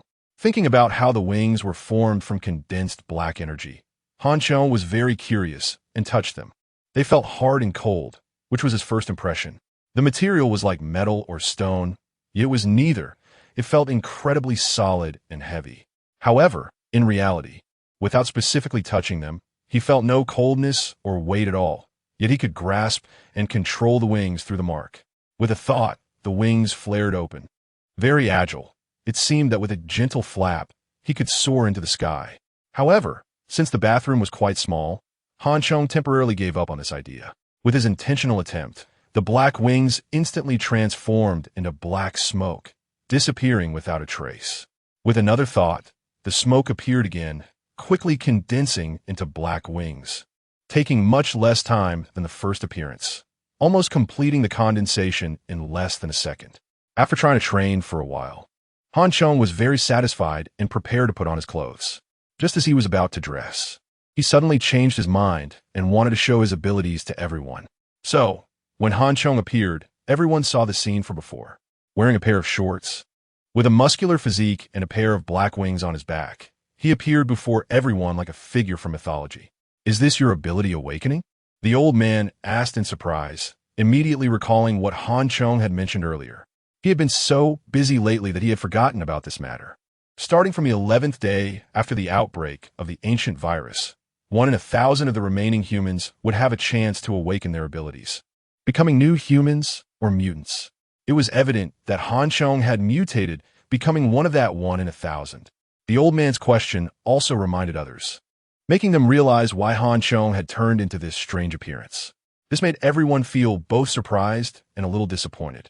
The surprise was because Han Chong became one of the mutants, which meant the team's strength was further enhanced and their survival ability in the future was improved. Especially with the flying capability of the wings, as seen from the parrot's strength, the activity space will be greatly expanded. The disappointment stemmed from the fact that they were not among that 1 in 1,000. Everyone knew that in the apocalypse, dangers were far too many. Having an additional ability equated to an additional survival skill. However, probability is not something anyone can control. If it falls on you, it is 100%. And if it doesn't, it is 0. "Captain, try it out. Can your wings fly?" The fat guy leaned over to Han Chong, asking with envy. If he also had wings, even if he couldn't run fast, he could fly, which would be much safer. It should be possible. Han Chong replied, though he wasn't sure since he hadn't tried flying yet. What material are these wings made of? They don't look like feathers. The fat guy couldn't help but be curious and reached out to touch them. But as soon as his hand made contact with Han Chong, he rolled his eyes and fell straight down. What the hell is going on? Everyone was stunned, scared out of their wits. Even Han Chong was caught off guard. What's happening? What's going on? The old man quickly bent down to check the fat guy's condition. How is he? Han Chong was also confused and quickly withdrew his wings with a thought. It seemed he had fainted. After checking, the old man breathed a sigh of relief and patted the fat guy's face a few times, trying to wake him up. After a while, the fat guy finally opened his eyes, but they looked a bit vacant. After another few seconds, his eyes refocused, as if his soul had returned to his body, and he looked at Han Chong in shock. What just happened? The old man helped him to the sofa and asked hurriedly, "Those wings, there's something strange about them." The fat guy shivered all over, seemingly quite shaken. Who doesn't know there's something strange? The key is what exactly is strange. Although everyone was incredibly curious, they waited for him to calm down a bit before continuing to ask. The fat guy said, trembling slightly, "As soon as I touched those wings, I felt an intense cold all over my body. It wasn't ordinary cold. It felt like it came from the depths of my soul. My soul was being pulled by an invisible force, wanting to be thrown into an endless dark abyss. I just saw that abyss, and then I knew nothing." Everyone was shocked again, staring at Han Chong in horror. None of them expected those black wings to be so eerie. Seeing the fearful expressions of everyone, Han Chong smiled wryly and said, "I didn't know it would be like this. The ability I awakened is called Wings of Death, which has a special ability called Soul Devour. It can devour the souls of living beings to strengthen itself. However, I'm not yet clear on how to use it. When I touched it myself, I just felt a bit cool I didn't expect." "Captain, that's something growing on you. Of course you're fine. I was just trying to help you, and almost ended up dead." The fat guy shouted in frustration. "Soul Devour. How terrifying. It can devour its own soul. My heroic life was just beginning, and I almost lost it in such a muddled way. All right, who told you to mess around without understanding the situation?" The old man scolded. "Get up quickly if you're fine. We still have important work to do." "Collecting energy crystals?" I felt a bit dizzy, but I think I'm okay." Upon hearing there was something good, the fat guy immediately scrambled to his feet. "Grandpa, I want to go too." At this moment, Tang Luo, who had been sitting on the sofa, hurriedly called out, hopping on one leg like a little rabbit. Her foot was injured, and she had been home all night. Although it was comfortable and safe, Tang Luo always felt lonely and anxious, fearing something would happen to Han Chong and the others. Moreover, she was naturally lively and really didn't want to sit at home doing nothing. "No way. Your foot isn't healed. How can you go out?" Zhao Ziyue immediately refused and pushed her back down.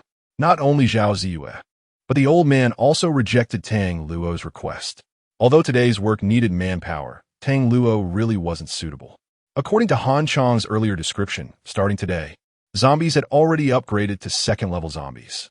They would begin to possess intelligence, learn to think, and their speed and strength would double compared to the first level. This meant that even though they were still first-level evolved beings, in one-on-one combat, they would likely be outmatched by second-level zombies. What if they encountered 3 or 5 second-level zombies? How would they take care of the injured Tang Luo then? Chapter 66 Healing. "Oh, little Tang Luo, be good and stay at home, waiting for Fat Brother to bring you back some delicious food." The chubby guy quickly changed into the firefighting suit he had prepared yesterday, holding a respirator in one hand and a fire axe in the other, proudly giving Tang Luo a victory sign. "Oomph." Tang Luo pouted her lips, clearly unhappy. Hearing their conversation, Han Chong's heart suddenly stirred. He had been too focused on showcasing the Death Wings before, forgetting that he had another ability.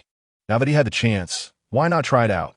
He immediately walked over to Tang Luo's side, smiling as he said, "Come on, let me see how your wound is doing." Seeing that Han Chong was about to unwrap the bandage on Tang Luo's leg, Zhao Ziyue hurriedly stopped him, saying, "We just changed the dressing this morning.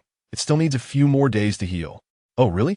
Han Chong smiled, squatting down, one hand grabbing Tang Luo's ankle and placing her foot on his thigh. With the other hand, he gently brushed over the wound on her leg. Others couldn't tell what was happening. They only saw Han Chong's hand sweeping through the air. But for Tang Luo, it was a different story. As Han Chong's hand glided over, she distinctly felt a warm sensation at the site of her wound, followed by a severe itch. The itch made her want to scratch, but Han Chong quickly grabbed her hand. "Itchy, itchy, so itchy." Tang Luo couldn't help but exclaim. "Just bear with it. It will be over in a few minutes." Han Chong shook his head, firmly stopping her from scratching. About 3 or 4 minutes passed, which felt like 100 years to Tang Luo, who was nearly driven mad by the itching. Just when she thought she couldn't hold on any longer, the itch suddenly vanished, just as abruptly as it had appeared. "Hey, it's not itchy anymore." Tang Luo exclaimed in delight. Hearing this, Han Chong immediately tore off the bandage. The crowd was astonished to find that there were no wounds left on Tang Luo's fair calf. Only a red mark remained. Han Chong reached out and patted the red mark, pressing down twice before saying, "All done. In 2 or 3 days, this red mark will disappear completely, ensuring you have no scars." "Oh, thank you, Brother Han Chong." Tang Luo was incredibly excited. Girls love to look pretty, and if she had an ugly scar on her leg, she wouldn't be able to wear skirts in the future. After stomping her feet a couple of times to confirm that her foot was fine, Tang Luo joyfully jumped into Han Chong's arms, giving him a big hug. Just as she was about to peck Han Chong's cheek to express her gratitude and excitement, a hand suddenly appeared between Han Chong's cheek and Tang Luo's mouth. Timely blocking her action, Zhao Ziwei calmly shifted her hand, turning Han Chong's face towards her and said, "You have another ability? Your scars on your face and arms are gone?" When Han Chong first appeared, his appearance had been so shocking that everyone overlooked some details. It wasn't until Zhao Ziwei brought it up that everyone noticed that the scar on Han Chong's face and the injuries on his arms had completely disappeared. "Wow, really?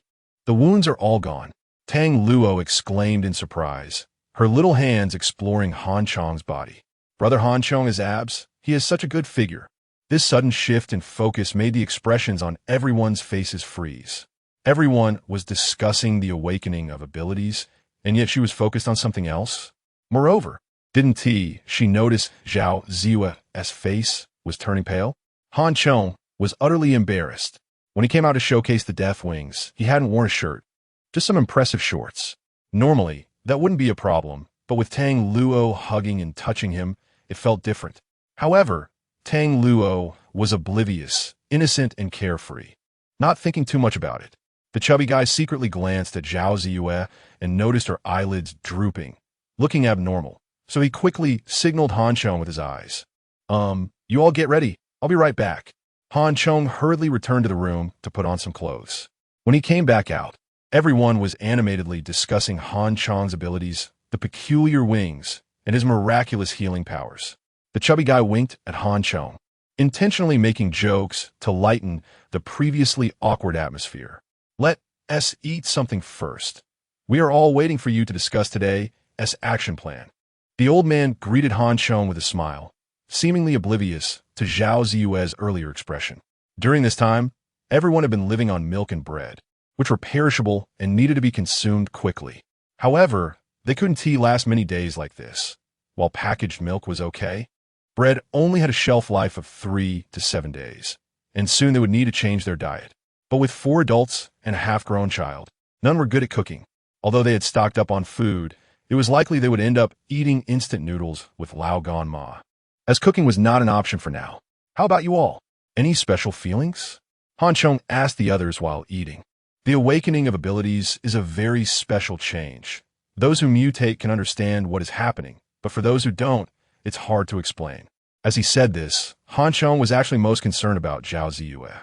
He wasn't sure about the other situations or whether they would awaken, but he knew for sure that Zhao Ziwei had awakened metal control abilities in her previous life.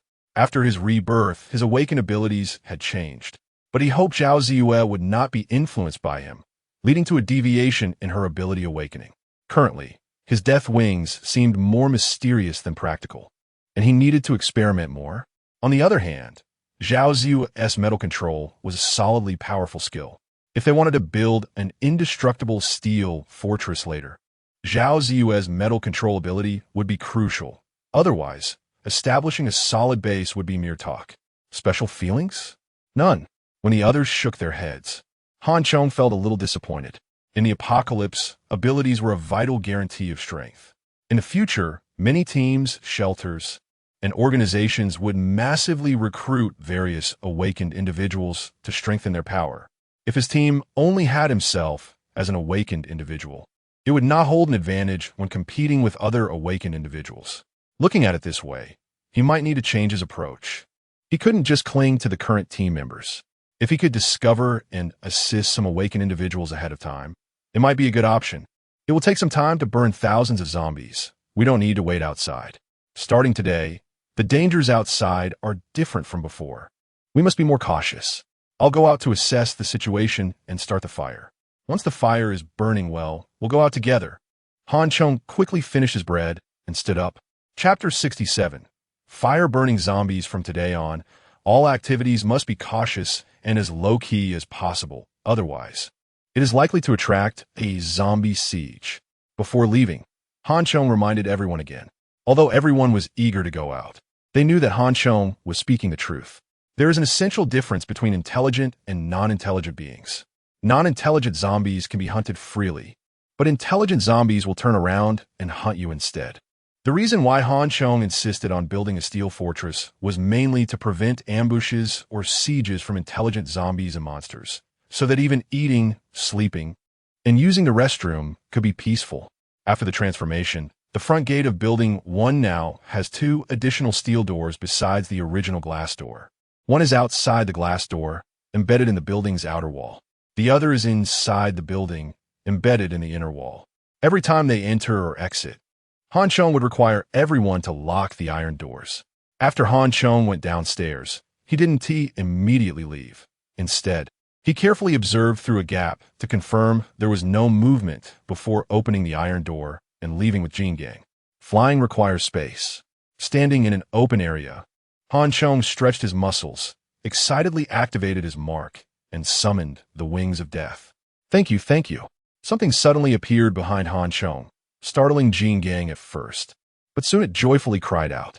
After circling around Han Chong twice, Jin Gang suddenly dashed forward a couple of steps, flapped its wings a few times, then turned to look at Han Chong, calling out nonstop. After being fed 10 energy crystals by Han Chong, Jin Gang had become increasingly intelligent. However, apart from its feathers becoming brighter and shinier, it hadn't changed much in appearance. The characteristics of demonized creatures are easy to identify. But Jin Gang was not demonized, but evolved, which left Han Chong puzzled. However, he understood Jingang's earlier actions. This guy probably wanted to teach him how to fly, since it saw he had wings.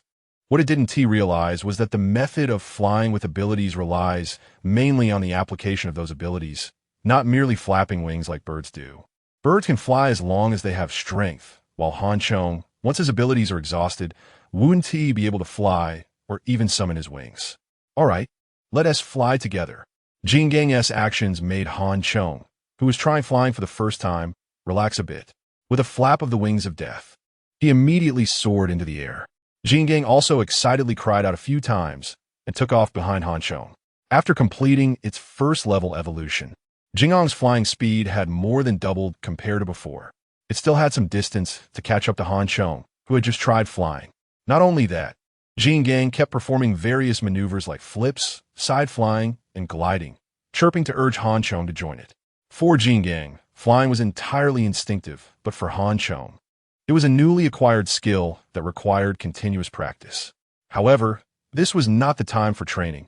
He had important matters to attend to. We'll practice together later. Han Chong greeted Jin Gang, then lowered his flying height to start a thorough search around the library subway station. The zombies in this area had been repeatedly cleared out before, but Han Chong was still cautious to prevent any unexpected events. Once zombies gain intelligence, it is hard to say they wouldn't wander back here. After confirming there was no threat, Han Chong landed at the subway station entrance, then carefully entered the station with his sword in hand. Upon entering the subway station, he heard the sound of metal doors crashing and countless zombies roaring inside. The zombies that had been locked up yesterday had now all undergone secondary evolution and, being intelligent, were trying to find a way to escape. As Han Chong approached, he could clearly see that the level 2 Berserk zombies had drifted further away from human appearance. The more they evolved, the more they diverged from humans. Level 2 Berserk zombies had duller skin that began to keratinize, appearing lime-colored but becoming tougher, akin to leather, thus enhancing their defense. The flesh beneath their skin started to disappear, possibly consumed during evolution, leaving them looking like skin and bones hunched over. Their nails had turned into long, sharp claws like those of animals. Their hair was sparse, suffering from severe hair loss, and their eye sockets were sunken but gleaming, no longer resembling the dead fish eyes of before. Due to the retraction of flesh, their lips were severely curled back, exposing sharp teeth inside, especially their prominent canines, which were long and pointed. No matter how one looked at it, level 2 Berserk zombies appeared even uglier, drier, and weaker. However, Chong knew very well that these zombies were actually more agile, stronger, and more ferocious. In his previous life, some speculated that zombies represented the correct direction of human evolution, which wasn't without reason. After all, these creatures became stronger with each evolution and adapted better to the apocalyptic environment. Moreover, this evolution was entirely autonomous, just like how humans naturally grow from infants to adults. Every period, zombies would ascend to a more powerful existence. In contrast, the human evolutionary path is different, especially for evolved beings, which are fundamentally predatory evolution, cultivated postnatally. Even those who awaken their powers need to continuously plunder various evolutionary resources to evolve to higher levels, relying solely on autonomous evolution. They cannot compare to zombie-like beings in speed. However, for Chong at this moment, he didn't care about any of that. So what if they were the true chosen ones? He was human now. He needed to survive, to grow stronger. Even if zombies were the chosen ones, they would still be killed without hesitation. Not only to kill, but also to kill on a large scale whenever possible, like in front of him right now. Chong coldly looked at the zombies before him. In his eyes, these zombies were merely vessels for energy crystals. It was just that these zombies could run and move, making them relatively powerful. As Chong stared at the zombies, they were also watching him. The previously frantic banging against the iron door ceased, and the zombies looked at Chong with eyes full of hunger and wariness, a behavior never exhibited by level 1 zombies before. After observing closely, Chong grinned and greeted them, saying hello. Then, without hesitation, he pulled out a lighter, ignited the reserve fuse, and said to the zombies goodbye. The cloth strip, soaked in gasoline, instantly ignited. The bright flames instilled fear in the zombies, causing them to want to retreat in unison. However, in the crowded situation, all struggles were in vain. The intelligence born from the zombie mutation was not enough to cope with what was before them. The flames quickly spread, shooting like a sharp arrow deep into the dark passage. Following the arrow, plastic bags filled with gasoline or diesel fell from above, scattering over the zombies. And then the flames quickly followed the spilled fuel, instantly covering the zombies below. The deep underground passage became hot and bright as a sea of fire spread, with countless zombies struggling and wailing in the flames. Chapter 68 City Fireworks. As the flames burned, the entire subway station was filled with a scorching and acrid smell. Chong could hardly bear it, so he ignited another passage in the same manner before leaving the subway station. Each passage contained around 100,000 zombies, and this fire would probably burn for a long time. Chong estimated that it might take until the morning before anyone could safely enter the passage.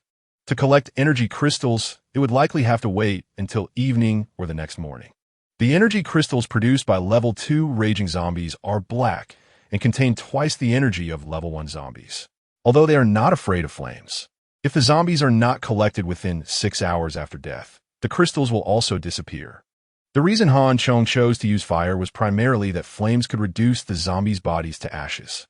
This way, even if manpower was insufficient, they could leisurely collect energy crystals later without worrying that all their hard work would go to waste due to untimely collection. After leaving the underground passage, Chong did not return to Yuching, but spread his wings and flew toward the location of the new interface along the passage. Strictly speaking, choosing Yuching as a base has its pros and cons. The advantage is its proximity to the most populated areas, with many zombies nearby, which is beneficial for quickly hunting zombies in bulk and accumulating energy crystals in the early stages. However, the disadvantages are also evident. As zombies continue to evolve, powerful opponents will become increasingly common, leading to more dangers in the future. Zenjiku and Confucius Temple are the places with the highest and most concentrated human traffic, which makes it increasingly difficult for surviving humans to live, with zombies everywhere and no place to hide. Therefore, the only ones that can move around are basically zombies. At this moment, the underground passage was ignited, and the intelligence of the newly born level 2 zombies was not enough to determine what the thick smoke rising from the underground passage meant. Han Chong was worried that these intelligent yet not as clever zombies would foolishly gather around to see what was happening. The Death Wings were currently in their initial form, and the duration of sustained flight was only half an hour, so Han Chong did not dare to fly continuously using them. In most cases, he ran on rooftops, only using the Death Wings to assist in flying when there were gaps between buildings. Standing on a tall building near Zinjiku, he could clearly see 3 thick columns of black smoke rising from the center of Luqiao City. The library subway station, Confucius Temple subway station, and Zinjiku subway station formed an isosceles right triangle.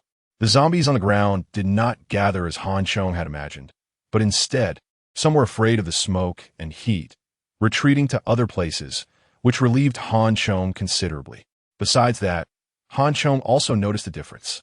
The original zombies were often in an unconscious state, wandering in a fixed area or performing repetitive actions at a specific point. However, these level 2 zombies were different. They acted purposefully and consciously like beasts, starting to learn how to search and explore every corner. After evolving, their sensitivity to warm-blooded creatures had also become sharper. Whether it was humans or non-zombified animals, it was not easy to evade zombies at this time. This was also the reason why Han Chong repeatedly reminded the old man and others to be cautious. After observing for a while, Han Chong felt gratified.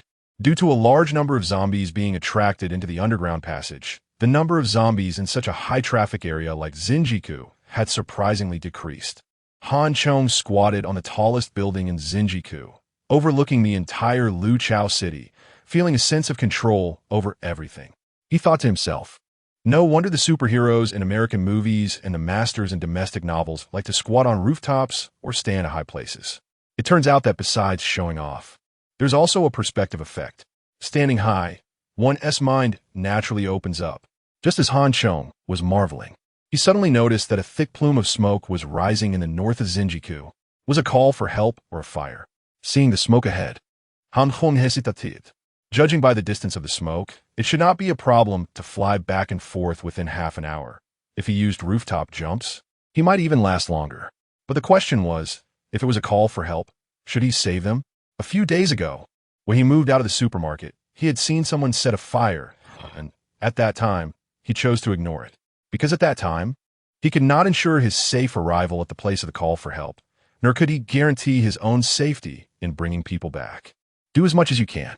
Even now, though Han Chong's mindset had changed and was not as extreme as when he first reborn, this principle in his heart had never changed.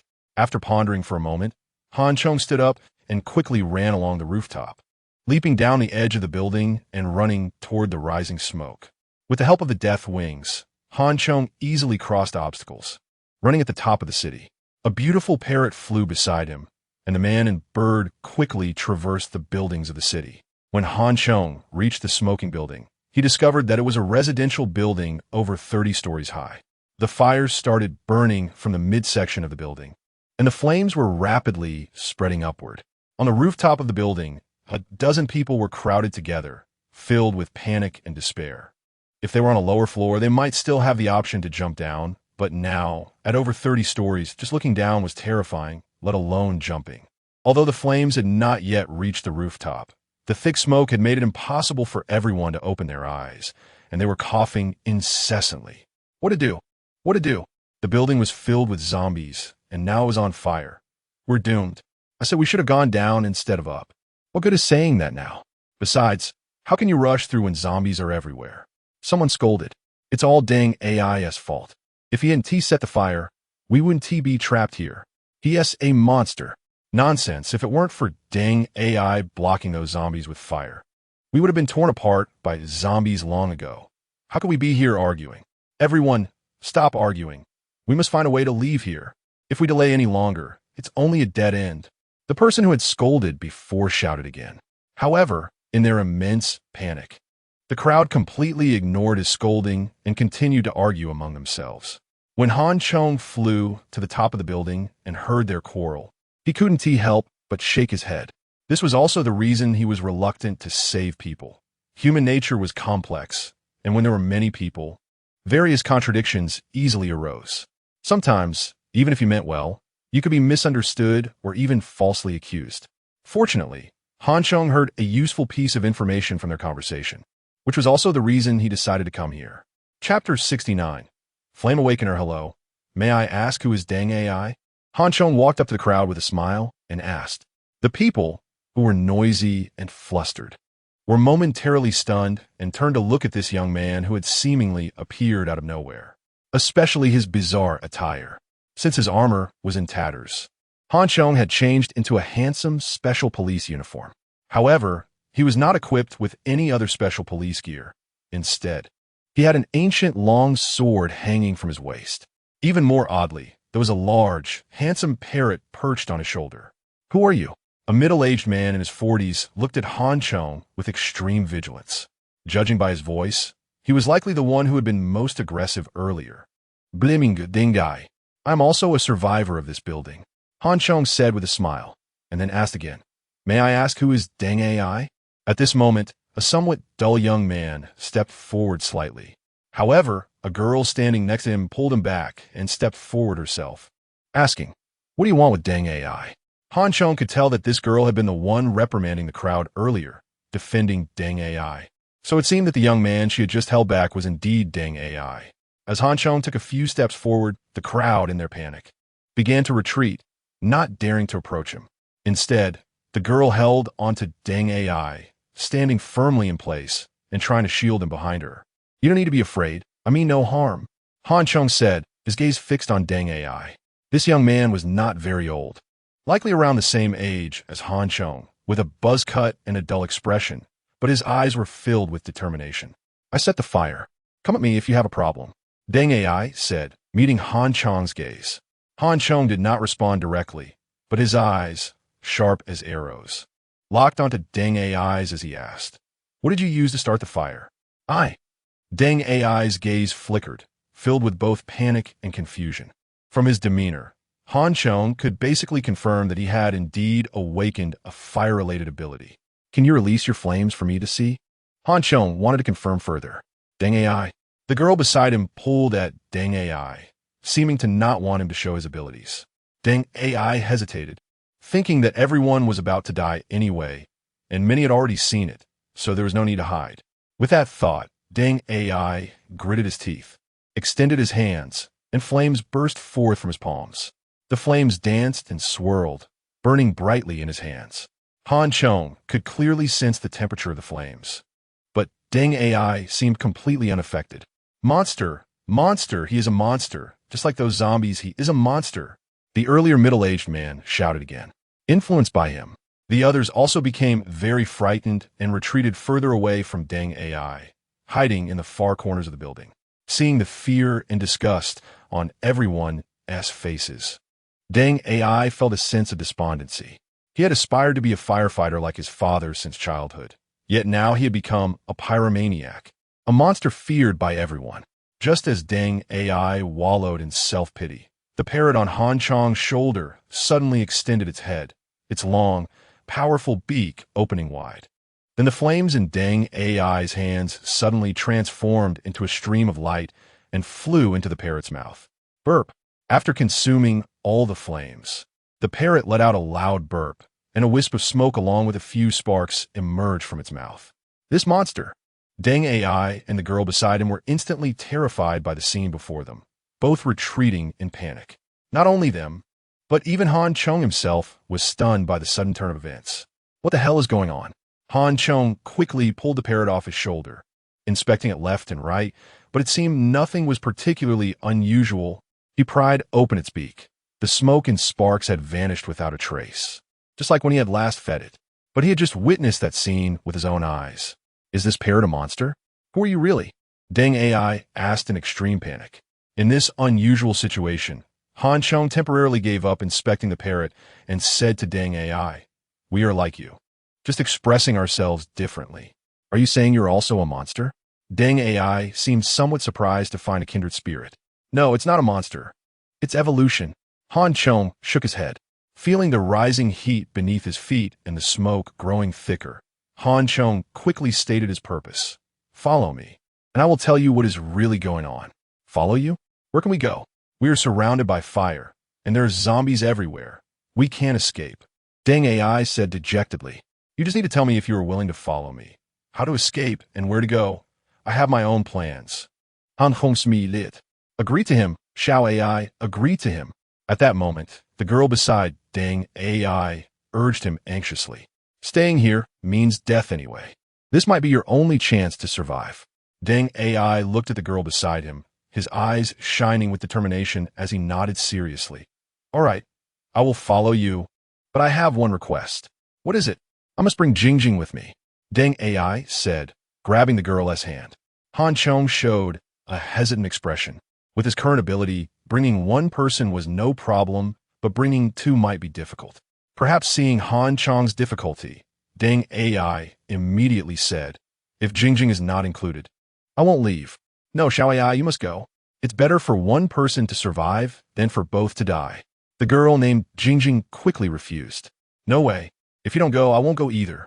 We promised to live and die together. Why are you being so foolish? You don't stand up for yourself when others say things. But why are you so insistent at this moment? Fine, if you don't go, I'll die first. Jingjing angrily said, pushing Dang AI away and running toward the edge of the building, preparing to jump. Jingjing, Dang AI stumbled back, wanted to grab her. But it was too late. Just as the girl was about to reach the edge of the stairs, Han Chong suddenly appeared in front of her. Jingjing was caught off guard and bumped into Han Chong, falling to the ground. She didn't take care about the pain, staring at Han Chong in shock, speechless. Who was this person? Why had he suddenly appeared before her after being over there just moments ago? Chapter 70. Kill Dang AI hurriedly ran forward and hugged Jingjing, who had fallen to the ground, repeatedly shouting, What are you going to do? What are you going to do? However, Jingjing ignored him, broke free from Dang AI's grasp, and knelt before Han Chong, pleading, Please, you have to save us. Han Chong looked at the girl kneeling in front of him and secretly admired her. Compared to Dang AI, this girl named Jingjing was very intelligent and quick to react. Whether it was persuading Dang AI to agree to her or her reaction after seeing Han Chong. Of course, what Han Chong admired the most was the bond between the two. To be willing to face death for the sake of a loved one moved Han Chong deeply. In his previous life, if that scoundrelly Shaoran had shown him even half the kindness that this girl showed, he wouldn't have ended up like this. With this thought in mind, Han Chong pulled both of them up and said, It's difficult for me to save two people at once, but I'm willing to give it a try for you. Upon hearing this, both of them were overjoyed. All right, I'll take you to a safe place first. This building is about to collapse. Han Chong grabbed Dang AI's arm. However, Dang AI resolutely refused, insisting that Han Chong save Jingjing first, his fiancée. Han Chong did not respond, as it would only take 2 minutes anyway. So he turned and grabbed Lu Jingjing, jumping off the edge of the building.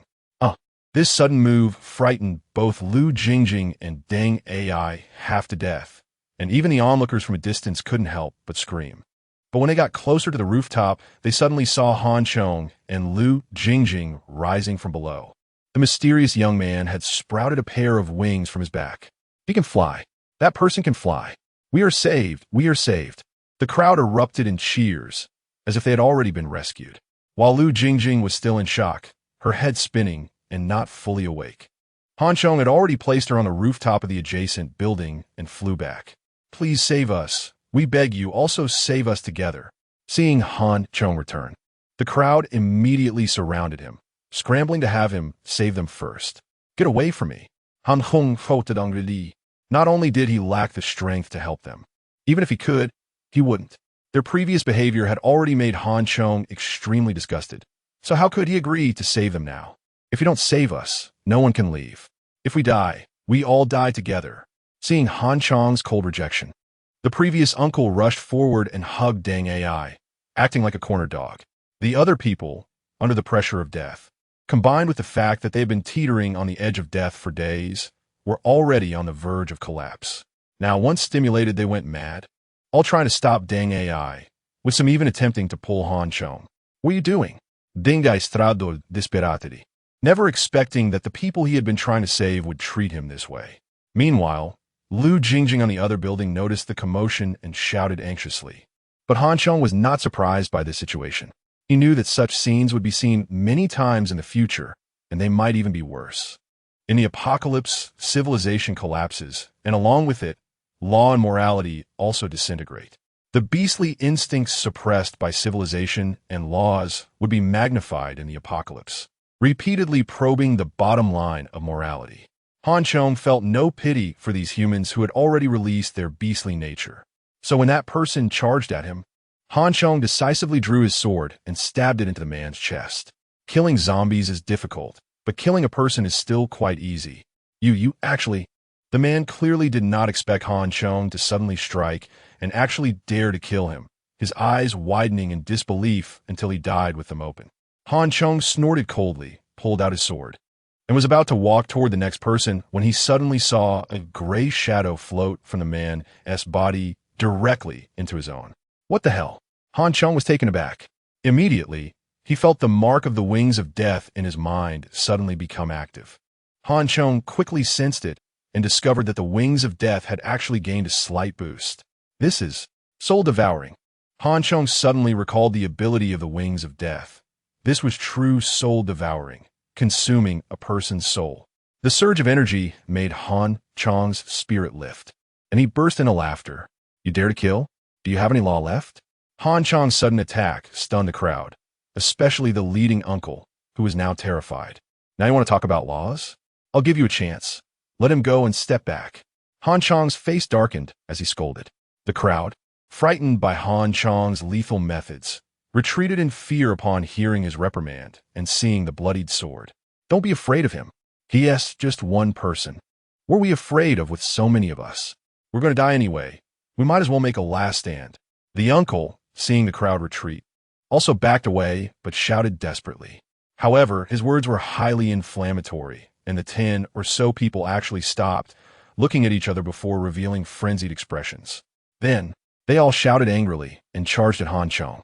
These people were just ordinary mobs. In terms of speed, strength, or defense, they couldn't compare to zombies. Feng, who had long honed his killing skills in battles against zombies, would not be concerned about these people. For those who wished to kill him, Chong had only one response: kill. So, facing the crowd charging at him, Chong not only did not retreat, but instead took the initiative to meet them head-on with his sword. If these people hadn't attacked first, Chong would have found it difficult to act, as he still had a bottom line as a person. But now that they were attacking, he had no choice but to accept the soul energy that was coming to him. In less than 5 minutes, 10 or so people lay dead on the rooftop, with only Chong standing in the center, covered in a chilling aura and blood. Of course, deep down in Chong's heart, he was extremely excited. With the souls of these 10 or so people, his wings of death energy had clearly increased. Deng Ai looked at Chong, who resembled a god of death, standing in a pool of blood with his sword, feeling both awe and fear, momentarily frozen and afraid to approach him. Afraid? Chong sensed the wings of death and turned to look at Deng Ai. Deng Ai swallowed hard, his expression stiff, and did not speak. To survive in the apocalypse, one must abandon unnecessary compassion and sympathy. Otherwise, you can neither protect yourself nor those you love. Chong said coldly. Chapter 71.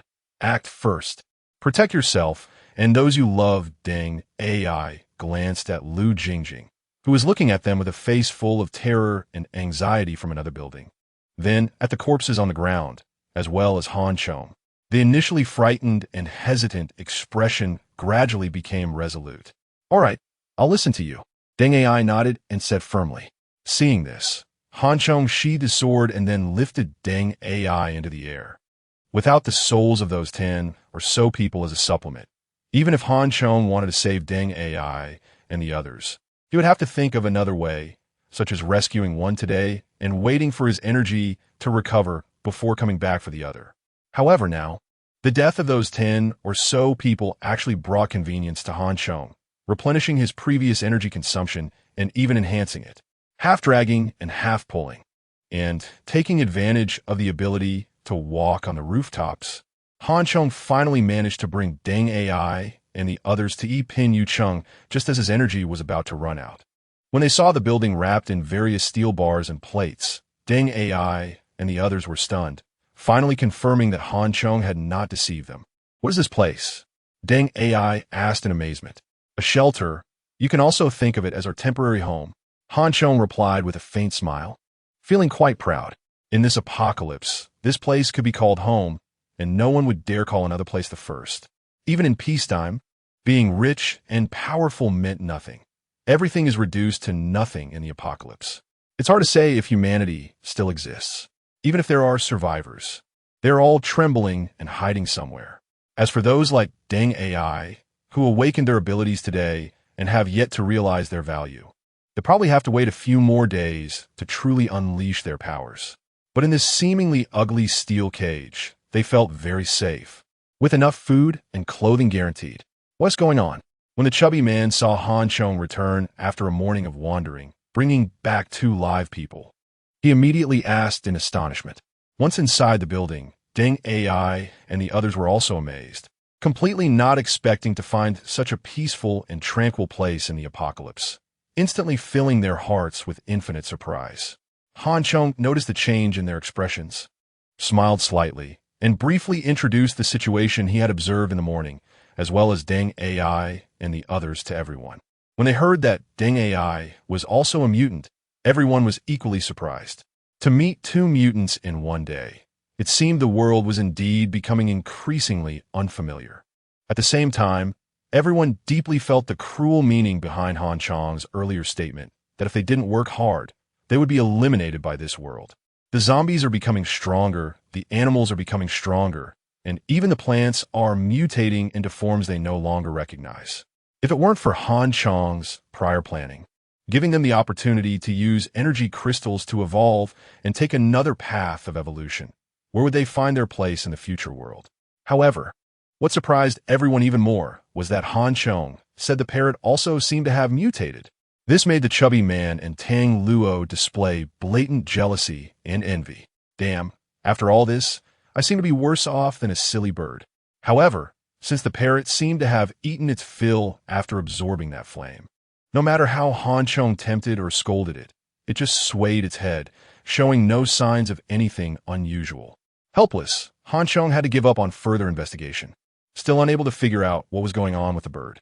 Clearly, it hadn't demonized, showed no sign of demonic power, nor produced a demon core. Yet it could absorb fire. Could it be that the parrot, like humans, had awakened its abilities? But the problem was, there had never been reports of animals or plants awakening abilities. What are your plans next? As Deng AI and the others began to integrate into the team, chatting with the chubby man and Zhao Ziyue to get to know each other, the old man found an opportunity to pull Han Chong aside and spoke with implied meaning. Han Chong understood the old man's thoughts regarding the sudden appearance of newcomers. Their arrival would inevitably divert some resources, especially with a potential mutant like Deng AI, who would surely need focused training. However, the resources had been earned at great risk and cost by the previous members of the team. If newcomers were allocated resources right away, regardless of the reason, it would indeed be somewhat unfair, which could easily create disharmony within the team, especially since among Deng AI and Lu Jingjing, Deng AI was a mutant with unlimited potential, but Lu Jingjing was an ordinary person. Should she also receive resources? When Tang Luo joined earlier, there were too few members, plus Tang Luo was a 15 or 16-year-old child, cute and adorable, so no one had any objections. Moreover, just yesterday, Tang Luo had almost sacrificed his life to close the Iron Gate, earning everyone's recognition. Han Chong thought that to attract more awakened individuals to join the team for future development, the team would likely continue to expand, which could become a common trend. As the number of people increased, the distribution of resources and personal interests would become more pronounced. Human hearts are complex, and once cracks of dissatisfaction form, it can easily lead to various problems. The fact that the old man could discuss these matters with Han Chong indicated that he had already considered this issue. As a former general, he had more experience in management than Han Chong. Fortunately, Han Chong understood immediately, which reassured the old man. Otherwise, if he encountered someone who was unreasonable, proposing such a suggestion might instead make the other party suspect him of being petty, turning his good intentions into bad outcomes. Human hearts are complex. Management is inherently difficult. This team, this home, everything we have now has been created together. I will absolutely not allow anyone to destroy it in any form. Following the rules means we are family. If not, there is no need to force it. Just leave. Han Chong said decisively. The old man was a veteran of the team, and Han Chong trusted and relied on him greatly. Moreover, behind him stood Zhao Ziyue, who might awaken her abilities at any time. Regardless of whether the old man had any ulterior motives, Han Chong needed to stabilize his mind. Before the mutants appeared, the evolved beings indeed felt superior, but after the mutants showed up, it could create a psychological gap. After all, evolved beings are universal, while mutants are the chosen ones. Although Han Chong's mind was relatively agile, thanks to his rebirth, he was aware of many things in advance. However, that didn't mean he was omnipotent. He still lacked experience in managing teams and developing organizations. The old man, having been a general, provided timely reminders, knowing to prepare in advance before issues arose. Fortunately, after realizing this, Han Chong also accepted his advice. For the team to develop better, some things must be done in advance. Chapter 72, the organization's first formal meeting in his previous life. The organization that Han Chong belonged to was founded by a student from a neighboring university. This person was also one of the first awakened mutants, with the ability of metal transformation, allowing him to turn into a metal man. His body was impervious to knives and guns, extremely tough. This ability, at its inception, was practically invincible. Bullets and shells were useless against him. As long as the energy of his ability was sufficient, he could completely ignore zombie attacks, even from second-level zombies, which couldn't inflict any harm on him. It was precisely because of this that he rose to prominence in the university town area to the east of the city, gathering and consolidating most of the survivors in the area. He established a famous organization called the Hero Alliance. In the early days of the organization, they indeed did a lot of good, saving many people. However, as they gained a deeper understanding of the world and realized the collapse of the entire civilization system, alongside an increase in power and having initially stabilized their position, the nature of the alliance began to change. The powerful organization turned into a private toy, and the refuge became a private clubhouse. The strong mutants within the organization started to become ruthless, wantonly torturing ordinary people, with instances of rape and pillaging becoming common. Especially the beautiful girls who survived in the university town. They became personal trophies for these mutants. Of course, it's hard to say whether some of these girls were willing. Han Chong's girlfriend, the wretchedly Shaoran who made him furious for a lifetime, was one such person. To curry favor with those powerful awakened ones, she ruthlessly betrayed and abandoned herself. The most disgusting thing was that she not only felt no guilt, but instead humiliated and framed herself afterward. What the Hero Alliance displayed was not an isolated case, but rather the norm exhibited by most organizations in the mid to late apocalypse. With no legal or moral constraints, the controllers of each organization became local tyrants. During chaotic times, it's not necessarily bad for capable and powerful evolvers to be in power, but treating ordinary people completely as slaves, cannon fodder, and toys is less humane. These people have complex backgrounds, having done everything before awakening, and their qualities vary greatly. Once they gain power and realize they can do as they please, the consequences are predictable. Han Chong, after learning that Zhao Ziyue was the Iron Queen, was willing to accept her largely because her Iron Blood Legion was more humane than other organizations, sheltering a large number of innocent civilians. Although Han Chong did not fully agree with some of the Iron Queen's measures, he still recognized her character. Step by step, from initially planning to go solo, to later forming a four-person team, and now, with growing ambition, he hopes to establish a powerful force and organization of his own. Han Chong's strength is increasing, and his mindset is constantly changing. The old man had previously told him that when capable, he should help more innocent people. Perhaps that will be the case in the future, but at present, Han Chong is not that noble. All he thinks about is becoming powerful enough to control his own destiny and build a power kingdom according to his own will. Since that is the case, the foundation must be solid at the beginning of building this kingdom. This is also why he increasingly relies on the old man, not only because of Zhao Ziyue, but more importantly, the old man's experience and background can provide him with significant help. For example, right now, The old man's reminder made Han Chong realize that he had indeed overlooked some things. In fact, when the team was first formed, some preliminary rules were established, such as the two priorities proposed by the old man. However, because everyone cooperated well in the following days and was busy killing zombies, the gains far exceeded their needs.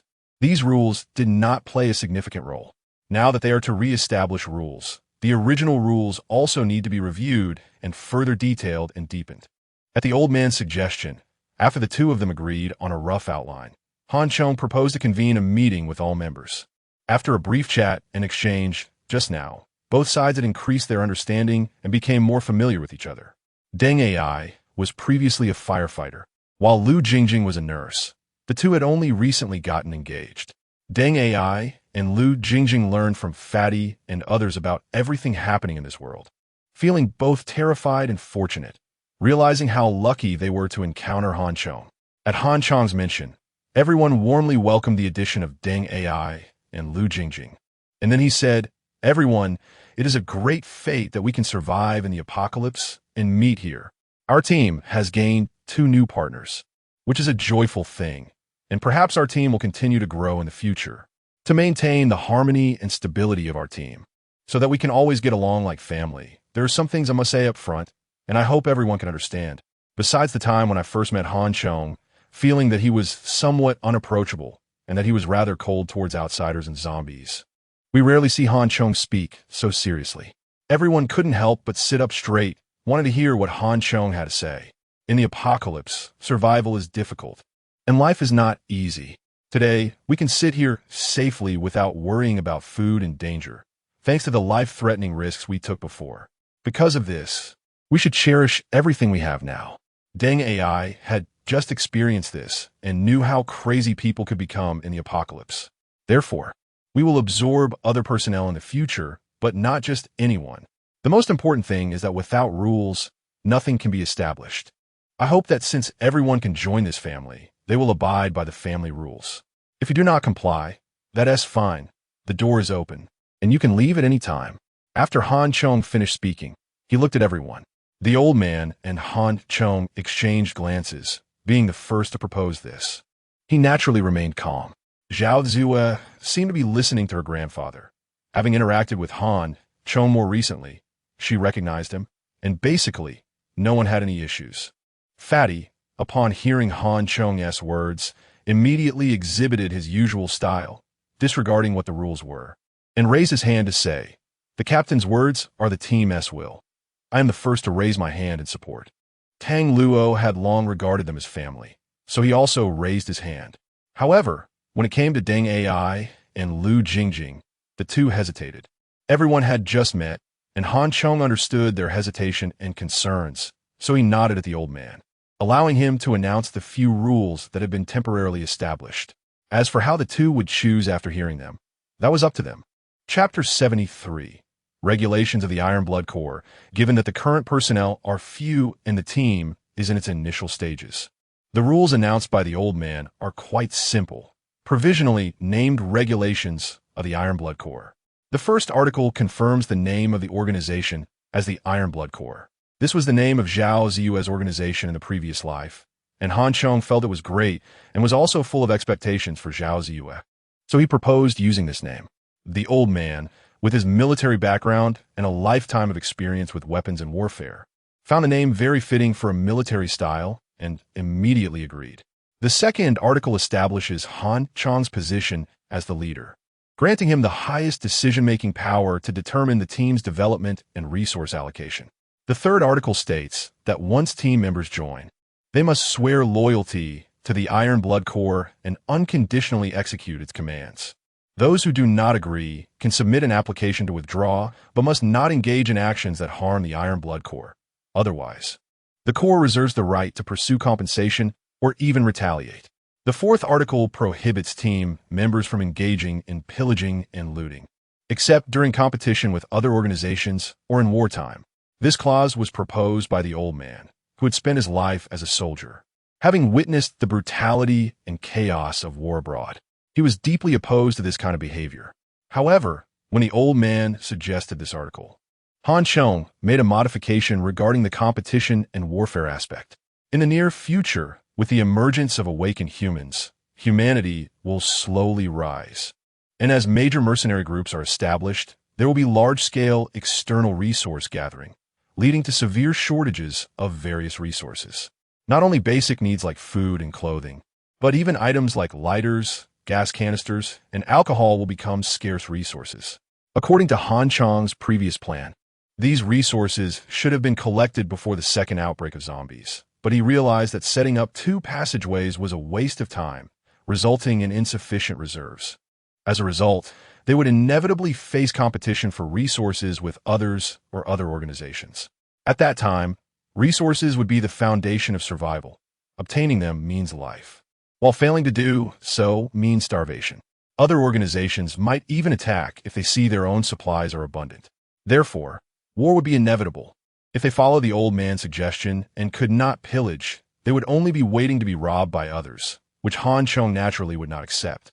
After some debate, the old man ultimately acknowledged Chong's opinion, leading to the peculiar stipulation in the 4th article. The 5th article states that the team will not support useless individuals. Everyone must comply with the organization's arrangements and participate in corresponding work, or the team has the right to expel them. The 6th article states that all resources obtained by team members belong to the team, which will distribute them uniformly based on contribution points. Private possession is not allowed. Besides these 6 articles, there are various detailed plans, but these 6 are the most fundamental. From a personal perspective, these regulations may not seem fair, especially the 6th one. However, given the current situation, implementing special management is understandable. During times of national hardship, plan management has been implemented. Of course, if one is perceptive enough, they can see the most fundamental aspect of these regulations. Team members are managed by the team, and the team obeys Chong, who has the highest control. This effectively confirms Chong's special status in a more legitimate form. Although the suggestion came from the old man, it aligns well with Chong's intentions. This is not a time of peace.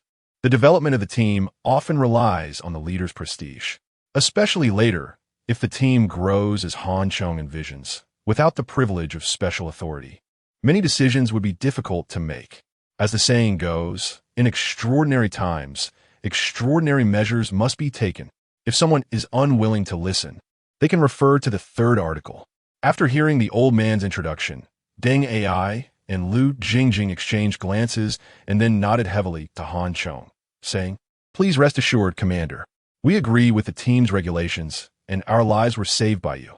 We are willing to follow your arrangements and comply with team management." Deng Ai was relatively dull, but Lu Jingjing was indeed a smart and courageous girl.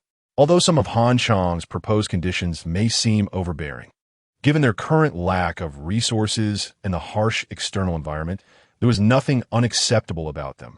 If they could gain something in such a team, even if it meant being redistributed, it would still be a gain for them.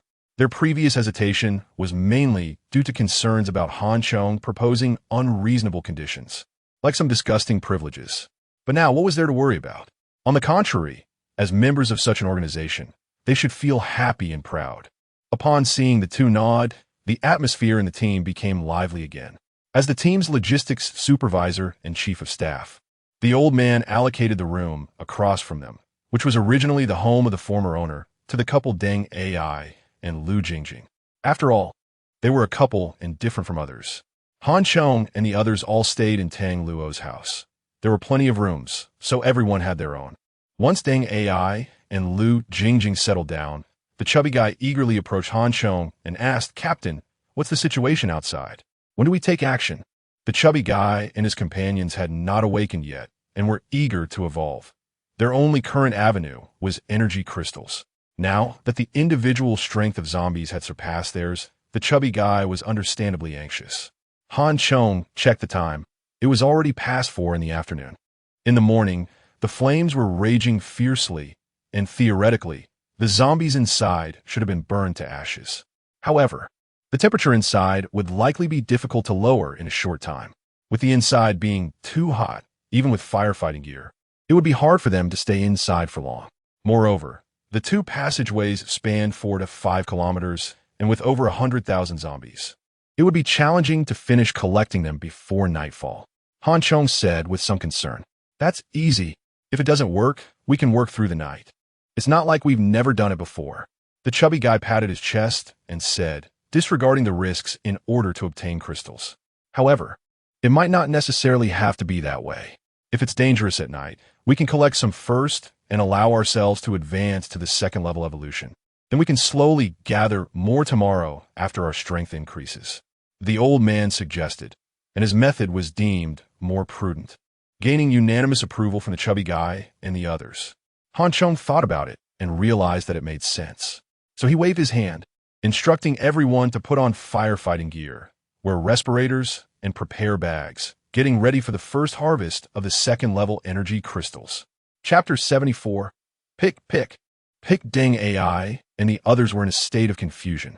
As newcomers, they didn't know what energy crystals were, nor did they understand that zombies could actually give birth to energy crystals. Now that there were so many zombies outside, and they seemed to have become even stronger than before, what kind of energy crystals could possibly be worth the risk of venturing out? And why do they need to wear firefighting suits? Were they going to put out a fire? However, as soon as the captain gave the order, everyone put on their firefighting suits, and they had no choice but to follow along, especially since they had just sworn allegiance to the organization and needed to obey its arrangements. As a former firefighter, Deng AI never expected to wear a firefighting suit again, so he was quite happy about it. After going outside, Han Chong took the lead as usual, patrolling the sky with the King Kong. But he felt something strange. The zombies that used to wander the streets seemed to have disappeared. After a brief moment of doubt, he abandoned the observation. There were more important matters to attend to, and he was too lazy to care about that for now. With no zombies around, it was a good opportunity to collect crystals. Under Han Chong's lead, everyone headed straight for the library subway station. But as soon as they arrived at the entrance, they were nearly choked by the smell inside. Everyone quickly put on their respirators under Deng AI's guidance before they dove into the subway station. The once beautiful and clean subway station was now a mess due to the smoke. The electrical circuits below the subway station had all burned out due to the fire, and the underground passage that used to have some residual light was now completely dark. The current power outage situation was just a reflection of what was to come. As power, water supply, and other departments ceased to operate, all technological civilization would gradually disappear in the future. So why was a lighter important for the future?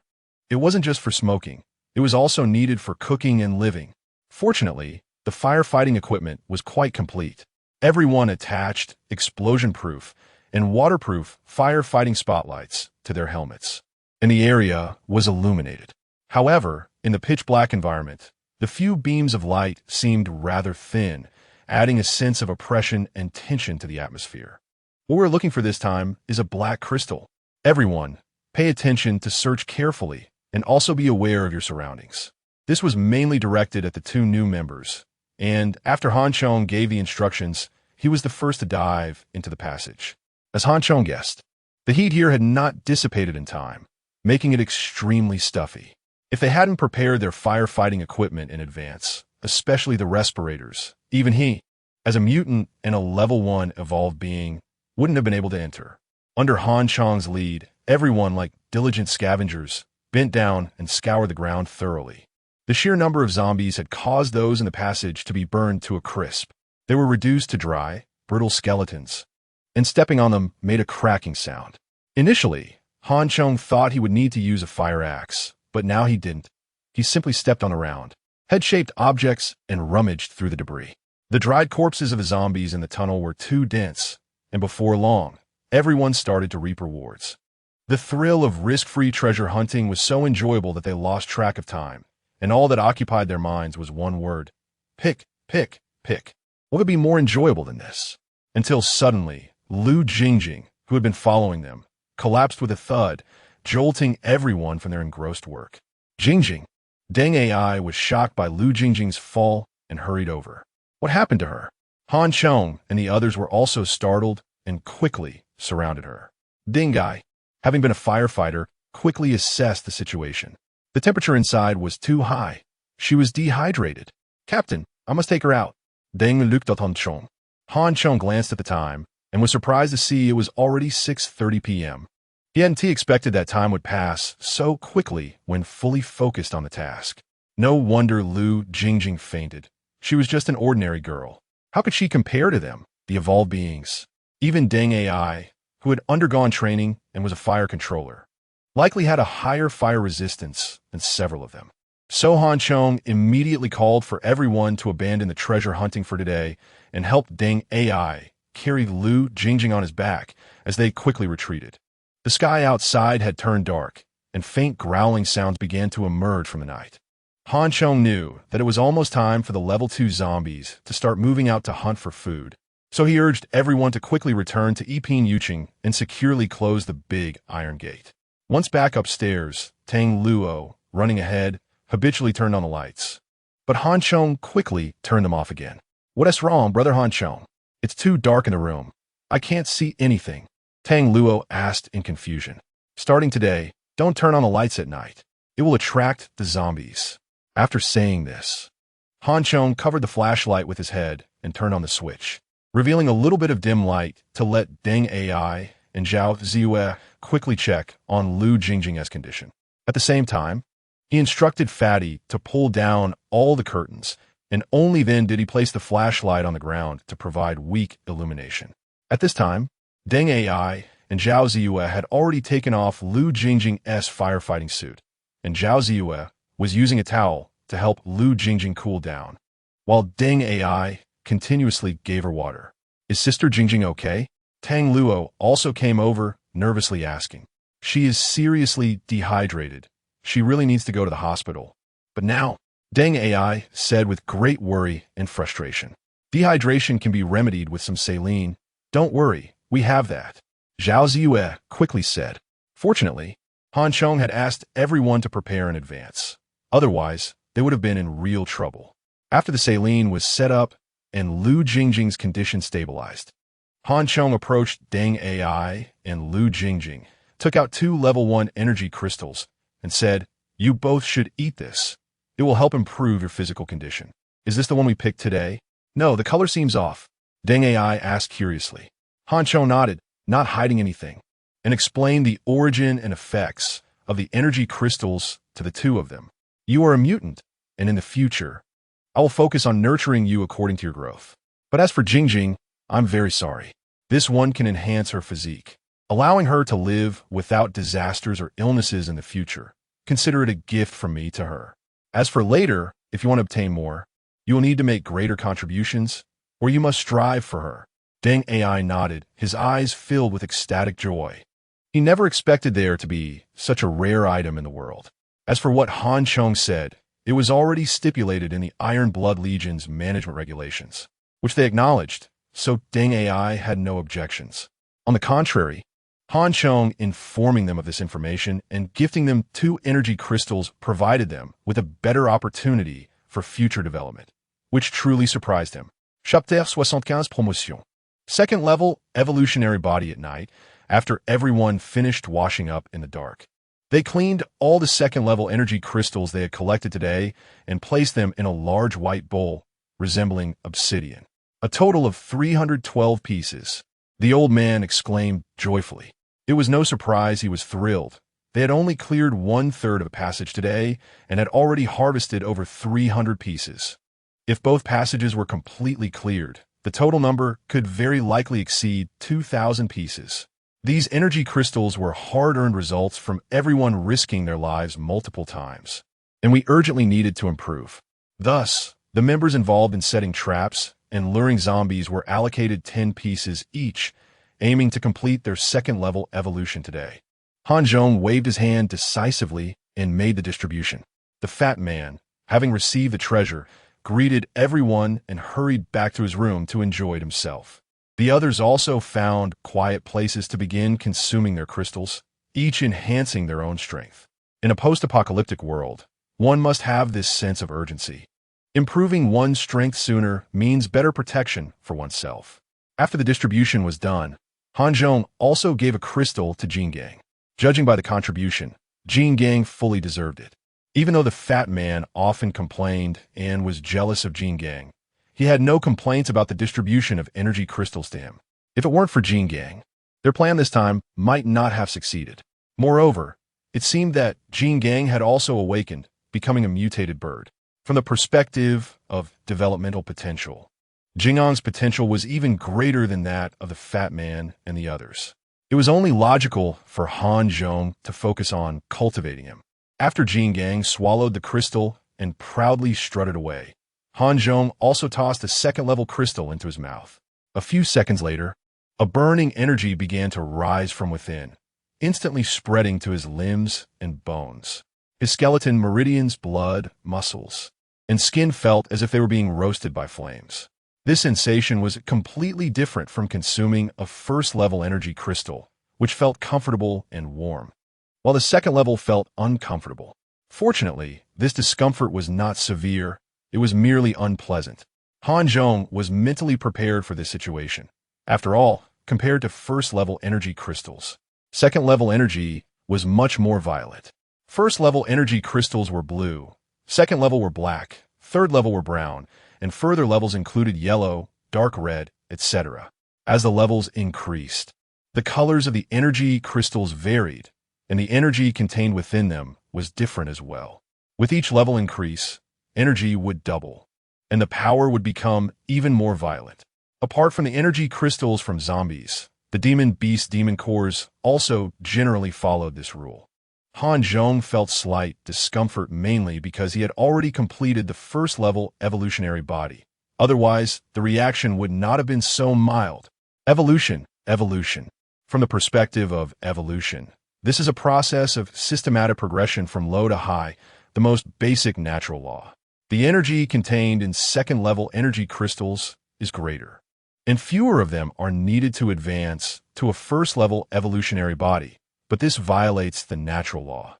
Therefore, in terms of the final evolutionary effect, this method of evolution has a significant gap compared to evolving to a first-level evolutionary body using first-level energy crystals. Steady evolution starting from first-level energy crystals provides the most comprehensive enhancement to the human body and the fullest potential development. Using second-level or higher-level energy crystals to achieve evolution is not impossible, but the problems it brings are quite obvious. First, second-level energy crystals contain a larger amount of energy. Without the support of a first-level evolutionary body, consuming second-level energy crystals can result in a significant energy impact. The process can be excruciating, and there is a certain probability of death. This is why Han Zhong, despite having completed the first-level evolutionary body, still experienced a slight discomfort during the process. Secondly, this method of cross-level consumption results in insufficient enhancement of human potential, leading to noticeable disadvantages in the later stages. Evolutionary bodies of the same level that have been steadily promoted step by step are clearly stronger than those who consumed energy crystals across levels, with more significant evolutionary advantages and greater potential in the future. It is like a child growing normally versus another being forcibly promoted, while the latter appears tall. Their foundation is unstable. Now, with the global zombie collective evolution, first-level energy crystals have become a rarity. Although they contain little energy, the remaining 300 first-level energy crystals in Han Zhong's possession could be considered invaluable treasures. In the later stages, their value could even surpass that of high-level energy crystals of levels 5 or 6, even if the quantity is insufficient later on.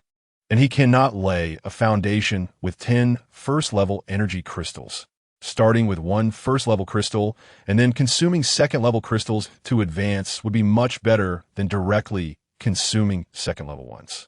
It is like not benefiting from empty supplements. One must first consolidate their foundation before using those potent tonics. In his previous life, when humanity discovered this issue, first-level zombies had already gone extinct, and there were very few second-level zombies left. Coupled with the probability issue, acquiring low-level energy crystals became nearly impossible. However, humans are clever. When zombie energy crystals became unavailable, they used demon cores of the same level as substitutes. Yet, in terms of effectiveness, demon cores still have a gap when compared to zombie energy crystals. After all, humans and zombies share a common origin, but humans and demon creatures are two different species. In simple terms, Those who evolve through first and second level energy crystals belong to the perfect evolutionary body, while those who evolve through other means have more or less some flaws. Previously, Han Zhong had a total of 312 energy crystals left from his last batch of harvest, and after clearing Limin Alley, he collected 2 more, totaling 314. He used 20 to cultivate Tang Luo and Jingang together, and gifted 2 to Deng AI tonight. This means that from now on, globally speaking, there might only be 292 pieces left. Han Zhong previously stated that these energy crystals were worth more than money, and this was not an exaggeration. However, at that time, Han Zhong did not have such grand ambitions. He originally planned to use these energy crystals to enhance his abilities. Now, with larger goals in mind, wanting to cultivate his organization and influence, these energy crystals have become extremely valuable strategic resources, which Han Zhong is reluctant to use. In the future, these energy crystals will become important resources for cultivating elite personnel, and concerning methods for energy enhancement, he would have to find other ways. As Han Zhong pondered these issues in his mind, he also felt the changes within his body. As he continued to consume energy crystals, he could clearly sense the changes inside him. While sitting still, his hearing and vision were the most notably enhanced. As time passed, when he finished digesting 10 second-level energy crystals and heard a series of popping sounds from within, Han Zhong suddenly stood up. The second-level evolutionary body was complete. Chapter 76 Surprise. Double Awakening Level 1. Evolved beings have their overall physical qualities improved to more than twice that of ordinary humans. However, Level 2 evolved beings double their capabilities again on the basis of Level 1. The difference from Level 1 to Level 2 is not very obvious, but the growth from Level 2 to Level 4 is significant, especially for Han Chong and the others. The speed at which they advanced from ordinary humans to Level 2 evolved beings was astonishing. Within just 11 days, their overall qualities had quadrupled. When they were Level 1 evolved beings, they could only be described as little superhumans, but at Level 2, they could truly be called real superhumans. For an average person, the standing long jump distance is usually just over 2 meters, while those with slightly better physical qualities might reach 2 meters and 5 or 6 centimeters. With a fourfold improvement like Han Chong's, he could easily jump 10 meters from a standstill. If he had a running start, jumping 20 to 30 meters would be a piece of cake. When Han Chong and Zhao Ziyue had previously passed by the rooftops on both sides of Taiping South Road, they still needed to use ropes. Now, if they went back, they could easily jump over any obstacles they encountered. As Han Chong completed his evolution to a Level 2 evolved being, the others also completed their advancements one after another. As soon as the fatty finished his evolution, he excitedly ran out, flexed his arms at Han Chong, and said, "Captain, how about that? Now when I see those zombies, I can knock them down with one punch." Seeing Fatty acting so cocky, Han Chong felt a bit speechless, but before he could say anything, someone chimed in, "That's only if the zombies are standing still. Otherwise, it could be you who gets knocked down." Fatty turned his head in embarrassment and looked at Zhao Ziyue, who was walking over with Tang Luo, and said, "We're not the same as before, you know? I've been tempered by the flames of battle. I once wielded a big knife and fought my way through a crowd of zombies, just like Zhao Zilong of Changshan back in the day. Brother Fatty, Zhao Zilong used a gun, and he is better looking than you." Tang Luo giggled, adding to the teasing. Fatty was furious. "What's the point? A little Tang Luo." Tang Luo stuck out her tongue at Fatty and made a funny face before running to Han Chong's side, excitedly saying, "Brother Han Chong, I've awakened my superpower." "You've awakened your superpower." Han Chong looked at Tang Luo in disbelief, feeling like he had struck gold. He thought it was impressive enough that Tang Luo could shoot. He never expected her to have awakened a superpower as well. "I've awakened too," Zhao Te said lightly beside them, while Han Chong was still looking at Tang Luo in surprise. Although her tone was calm, the smile on her face betrayed her excitement and joy, indicating that she wasn't as composed as she appeared. As long as she could awaken her superpower, it meant she wouldn't be eliminated in the evolution process and wouldn't fall too far behind Han Chong, allowing her to continue fighting alongside him. Unbeknownst to her, Zhao Ziyue had already gotten used to standing next to Han Chong, to the point that she didn't even realize this change herself. Double awakening. This was truly a double blessing. Han Chong was still oblivious to Zhao Ziyue's thoughts at that moment. He was shocked, his mouth agape in astonishment from the huge surprise. Fatty, who had just been feeling invincible after his advancement, felt like his jaw had dropped to the ground. What the hell? You can't hit me with such a blow. He thought he was a king, but now he realized he was still just a rookie. However, no one was paying attention to Fatty's sadness. Han Chong looked at Tang Luo and Zhao Ziyue with shining eyes. If one didn't know the reason for his happiness and his character, they might even think he looked like a lecher. Quick, tell me what superpowers you both awakened. Han Chong asked eagerly. I'll go first. Tang Luo could no longer contain herself, or rather, she had been waiting to show off. Before Han Chong finished speaking, she excitedly shouted.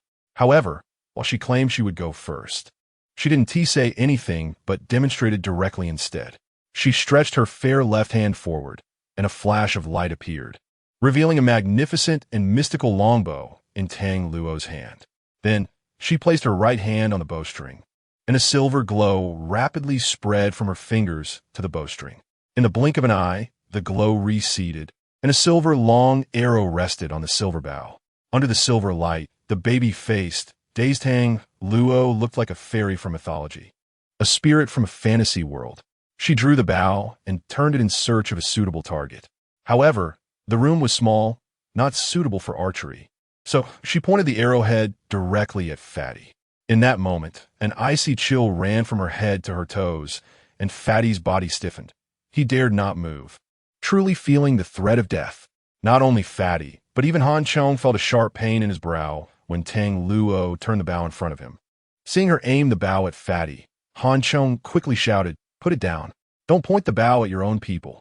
Tang Luo flipped her wrist, and both the bow and arrow disappeared. She stuck out her tongue apologetically and ran to Fatty's side, pulling on his arm and pouting in apology. However, Fatty was still in shock, his limbs cold and stiff, unable to shake off the terror from moments ago. What kind of superpower is that? Han Chong asked in amazement. The creation of superpowers is incredibly diverse, but Han Chong had never seen anyone create bows and arrows like Tang Luo could. My superpower is called divine archery, with a special arrow of death. At the initial stage, I can shoot 8 normal arrows. But if I shoot the death arrow, it will completely deplete my energy. Tang Luo et lai. The death arrow is a guaranteed hit and can kill enemies of a higher level. Anyone struck by it is sure to die. Although the consumption is high, its power is indisputable. After hearing Tang Luo's introduction, Han Chong became even more delighted. This was a tangible combat skill. If it was so powerful at the initial level, it would surely become even stronger as she advanced further. What about you, Ziyue? Han Chong looked at Shousi, filled with anticipation. I awakened a superpower called metal control, Zhao Ziyue said lightly, parting her red lips. At the initial stage, I can simply move metallic objects. It might not be as powerful as Tang Luo's archery. No. Han Chong laughed excitedly, grabbing Zhao Ziyue's shoulders with both hands. That's because you're not familiar with this ability yet. Once you get used to it, especially after advancing further, you'll discover how powerful it really is.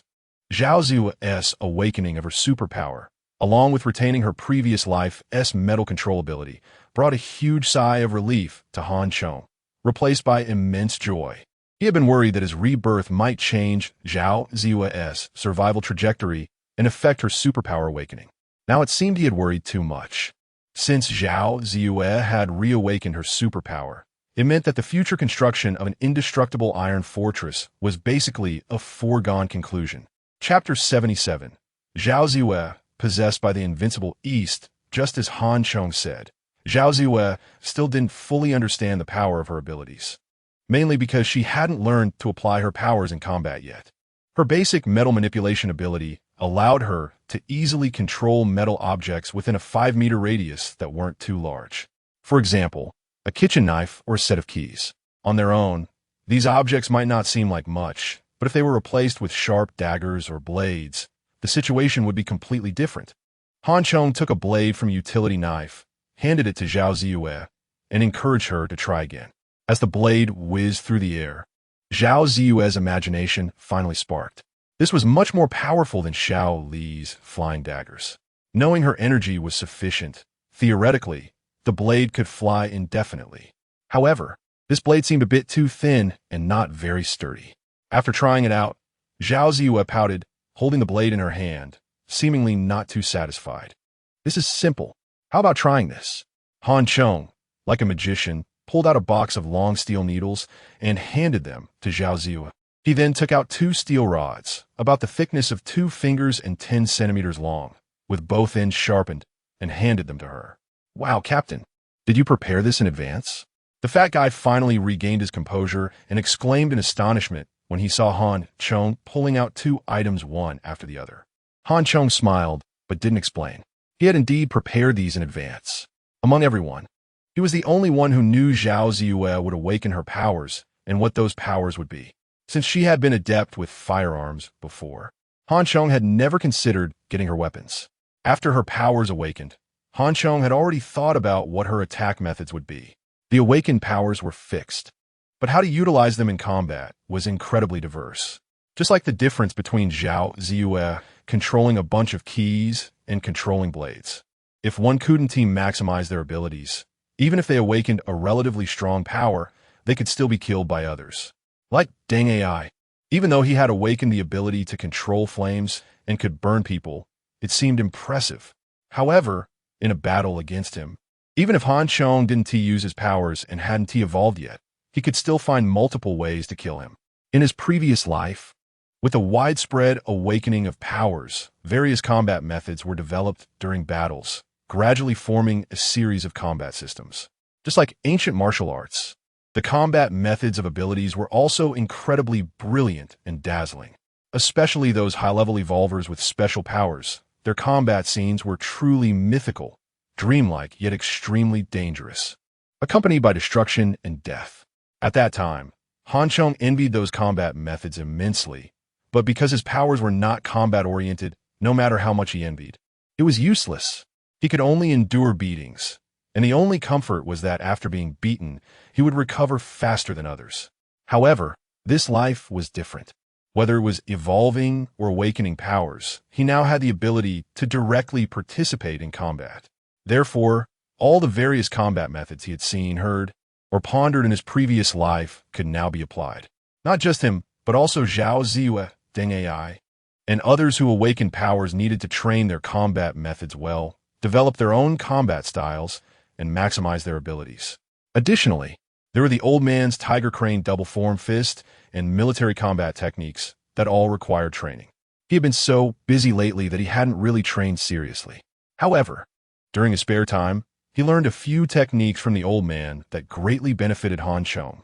Many of the martial arts passed down from ancient times in his country had been honed through countless years, possessing strong combat value and practical significance. However, during peacetime, they couldn't be fully utilized, and since most practitioners trained for health or to show off, the martial arts were often wasted, turning into mere flashy moves. Ancient practitioners emphasized training in the harshest seasons, combining herbal medicine and diet, achieving results only after years of hard work. But Han Chong and the others were different. Their second-level evolution bodies provided them with conditions that ancient practitioners didn't have. As long as they mastered these martial techniques, they would become natural experts. It was like Sher Patian from Jin Yong's novel The Legend of the Condor Heroes. As long as his internal energy was strong, he could casually learn some moves and become incredibly powerful. Right now, Han Chong and the others were in a similar state. However, in the apocalypse, with the outbreak of viruses and rampant zombies, it was likely that traditional martial arts masters had all but perished. Han Chong felt extremely fortunate to have someone like the old man by his side. If he didn't make good use of this, he would feel he was letting himself down. Zhao Ziyue had not expected Han Chong to think so thoroughly, gifting her something right after her awakening. This made her extremely happy. Those rich second-generation kids who wanted to give her millions for a sports car had never made her this happy. Especially after trying to manipulate the steel needles, her delight grew even more. She flicked her finger, and with a whoosh, a steel needle pierced straight into the steel plate sealed in the window. Seeing this power, Zhao Ziyue felt proud and couldn't help but turn back and smile at Han Chong. For a moment, her smile was like a flower, swaying gracefully. Wow, is this your ability? It looks so much like the invincible East possession. Han Chong felt elated. But the fat guy felt a chill in his heart and couldn't help but mutter. He finally understood why Han Chong valued mutants so much. Zhao Ziwei, wielding the steel needles, was simply more powerful than the invincible East, although he had just upgraded to a second-level evolver. Under the control of Zhao Ziwei's steel needles, he estimated he wouldn't last even one round. As for the two steel rods under Zhao Ziwei's control, they pierced right through the concrete wall. If they hit someone in the head, it probably wouldn't be much of a challenge. The fat guy seemed to see a female demoness rising and couldn't help but inch back closer to the old man, who was standing by smiling, asking, "Old man, you didn't awaken too, did you?" The old man shot him a glare, fully aware of the fat guy's thoughts, knowing he was looking for psychological comfort. The old man immediately scolded him. "A 1 in 1,000 chance. Do you think it's that easy? Besides, you're now a second-level evolver and will continue to evolve.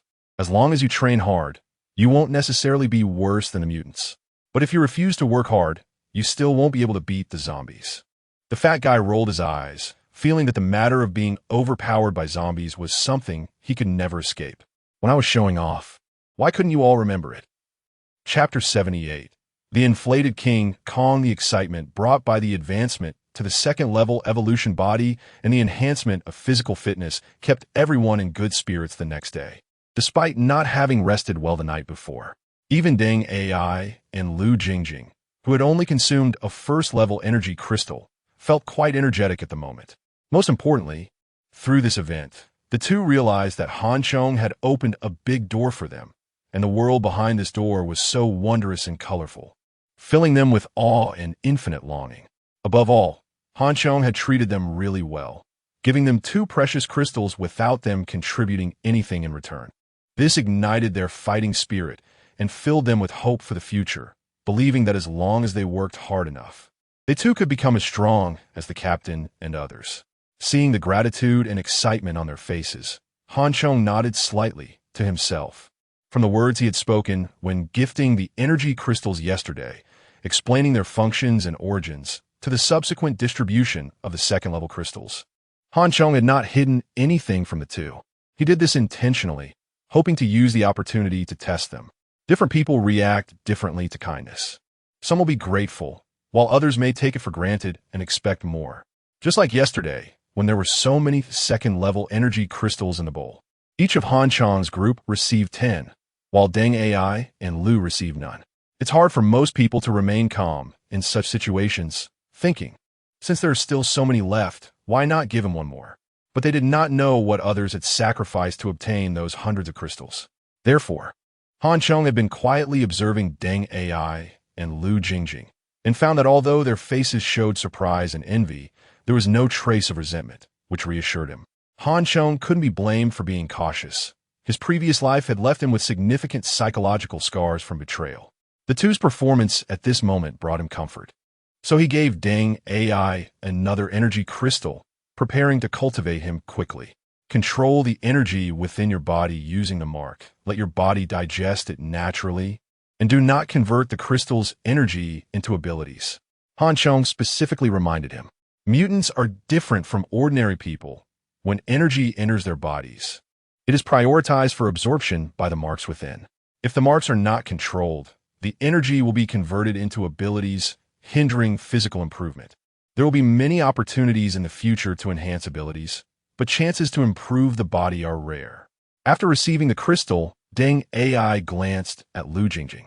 Lu Jingjing nodded, encouraging him, "You are a mutant with great developmental potential. As long as you become strong quickly and contribute more, the captain will reward us with more resources." Hearing Lu Jingjing say this, Deng Ai finally put the crystal into his mouth. The next day, they set out with the same equipment, but everyone felt much more confident. Han Chong flew into the sky with King Chong to survey the area again. This time, Han Chong saw a different situation. Yesterday, there were no zombies around the library, but today he spotted the silhouettes of zombies. These second-level zombies were hunched over and seemed to have all taken on a similar appearance. If it weren't for the remnants of their clothes from when they were alive, it would be hard to distinguish whether they were originally male or female. Han Chong landed on the roof of the library, looking at the few zombies below, feeling a bit worried. Dealing with these zombies while somewhat troublesome, wasn't particularly difficult. What troubled Han Chong was that their fight with these zombies could easily attract or alert other zombies from afar. After considering this, he issued a command to King Kong. Having advanced to a second-level evolution body, King Kong was now much smarter and did not require Han Chong to repeat commands multiple times as before. Now, just a single command was enough for King Kong to understand. With its brightly colored feathers, King Kong was highly recognizable. It swooped down from above the library, continuously lowering its altitude, directly pouncing on the nearest zombie. According to Han Chong's understanding, this creature was like a cowardly fat guy. It would probably just make some noise to draw the zombies away. Little did he know that King Kong's subsequent performance would leave him astonished. After flying above the zombie's head, it didn't T-pull up, but instead, like a hawk, dove straight down. The second-level zombie, also known as a berserk zombie, was inherently aggressive and could not tolerate such provocation. It roared in anger and charged at King Kong. Damn it. Has this stupid bird been overindulging in energy crystals these past 2 days? It's getting a bit too inflated. Han Chong was both shocked and angry, fearing that the zombie would tear King Kong apart, and hurriedly jumped down from the roof. However, before Han Chong could get close, he saw King Kong suddenly accelerate, reaching the zombie before its hands could close in. With its claws grabbing at the zombie's face, King Kong's hard beak had already pierced into the zombie's eye. The zombie let out a chilling scream, its hands quickly changing direction to claw at its own face, but King Kong was faster, already darting away with the zombie's face skin. In a brief moment, the battle between the two was intense, thrilling, bloody, and cruel. The zombie, with its powerful life force, was seriously injured, but for a zombie, it was nothing significant. Seeing King Kong fly away, the zombie roared in anger and relentlessly pursued, leaping onto an abandoned car and then jumping high into the air. The combined combat strength of a second-level zombie is more than 3 times that of an ordinary human, and this leap was quite impressive. After landing a successful blow, King Kong, feeling quite proud, clearly did not anticipate the opponent's next move. By the time it sensed something was off, the zombie's hand had already struck it. King Kong let out a pitiful cry as it was knocked to the ground. Once the zombie gained the upper hand, it did not hesitate and immediately lunged at King Kong, ready to tear it to pieces. King Kong reacted quickly, already jumping up from the ground to meet the zombie's charge. Just before they got too close, King Kong suddenly opened its mouth, and a bright red fireball shot out, directly hitting the zombie's face. This battle was full of twists and turns, leaving Han Chong, who had intended to rush to the rescue, dumbfounded. Especially the last move, when King Kong spat out the fireball, quick, urgent, and incredibly cunning, left Han Chong in awe. He quickly rushed forward, seizing the opportunity to slash the zombie's head off with his sword. King Kong circled in the air a couple of times, squawking before flying off. Han Chong watched the vibrant figure of King Kong, feeling somewhat speechless, and finally confirmed one thing in his heart. This silly bird had indeed awakened its abilities, and it had become quite inflated. Chapter 79, Crisis of Annihilation. After confirming that the King Kong's combat power was off the charts, Han Chong was no longer as worried about it as before. It should have no problem diverting those zombies. Moreover, the King Kong had done this many times and had plenty of experience. Han Chong himself quickly turned around to welcome Zhao Ziyue and the others as they entered the subway station together. After a night of cooling down, although the smell in the passage was still unbearable, the temperature had dropped.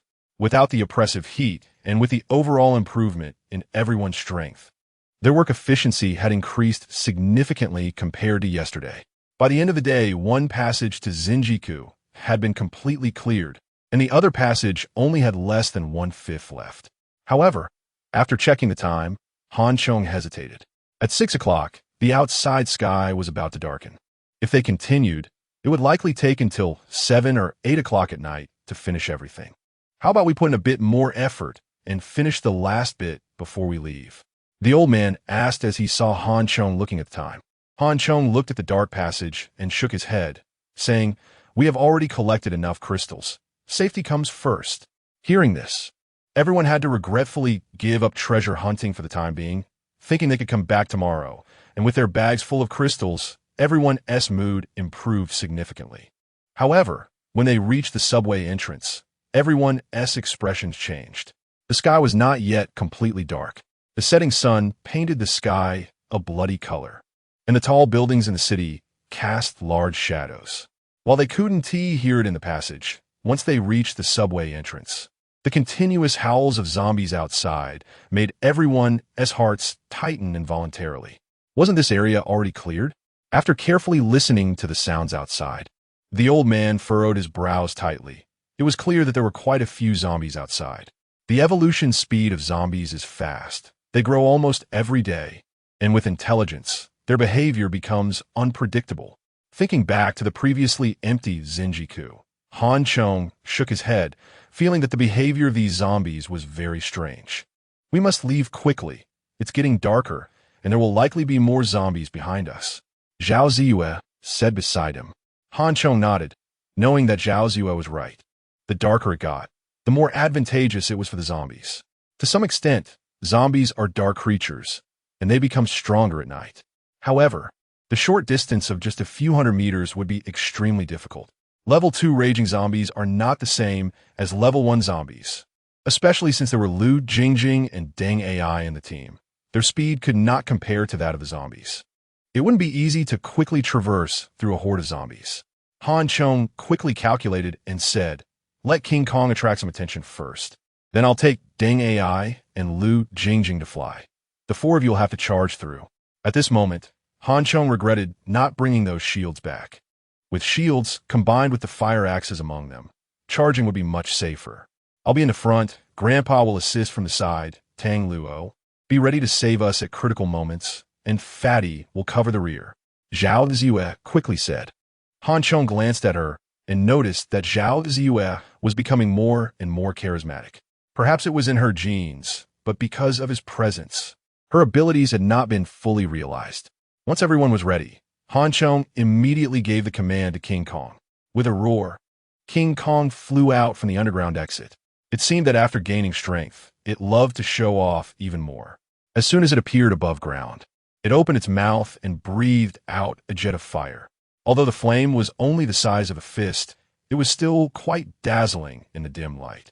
The noise and fire attracted the zombies outside, and the effect was very obvious. The people hiding at the entrance of the passage also saw the light outside. They had previously thought that Chong's claim of King Kong awakening its powers was far-fetched, but now they had truly seen it. "Get ready, charge!" Chong shouted as he pulled Deng AI and Lu Jingjing, quickly rushing towards the subway entrance. When they stepped onto the last step, the power beneath their feet suddenly erupted, lifting the three of them into the air. The wings of death behind them unfurled instantly, carrying them into the sky. Behind him, Zhao Ziyue, holding a gun in one hand and controlling the steel spear gifted by Chong in the other, quickly rushed up. The number of zombies outside was greater than they had anticipated, and most critically, these zombies had gathered together. After King Kong attracted the zombies a few steps away, they stopped chasing and instead roared at King Kong's back. Indeed, after gaining intelligence, they were no longer as foolish as before, blindly following behind. Now that they knew they couldn't catch up, they chose to give up instead. Once Chong and the others dashed out, the zombies immediately found a direction to vent their anger and surged toward them. Their charge was not like ordinary zombies mindlessly running on the ground, but rather like monkeys, quickly leaping forward with their strong jumping ability. Seeing this scene, both Chong in the sky and Zhao Ziyue on the ground had very ugly expressions. Zhao Ziyue did not hesitate to open fire immediately, but her previously accurate marksmanship had lost its power at this moment. It wasn't that her skills had declined, but rather that the speed of the level 2 zombies had increased, making them more agile. After Zhao Ziyue killed 2 zombies with her first 2 shots, the other zombies immediately dispersed, quickly jumping and swaying, causing Zhao Ziyue's shooting to lose its usual accuracy. As Chong had said, these zombies had become smarter and more troublesome. Although they couldn't kill the zombies, Zhao Ziyue and the old man kept firing without stopping. Bullets hit the zombies, causing splashes of blood, but it did nothing to halt the overwhelming charge of the horde. "Fire!" set ablaze. Chong, flying in the air with Deng AI and Lu Jingjing, realized that if this group of zombies was allowed to charge forward, the people below could be completely annihilated. Chong immediately shooted at Deng. Fortunately, Deng AI was a firefighter with good mental quality, and before Chong rescued him, he had also led a group of survivors in contact with zombies. At this moment, he was not stunned by fear. Hearing Chong shout, he immediately waved his wrist, summoning a rain of fire. The flames he conjured were not the fist-sized fireballs like King Kong's. Instead, they were large, sweeping flames. Wherever he pointed, the fire blazed towards that direction. The zombies were startled by the sudden fire raining down from above, and their charging formation immediately scattered to the sides. Seeing the opportunity, Zhao Ziyue immediately followed behind the flames and charged forward. Chapter 80 Life and Death break through the flames of the large fire rolled forward, with Zhao Ziyue and the others closely following behind. However, Deng AI was only a beginner fire wielder, and he could only control a range of about 7 or 8 square meters of flames. After a brief moment of panic, the zombies quickly maneuvered around the flames and began to encircle them, attacking from all directions.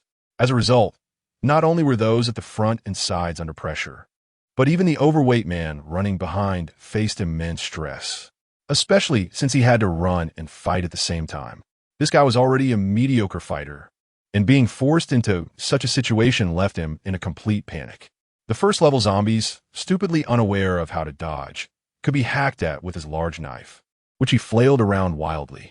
However, he had left his large knife at the Confucius Temple subway station, and the axe in his hand was too short, making him feel quite insecure. Most importantly, the second-level zombies were agile and ferocious, and they actually knew how to evade. The axe swung well, whistling through the air, but he couldn't hit a single zombie. As the old man said, he had strength but could only unleash about 30% of it, and instead, he was left panting and exhausted. Fortunately, Tang Luo was nearby to help him catch his breath for a moment. At this time, the difference between those who had trained and those who had not became apparent. The combat prowess of Zhao Ziyue and the old man, both of whom had practiced martial arts and had rich combat experience, erupted completely. After enhancing their physical fitness, the moves and techniques they had painstakingly practiced transformed into powerful lethality at this moment. Since they found firearms useless, both of them put away their handguns and opted to engage in close combat with axes. Any zombies that approached them were essentially killed by the two or had their limbs severed and guts spilled. Especially Zhao Ziyue's axe, combined with her metal manipulation ability, sent steel spikes flying through the air, directly piercing the zombies' heads. While assisting herself in killing zombies, she could also help others temporarily escape their predicament. Since the old man had undergone 2 evolutions, he had shed his frailty. Although his hair was silver, his combat power was formidable. His martial arts were executed to perfection, allowing him to single-handedly take down zombies in droves. However, they were dealing with zombies, which are mutated creatures unlike any other. While opening them up and severing limbs might be fatal for other creatures, zombies would not die. Instead, they would continue to cling on. In the face of such a situation, even the old man, despite his impressive combat abilities and skills, found it very tricky to deal with. Chong saw the fierce battle from the air. Although everyone was maintaining a good combat momentum, a hidden crisis was looming. There were already many zombies surrounding them, and nighttime was the zombies' domain. The fighting and noise would undoubtedly attract more zombies' attention. The longer it dragged on, the more unfavorable it would be for everyone. Hurry, hurry, don't stop, speed up. King Kong, come back to help. Chong shouted anxiously from the air, almost wishing he could dive down himself. However, he knew very well that if he went down because of Deng AI and the others, the situation would become even worse. Upon hearing Chong's call, King Kong immediately flew back from the front. This guy had indeed become much bolder, spreading his wings and directly diving at the zombies' faces. When fighting, aim for the face. King Kong truly grasped the essence of it and was exceptionally fierce. With its sharp beak and claws, anything it caught would be a large chunk of flesh, and if it pecked at someone, it would leave a hole. However, its attacks were not fatal and could only serve as a distraction, slightly alleviating the pressure on everyone. But with so many zombies around, its assistance could not play a critical role. Less than halfway through their charge, as Chong had guessed, it became increasingly difficult. Zombies charging from all directions began to join the attack. After killing for a while, the number of zombies did not decrease, but instead grew. In a dire situation, Tang Luo finally couldn't hold back any longer and began to activate her abilities, summoning her divine archery technique. Under the dark night sky, enveloped in a faint silver light, Tang Luo looked like a goddess formed from moonlight, her slightly youthful face radiating a sacred glow. The arrows formed from her abilities easily pierced through the zombies' heads, then exploded with energy, shattering their skulls into pieces. In a row of 8 arrows, each one claimed a life. Tang Luo's outburst brought everyone a glimmer of hope, and seizing this opportunity, they charged to the entrance of the Yuqing Gate. They were only a few dozen meters away from building number 1, but the situation became increasingly difficult. The surrounding zombies had increased to 50 or 60. As several of them were injured and blood began to flow, the zombies, stimulated by the blood, became even more frenzied, lunging at them fearlessly. Han Chong saw the precarious situation and knew that if they didn't come up with a plan soon, they wouldn't be able to hold on much longer. With a sudden burst, he threw Deng Ai and the others to the entrance of the Iron Fortress. Open the door, and if zombies come through, set them on fire. Han Chong quickly instructed, not having the time to check if Deng Ai and the others could handle it, and immediately turned back to charge at the zombies behind them. With Han Chong's addition to help clear the zombies blocking the Yuqing Gate, the pressure on everyone was instantly relieved, no longer having to fight from both sides. Don't linger, retreat quickly. Han Hong foughted Angeli. Everyone was basically injured, especially the overweight man, whose back bore a massive claw mark, and blood had already soaked his entire back, indicating he wouldn't last much longer. They quickly retreated through the gap Han Chong had cleared. However, the overweight man was already slower than the others, and with his serious injuries, he fell behind after just a few steps, becoming isolated. Brother Fatty, Tang Luo screamed in panic upon seeing the overweight man surrounded by zombies. Han Chong rushed up from behind, grabbed her arm, and swung her away from the encirclement of zombies, shouting, "Go!" Meanwhile, he continued charging toward the overweight man. First-level zombies only knew to reach out their hands to grab and bite, charging straight ahead. However, second-level zombies were agile, leaping and attacking quickly, their claws swinging like ferocious beasts, making their attack methods and power much stronger than those of first-level zombies. Han Chong, wielding his sword, found it exceedingly difficult to fend them off, having no opportunity to kill any zombies, only seeking to temporarily push them back. The overweight man, having lost too much blood, was already feeling weakened, surrounded by zombies, and had essentially fallen into a state of despair. Seeing Han Chong risk his life to charge over, the overweight man opened his bloodshot eyes and shouted, "Don't worry about me, don't worry about me." But Han Chong paid no heed. In the final few steps, he simply summoned his wings of death, rising from the ground and diving towards the overweight man. "Go!" Han Chong took over for the overweight man, pushing from the back. At this moment, Han Chong realized that the overweight man was not only injured on his back, but also had numerous wounds on his front and face. He hadn't expected this usually cowardly man to show such bravery at a critical moment. Chapter 81. The fatty like the wind from the entrance of the first-class Imperial City to the entrance of Building Number 1. It's just a distance of a few dozen meters. But these few dozen meters are like a chasm, standing before everyone, hard across. Even though the old man and the others broke through the encirclement, they were still relentlessly pursued by the zombies behind them, who were tightly biting at their heels. And falling behind, even a moment, could likely result in being surrounded again. Just at that moment, Deng Ai, who had been guarding the entrance, suddenly roared and charged forward from behind. Unlike Zhao Ziyue and the others, who were fierce in combat and capable of hand-to-hand fighting, he could only desperately activate his ability. Releasing 2 long pillars of flame from his hands to assist Zhao Ziyue and the others in driving back the zombies. With Deng Ai's help, Zhao Ziyue, the old man, and Tang Luo successfully escaped danger and got closer to the entrance. The zombies, fearing the flames, glanced at Deng Ai and the others a few times before temporarily giving up the chase and turning to attack Han Chong and the fatty instead. As a result, the pressure on Han Chong and the fatty suddenly increased, and the encirclement of zombies around them thickened. Despite Han Chong using all his strength, he was unable to break through the frenzied zombies, and within moments, he was covered in wounds, while the fatty fared even worse. He wanted to pull the fatty up into the air, but the zombies were attacking wildly, not giving him a chance to take off.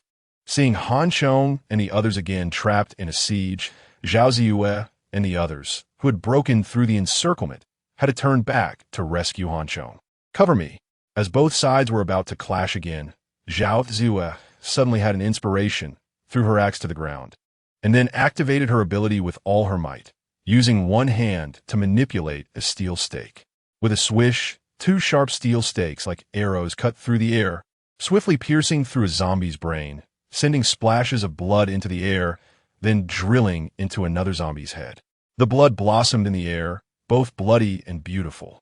Under the pressure of life and death, Zhao Ziyue finally erupted, and the metal control ability, under her full control, unleashed astonishing lethality. The two sharp steel stakes became lethal weapons for slaughtering zombies. Zhao Ziyue's sudden outburst stunned everyone, and they finally understood why Han Chong had previously said that Zhao Ziyue didn't understand her own powers. Now it seemed, indeed, even Zhao Ziyue herself was deeply shocked. Under her full control, the two steel stakes moved like extensions of her arms, hitting their targets much better than firearms. Especially under the protection of the old man's battle axe and Deng Ai's flames. Zhao Ziyue fully unleashed her ability, transforming into a god of slaughter, leaving a path of blood. The zombies surrounding Han Chong and the others were once again forced to open a gap. Han Chong seized the opportunity and shouted for the fatty to run. The fatty, who thought he was doomed, felt a surge of spirit when he saw the gap open. In that moment of desperation for survival, his energy exploded to the maximum, as if some shackles within him had suddenly been broken. His previously weak and powerless body suddenly burst forth with incredible energy, and the fatty began to run out. In the blink of an eye, the fatty's figure had vanished from the center of the scene. Before everyone could turn around, there was a loud crash behind them. The fatty had crashed into the big iron gate at the entrance of the building and then fell straight to the ground. The zombies were stunned. Han Chong was stunned. Everyone was stunned. What has happened? Was a gust of wind? A fatty like the wind? Why was the fatty running so fast? Damn! Was that dead fatty pretending to be half dead just now? But at that moment, everyone had no time to think about these things.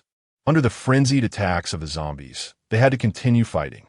Without the fatty's burden, although the pressure was still immense, Han Chong felt much more at ease, relying on the sharpness of his sword, killing while retreating, trying to regroup with Zhao Ziyue and the others. In a short while, the number of zombies had increased even more. Not only were there many outside the first-class Imperial City gate, but there were also a large number of zombies inside the first-class Imperial City. The outer wall of the first-class Imperial City could not stop the second-level frenzied zombies, and a large number of them were climbing over the city walls from both sides, closing in. Under Zhao Ziyue's full-powered ability, a bloody path was carved open, but the energy consumption of her ability was extremely rapid. Her face began to pale, and her once steady steps started to tremble. However, in order to save Han Chong, she still gritted her teeth and persisted. When Han Chong finally broke through the encirclement and regrouped with everyone, Zhao Ziyue's body softened, and she fell directly to the ground. Ability exhausted. Go! The rushing Han Chong quickly embraced Zhao Ziyue and then handed her over to the old man. At this point in the battle, everyone was basically exhausted, and continuing to fight would make it even harder to escape. The last few steps could not end in death here. Han Chong gritted his teeth and had to turn around to fight again, covering everyone as retreat. Fortunately, they were already close to the iron gate. Tang Luo stood guard at the back of the gate, while Lu Jingjing hid inside with a terrified face. As for the fallen fatty, he had already been pulled inside by the two of them. The old man, holding Zhao Ziyue, finally rushed into the iron gate under the cover of Deng Ai's flames. Hurry in! Everyone shouted anxiously at Han Chong. Outside had turned into an ocean of zombies, and in the blink of an eye, they were already closing in on the entrance of building number 1. Deng Ai had to grit his teeth and hold on, continuing to release flames to drive back the zombies attacking the gate, try to leave Han Chong a way out. but he could see that he was already on the brink of exhaustion. The old man had no choice but to put down Zhao Ziyue, pull out his handgun, and shoot from behind the railing to help Deng Ai resist. "Little Tang Luo, hurry and help me get the rifle," the old man shouted while shooting.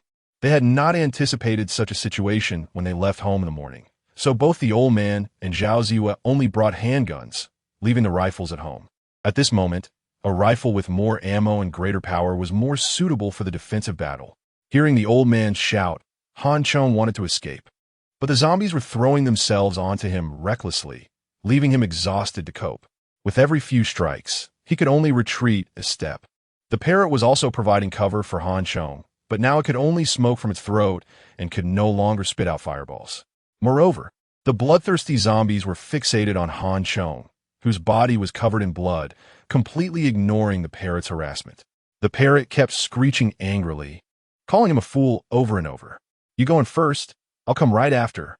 Han Chong hurriedly scolded the parrot, then gritted his teeth and began to give up part of his defense, focusing only on critical points, and desperately moved toward the Iron Gate. Chapter 82. Zombie Siege Flames. Handguns and Han Chong's desperate sprint finally brought him close to the iron door. As the door slammed shut with a clang, Han Chong collapsed to the ground, exhausted and drenched in blood. Captain, are you all right?" "Jing, hurry and check on the captain," Deng Ai shouted in a panic as he helped the old man secure the iron door. Upon seeing Han Chong lying on the ground, he was startled. Lu Jingjing, a nurse, was the first person Deng Ai thought to call for help. At that moment, Han Chong was in terrible condition. There wasn't a single inch of uninjured flesh on him. The zombie's claws had left deep gashes on his body, with flesh torn and blood oozing out, making it a horrifying sight. A large chunk of flesh was bitten off his shoulder, and his intestines were exposed from a wound in his abdomen. Even Lu Piapiao, who had been a nurse, felt overwhelmed and didn't know which wound to treat first. Outside, zombies were violently banging against the iron door, causing loud clanging sounds and furious growls. The old man took advantage of the situation, shooting through the iron bars nonstop. However, there were simply too many zombies, making it impossible to kill them all. Han Chong took a slight breath, raised his head to glance outside, and after confirming that the zombies couldn't enter for the time being, he finally relaxed a bit, seeing Lu Piapiao wanting to help him with his wounds. Han Chong shook his head and said, "It's fine, I'm okay." "How are they?" Han Chong looked at the fat man and Zhao Ziyue lying on the ground. Since the apocalypse began, they had never experienced such a dire situation, almost facing total annihilation. Indeed, survival in the apocalypse required utmost caution. A moment of carelessness could lead to disaster. He had relied on his advanced evolution and awakened abilities, but had still underestimated the dangers of the apocalypse. Ziyue had only fainted, with only superficial injuries that needed bandaging. However, the fat man's injuries were quite severe. He was losing blood rapidly, and the most critical issue was a wound that penetrated his chest and lungs, with an artery in his neck also cut open, causing blood to flow uncontrollably. "Is it that serious?" Upon hearing this, Han Chong couldn't afford to rest any longer and immediately struggled to get up. When he reached the fat man's side, he found that the fat man was barely clinging to life. Lu Piapiao had pressed a piece of cloth against his neck, but the blood continued to flow, accumulating a large pool beneath him. In this condition, even during peacetime, getting him to a hospital would likely be impossible, let alone now when there were no hospitals available. Based on her experience, Lu Piapiao had essentially given the fat man a death sentence. Han Chong couldn't delay, even though he was severely injured himself. He activated the healing ability of the Tree of Life to help treat the fat man's wounds. Strictly speaking, while both the Tree of Life and Infinite Vitality had healing capabilities, they were quite different. The Tree of Life required Han Chong to actively control it for treatment, while Infinite Vitality was automatic. In Han Chong's current situation, if he had infinite vitality, his wounds would have healed by themselves long ago instead of looking like this.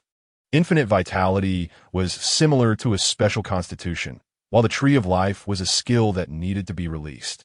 With both abilities awakened, and under the pressure of life and death, Han Chong had not yet mastered the use of both powers in combat. which was why he had not treated his own injuries until now. At this moment, Han Chong's abilities played a crucial role. Although the fat man was on the brink of death, Han Chong managed to pull him back from the edge. However, the fat man's injuries were too severe. After healing his two life-threatening wounds, Han Chong had expended a large portion of his own abilities. "How's the fat brother? Is he okay?" At this time, Tang Luo had taken down the old man's rifle, and, upon seeing the injuries on Han Chong and the fat man, her face turned pale with fear. "He won't die, but he's lost too much blood. He just needs to rest," Han Chong said wearily, shaking his head. He then told Tang Luo, "My ability energy is insufficient, and I can't treat everyone right now. You and Lu Jingjing help everyone with their wounds. Give Ziyue a level 2 energy crystal to help her replenish energy. Also, you should recover your combat power as quickly as possible." The remaining energy from the Tree of Life was only enough for Han Chong to heal his own injuries. Although others were also injured to varying degrees, Han Chong could only choose to let everyone bandage their wounds using conventional medical methods for now. Outside, the number of zombies was increasing, and they began to violently crash against the iron door, creating a cacophony of clanging sounds that set everyone on edge. Han Chong could not afford to let his guard down. The fat man was heavily injured. Zhao Ziyue was unconscious from exhaustion, and Deng Ai had reached his limit. Even the parrot was out of commission. The only one still able to fight was the old man, but he, like Han Chong, was also injured and exhausted, relying solely on willpower to hold on. It was clear that the zombies had surrounded them, and knowing there were living people inside, they likely wouldn't disperse anytime soon. This could very well turn into a prolonged defensive battle. Therefore, Han Chong needed to recover his combat power as quickly as possible. "You should recover too." Deng Ai had already taken 2 level 1 energy crystals. Han Chong directly handed over the remaining 8 crystals needed for his promotion to Deng Ai without hesitation. In such a critical moment, with zombies surrounding them, Han Chong had to fully mobilize and utilize the strength of everyone available. There was no time to assess Deng Ai one bit at a time. Although Han Chong had been confident that this house could defend against level 3 or 4 zombies and monsters when it was built, the sheer number of zombies now was overwhelming. Too many ants can kill an elephant. Han Chong had to be careful, otherwise the consequences would be catastrophic. After instructing Deng Ai, Han Chong also swallowed a level 2 energy crystal, absorbing its energy to replenish his abilities while healing his own injuries. At this moment, no matter how precious the crystal was, he couldn't be stingy. When necessary, he had to treat it like a potion, just like he did when playing games in the past.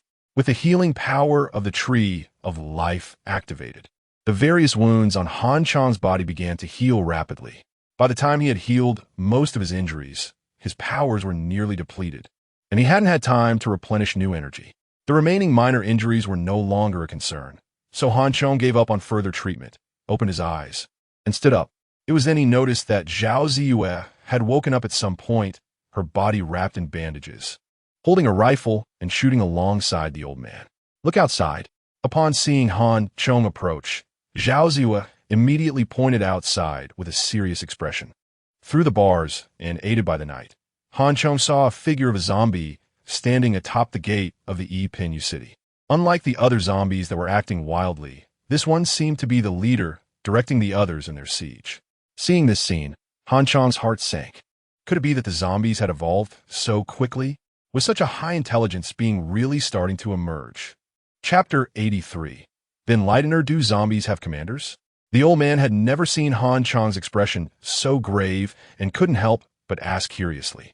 "No, this is the Enlightener." Han Chong stared intently at the zombie on the archway of the main door and shook his head. After the second collective evolution, the evolution of zombies became random and unpredictable. The only thing that could be confirmed was that the evolution of zombies was occurring almost every day, and those with energy crystals evolved at a speed far exceeding that of ordinary zombies.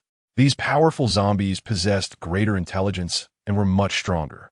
Among these powerful zombies, some would become leaders and commanders of the zombie horde, referred to as Enlighteners.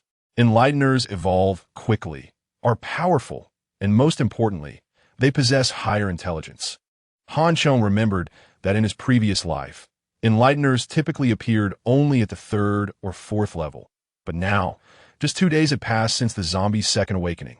Could it be that people in his previous life had misjudged the timing of the appearance of Enlighteners due to their late understanding of zombies? But whether they were right or wrong no longer mattered. What was important was that he was incredibly unlucky to have encountered an Enlightener. No wonder the zombies he saw at the new interface were so organized. It was because of the presence of an Enlightener. With an Enlightener, the zombies had organization. No longer chaotic, but relatively orderly. Order and a mob were completely different states. After listening to Han Chong's explanation, both the old man and Zhao Ziyue couldn't help but be moved. According to Han Chong, the previously chaotic zombies had suddenly transformed into an army of zombies. This was a fundamental difference. You all take some time to rest. I'm afraid we'll have to fight a protracted battle for a while. Also, we need to patrol upstairs to prevent any accidents, Han Chong said seriously. Although they had sealed off the outer walls, Han Chong was still uneasy. Second-level zombies were already strong, and with the presence of an Enlightener, it was possible that the walls outside or the rooftop were already crawling with zombies. As soon as Han Chong finished speaking, he heard clattering sounds from the rooftop. I'll go check it out. You all keep watch downstairs. The old man's expression changed, and he immediately took his rifle and climbed upstairs. Deng Ai, stick close behind the old man. Form a pair. Han Chong quickly instructed. Deng Ai, hearing Han Chong's orders, hurriedly followed the old man upstairs. While Han Chong and the others were discussing, the attacks from the zombies outside became frenzied once again, but this time, the sounds of the zombies crashing came from all directions around the building, not just the main door. Clearly, the zombies were searching for weaknesses in the house. Just as Han Chong had guessed, although Han Chong had sealed the house completely, he had left one flaw that made it easier for the zombies to climb. Fortunately, you had everyone use iron plates to seal the house. Otherwise, we would have been unable to defend against this. Zhao Ziyue said, relieved as she held her gun. Han Chong shook his head, sighed, and said, I also didn't anticipate that we would encounter second-level zombies. This house was originally built to defend against the threat of giant mosquitoes and high-level zombies. After saying this, he looked at Zhao Ziyue and asked, how is your ability recovery going? The energy required for my ability is much greater than what the energy crystals contain. I've only managed to recover a small portion for now. After digesting this, I need to continue eating. We must be at our peak fighting strength in case of emergencies. Han Chong was filled with worry. While he could find ways to seal the house, it was uncertain whether the zombies would find ways to dismantle those defenses. Ordinary zombies might lack the intelligence for that, but Enlighteners were another matter. The fact that it had transformed into an Enlightener right after evolving into a second-level zombie indicated that the opponent was not simple. Through a gap, Han Chong could see that the figure of the Enlightener was not large, about 3 to 1. From meters tall, not particularly imposing, but its exact appearance was unclear. The iron door and the outer walls were covered in blood. The frenzied zombies, under the command of the Enlightener, clawed and crashed without regard for themselves, often continuing until they were bloodied and bruised. After a long time, the cacophony of crashing sounds finally ceased. The zombies gathered outside and let out angry howls. Had they given up? It seemed there was no movement. Zhao Ziyue waved her wrist and summoned back the 2 flying shuttles that had fallen outside due to her fainting earlier. Since they aren't moving, let's take a break for now. Han Chong felt that the life tree ability within him had almost recovered. So he removed the bandages from Zhao Ziyue and helped her treat her wounds. However, one wound ran from her collarbone down to her chest, which made Han Chong feel a bit awkward. The bright red wound against her fair skin was quite alarming. He hesitated for a long time, unsure how to handle it, but Zhao Ziyue directly took his hand and pressed it against her wound. If the girl was in this state, it would be rather pretentious for him to hesitate any longer. Han Chong immediately focused his mind and helped Zhao Ziyue with her treatment. If it weren't for you, perhaps we would already be dead, Zhao Ziyue said softly as Han Chong treated her injuries. Han Chong didn't respond, but he knew that even without him, Zhao Ziyu wouldn't be. However, the old man, Tang Luo, and the others were another story. After all, in his previous life, he had never heard of their names. Especially Tang Luo, whose awakened archery ability was very powerful. though it might not show prominently against this horde of zombies in one-on-one combat against mutants, zombies, or monsters. Tang Luo's combat strength will be quite evident. Her archery abilities attach skill, Death Arrow, could kill foes at a higher level, making it a deadly weapon. As long as such a person could survive until later stages, they would definitely be a formidable presence. But Han Chong had never heard her name. This could only mean that Tang Luo likely did not survive to awaken her powers. Perhaps his arrival had changed her fate. All right, just as Han Chong was thinking this, Zhao Zue suddenly said softly, "All right?" Han Chong was taken aback, looking at Zhao Ziyue with a slightly dazed expression. "What do you mean by all right?" "The wound has healed." Zhao Ziyue's face was a bit flushed as she reminded him again. "Damn, I was lost in thought." Han Chong then realized that while he was treating her, his hand had inadvertently gone from her collarbone down, and he was currently pressing on a soft and prominent area. There was even a slight bulge there. Feeling as if he had touched something scalding hot, Han Chong hurriedly withdrew his arm, his face flushed red, feeling extremely embarrassed. "Brother Han Chong, Sister Ziyue." Just as Han Chong was trying to figure out how to explain, Tang Luo's voice came from the top of the stairs. Han Chong felt a sense of relief, as if he had been released from an embarrassing seal. However, his expression soon turned serious again. Chapter 84. The Fat Guy Awakens. Lightning speed, what happened? Han Chong looked at Tang Luo rushing down the stairs and hurriedly asked, fearing she would bring bad news. "The fat brother has woken up, and he has awakened his abilities," Tang Luo said excitedly. "Han Feng, Zhao Ziyue, is this fat guy gaining fortune from disaster? What abilities has he awakened?" Although Han Chong was a bit confused, he was still very happy that the fat guy could awaken. It's not uncommon for someone to suddenly trigger their abilities at life and death moments. There have been speculations that everyone has the potential to awaken abilities, or rather, there are genes for it. Some are dominant and can awaken autonomously, while others are recessive and require special conditions to trigger, like this fat guy. In his previous life, many experiments were conducted on this, and a large number of human survivors died from these experiments without uncovering the underlying rules. This experiment was eventually abandoned. Run. Tang Luo Zitge. Run? What kind of ability is that? Little Tang Luo, are you trying to fabricate my heroic image again? This is lightning speed. Lightning speed. Remember that. The fat guy's roar echoed, indicating that his body had recovered quite well. Isn't that just running fast? You even crashed into the door.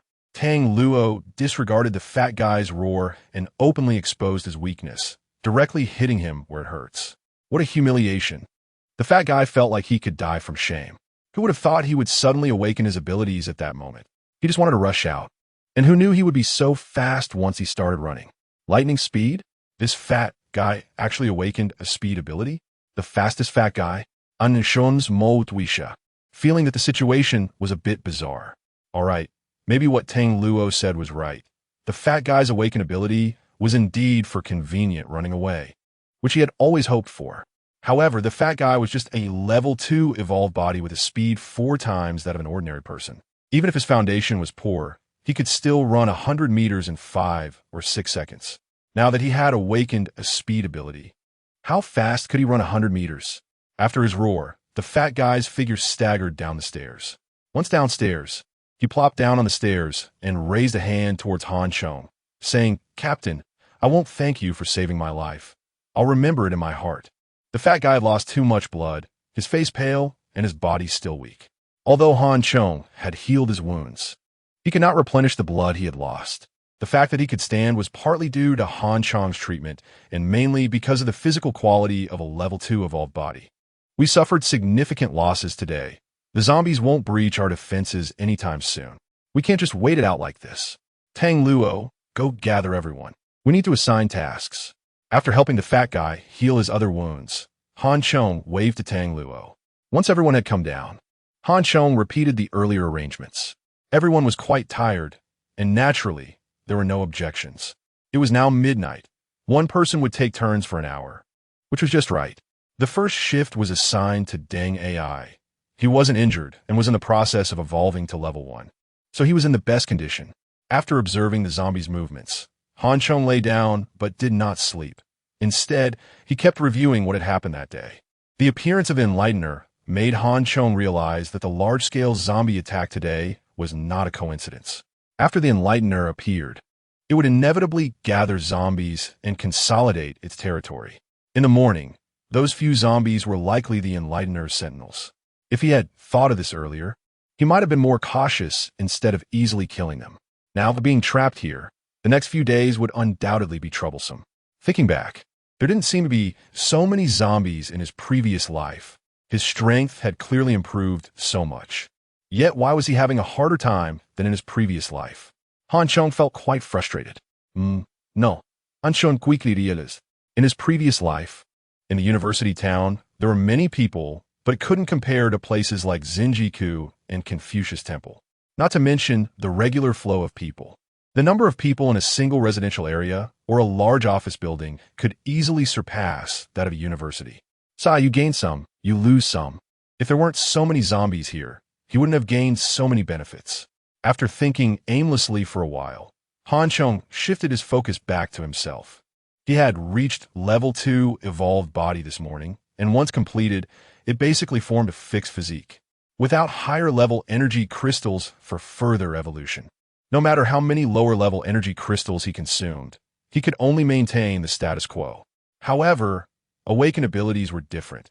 As long as there was enough energy support, abilities could continuously absorb energy and grow stronger. Previously, when Zhao Zihua's abilities were overdrawn, Han Chong had her replenish her energy using level 2 energy crystals, which was the reasoning behind it. However, converting energy crystals into ability energy has a conversion rate issue. This means that the energy from one energy crystal can at most convert into about 40 to 50 of ability energy. If it were before, Han Chong wouldn't have cared about these. He would just consume whatever he had and focus on improving himself first. But now he had to consider too much. With greater ambitions, Han Chong couldn't be as carefree as before. The level 2 energy crystals he had collected were preliminarily estimated to be over 2,000. The exact number had yet to be counted. How to make good use of these resources needed careful consideration. If it weren't for the appearance of the Enlightener, Han Chong might not have considered using this batch of energy crystals for a while. But now that the Enlightener had appeared, he had to be cautious. Although the zombies temporarily couldn't break through the defense and surrounded them without leaving, it indicated that the Enlightener had not given up and would inevitably continue to attack. In this case, these energy crystals must be quickly converted into personal strength to prevent any unexpected events. Han Chong simultaneously awakened 2 abilities. One was Death's Wing, which had increased significantly in energy due to absorbing the souls of over a dozen people. What puzzled him was that it seemed those zombies also had souls, but their soul energy was extremely scarce. When he killed that zombie this morning, Han Chong hadn't sensed it at all. However, during the battle with the zombies tonight, with so many zombies dying, he felt different. A faint gray thread floated from the zombies' bodies into his own. But after killing dozens to hundreds of zombies, it seemed the soul energy was still less than that of a human. The input and output were completely disproportionate. As for the Tree of Life, there was basically no increase in energy. However, in reality, the role the Tree of Life played today was more important. If it weren't for awakening this ability, both he and the fat guy would have likely been finished today. Currently, the awakening level of the Tree of Life ability was still at the initial stage. If both were severely injured, it would be quite difficult for him to heal. Not to mention wanting to be extravagant and treat all kinds of wounds together while ensuring no scars remained. Han Chong pondered for a while and felt that he needed to think carefully about which abilities' energies to enhance next. Chapter 85. The energy crystals are not enough from midnight to dawn. The zombies launched 2 waves of attacks. The means of attack remained the same, frenzied ramming and tugging. Although some steel bars had loosened, the entire building still stood firm, which reassured everyone. The fat man was quite proud of his craftsmanship. After all, he had put in a lot of effort to prevent the construction from being shoddy and to create a robust structure for survival. When the sun rose high in the morning, a large number of zombies retreated like a tide, and the figure of the Enlightener on the gate disappeared without a trace. However, after seeing the situation outside, everyone still couldn't feel happy. There were still plenty of zombies outside, seemingly left there by the zombie leader, the Enlightener, to guard them. Fortunately, The zombies no longer launched large-scale attacks. Aside from a few sporadic zombies attempting to storm the main gate, the overall situation remained stable, allowing everyone to breathe a sigh of relief and at least have a peaceful breakfast. To everyone's surprise, Lu Jingjing turned out to be an excellent cook. Given the limited resources and environmental conditions, she managed to prepare a rich meal. This delighted Han Chong and the others, who were used to eating bread and milk that were about to spoil. I just counted. Yesterday, we harvested a total of 236 level 2 energy crystals, plus 318 from the day before, making a total of 554. After deducting the amount needed for the few of us and for Jean Gang's advancement to a level 2 evolution body, as well as the energy consumed yesterday, we still have 491 left. Energy crystals are the most important strategic resource.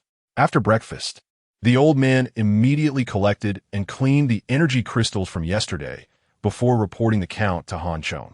In the past, Han Chong would have been very excited about such a large number of energy crystals. However, after 2 promotions and awakening his abilities, he felt quite frustrated being trapped in the house by zombies, thinking that the number of energy crystals was still insufficient. If only there were 100,000 or 80,000 crystals available, we could freely consume them and directly raise everyone's ability levels. At that point, who would care about the Enlightener or the army? We could just crush everything in our path. It was hard to believe that now, being trapped by level 2 zombies, they were essentially being caught like turtles in a jar. Though 2,000 plus crystals appear to be a lot, in reality, they were not enough for transforming abilities. Evolution bodies and abilities represent 2 different paths of evolution, and the energy and level requirements for advancement vary. The evolution levels for evolution bodies increase from level 1 to level 2, level 3, and so on, corresponding to the levels of zombie energy crystals. The conditions for advancement are relatively simple, and the number of energy crystals required is not high. 10 crystals of the next level are needed for each promotion. Theoretically, as long as one continues to hunt high-level zombies, they can maintain continuous advancement. However, there are drawbacks. As they progress, high-level zombies become fewer and harder to hunt, which affects the path of advancement. If one uses demon cores from monsters, the evolution process may result in imperfections, which is a challenge. On the other hand, the awakening of abilities is a different situation. Depending on the awakening level, it can be divided into initial, intermediate, advanced, pseudo-divine, true divine, divine king, and divine emperor levels. This classification is very Eastern, reminiscent of cultivation themes, clearly showcasing its Oriental characteristics. In contrast, in the Western world, they classify the awakening levels as Delta, Gamma, Beta, Alpha, and Omega, with Delta being the weakest and Omega the strongest. There are a total of 5 levels, and beyond that, there are 2 more, the Divine King and Divine Emperor. It is said that towards the end of the apocalypse, humans have become strong enough that those who had previously been hidden in the corners of the world began to cross borders and engage internationally. Upon learning about the Eastern classification method, the Westerners felt that this way was much cooler. Divine King and Divine Emperor sound very high-end. So the last 2 levels adopted those terms, creating a unified international standard. As for the levels beyond the Divine Emperor, sorry, but Han Chong had already perished by then, and he did not know if there were any other levels or if anyone had reached that level. Of course, evolution bodies and ability awakenings represent 2 different evolutionary methods, and their grading systems are somewhat different. However, using this to judge who is stronger is a big mistake. A higher level generally indicates stronger power, but that is not absolute. Evolution bodies and abilities are 2 separate systems, and their grading systems do not overlap. Take, for instance, the lowest level, a level 1 evolution body and an initial level ability user. Both are at the lowest level. Who is stronger? It is hard to say definitively. If Deng AI set the Fat Man on fire, the Fat Man would definitely be done for. But if the Fat Man got close and snapped Deng AI's neck, Deng AI would also perish. Even if Deng AI's ability level were upgraded to level 2 or 3, the outcome would not change. Of course, if Deng AI were indeed at such a high level, his fire control skills would be incredibly powerful. and the level 1 evolution body of the Fat Man would stand no chance. Thus, the levels of the two evolutionary systems are merely a standard for measuring individual evolution and do not indicate that one's combat power is absolutely superior to others. This is closely related to one's combat style and the type of abilities one possesses. While this discussion may seem a bit off topic, it highlights the significant differences between the two evolutionary methods, perhaps to compensate for the shortcomings of evolution bodies. The energy required for their evolution is much less than that needed for abilities. 10 level 2 energy crystals can elevate Chong to a level 2 evolution body. However, 10 level 2 energy crystals cannot elevate Chong's initial level ability to intermediate level. If energy could be fully transformed, the quantity would need to be multiplied by 10, meaning approximately 100 level 1 energy crystals would be needed to elevate an ability to the mid-level of the initial stage. Considering a conversion rate of 40 to 50, this means at least over 200 level 1 energy crystals would be required to achieve this. Remember, this refers to advancing to the mid-level of the initial stage, not to the intermediate stage. There are initial early, initial mid, initial peak, and then the intermediate stage. From this, one can understand why Chong feels so frustrated. The consumption of energy crystals for enhancing abilities is simply too large, with a low conversion rate and significant energy waste. They risked their lives to obtain these energy crystals over the past 2 days, cleverly utilizing a captive breeding method to acquire them. Under normal circumstances, where would they find so many? Just like now, everyone has awakened their abilities and has even reached level 2 evolution bodies. Yet they are still trapped in the house by zombies, unable to even open the door, let alone gather crystals. However, looking back, it is understandable that the consumption for ability advancement is immense. After all, the power and characteristics of abilities have some unique aspects that cannot simply be achieved by having good physical fitness. For example, Chong can heal severe injuries in an instant using his abilities, while Zhao Ziyue can kill with steel needles flying through the air, leaving a trail of blood. Yet, even though this is the case, the problem is that their energy crystals are limited and simply not enough. Chong pondered for a moment, feeling that good steel should be used on the blade. Chapter 86. The situation is a bit grim. The energy crystals are needed, but they can't all be used. So careful consideration is required regarding who to use them on and how many.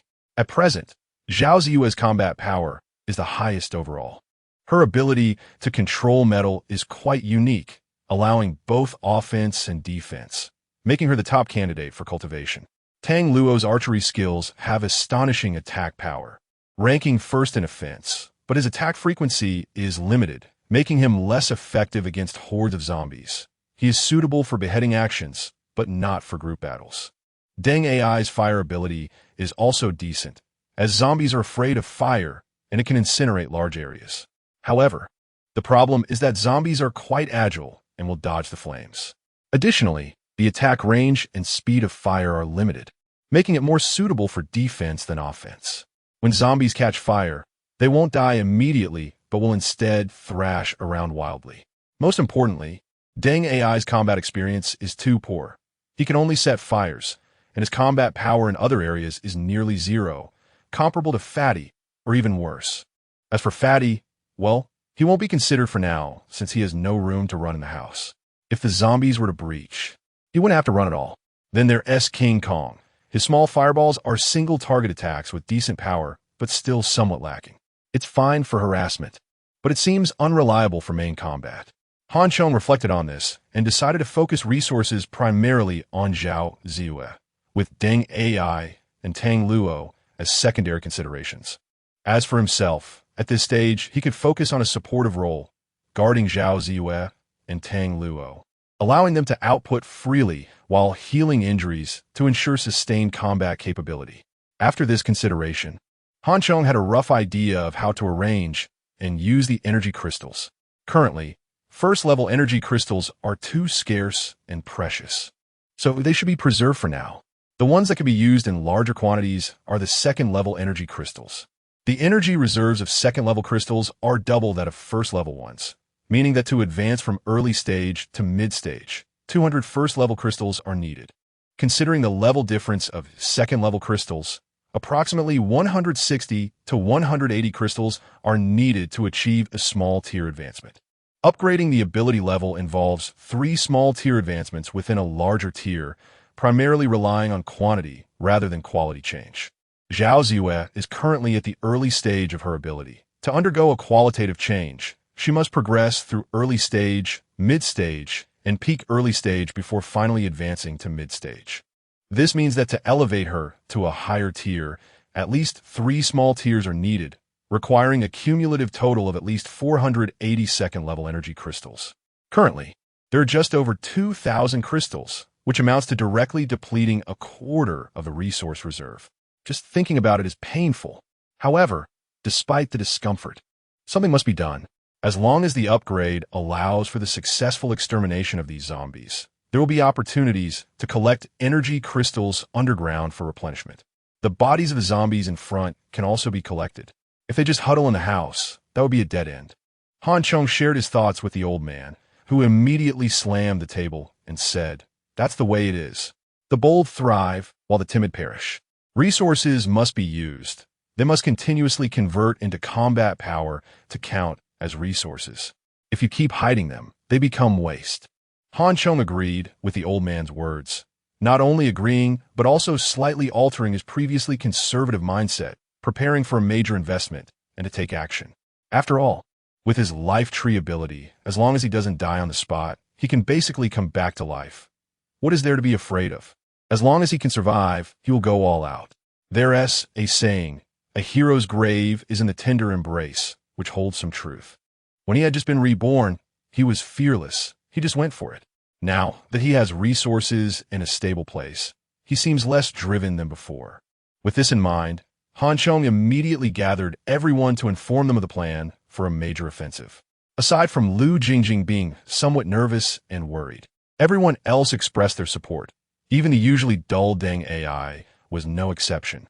Chong was not vague either. He took out the energy crystals, 2,491 of them, a significant resource investment, to ensure ample energy for everyone to successfully advance. Based on estimates, he allocated 550 crystals each to Zhao Ziyue, Tang Luo, and Deng AI, totaling 1,650 crystals to raise their ability levels to mid-stage. As for Chong himself, he has 2 abilities, so his requirement for advancement to mid-stage is double that of others. However, at this point, he has not yet figured out the combat style and role of the Deathwing, at least for now. It seems to have less attack power than Zhao Ziyue and the others. Therefore, he did not focus on enhancing the Deathwing, but chose to strengthen the life tree ability instead, allocating 480 second-level energy crystals. In one go, he directly consumed 1,920 crystals. For the next day, the defense and vigilance work was left to the old man and Fatty. Meanwhile, Chong and the others dedicated all their time to absorbing the energy of the crystals, not only enhancing their own abilities. The enhancement of abilities involves active energy absorption, while the evolution is a passive digestion. The speeds of the two are naturally incomparable. Otherwise, with nearly 500 energy crystals per person, at the pace of 1 by 1 for the evolution, by the time they finish enhancing, the zombies would have likely turned the place to rubble. Even so, consuming such a large number of energy crystals is no easy task. When night fell again, the number of zombies outside increased once more. Perhaps due to the overcast weather, there was no light from the stars or moon. In the darkness, the red eyes of the zombies were particularly prominent. Fatty looked at the swaying red dots in the dark and couldn't help but shiver, saying, "Old man, why are those few still not done? It seems like there are even more zombies than last night. They don't come in peace." The old man's expression was grave, having also noticed something unusual. Last night, the zombies were like a tangled mess, screaming incessantly. But today, these zombies were eerily silent, standing in the dark, quietly waiting for something. "Look, the figure of the Enlightener has appeared." At that moment, Fatty suddenly widened his eyes, staring outside. In the darkness, a shadow that looked weak and dark, like a ghostly figure, appeared at the entrance of the community. With the appearance of the Enlightener, the quiet zombies suddenly became restless, as if welcoming their king's arrival. Why do we feel like something bad is about to happen? Fatty couldn't help but say again. The old man wanted to scold Fatty to keep his mouth shut and watch quietly, but he too felt the unusual atmosphere, and a sense of unease made him increasingly serious. While the two were speculating, the densely packed zombies outside suddenly parted, upon seeing what was revealed inside. Even the old man, no matter how composed he was, couldn't help but be shocked. Chapter 87. Bottomless Pit. Today, Chong has repeatedly reminded that the wisdom of the enlightened ones is relatively high, but the old man has not truly reached a real height. In his view, having evolved from mindless zombies, no matter how powerful they become, they are still limited. At best, they're like a pack of animals, for example, a wolf pack, where a wolf king can lead them in a battle. These zombies are probably in a similar situation. The old man still treats them as ordinary monsters, or rather, as special animals. However, after seeing what the zombies brought out, the old man realized he was wrong, and very wrong. The intelligence of the zombies has evolved to an unimaginable level. Yesterday, they couldn't break down the door, but today, they managed to use a whole day to create many huge iron hooks. Quick, we can't let them succeed, the old man shouted, quickly raising his rifle and shooting wildly at the outside. The fat man also realized the situation was dire. 1 or 2 zombies couldn't break through. But if thousands of them were to pull together, it wouldn't just be the outer iron door that would give way. Even the entire building could be pulled down. He could do nothing with the axe in his hand, and his abilities were of no use, only able to feel anxious. At that moment, the zombies rushed up frantically. Forget the old man's rifle. Even if he had a machine gun at that moment, it wouldn't be enough. The crashing sounds echoed as the hastily made huge iron hooks hung on the gaps and railings outside. Even though the zombies were clumsy and not as agile as humans in doing such things, their relentless operations could still accomplish the task. When the fat man and the old man saw this scene, they both knew it was over. The big iron door had fallen. Quick, open the iron door at the stairway and prepare the second line of defense, the old man shouted anxiously. When Chong initially requested that defensive facilities be installed at each floor's stairway inside the house, others felt it resembled a prison and didn't understand. Now, in this situation, the old man finally realized Chong's foresight. As the two rushed to the stairway and locked the iron door, the heavy iron door at the entrance had already crashed to the ground, and the glass door was instantly shattered by the zombies. Go call them, or we won't be able to hold on. If the first iron door, the sturdiest, couldn't hold, then the defenses inside would be even less reliable. Once the zombies used the iron hooks to grab on, it would only take an instant to pull it down. The old man originally thought he could rely on the defenses to hold out for a while, but now he realized it was impossible. The fat man's speed finally found its use. Without a second thought, he dashed upstairs. The dense gunfire downstairs had already alarmed the people upstairs, but at that moment, everyone was at a critical juncture of breaking through to the intermediate stage.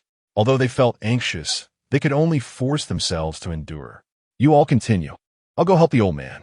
Seeing the fat man come up for help, Chong suddenly stood up and said. Giving up on pushing through to the intermediate stage was a reluctant choice for Chong. Before practicing, he was unclear, but once he started absorbing energy, he found that his abilities were becoming increasingly incomprehensible. In his previous life, he was relatively poor, but he had obtained a few energy crystals, so he had some understanding of energy absorption and conversion. However, when he truly began to absorb energy, he noticed that something seemed off. Zhao Ziyue and the other situations were similar to what he had experienced in his previous life. But the differences between his current situation and that of his previous life were too great. According to experience, the absorption and conversion rate of energy crystals was around 40 to 50, but when he absorbed them, he could achieve perfect absorption.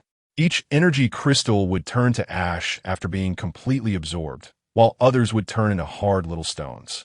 Although his energy absorption was more thorough, the speed of his ability enhancement was incredibly slow. In similar circumstances, others had smoothly advanced to the early intermediate stage, while he was just getting started. This discovery left Chong both shocked and furious. A higher absorption conversion rate was good, but the problem was that if he only absorbed energy without growing, or if the growth was extremely slow, how could he evolve? Moreover, he was inherently different from others. He had awakened 2 abilities, meaning he needed twice the energy. If he needed to absorb enough energy to enhance a single ability, and then required twice as much as others, wouldn't his advancement require 4 times that of other awakeners? In a panic, Chong quickly sank his consciousness into his mind to figure out what was wrong. With the massive absorption of energy, the mark of the Tree of Life seemed to have become even more special, though Chong couldn't quite articulate how. If he had to describe it, it felt like it was more alive. This was a very peculiar phenomenon. Once humans awaken their abilities, they receive a unique mark in their minds, which is key to activating their abilities and symbolizes the type of ability. Therefore, once the mark is formed, it won't change, even if your level increases. However, Chong discovered that his mark seemed to be different. It didn't resemble a dead mark at all, but rather seemed like a living entity. When his consciousness connected with the Tree of Life, the tree became him, and he became the tree. He discovered that the Tree of Life seemed to have truly transformed into a tree. It was striving to absorb energy, to take root. Yes, to take root. Perhaps because the energy from the level 2 energy crystals was too low, even though it was absorbing a lot, the rooting process was extremely slow. After consuming over 500 energy crystals, the Tree of Life had barely extended 3 slender rootlets, deeply embedding itself in the void of his mind. At this point, Chong was already too exhausted to complain. The good news was that the energy absorbed into his body was not wasted. But the bad news was that the Tree of Life was essentially a bottomless pit. If he continued to fill it, Chong had no idea what would happen next. Would it continue to take root? Or would the Tree of Life grow even taller? It was simply unpredictable. Everything happening now had completely surpassed Chong's foresight. Even with 2 lifetimes of experience, he had never heard of such a bizarre situation. The most crucial part was that this was just the Tree of Life. He still had a death wing. Based on his observations, the death wing also seemed to be anything but ordinary, its strangeness rivaling that of the Tree of Life. If its advancement turned out to be a bottomless pit like the Tree of Life, then Chong realized he was completely out of complaints. When he initially awakened his dual abilities, he was overjoyed, but now he was filled with regret.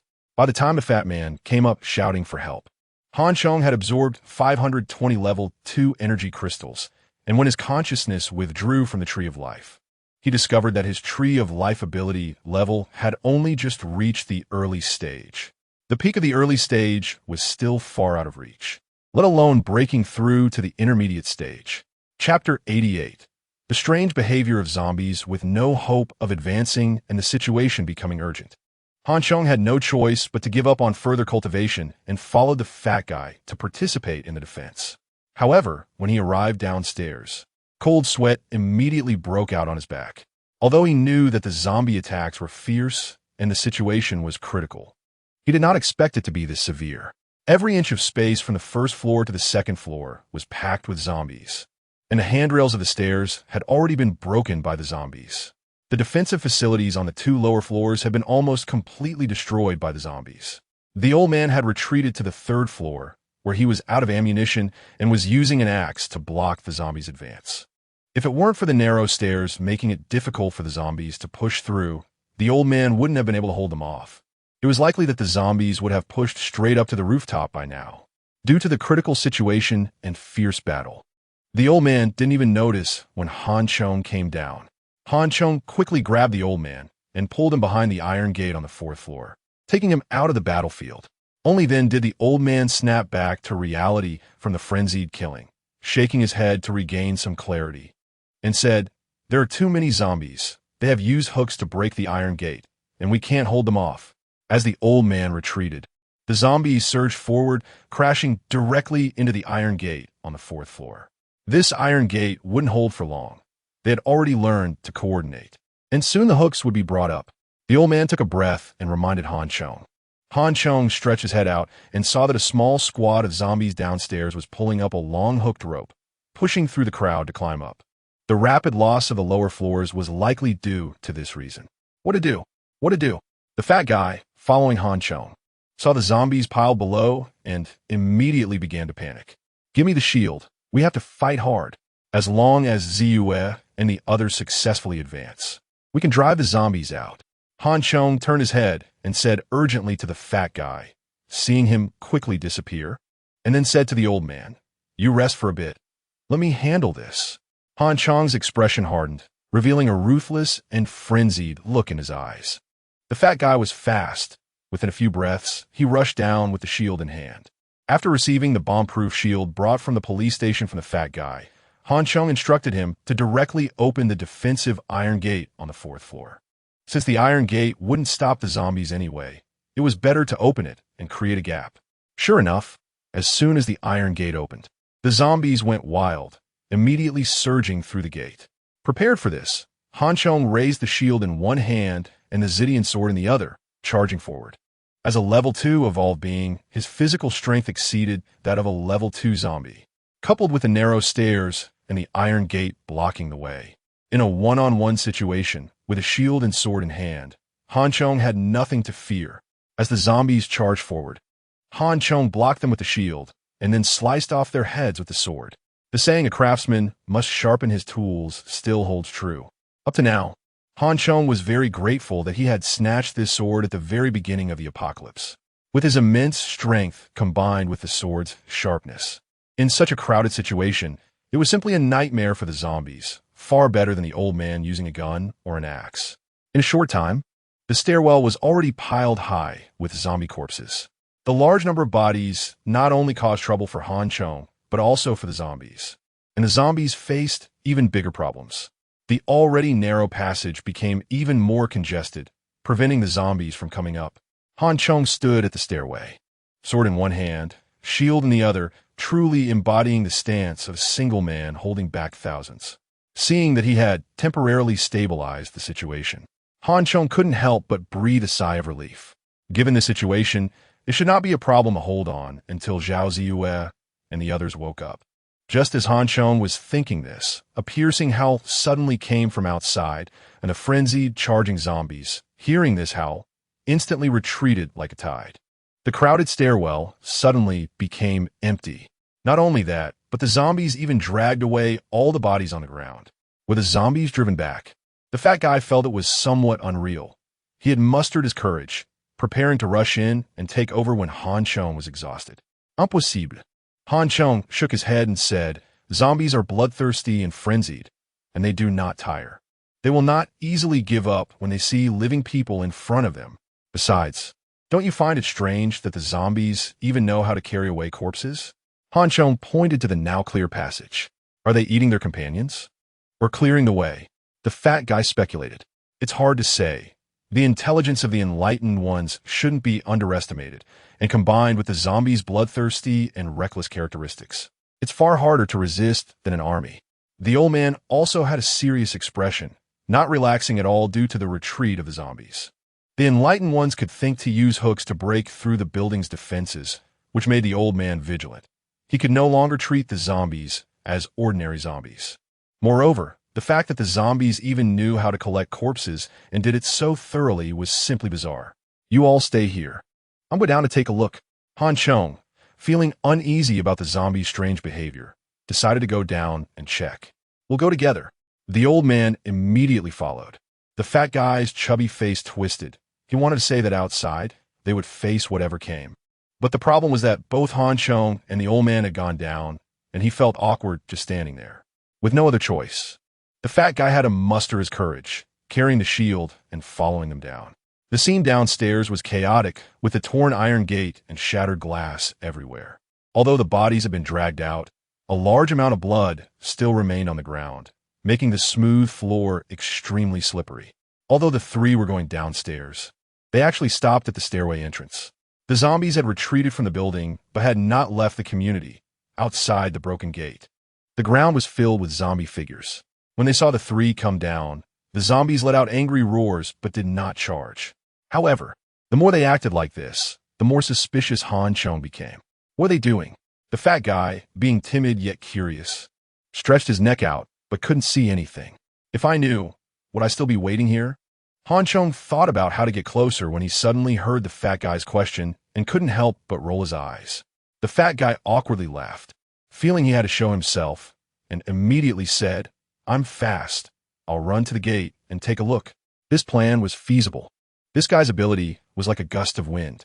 The zombies were temporarily not attacking and probably wouldn't react in time. Seeing that Chong and the old man both approved, the fat guy took a deep breath at the stairway and then dashed out. It must be said that the fat guy's speed was indeed very fast. In the blink of an eye, he reached behind the zombies. He placed a shield in front of him to prevent a surprise attack from the zombies and then stretched his neck to look outside. Just at that moment, another loud and sharp howl rang out, and the zombies at the door suddenly turned around in unison. Damn! Only these two words could describe the fat guy's feelings at that moment. Chapter 89, Is This the Enlightener? A person suddenly faced thousands of zombies, and the fat man's tiny courage almost burst right there. With a strange cry, the fat man turned and ran. If running fast was the issue, the fat man would definitely have no problem. But the problem was that the ground was too slippery in his frantic escape. The fat man slipped and fell on his backside after just a couple of steps. With his weight of over 200 pounds, the fall was quite solid.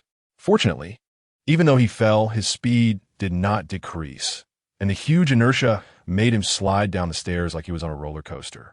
If the situation were different, Chong would probably have laughed out loud at the fat man's antics. However, seeing the zombies rushing in right behind the fat man, Chong had no time to mock him. He quickly pulled the fat man up and retreated to the second floor. Once on the second floor, Chong stopped retreating, instead placing his shield in front of him, standing with his sword ready, preparing to use the narrowness of the stairway to fend off the zombies. Bodies. Those corpses. The fat man, holding his backside, took a breath and hurriedly said, "Those zombies have dug open the bodies, as if they were having a human feast." The zombies' heads were smashed to pieces, offering them to the Enlightener. Are you sure they smashed the heads and offered them to the Enlightener? Chong's expression suddenly became grim, even worse than when he saw the zombies charging. He didn't expect that the Enlightener would enjoy such things, even picking and choosing. The fat man still didn't understand what was happening and continued to guess randomly. Enjoy? We're in big trouble.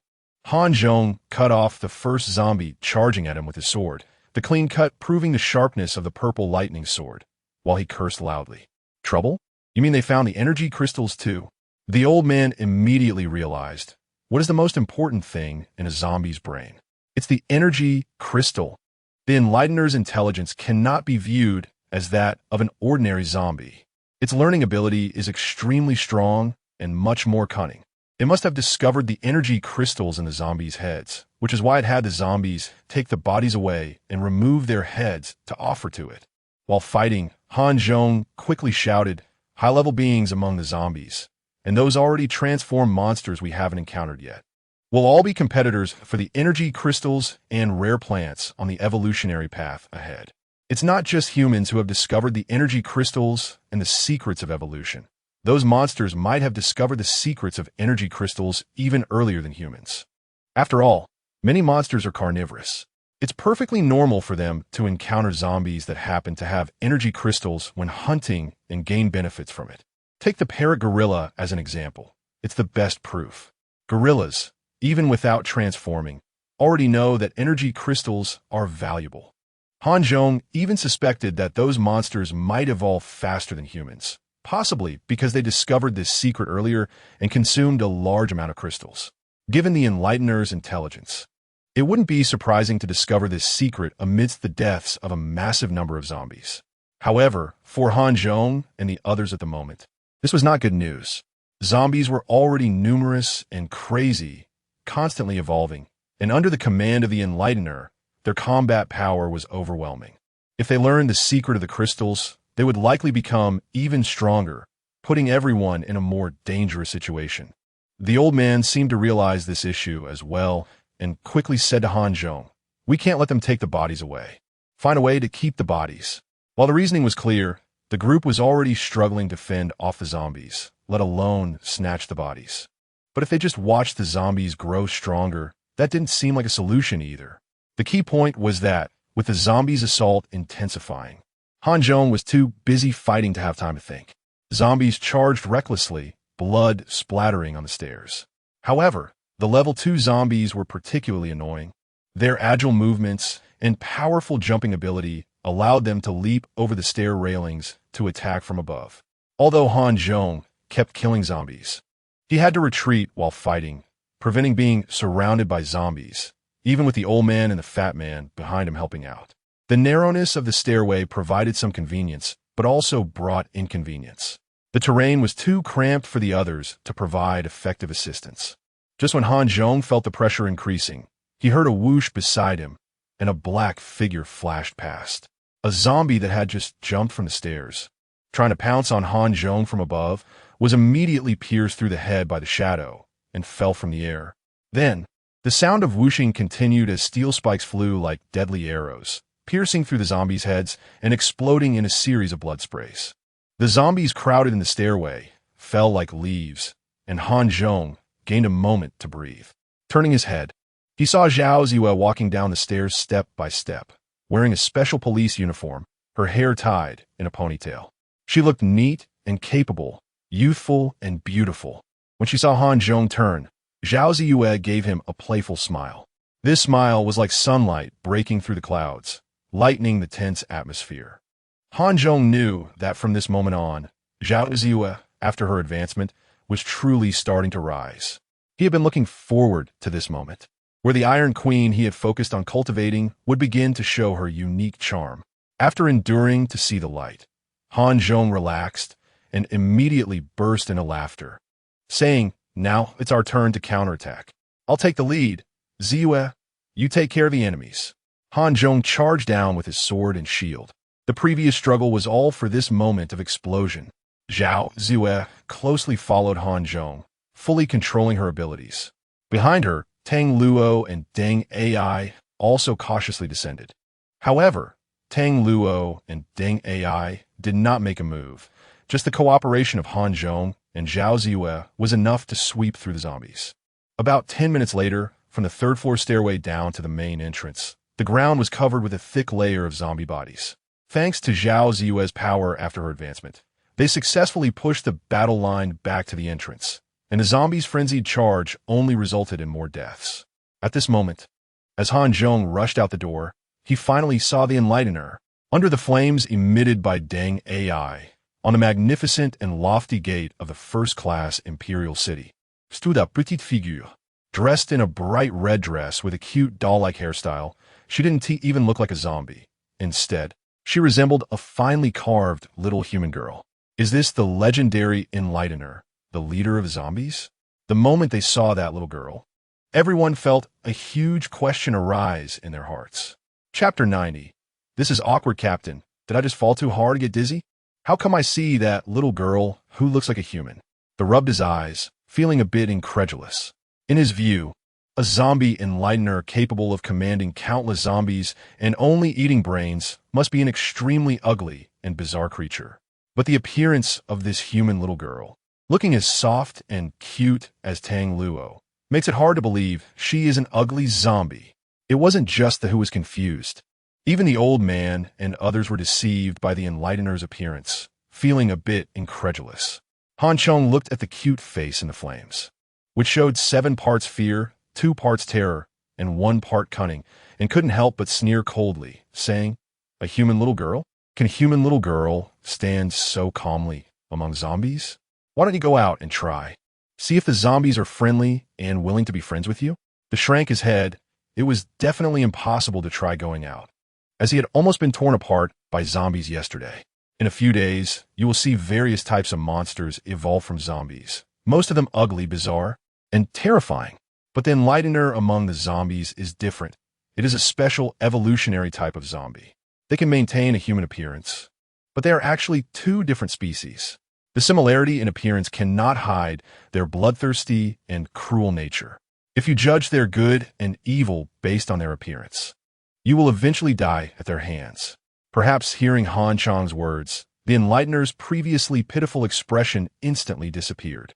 After showing a strange smile to everyone, its mouth suddenly split open, as if cut into 4 corners and curling up. From the open mouth, a slick, dark, ghostly thing protruded, with fine serrations covering its head, constantly twisting as it extended.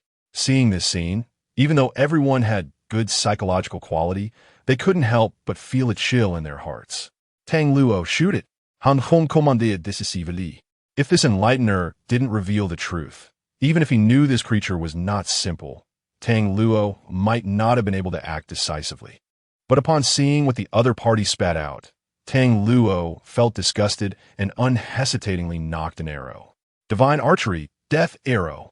Without Han Chong's reminder, Tang Luo directly used the death arrow, preparing to shoot down this enlightener. Regular divine archery. Han Chong had seen before silver bow and silver arrow. However, the death arrow was different from regular divine archery. The arrow condensed from abilities was as black as ink. It didn't seem to come from this world. Rather, it looked like it came from hell. The enlightener on the opposite side seemed to sense something was wrong and immediately let out an extremely piercing scream, followed by a flash of red shadow, disappearing into the darkness. At that moment, Tang Luo also released his finger. The ink-black arrow instantly vanished. The black arrow was darker than the night. Everyone couldn't track its trajectory. All they saw was the moment Tang Luo released his finger. The tall gate tower of Yuqing exploded with a loud bang. Then a shrill scream echoed in the darkness. Along with this scream, the horde of zombies that had surrounded everyone for a day and night immediately exploded like headless flies, fleeing in all directions. Everyone was startled by Han Chong's astonishing arrow. What the hell? That's not a bow and arrow, that's a cannon. Be careful and defend yourselves. Han Chong hurriedly left the sentence and spread his wings of death, rushing towards the place where the enlightener had disappeared. However, the scene was chaotic, with zombies fleeing in all directions in the dark. And there was no sign of the enlightener. The ground was littered with a few broken zombie corpses and pools of blood.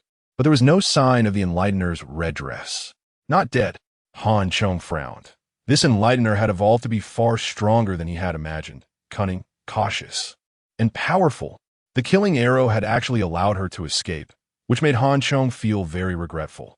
If he could kill the enlightener, it would not only eliminate a significant threat, but more importantly, her energy crystal was an extremely valuable item. Other high-level zombies produced one-time use energy crystals, but only the enlightener's energy crystal could be reused and had special effects. Moreover, the higher the level of the enlightener, the more precious the energy crystal it produced. Therefore, it is said that if the zombies that produce crystals are the nobility among zombies, then the enlightener is the royalty among zombies. They naturally possess the ability to control zombies, evolve quickly, and most importantly, they are intelligent, possess special abilities, and are even more powerful. Even the mid to late stages of evolution, the enlightener among zombies is an existence that no one can ignore. What happened? Seeing Han Chong flying back, everyone hurriedly asked. Han Chong shook his head and said, "Escaped. Old man, and Deng Ai, the three of you stay back. Ziyu and I will take care of the surrounding zombies." Han Chong's figure did not descend from the air, but directly reached out to Zhao Ziyu. After pulling Zhao Ziyu into his arms, he soared into the sky. To allow Zhao Ziyu to see the situation on the ground clearly and fully exert her abilities, Han Chong had to choose to hold her with her back facing him. This posture inevitably led his hands to touch places they shouldn't, making it overly ambiguous.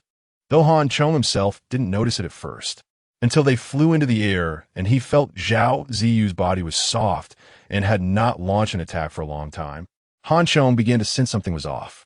What's wrong? Hurry up and attack. Han Chong was oblivious to Zhao Ziyu's embarrassment and urged as he saw the zombies scattering and fleeing.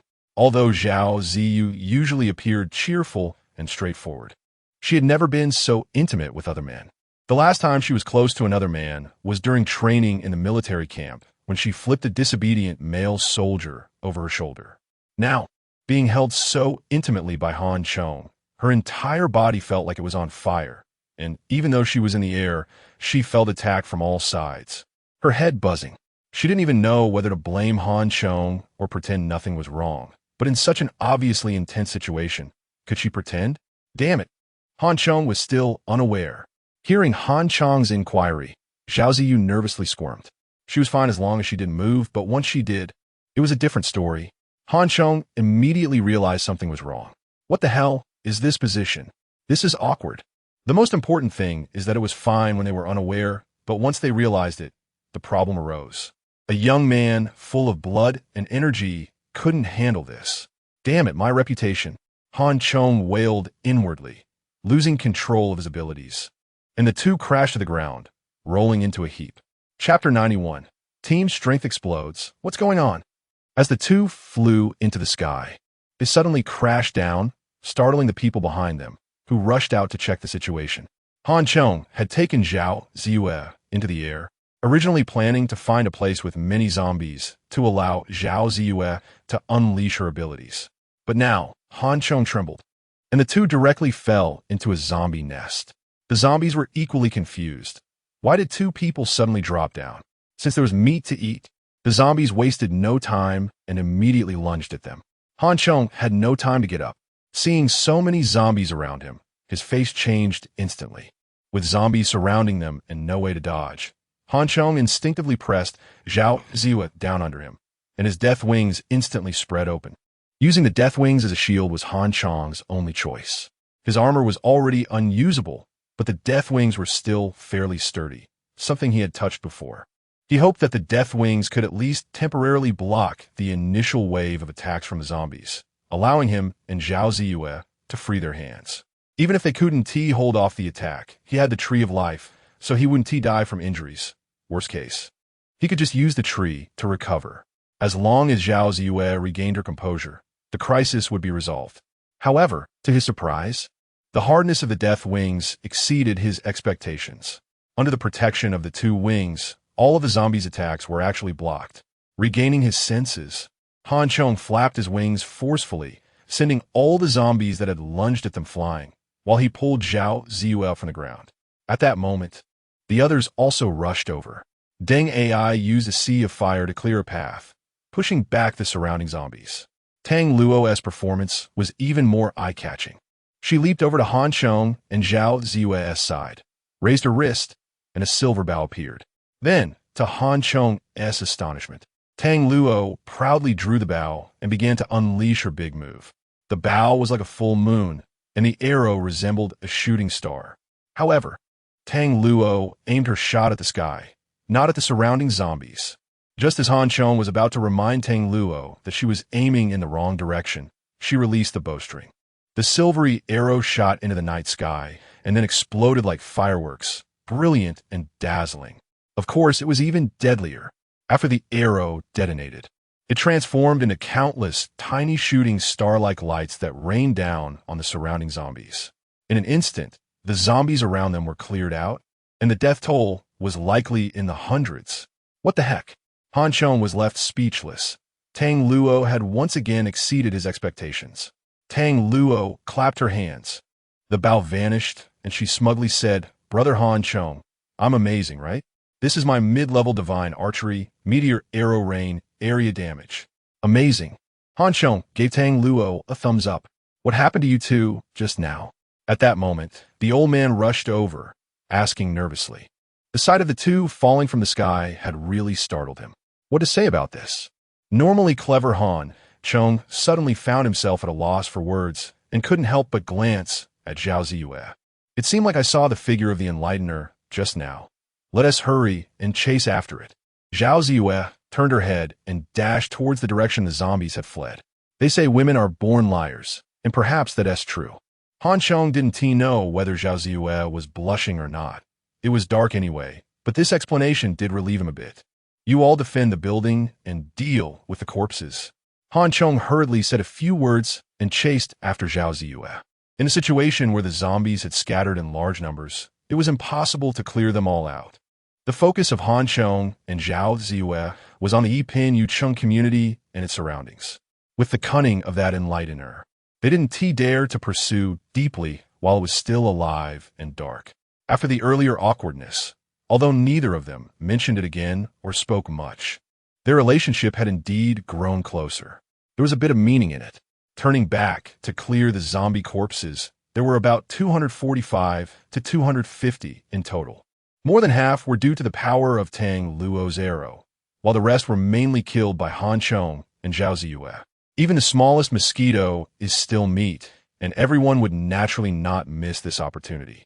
Even Lu Jingjing was called over to help, and they worked through the night to clear all the zombies, accumulating 3 energy crystals. Although it couldn't compare to the harvest from captivity, it was still a decent gain. While clearing the zombies, Han Chong also learned about the upgrade situations of Tang Luo and the others.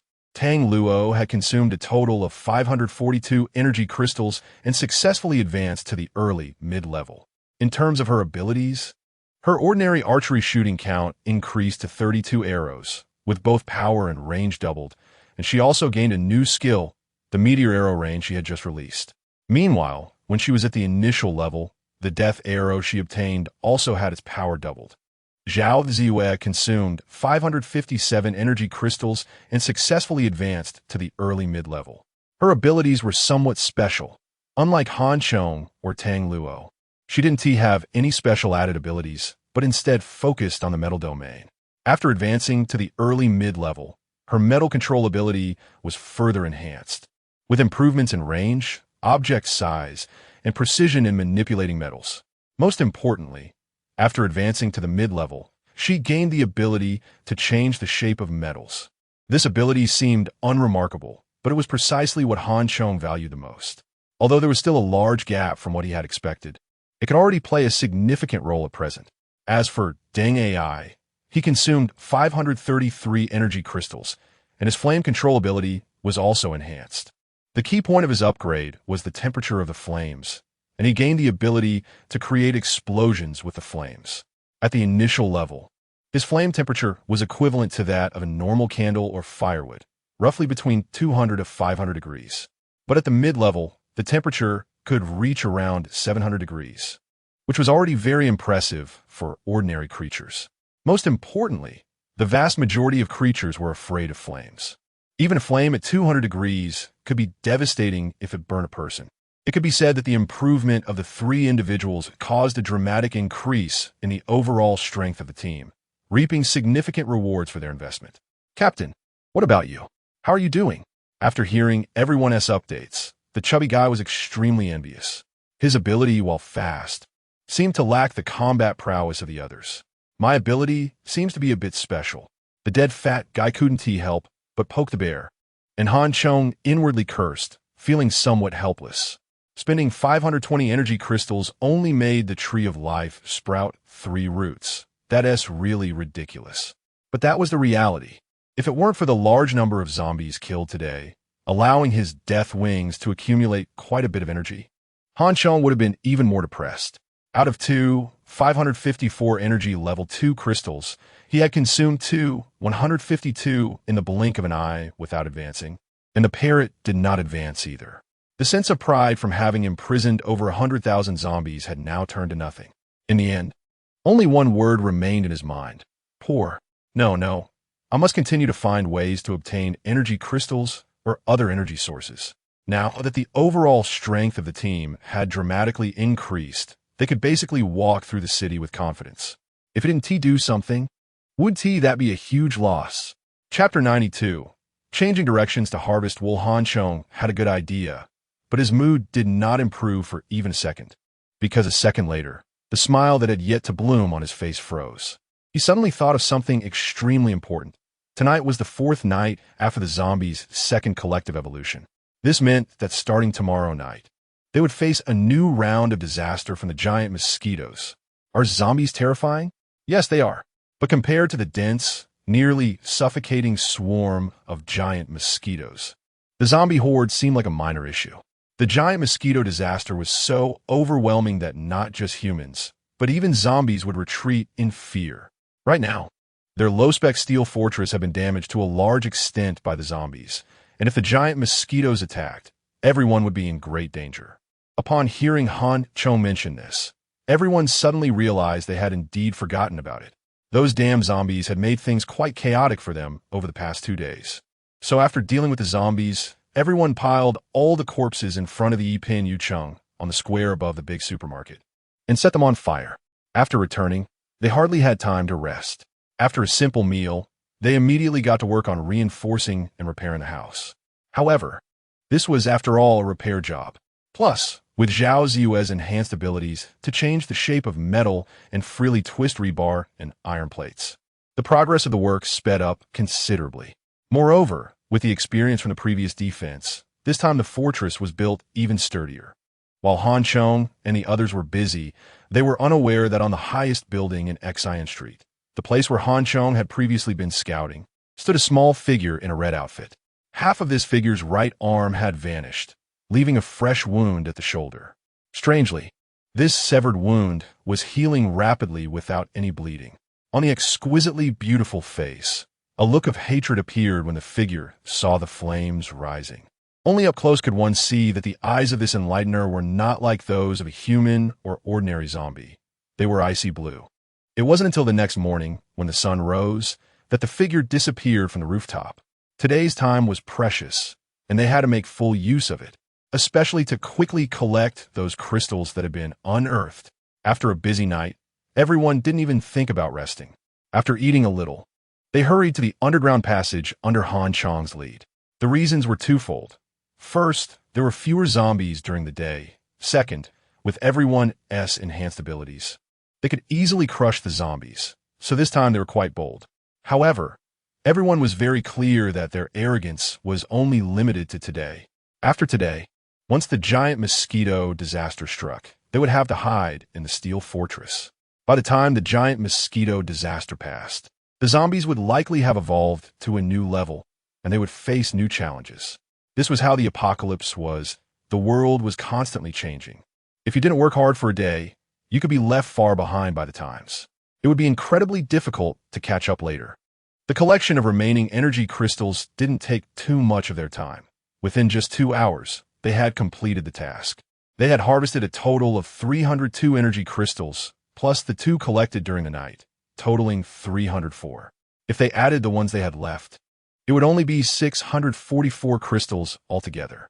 This number looked substantial, but in reality, it was still not enough for Han Chong to advance to the intermediate level. How about we go to the Confucius Temple?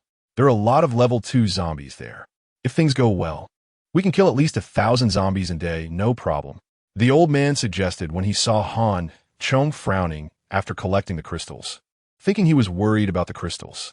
Now, their team had the capability to fight the zombie army head-on. As long as they had some energy left during the battle and weren't surrounded by the zombies, their safety could be relatively assured. However, Han Chong shook his head and said, "No, if we kill 1,000 zombies in a day, that's only about 100 level 2 energy crystals. It's not worth it." Although 100 energy crystals were not few, relative to everyone's needs, it could only be considered a drop in the bucket. Han Chong was no longer the same as before. He had outgrown such small gains, especially now that he needed a massive amount of energy to upgrade his abilities. And look over there. Han Chong pointed to the rooftops on both sides of the road, where zombie figures were wandering. Just scattered zombies. Should I shoot them all down? Tang Luo said confidently. The maximum range of conventional bows and arrows is about 200 meters, with an effective range of about 120 meters. But now, under the power of the divine archery ability, Tang Luo's effective range was at least over 400 meters, and she could hit a target perfectly at that distance. Although temporarily, she couldn't compare to a sniper rifle's range of 1 or 2 kilometers. She was already very strong. Moreover, Tang Luo was still evolving, and once she reached a higher level, surpassing a sniper rifle with her divine archery would only be a matter of time. But these are not just scattered zombies. If they were ordinary zombies, they would have already rushed over or fled. These are probably the eyes and sentries of that enlightener. The old man speculated after Han Chong's reminder. If the enlightener is not dead, it could be a huge problem. With so many zombies around, all our movements are under her surveillance. Zhao Ziyu added. Han Chong was also incredibly troubled by this issue. The early appearance of the enlightener was entirely unexpected, like a thorn constantly pressed against his chest, ready to stab if he wasn't careful. Just like now, if they dared to rashly enter the Confucius Temple, he could guarantee that the zombies would surely surround them. The zombies inside the Confucius Temple were not just 1,000 or 2,000. Even if they had burned to death tens of thousands of them, there would still be at least another 100,000 zombies inside. Of course, more importantly, Han Chong was unsure if there could be another enlightener inside the Confucius Temple, since one had emerged in Xian Street. So what should we do next? Tang Luo, who had just gained a new skill and was eager to show off, found herself without an opportunity to do so. What else can we do? Hurry back to prepare. Tonight, we will hunt mosquitoes. Han Chong waved his hand and said. Since they couldn't harvest wool from the zombies on a large scale anymore, they had to change direction.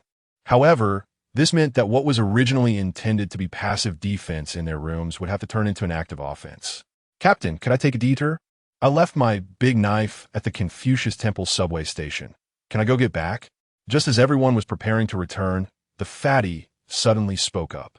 Without his big knife, the fatty felt like he had lost half his courage, and his courage was already small to begin with. This is not a difficult task. Zhao Zue directly manipulated the metal to open the iron door on one side of the subway station, and the fatty happily retrieved his big knife. Chapter 93. Mutant giant mosquitoes. Mosquitoes normally take over 20 days to grow from eggs to adults. However, it has been 15 days since the outbreak of the ancient virus. Affected by the virus, this batch of newly born mutant mosquitoes requires 5 to 10 days less to grow compared to normal mosquitoes. Of course, the most important factor is not the time, but the size of the mosquitoes after mutation. The smallest variety of these mutant mosquitoes is as big as a human head, while the largest mutant giant mosquitoes can be as big as a car. However, the largest mosquitoes cannot be seen in Luqiao City.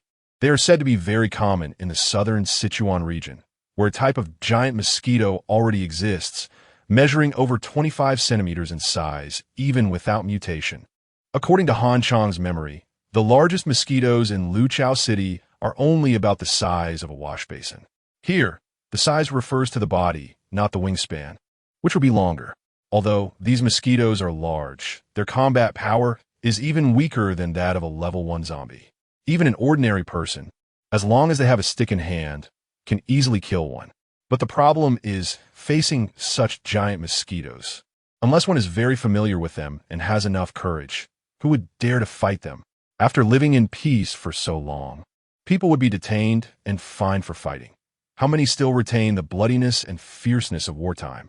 Even if you have the fierceness and enough courage to confront a giant mosquito, another problem arises. There isn't just one mosquito, there are swarms of them. If you get bitten by one, you could lose half your blood in an instant. How can you deal with that? So, at the beginning, Han Chong was uncertain about what kind of abilities he could awaken, only barely ensuring that he could reach the first level evolution stage. His first thought was to gather supplies, build a sturdy shelter, and then huddle inside for a few days, safely weathering this giant mosquito disaster. The average lifespan of mosquitoes is about 3 to 10 days for males and 10 to 20 days for females. After mutation, the lifespan of these mosquitoes would increase by about 1/3. But the problem is, these giant mosquitoes suddenly emerged after mutation. Meanwhile, due to the virus, other organisms have not only not increased in number, but have also died off by more than half. The remaining ones either turned into zombies or became demonized. New species have not been produced in such a short time of just over 10 days. This means that the original food chain among organisms and the balance of nature have been disrupted. The giant mosquitoes after mutation cannot obtain enough food, and without food, they will starve to death as well. So theoretically, the lifespan of mosquitoes would increase, but in reality, this unconventional mutation would exacerbate their mortality. Yes, they would die of starvation. Therefore, as long as one hides in a shelter for a few days, they can completely avoid the giant mosquito disaster and come out carefree later. But if unfortunately you encounter this swarm of giant mosquitoes and you can't fight them off, then sorry, you would become their life-saving benefactor. They will not hesitate to drain your blood and then lay eggs inside your body, resulting in a new giant mosquito growing strong next year. Of course, not all mosquitoes will die in that year, because the base number of mosquitoes is just too large, even surpassing that of humans. Therefore, a significant portion of these mosquitoes will undergo demonization, although the level of demonization is not high, mostly existing at the first level.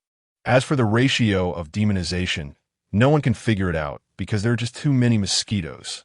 No one dares to think of themselves as tough and attempt to conduct research during the giant mosquito disaster. However, the situation is different now. Because of the urgent need for energy to promote, Han Chong has no choice but to face these giant mosquitoes head-on. Fortunately, he is not acting blindly. The comprehensive strength of the Iron Blood Corps has given them the capability to fight back against the giant mosquito disaster, providing a chance to take advantage of the situation. However, to prevent any accidents, sufficient preparation is still necessary. Among the giant mosquitoes, in addition to ordinary mutant mosquitoes, there are also demonized mosquitoes, which are even stronger and more agile. The distinguishing feature is that the tails of demonized mosquitoes are dark and hard, resembling scales. This is because the tail of a demonized mosquito contains a blood mosquito bead, which is the source of the demonized mosquito's power, thus strengthening the defense of its abdomen. If a large number of blood mosquito beads can be collected, it will also aid in the evolution of our abilities. Considering the evolution speed of demonized mosquitoes, they are likely at the level of first-level demon creatures. Chong has mentioned the giant mosquito disaster many times, but this time he has explained it most clearly. However, since the first day of the collective evolution of zombies, when the enlightened ones appeared, Chong finds it hard to say whether among the overwhelming demonized mosquitoes, there might be one or two gifted individuals that successfully evolved to second or third level. Why not store some gas tanks, and with Deng AI's flames? Any number of mosquitoes will be burned to death, the chubby guy actively suggested. Hearing that mosquitoes aren't as powerful as zombies has its advantages.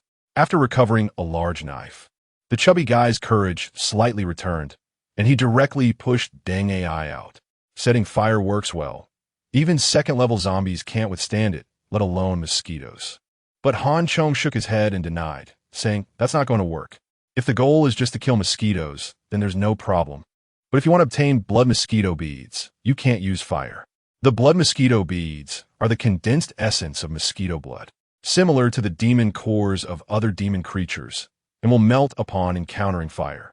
It indeed complicates things if fire cannot be used. The old man frowned. Continuously killing giant mosquitoes by hand is exhausting, and the problem is, once you get bitten by a mosquito, you're basically done for. In a swarm of giant mosquitoes, no one can guarantee they won't get bitten. So I said we need to prepare. We still have more than half a day to create a piece of steel armor. As long as we protect ourselves all over, we won't need to worry about mosquito bites. Han Feng pondered it, saying this was the only way he could think of at the moment. Once we have armor and combine it with the existence of a steel fortress, we can attack or defend as needed. In 5 to 6 days, during the peak of the giant mosquito's rampage, we should be able to accumulate thousands or even tens of thousands of energy crystals. But none of us knows how to make armor. This requires special techniques, right? The chubby guy's eyes lit up upon hearing Chong's suggestion. He has a unique understanding of the fear of death. That's no problem. We just need to find enough iron sheets, and I can use my abilities to change their shape. It's just temporary protection, and it doesn't need to look too good. Zhao Ziyue immediately said. Chong gave Zhao Ziyue a thumbs up and said, yes, that's the idea. This armor shouldn't be too thin or too thick. If it's too thin, it won't protect. If it's too thick, it will hinder movement. Once the plan was confirmed, everyone rushed to Limin Alley, where there are plenty of iron plates and sheets available for use. Chapter 94. The Bald Crow. It has been half a month since the apocalypse began, and encountering all kinds of monsters is no longer surprising, but meeting other humans on the street is quite rare. As the group just arrived at the entrance of Limin Alley, they saw a strange large vehicle charging towards them. This vehicle was modified from a large trailer, with countless sharp steel spikes welded onto its body, resembling jagged fangs. Even the driver's cabin was no exception, heavily reinforced with steel pipes and iron plates. Although this thing's defensive capability could not compare to an armored vehicle, it was still quite formidable against ordinary zombies. Most importantly, the cargo space in the back of the trailer was very spacious, allowing it to carry a large amount of supplies. This vehicle, resembling a hedgehog, roared down the street, exuding the aura of an iron monster. Mutants. Someone's driving. We have other companions. Deng AI, inexperienced, exclaimed excitedly upon seeing the vehicle. Yes, they are humans, but calling them companions is premature. Chong replied nonchalantly, feeling no enthusiasm upon seeing his kind, but rather a sense of caution. In a world overrun by zombies, the only reason someone would be so audacious as to drive on the street is that they possess great strength and are either bold and wild or insane. Such individuals are often arrogant and not easy to get along with. The roaring trailer stopped not far in front of the group, and three people jumped out of the driver's cabin. The leader was a bald man in his 30s, well-built, with a shiny head adorned with a tattoo. The tattoo depicted a crow that wrapped around most of his head, with its beak open, just catching hold of his right ear. The creativity and quality of this tattoo were commendable, at least better than those of dragons and tigers. Behind him were two others, one with long hair, short stature, slightly hunched, and a hawkish nose with white eyes, clearly a lecherous and sinister character. The other appeared older, probably in his 40s, sporting a buzz cut and a face full of malice. All three wore identical prison guard uniforms, exuding a fierce and arrogant demeanor. Upon seeing the group, they resembled eagles eyeing chicks. They looked less like guards and more like prisoners. In fact, the moment Chong saw these individuals, he recognized who they were. The Sixth Dynasty city, besides the central urban area, had four major districts: the northern Jiangbei district, the eastern Lingdong district, the southern Ningyuan district, and the western New district. Due to the frequent wars in Ningyuan district, a massive war memorial was built there, leading locals to believe that the area had a heavy aura and was not a desirable place to live. Therefore, most residents in Ningyuan district were outsiders, and some special institutions set up by the government, such as bus stations, airports, prisons, and crematories. In his previous life, there was a notorious mutant in Ningyuan district named Zhu Jiajin, known as the Bald Crow, who seemed to match the person before him. This individual's awakened ability was that of a fireman, capable of transforming into a giant made of flames. The two behind him were his prison mates, two mutants who later conspired with him. The young, lecherous one named Gu Song, who had awakened wind abilities, and the older one named Han Shan, who was related to Han Chong and had awakened petrification abilities. The three were originally serious criminals in the second prison, but were given a chance to escape due to the rampant virus and zombie outbreak. Especially after awakening their abilities, they suddenly became powerful like characters in movies, killing zombies and some surviving guards, and successfully took control of the entire prison. In his previous life, they used their powerful abilities to establish a shelter based in the prison. This shelter indeed sheltered many people, but also became a nightmare for those individuals, as these three were the true tyrants of the shelter, wielding life and death. They saved people only to oppress, enslave, and indulge themselves, not out of a genuine desire to help. Han Chong never expected to encounter these three individuals so early in the apocalypse. Logically, they should have been active in the Ningyuan district. Why were they here? What Han Chong did not realize was that this was a cognitive bias. Upon seeing these three, he instinctively applied memories from his previous life, neglecting that this was merely the early stage of the apocalypse. Zhu Jiajin and his companions had just awakened their abilities and, after escaping from prison, discovered not only had the prison changed drastically, but the entire world had turned upside down. Faced with this situation, even though they were ruthless bandits, they felt confused and panicked, unable to comprehend how the world could change so dramatically after just a brief imprisonment. Fortunately, the three had very powerful combat-type abilities, providing them with some self-defense against zombies. They wandered outside the prison, initially hoping to find a safe place with more people to understand what had happened. However, they soon realized that there were no safe places left. Zombies were everywhere, and it was safer inside the prison. Reluctantly, after plundering a large amount of supplies, they decided to return to the prison. Just a couple of days ago, Han Chong set fire to the zombies in the passage, creating thick smoke. And last night, he burned bodies in the square in the middle of the night. This commotion was seen by nearly half of Sixth Dynasty City. The three anxious felons were overjoyed to see this signal, thinking it was a call from human survivors summoning their kind. Thus, they hurriedly found a large trailer, reinforced it in various ways, and charged over. To their delight, after a series of battles, they arrived in the city center and actually saw humans, 6 or 7 of them. "Where are you people? Where are the others?" As soon as he got out of the vehicle, the bald crow Zhu Jiajin asked excitedly, as if he had found his group. The others had initially been hopeful upon seeing the vehicle, but upon seeing these three, they instantly felt a sense of vigilance, instinctively sensing that these three were not good people. So when Zhu Jiajin asked, no one spoke, and they all looked towards Han Chong. "We are survivors, just like you. There are no others here, only us and the zombies," Han Chong said.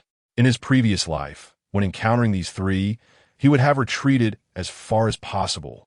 But now Han Chong weighed the ground and strength of the opponents. What if they were giants from his previous life? So what? Times have changed. Chapter 95. Battle against the petrified giant nonsense. There was clearly a flame signal here before. Upon hearing Han Chong's response, Zhu Jiajin was taken aback for a moment, then immediately shouted in anger, "Do you think I'm blind? I came all the way here to find a human base, and you tell me there isn't one? Just you few hairy guys wandering around? Are you messing with me?" Flame signal? Han Chong immediately understood why these people had come here, and he couldn't help but chuckle, almost bursting into laughter. He never expected that his act of burning zombies would be mistaken for a signal by the bald crow. "There's no signal. I was just burning zombies." Han Chong managed to suppress his laughter and said, "Damn it, are you playing us? I'll chop you up." Hearing Han Chong's words, Gu Song's blood surged, and he stepped forward, ready to take action. "Hey!" Zhu Jiajin quickly stopped Gu Song, casting a dark glance at Han Chong and the others. He asked, "How did you survive, and where are you planning to go? This seems unrelated to you." Han Chong coldly glanced at Gu Song, considering whether it was best to eliminate him early on.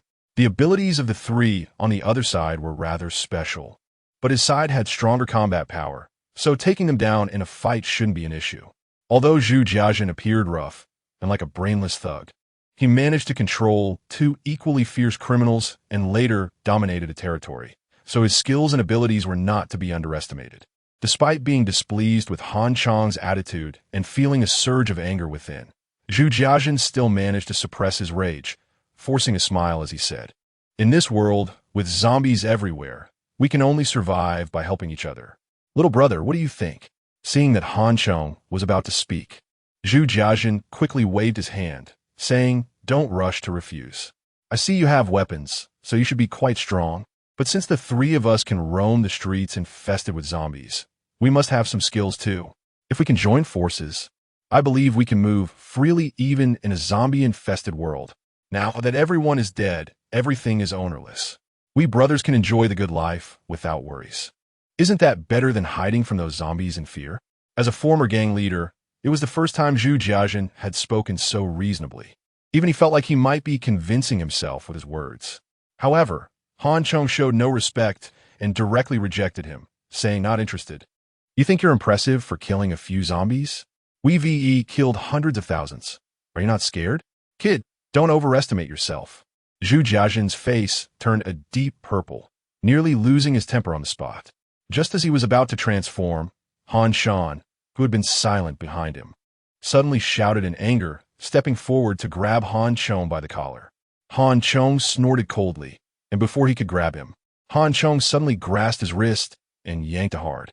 As Han Shan was pulled forward by the inertia, Han Chong's knee slammed into his abdomen. Although Han Shan was a mutant with powerful abilities, his physical quality was just that of an ordinary person, making him no match for Han Chong. Even if Han Chong wasn't a level 2 evolved being, his combat experience from his previous life and a few moves learned from the old man meant that he was not someone a criminal like Han Shan could handle. In a flash, Han Shan was sent flying. After hitting the ground, he clutched his stomach and cried out in pain as he got up, only to find his body rapidly petrifying, his skin taking on a disease-like appearance. By the time he fully stood up, his skin had turned uniform, and he looked no longer human. He had transformed into a 2-meter-tall granite golem, taller than the basketball giant known as the Little Giant by several centimeters. After completing his transformation, the stone man Han Shan roared, swinging fists the size of cooking pots, wanting to make Han Chong understand why the flowers were so red. However, before he could finish his sentence, he found that Han Chong had already vanished from his sight. "Watch out behind you," Zhu Jiajin quickly warned from the side. But Han Shan couldn't react in time. Han Chong had already appeared behind him, leaping high and crashing his elbow down on the back of Han Shan's neck as he descended. The immense force from a level 2 evolved being brought the stone man crashing down to his knees. Before Han Shan could respond, Han Chong was already in motion again, grabbing his head and twisting it violently, tossing Han Shan aside. The massive stone man, weighing thousands of pounds, was thrown away as easily as tossing out garbage. Han Shan crashed into a discarded car with a loud thud, reducing it to scrap metal. After suffering such heavy blows, Han Shan could no longer maintain his stone form. Reverting to his original appearance, he lay in the rubble, coughing up blood. Although the stone man's defense was strong, it wasn't invincible. The initial stage of the petrification ability was easily breached by Han Chong, a level 2 evolved being. The two fought in a flash. From Han Shan's transformation to being smashed by Han Chong, only 3 or 4 seconds had passed. Zhu Jiajin finally came to his senses, realizing the battle was over. He looked at Han Chong, who seemed relaxed and at ease, utterly astonished, unable to believe what he was witnessing. His previous impulse and anger vanished completely. Since the three of them had awakened their abilities, they had essentially been unstoppable, even able to confront the more powerful mutated zombies. On the way here, Han Shan had transformed into a stone man and smashed a zombie to pieces. Yet now, damn it, Gu Song, unlike Zhu Jiajin, lacked the same level of composure. Seeing Han Shan being defeated, he immediately tried to step forward.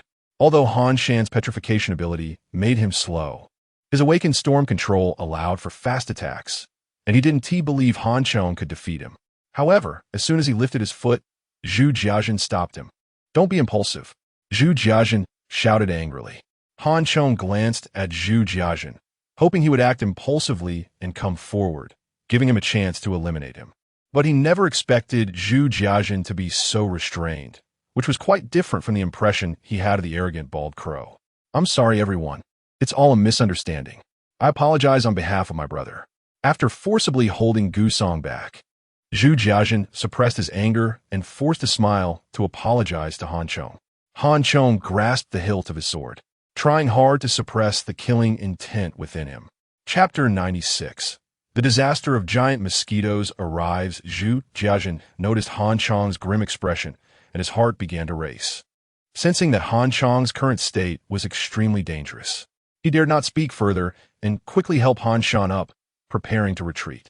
Although Han Shan was coughing blood, he seemed to be temporarily alive, albeit severely injured. After being helped up by Zhu Jiajin, Han Shan looked at Han Chong with a gaze filled with fear and jealousy. Zhu Jiajin was afraid that Han Shan would provoke Han Chong, so he quickly gave him a signal and, using his sturdy body, shielded the two of them as they hurried towards the modified trailer.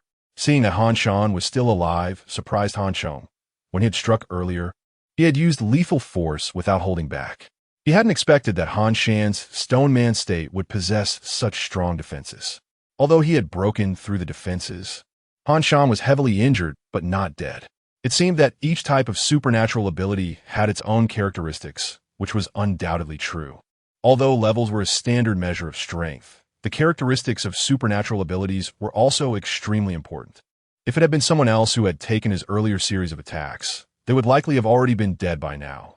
He had wanted to kill, but unexpectedly, Han Shan had survived, and Zhu Jiajin was incredibly cunning, immediately retreating and begging for mercy. For a moment, Han Chong found it difficult to find a reason to take action.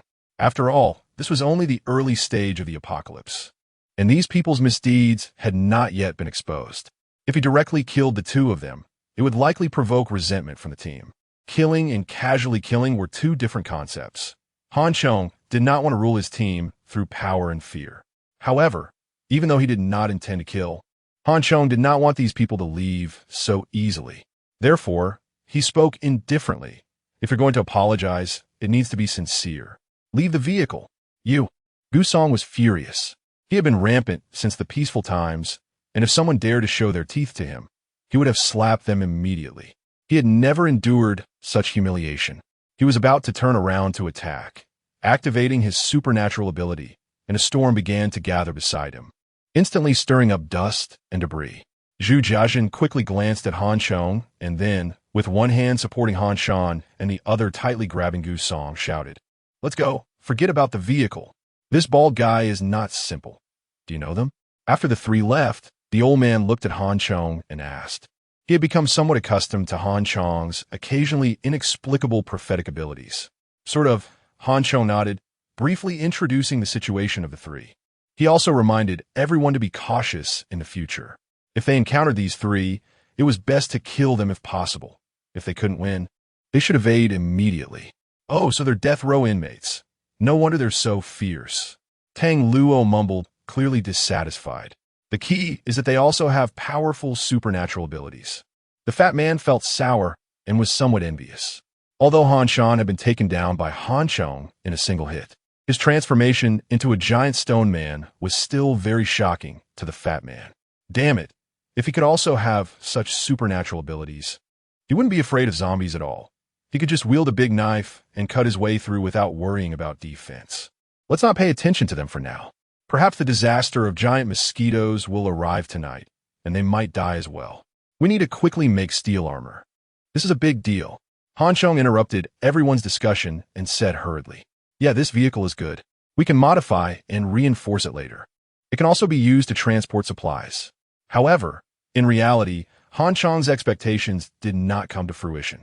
After Zhu Jiajin and the others hurriedly left, it wasn't until they reached Longzhong Road that they found a vehicle and quickly left the city.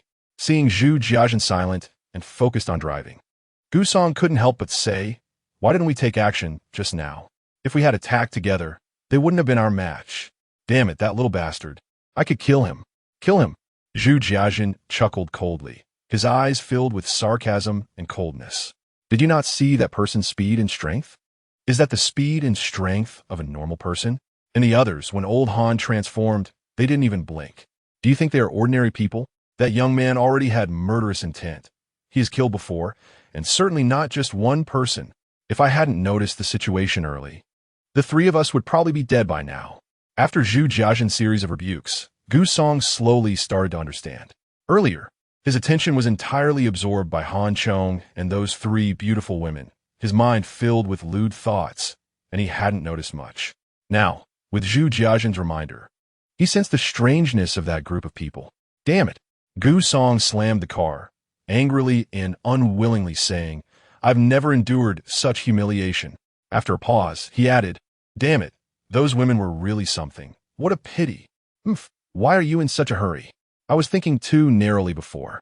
Since we have this strength now, why look for a human base? We could just build one ourselves. Since we can survive, it means there are definitely other people in this world. As long as we rescue them, everything will be under the control of us three brothers." Zhu Jiajin sneered, his mind beginning to construct a blueprint. It must be said that Zhu Jiajin had a keen mind and the demeanor of a hero. Even Han Chong hadn't expected that due to his rebirth. He had led the three onto a divergent path. However, after a series of setbacks, these three surprisingly returned to their old ways. This could not help but speak to the wonders of fate. On the other side, although Zhao Ziyue's supernatural ability helped, creating a set of fitted steel armor was not an easy task. After trying to make 4 or 5 sets, they finally found a more suitable plan. By 7 o'clock in the evening, 7 sets of steel armor were barely completed. After dinner, as they continued to polish the armor, unusual changes began to occur outside. The sound of banging started to echo against the steel plates and walls outside.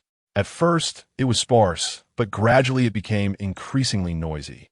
Tang Luo leaned over to look through the reserved hole in the steel and immediately pulled back his head, shouting, "Oh no, the giant mosquitoes are really coming. So many of them, densely packed." Han Chong suddenly stood up, patted his steel armor, and grinned. "Comrades, the moment of harvest has arrived. Prepare to welcome the disaster of giant mosquitoes." Under Han Chong's lead, everyone donned the steel armor made of metal sheets and opened the iron door of the building. Streaming out, just as Tang Luo had said, outside, the giant mosquitoes were coming in droves, overwhelming the area. Despite Han Chong's repeated warnings, upon seeing these gigantic mosquitoes with their long and sharp, terrifying mouth parts, everyone couldn't help but be quite shocked, especially when the giant mosquitoes struck against the armor. The tremendous force made the steel armor resonate loudly, as if someone had violently smashed it with a large rock. Han Chong had previously said that an ordinary person could take on a giant mosquito. Now it seemed that this ordinary person had to be someone like the old man, or Zhao Zhu, a skilled fighter who had trained before. Chapter 97. The emergence of level 3 blood mosquitoes. A swarm of giant mosquitoes surged past, their fierce attacks crashing into the group like small boats in a storm. Their sharp mouthparts sought out any gap to pierce. The giant mosquitoes, already driven mad by hunger, caught the scent of blood from the crowd and became frenzied. Previously, Chong had suggested making armor without any gaps, except for the eyes, to cover all possible openings. Now everyone realized how wise that advice was. But they also understood that Chong had underestimated the giant mosquitoes. Were these really just mosquitoes? There were too many mosquitoes, so everyone teamed up in pairs back to back, maintaining a slight distance. Chong swung his sword, effortlessly slicing through the mosquitoes that flew by, while loudly shouting. However, the buzzing outside was deafening, and it was unclear if everyone could hear him. At that moment, under the old man's signal, Tang Luo unleashed a rain of arrows. This area of effect skill was undoubtedly the best weapon during group battles. The surrounding mosquitoes were instantly cleared, and, seizing this slightly clearer opportunity, the old man shouted, "The impact of the mosquitoes is too great. We must change our strategy." Chong nodded, realizing he had overlooked this. He had only been focused on strengthening defense and hadn't considered the strength of the giant mosquitoes' coordinated attacks, which hit like crashing waves. Just resisting this force would require a massive expenditure of energy, significantly diminishing everyone's combat ability.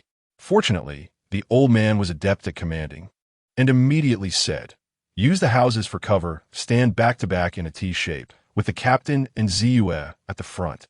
Among the 7 people, there was one with the weakest ability, Lu Jingjing, whom the old man directly assigned to focus on clearing the mosquito bodies instead of participating in combat.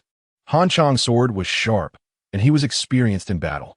Zhao Ziyue had powerful abilities, with 2 steel needles that could cover a wide range both near and far. With 2 people at the front wreaking havoc, the mosquitoes were unable to form coordinated attacks, and the pressure on the others was indeed much reduced. The big guy's large knife and the old man's fire axes were also able to exert significant combat power. In just a moment, the ground was littered with a large number of mosquito corpses, which was far more efficient than killing zombies. Chong was practically bloodthirsty. The more mosquitoes there were, the more excited he became. Unfortunately, these mosquitoes were insects and lacked souls. Otherwise, his death wings would have made a fortune. Chong swiftly and mechanically killed the giant mosquitoes until he suddenly swung his sword at empty air. A mosquito, the size of a bowl and patterned in black and white, evaded his attack and lunged at his face. Chong suddenly awoke to the danger. A demon creature. There was no time to retract his sword. Chong's armored left hand quickly met the demon mosquito. Being prepared and unprepared resulted in entirely different outcomes. Even a demon mosquito could not withstand the power of a level 2 evolved body. Under his iron fist, the demon mosquito, which had fattened itself somewhere, immediately exploded into a shower of blood. Chong, quick-witted, immediately grabbed the broken tail from the remains and extracted a blood-red bead the size of a bean. The bead had 2 white lines on it, resembling cracks. However, Chong knew these were not cracks, but represented the level of evolution of the mosquito after its demonization. The 2 lines indicated that the mosquito he had just killed had evolved to level 2. In just over 10 days, level 2 demon mosquitoes had already appeared, which surprised Chong. Whether it was zombies or demon creatures, their evolution speed was simply too fast compared to humans. In peacetime, humans claimed to be the spirit of all things, the ruler of all. But in the savage apocalypse, under the laws of nature, often beasts, insects, and plants adapted faster and evolved more rapidly than humans. Everyone be careful. A level 2 demon creature has already emerged from the swarm of mosquitoes. Chong shouted urgently to warn everyone. As soon as Chong finished speaking, he heard a scream from Tang Luo. He hurriedly turned around to see a giant mosquito, entirely blood-red, fiercely attacking Tang Luo. Although Tang Luo's axe was swinging nonstop, the giant mosquito's speed was incredibly fast, dodging Tang Luo's attacks at every turn. Its long and sharp mouthpart was always aimed at the slot on Tang Luo's helmet. Tang Luo shook his head to avoid the demon mosquito's attack, but was clearly frightened. Shouting loudly, after several attacks, the demon mosquito's mouthpart struck the helmet, making a loud thud. The hard and thick helmet was actually dented by its piercing force. Fortunately, Chong had made everyone use thicker steel plates. Though they were cumbersome to carry, their defensive power was still extremely strong. If they had used ordinary tin, that demon mosquito would have pierced through by now. Seeing the blood-red creature, Chong was suddenly alarmed. This blood mosquito must have reached level 3, otherwise, it wouldn't be so powerful. Ziyue. Chong couldn't rush back to help, so he could only shout to Zhao Ziyue. Everyone was swinging their arms to kill enemies, but Zhao Ziyue stood still, controlling her flying needles like meteors, weaving through the air. The giant mosquitoes she killed alone almost matched the total killed by everyone else. However, while exerting all her power to control her abilities, she couldn't afford to be distracted. Hearing Chong shout from behind her, Zhao Ziyue redirected her attention and immediately noticed a problem behind her. Under her control, the two flying needles stopped their aerial slaughter and shot toward the blood-red giant mosquito in front of Tang Luo. However, to everyone's astonishment, with Zhao Ziyue's mid-level ability and the special nature of the flying needles, these two attacks actually failed. The blood-red giant mosquito seemed to have a premonition, flapping its wings and instantly dodging the attacks at the last moment. However, this made it less arrogant than before. It shrank back and hid among the dense swarm of giant mosquitoes. At this point, Chong could basically confirm that this blood mosquito had definitely advanced to level 3. Everyone be alert, tighten defenses. This is a level 3 demon mosquito. Chong and Zhao Ziyue alternated to cover each other as they quickly retracted their formation. Since that level 3 demon mosquito had appeared once, it had not shown itself again. Instead, the number of level 2 demon mosquitoes that Chong had encountered before had increased significantly. That level 3 demon mosquito was a hidden danger. If it ambushed them, it could likely pierce through their skulls. I'll draw it out. You take the opportunity to kill it. Chong cautiously observed for a while, but didn't see the level 3 mosquito, feeling a bit disappointed and uneasy. The level 3 blood mosquito bead was a great supplement for him right now. If he could kill it, it would be a twofold gain. Therefore, after some thought, Chong prepared to take a risk and move closer to Zhao Ziyue, saying, Chapter 98, Killing the Level 3 Blood Mosquito. Seeing Zhao Ziyue nod, Chong exerted force with his legs and immediately soared into the air.